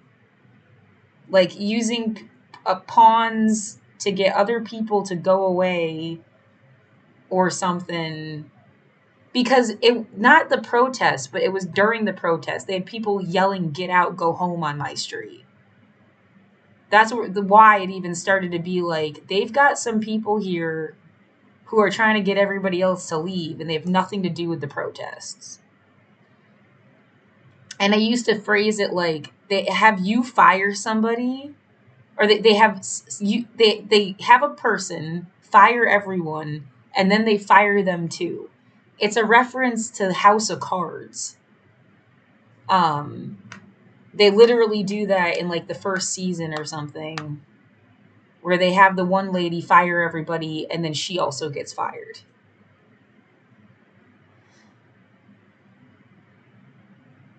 Yeah, and the idea has just been like too possible.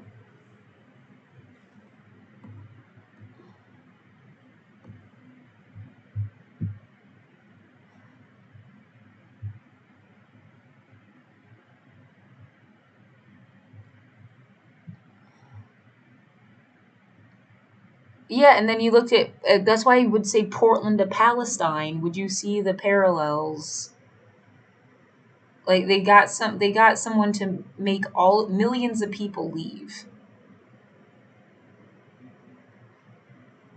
And then now they're trying to build some golden thing.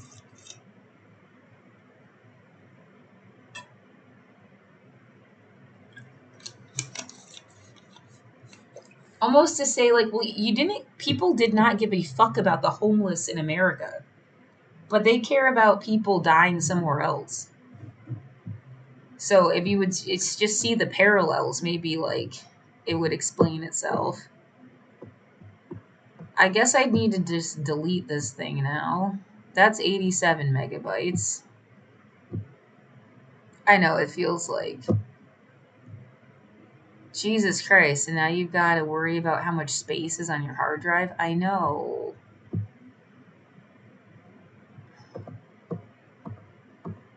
Almost all of this is just like failed delivery things. No one responded.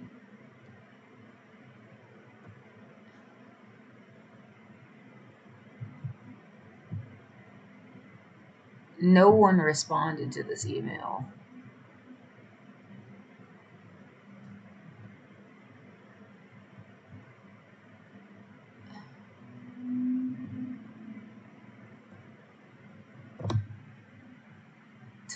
December 2025.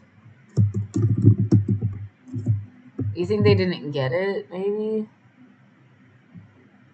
Maybe.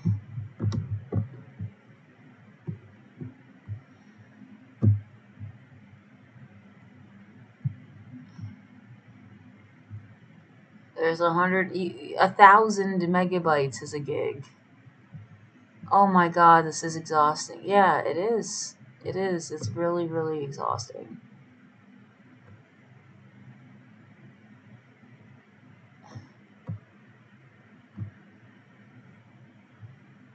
I mean, what's it gonna hurt if you just like take a nap now for like 2 hours?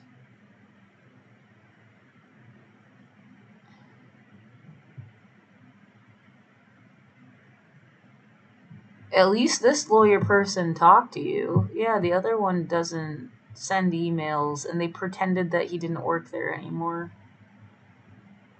I don't think I want to delete this email. It's too important.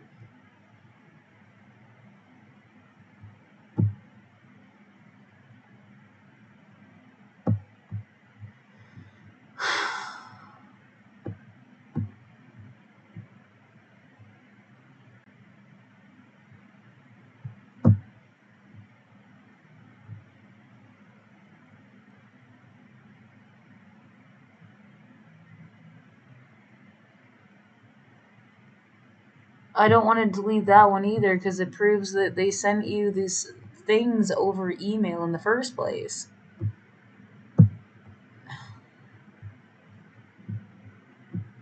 Well, 142 megabytes is nothing when you needed like gigs.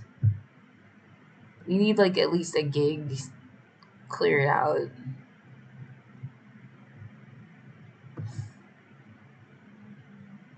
This one is huge.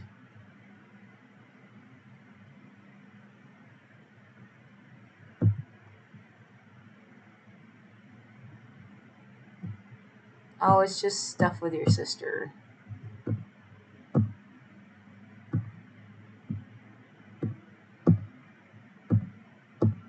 Why is this so big?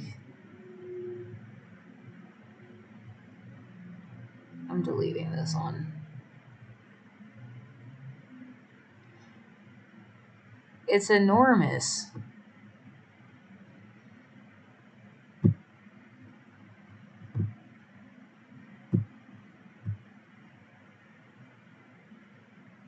Got 400 megabytes back. Not now.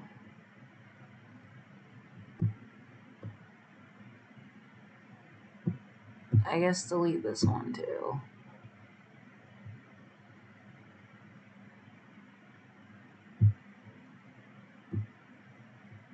400, 500.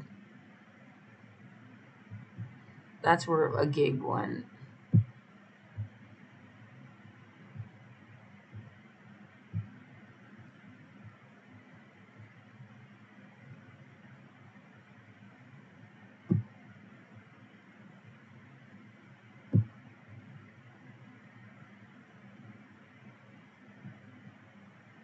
I guess you can delete this one.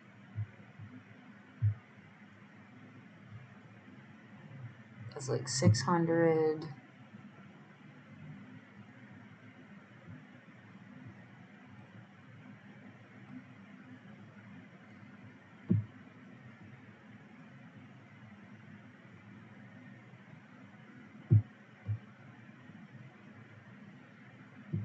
Oh, no. Do you don't think it's fucked up that they kind of like dropped the ball on you completely?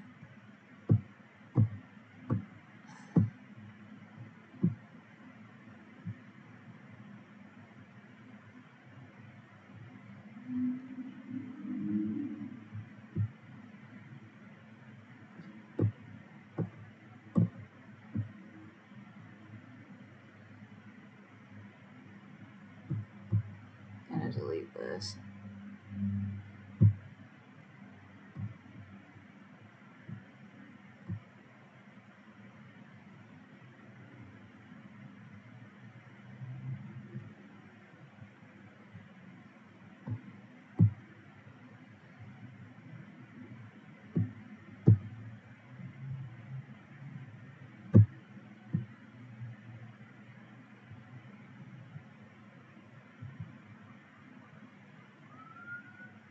Who did I send this to?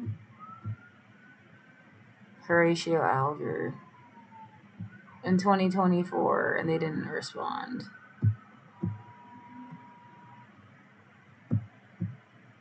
Why? Again, that shouldn't be like a response to me.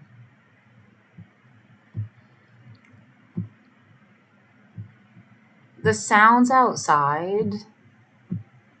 Like, what the fuck?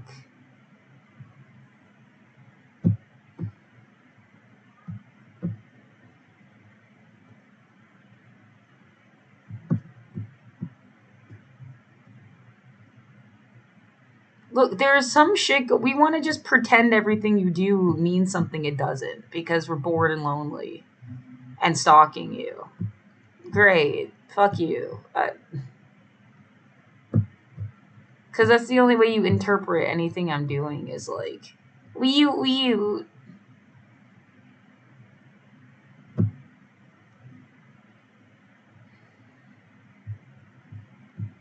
Yeah, I guess if they drive an ambulance, they have like government level fucking whatever. What's the word you want? I'm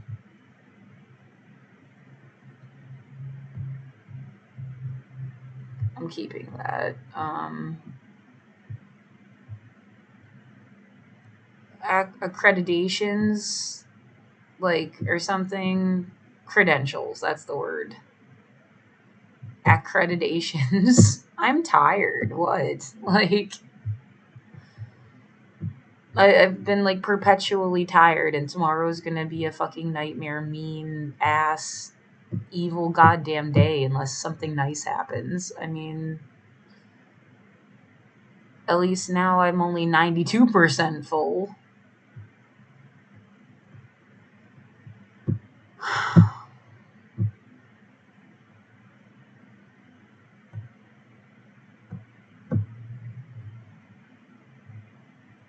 Right, did you upload these?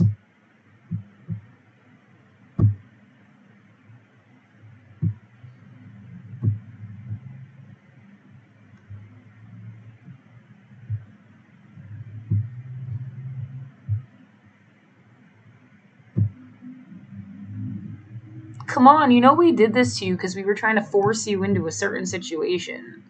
Like, someone was supposed to, what, come pick me up and make me live with them? What the fuck did you think was gonna happen? And how much I'm gonna be... I'm not getting in anybody's car. The fuck?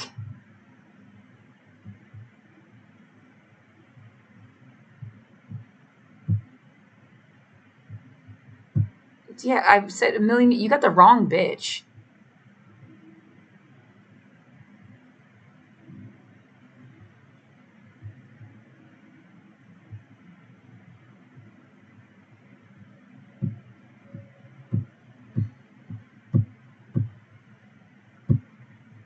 Yeah, somebody gave a damn about you, it would not be like some weird ass thing going on.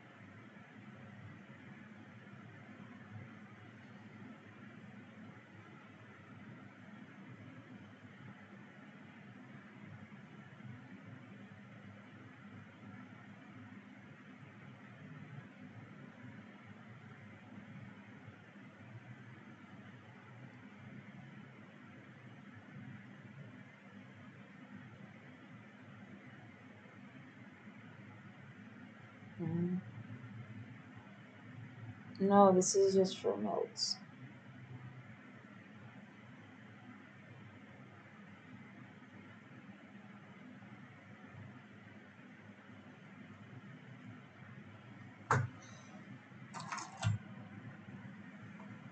Use not notes. 50 uploads complete.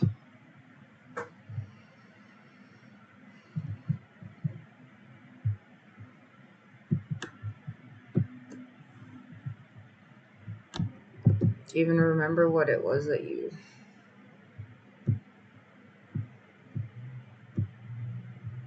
Fuck.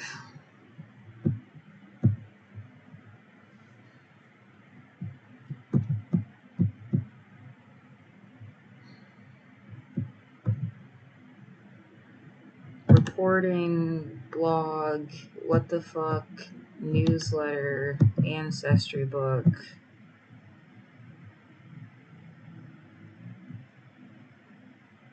Picture of myself randomly.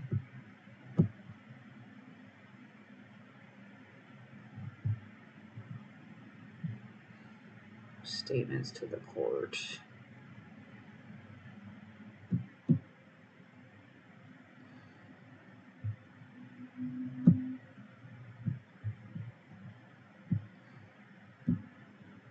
Why would that screenshot be one of the biggest things on here?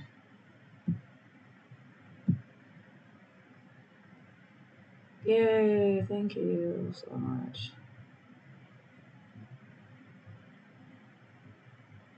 It's like nothing. Delete.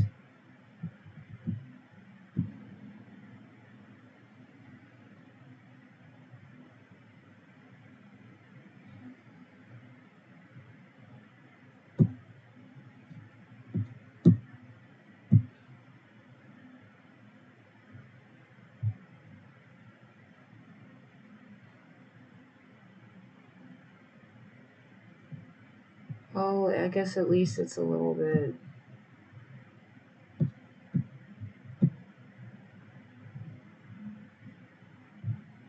What was this supposed to be? I don't know. Can you download it? April 24th, 2023.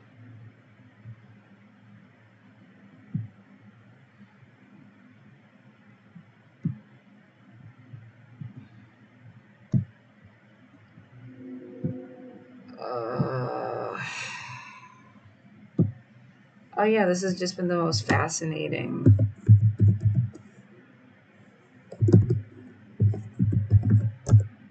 thing anybody could ever fuck around about for hours. I'm cold. I'm sad. What else can you, like...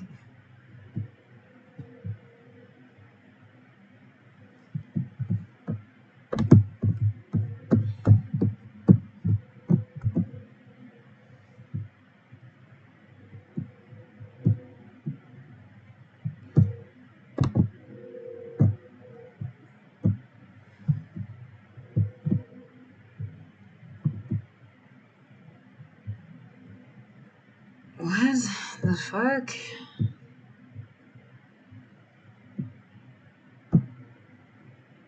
Just literally annoy people to death committee needs to annoy themselves to death.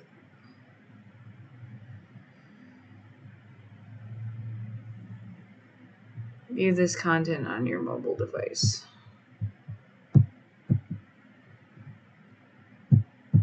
I think I'm gonna just go to sleep for a little while and not exist mentally.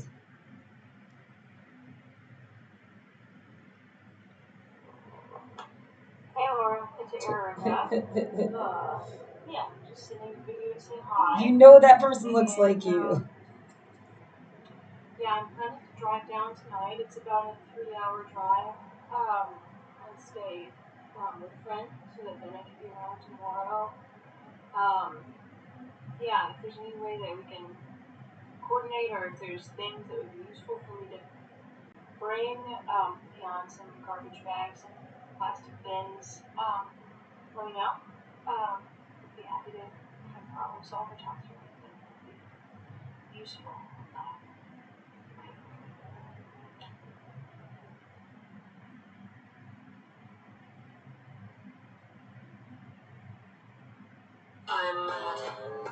Totally looks like them.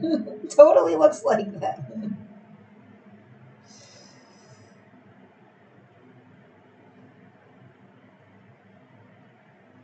Yeah, I hate the garbage bags and plastic bins thing just for the idea. It reminds me of my sister and her boyfriend bringing garbage bags and putting all my stuff in garbage bags when I was a little kid. Like, they did like a mock eviction when I was like 7. And it's totally helpful for them to bring stuff. I feel like incredibly scandalized. And yeah, I have plastic bins already. If I can't put it in my own stuff, it's not, there's nowhere to put it. Like,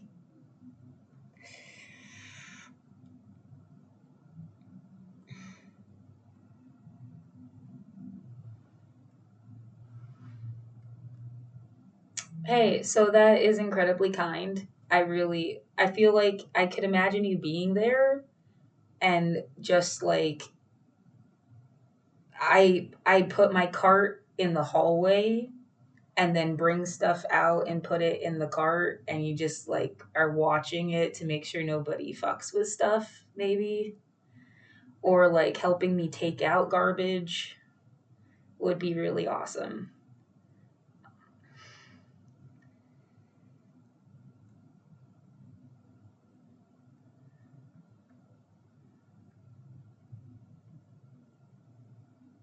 Sorry, part 2, because it cuts off really fast. So yeah, helping me take out garbage that's already in bags, or watching over stuff while I put it in a cart. If I can't put it, I have bins. If I can't put it in bins in a cart and push it around myself, I pretty much can't keep it.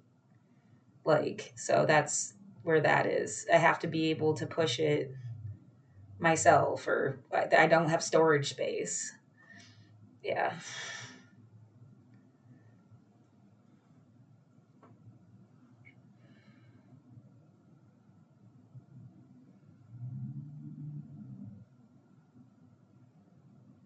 Sorry, part 2, because it cuts off really fast. So yeah, helping me take out garbage that's already in bags, or watching over stuff while I put it in a cart. If I can't put it, I have bins. If I can't put it in bins in a cart and push it around myself, I pretty much can't keep it. Like, so that's where that is. I have to be able to push it myself, or I don't have storage space. Yeah.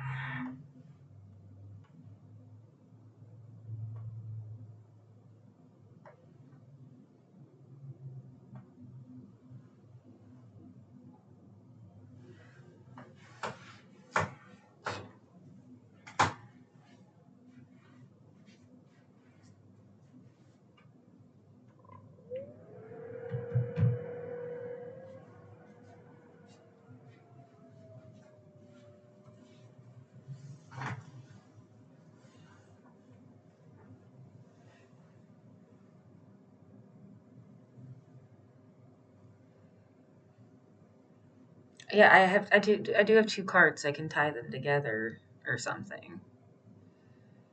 But I don't know where the fuck you're supposed to put them at the shelter I was staying at. I don't, it's like you can't. Again, this is like whether they steal it or they force you to like give all your stuff away. Be like Jesus. Like, which makes me want to punch somebody in the throat. Like, um, it's incredibly violating and scary and some kind of like indoctrination, harassment, nightmare thing. Like, no, it is not my fault that I'm in this situation. I've worked since I was 15. You did whatever the fuck COVID is all the way to now. So it's like, if you didn't invent COVID yourself, you're not the person I'm mad at. Okay. Um, that's who I'm really, really mad at. Whatever the fuck came up with this COVID shit. Yeah, invented it, put it out there, created the concept, had the event, and then the events that went after it, subsequent events, and it all being like somebody's deranged timeline. Yeah, that is what sucks, not you somehow being a pawn in all of it. Because, yeah, almost guaranteed the random people I ever encountered in this life did not invent or create or push or whatever the fuck COVID is. And the idea, well, you're not supposed to think it's invented. You're supposed to think it's just something that organically happened. Yeah, and you're supposed to have a lobotomy and not think for yourself either. Like, 1918, they did this shit. It's like, feels like a sci-fi story written by a religious person. And if I had never been sick my whole life, maybe I wouldn't have cared. But like, I did get really sick and was in the hospital in 2018 even. And I'm sick of what I'm sick of is people, we don't care. The point was for you to die. It's weird that you're still alive. Like, kind of like message. We've been fucking with you since you were a child to try to like get like when this happened to make you stay inside and make you stay inside so long that you became disabled and then throw you outside. That was their plan the whole time. Are you fucking kidding me? Like, I don't know, you're monsters. Yeah, pretty much. Like, if you could just prove it. What can you say as a fact? I've gotten sick since I was a kid. Pneumonia, chronic bronchitis. I had costochondritis in 2018 and I was in the ER in Portland. Like, and then 2020 comes around and it shut the entire world down. That's a fact. Somewhere between 7 million and possibly 75 million people have died. COVID. That's a fact. It's not about what I think. Now the number keeps going up. Last month it was 1,500 people. This month is 1,600 people died of COVID. It went up 555 people since last, like that's another 1,600 people. And then 14.9 excess between 2020 and 2021. That's why I said 75 million. Because if you multiply it, like it was undercounted every year, that's what you get. So yeah. I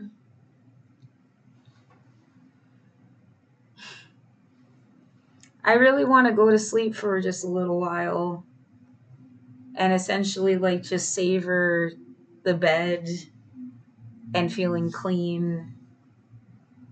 And I've got my foot bandaged up. I mean, the idea, you should have done this, you should have done that.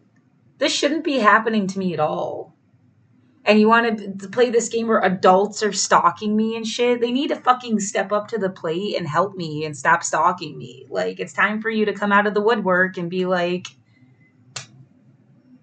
oh, look, they're a person and they can advocate for me since they've been stalking me so fucking much. Like, instead of playing little ghosty guardian bullshit, whatever the fuck they think of themselves as. Yeah, pretty much. Like, it's time for you to be a real person now and stop screwing with me. Like, I don't know. Because, yeah, once I am evicted, it feels like it's too late. And what are you essentially doing? Like, I'm going to get as much stuff as I can from my apartment, have nowhere to put it. And then the idea they'll give you your apartment back. But this was a lame-ass excuse to, like, do basic shit. Like, I don't know, give you a new fridge, let's say, for example. And it was all this fucking nonsense because they're just going to give you a new fridge. And it was easier to just clear you out, clear everything out of the room, remodel it, Yeah, take their camera that's hidden in the fucking windowsill or something out, because it definitely felt like that was happening. And then, then they'll give you your room back. But it's kind of like too late. And then you start all over again with no furniture, I bet. Because, I can't take a stick of furniture with me.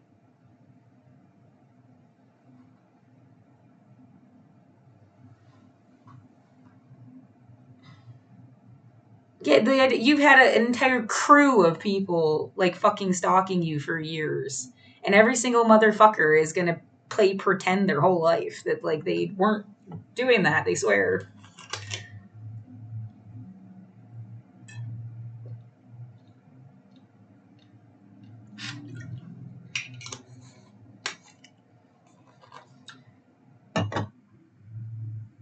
There wouldn't be anybody to make a response if that wasn't true. Somebody responding pretty much proves that it's true. And yet maybe some future will get the one up on whatever the fuck this was.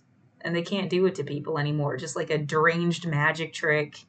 Okay, already. We know how that works.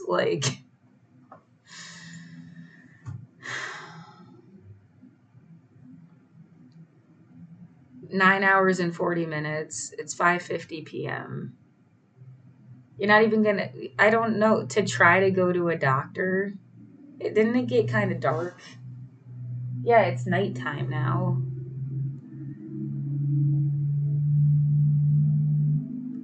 I got excited that maybe that signed order meant something else. And that was from what until noon? When did I get the initial email? Or I found the... Right, it's more like I looked it up and it said signed. What time was that? History. And I didn't know what signed meant.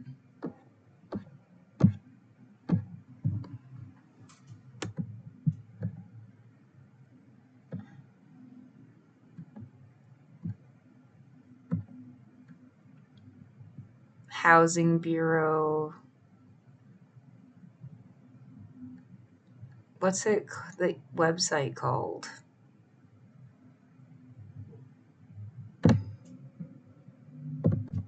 Oh, for fuck's sake.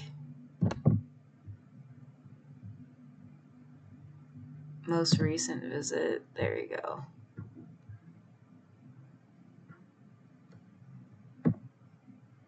How? Suing homeless services. No, it was definitely before 10. Why? It should be there, that I looked up the web. Oh, because I opened it in here.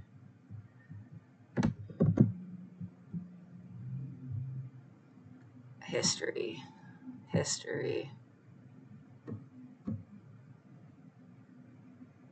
11 a.m.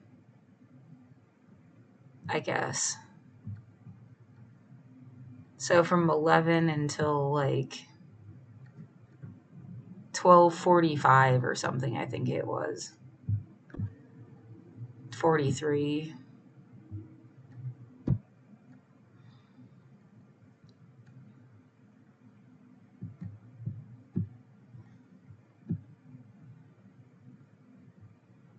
$12.27.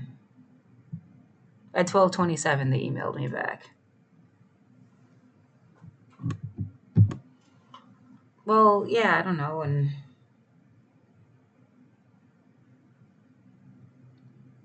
there's still hope, isn't there? Sure, yeah. If it's the same judge, I'm not sure. I honestly didn't feel like I'd get a fair trial the first time around with this guy, and then we had the hearing, and he in court contradicted things that he had said during the trial thing. When and said, oh, he's so sorry that I signed the stipulated agreement. I should have just what essentially had them. I had submitted a 3-hour, 41-minute video the first time as evidence, and they made it really clear that they might throw the whole thing out, not consider it evidence. They'd have to review it. Made a big deal about whether they were going to review it today or some other time. Like, I couldn't get a straight answer from them. They never said, if you go to trial, you'll probably have 30 days. And 30 days to submit motions and other things, like, or something. Never said that. And then during the hearing that came later, they said that they always say there's like more, and as if I hadn't shown up on time to hear him say that. That was bullshit.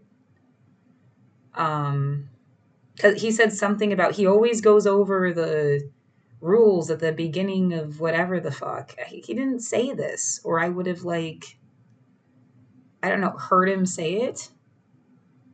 It sounded like he could throw out all the evidence I sent, just arbitrarily deciding that it wasn't relevant, and then I'd get evicted the next day.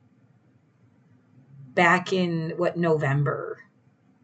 That's like holding a gun to your head. And he said he doesn't consider it under duress unless someone's holding a gun to your head or bending your arm at a 45-degree angle, which I couldn't sound more like some kind of Trump joke.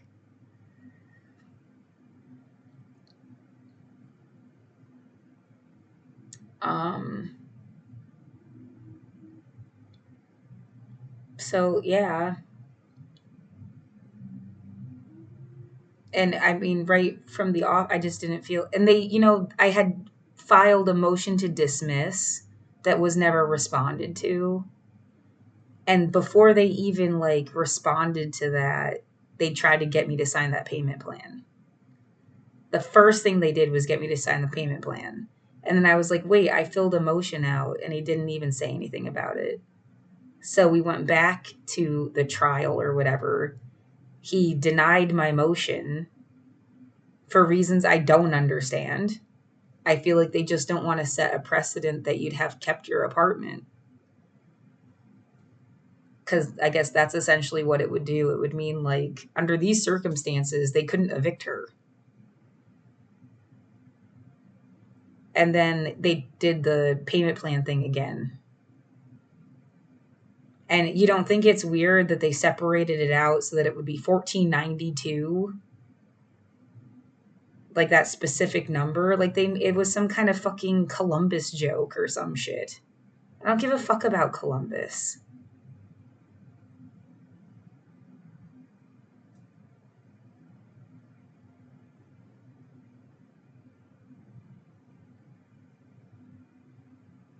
Something really fucked up, yeah.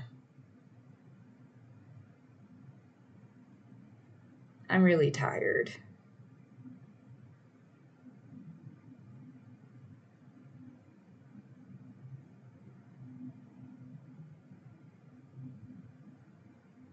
And yet they didn't even try to renegotiate something with me, or I mean, I feel like this was on purpose. They just didn't want me to be there 5 years ago, and they found some fucking, like, why have you stay for so long? Why even, like, they had you fill out all these, all this paperwork over and over again for all these different people, and, like, for 5 fucking years. And then this deranged thing somebody said to me in 2019, after 5 years, it's like you're a virgin again. Like, ew. I have never forgotten them saying that. And yeah, it's like they kept me in my apartment for 5 years. Somebody did. Some morbid fucking psycho.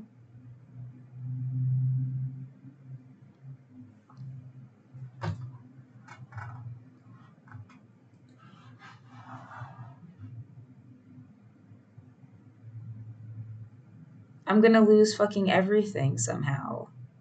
And that's what somebody wanted to happen to me. And I hate this.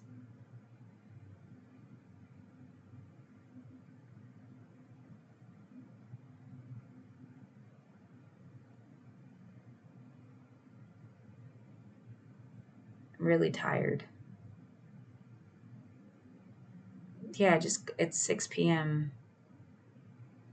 Of course, yeah.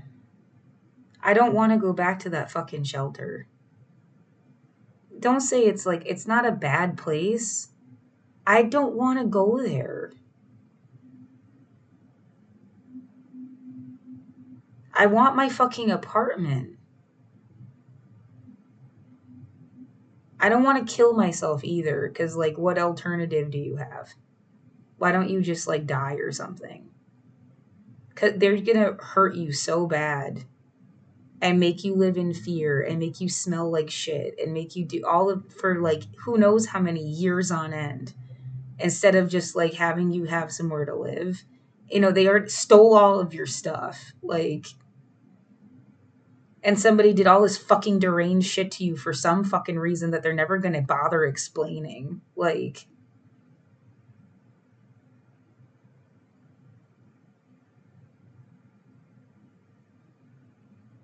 I just want my fucking apartment back. Yeah, really. It's who's a coward? If you wanted to murder me, why didn't you just, kill me 5 years ago? Instead of this little fucking circus act shit.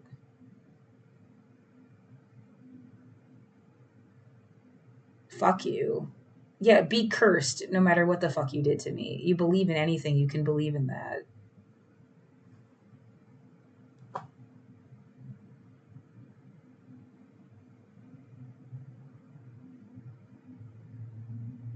Bad intention, mean-minded fucking asshole shit.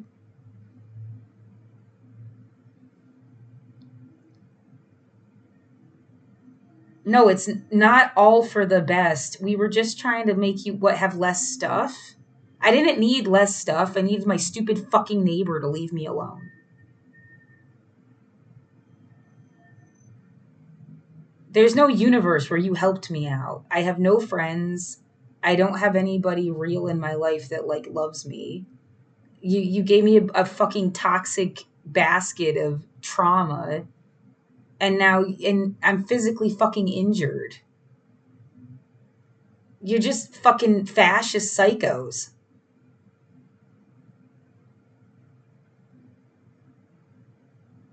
What, you thought you'd get a fucking movie out of it? Go fuck yourself.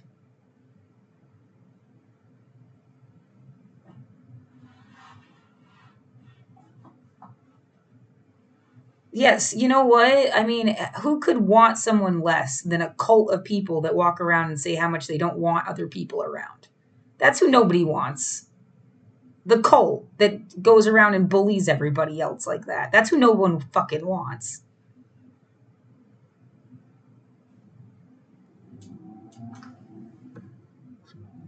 (6:02 p.m.), 3rd of February 2026. Yeah, universal human rights, you're a bunch of fucking idiots.